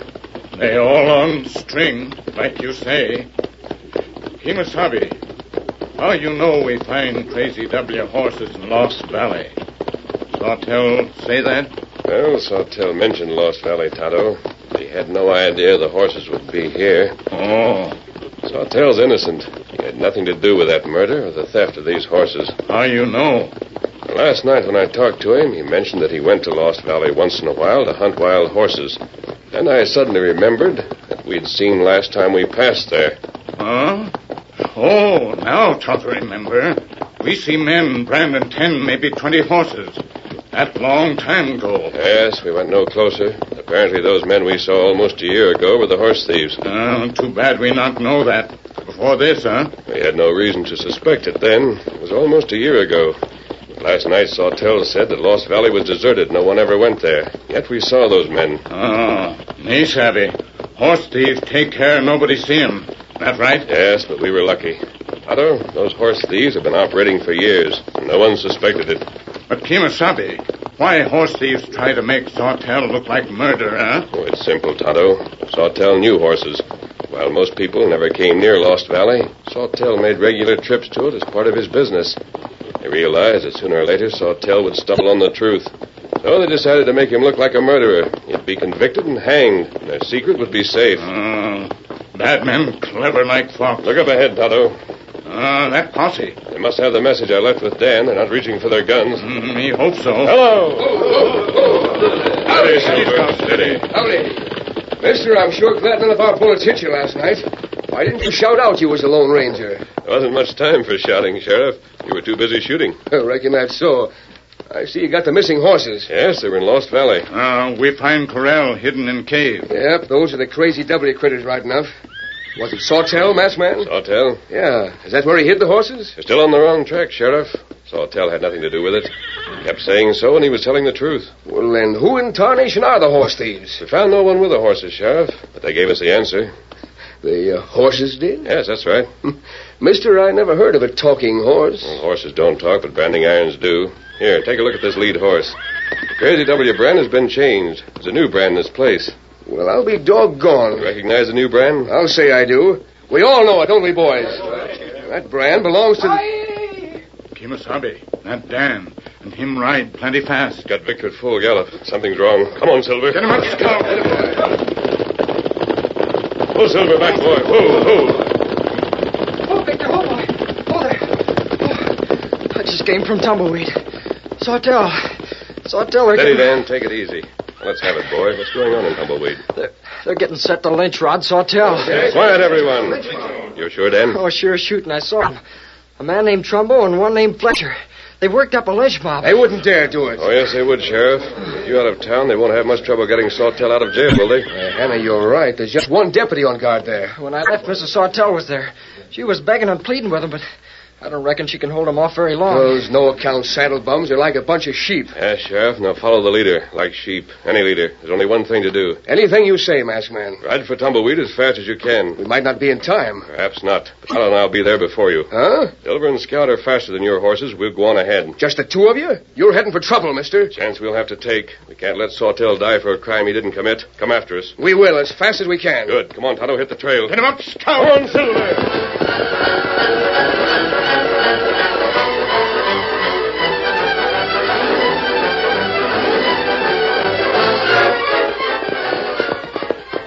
Oh, steady, boy. Steady there.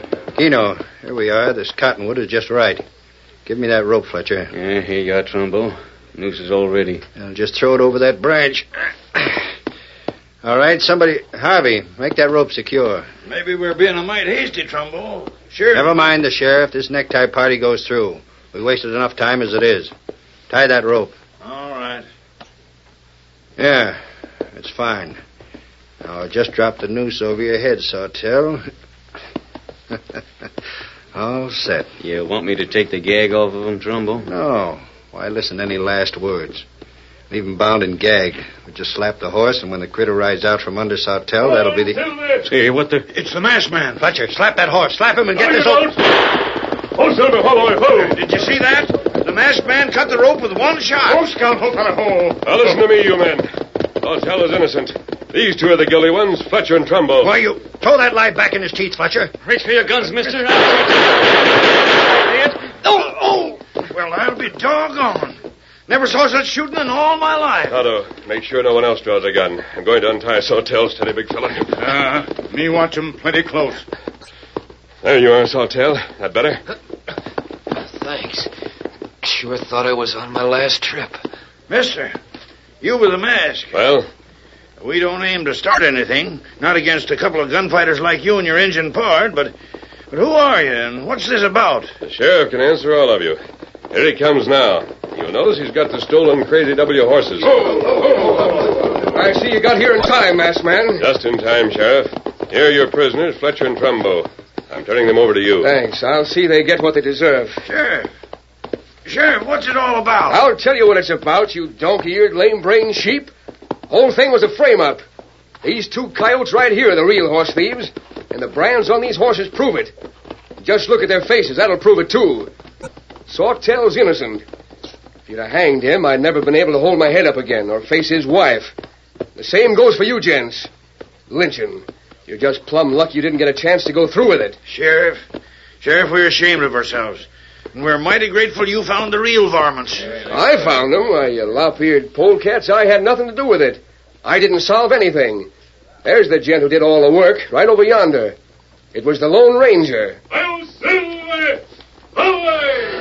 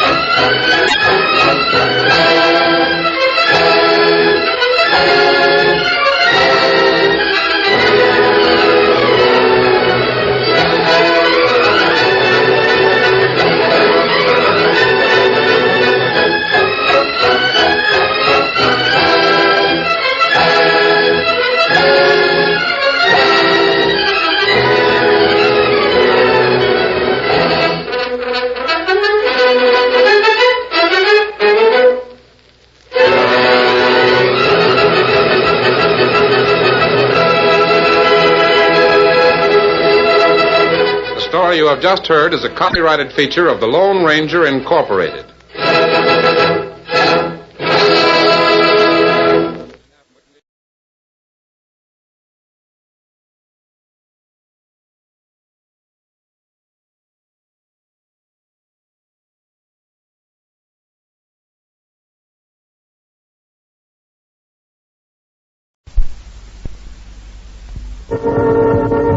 Soldiers, sailors, Marines, simulate lock and load.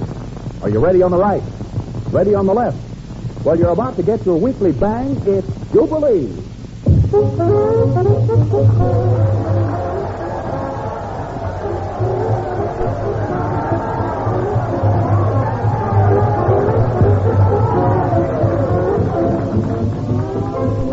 Men, we're here with a corny carbine that's fairly drooling with DG Malim. The joint is jumping with specks and spots that are aching to be dotted and ditted. And you don't need a sack full of lash on to attend this hep-tet filibuster, which features tonight Teddy Bunn, Jack LaRue, Bill Watson and the Spirits of Rhythm, the one and only Lena Horne, and Erskine Hawkins and his Make You Want to Straighten Up and Fly Right music makers. Now, here's your master of ceremonies, that crockery clanker par excellence, Ernie Whitman.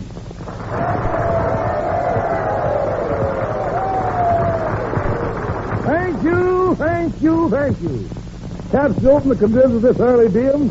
I quote from some scribbling received from Chris Adams at 953. Quote, pull up. Copper squat and dig the steel coming on you this eve. I'm muzzling my top for a great leave tip.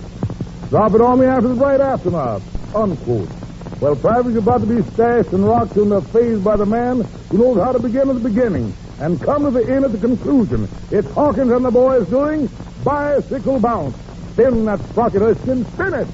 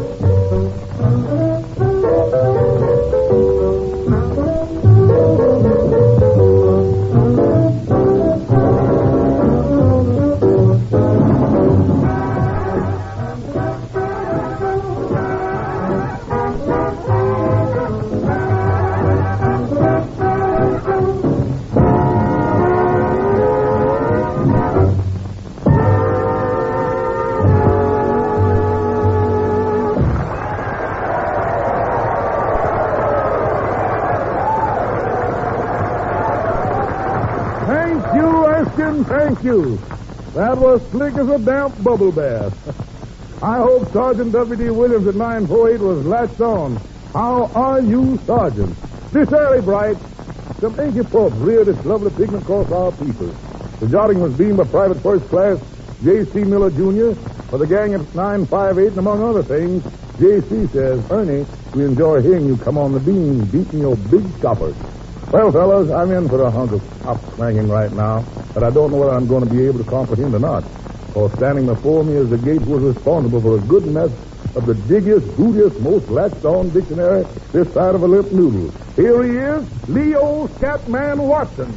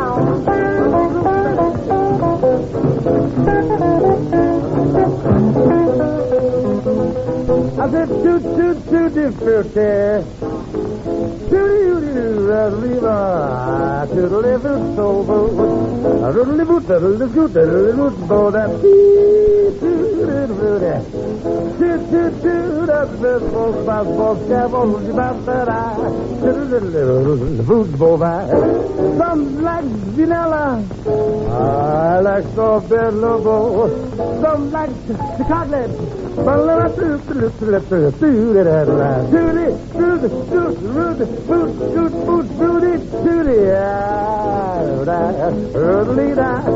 Bop the jump on the nap, tidy bop.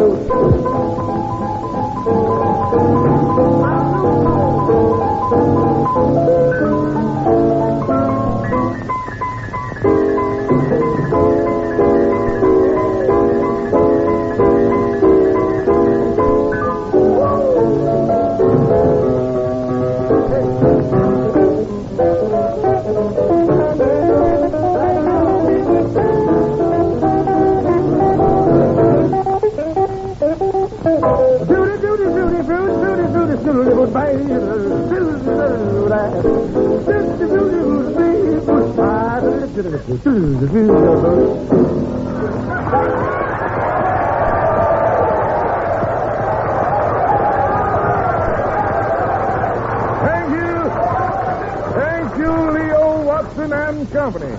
In case Private Hyman Holbrook at ATO 914 is glued onto the edge of the decibels, Erskine Horgan and his mellow men have a hunk of hot they want to send. Also, Private Robert Taylor at the same diggings. Hawk, what have you got for the two solid privates? What have you got? Well, Ernie, we'd like to kick around a few bars of Get Up News. Oh, my goodness. Don't let me stop you. Proceed.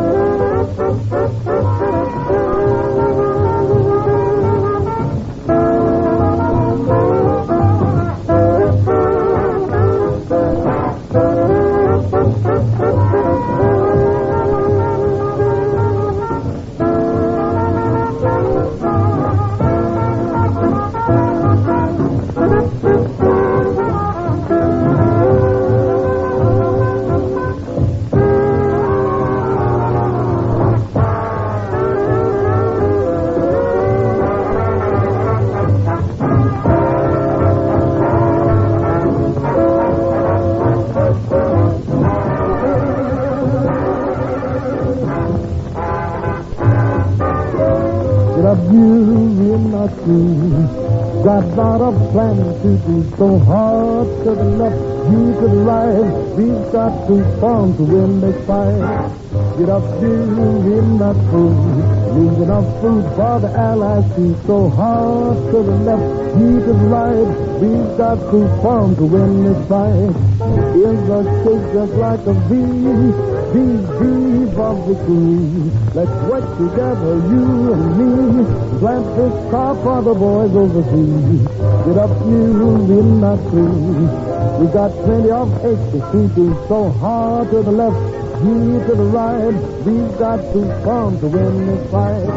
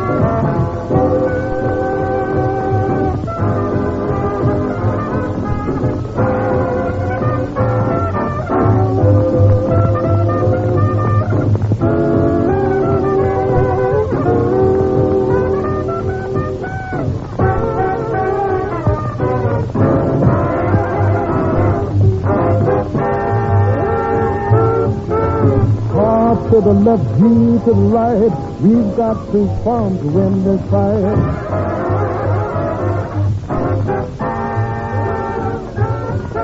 Hard to the left, you to the right. We've got to farm to win this fight.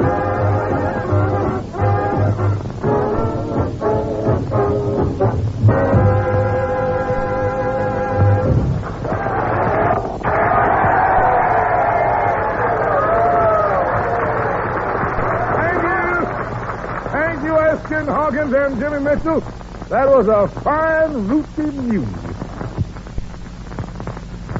We have called one of the greatest aggregations of Mike Huggers this side of Bing Crosby. The tune, Slender, Tender, and Tall. The Boopa-Doopers, the King Cole Trio.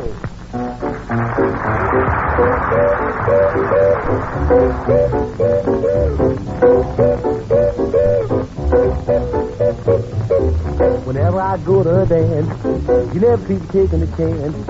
I get a kick off the kick that I pick, just tender and tall. They go for the way I dance, they go for my kind of romance. Jack, I get a kick off the kick that I pick, just tender and tall. I got a lot of girlfriends, but they're all fat. When they jive, it doesn't mean a thing. But when they go out stepping with the thin ones, find those babies, they know how to swing. Those kind of chicks are hip. Boy, they ready to follow my steps. I get a kick off the kick that I pick, tender and tall. They gotta be fine and mellow, just like a big round cello. I get a thrill, cause the thrill that I feel is tender and tall.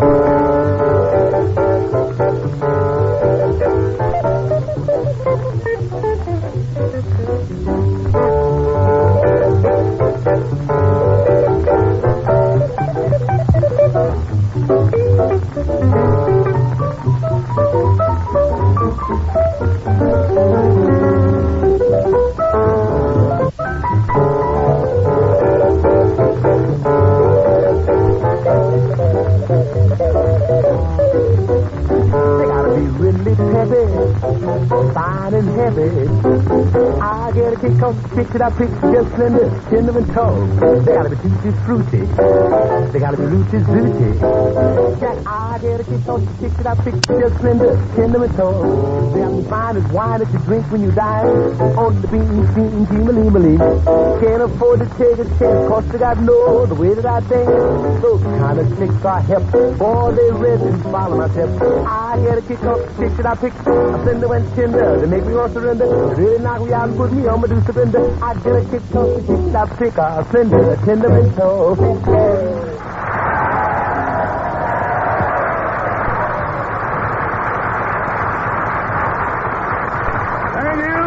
Thank you, 10 coats here on your 18-carat kilodillas. And now comes the moment I've been waiting for all my big fat life. Would that I could but ascend to thy height, and deign to call you fair one mine. Would that all these lonely sonnets I spin could compare favorably with the kiss of you upon the rose. Would. Good. Men, meet my number one chin-up, nail-up, tack-up, glue-up, and wrap-up girl, Lena Horn.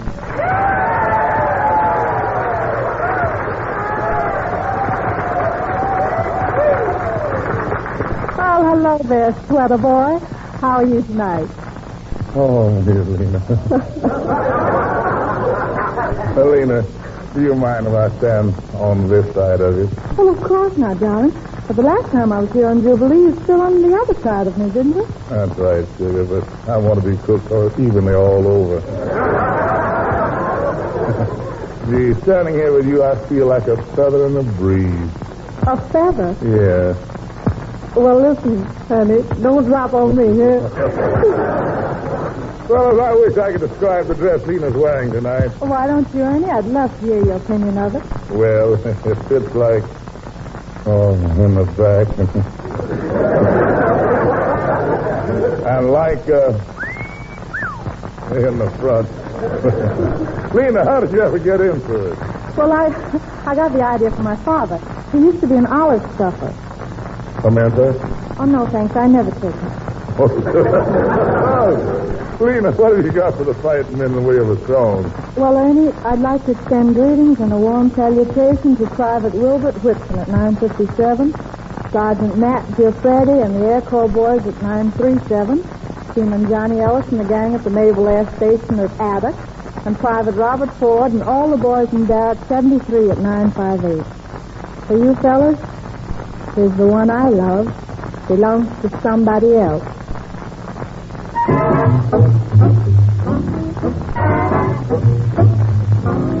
You know the one I love belongs to somebody else. He sings his sweet refrain to somebody else. Even when he's got his arms around me, I know his thoughts are strong for somebody else. The hands I hold belong to somebody else. I bet they're not so cold to somebody else. It's tough to be alone on the shelf, but worse to be in love by yourself when the one you love wants someone else. The one I love belongs to somebody else. He sings his sweetest things to someone else. Even when he's got his arms around me, he's looking at the door, waiting for someone. I know he's waiting for somebody else. The hands I hold belong to somebody else. I bet they're not so cold to somebody else. It's tough to be alone on the shelf, but worse to be in love by yourself when the one you love belongs to somebody else.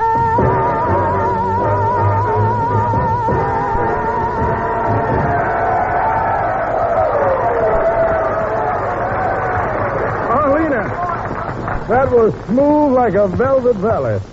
But, Lena, we couldn't possibly leave you absent yourself from these things without getting out with an encore. Have you a few boys or something stashed up to in the cuff? Sure, Ernie. With Fillmore at the Senate, I'd like to do one of my favorite songs, George Gershwin's Embraceable You.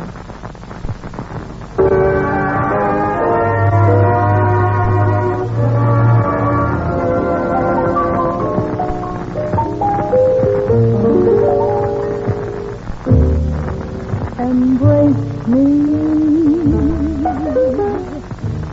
my sweet embrace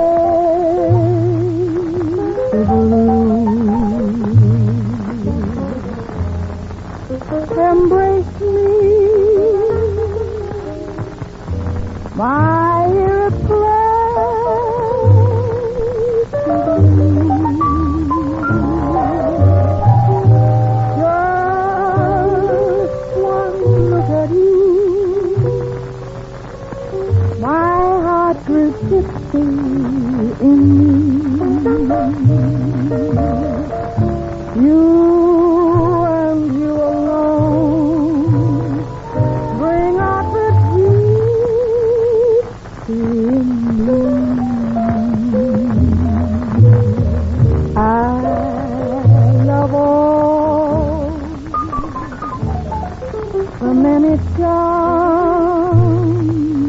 about you. Above all, I want my arms around you. Don't be a naughty baby. Come to mama, do.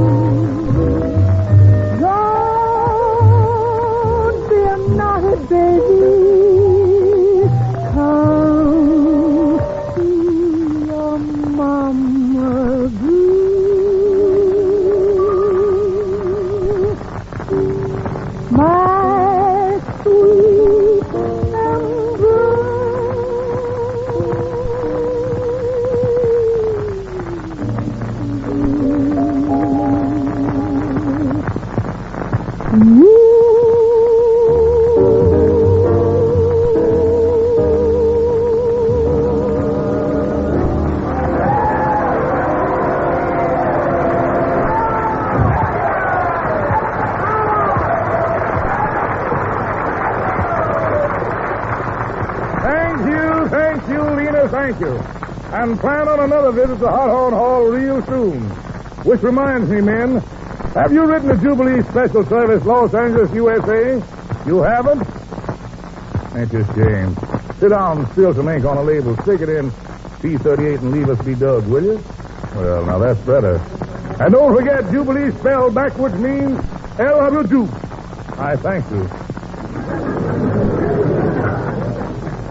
And now, Erskine, what's the bit of batter lay the wind-upper? Well, Ernie, we got what I think the guys will want to know the knuckle. It's called No Soap. What do you say? I think we are waiting for No Soap Proceed.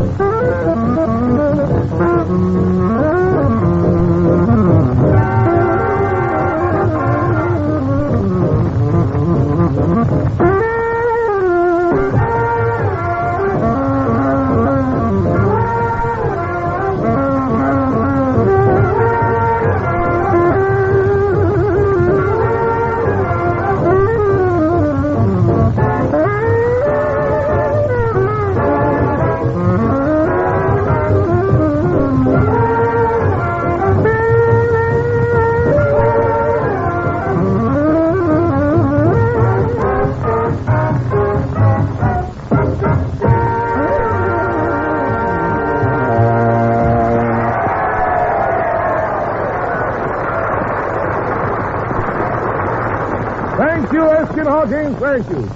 Well, men, as the hamburger said to the ketchup, I was raw before I met you, but, baby, look at me now. The Jubilee horse has been nibbled right down the napkin ring. It's time to bust our vests and say boot till another early dim. Would you like to leave them in with a salt lean horn? Well, I hate to leave them at all, Ernie.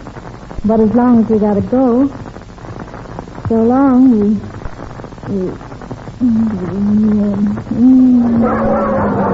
Oh, please pass the anchor. I'm about to take off. Meantime, I say meantime, this is easy to get, but nobody wants him. Ernie Whitman, clanking his carcass of Leo Watson and the spirits of rhythm, Lena Horn of Plenty Horn, and the 20th Century Gable, Erskine Hawkins, and his bedded down buddies. Tramp you now and bid you later. So long and good luck.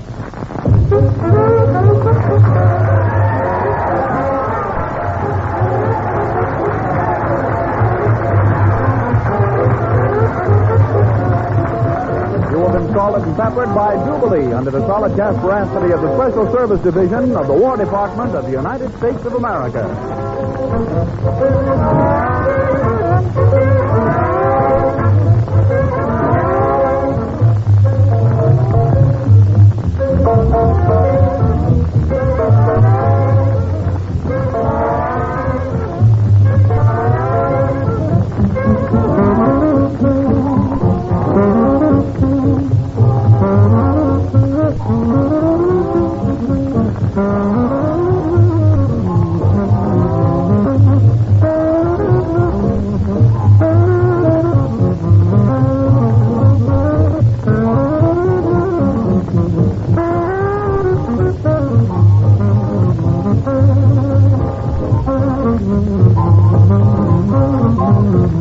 Mm-hmm.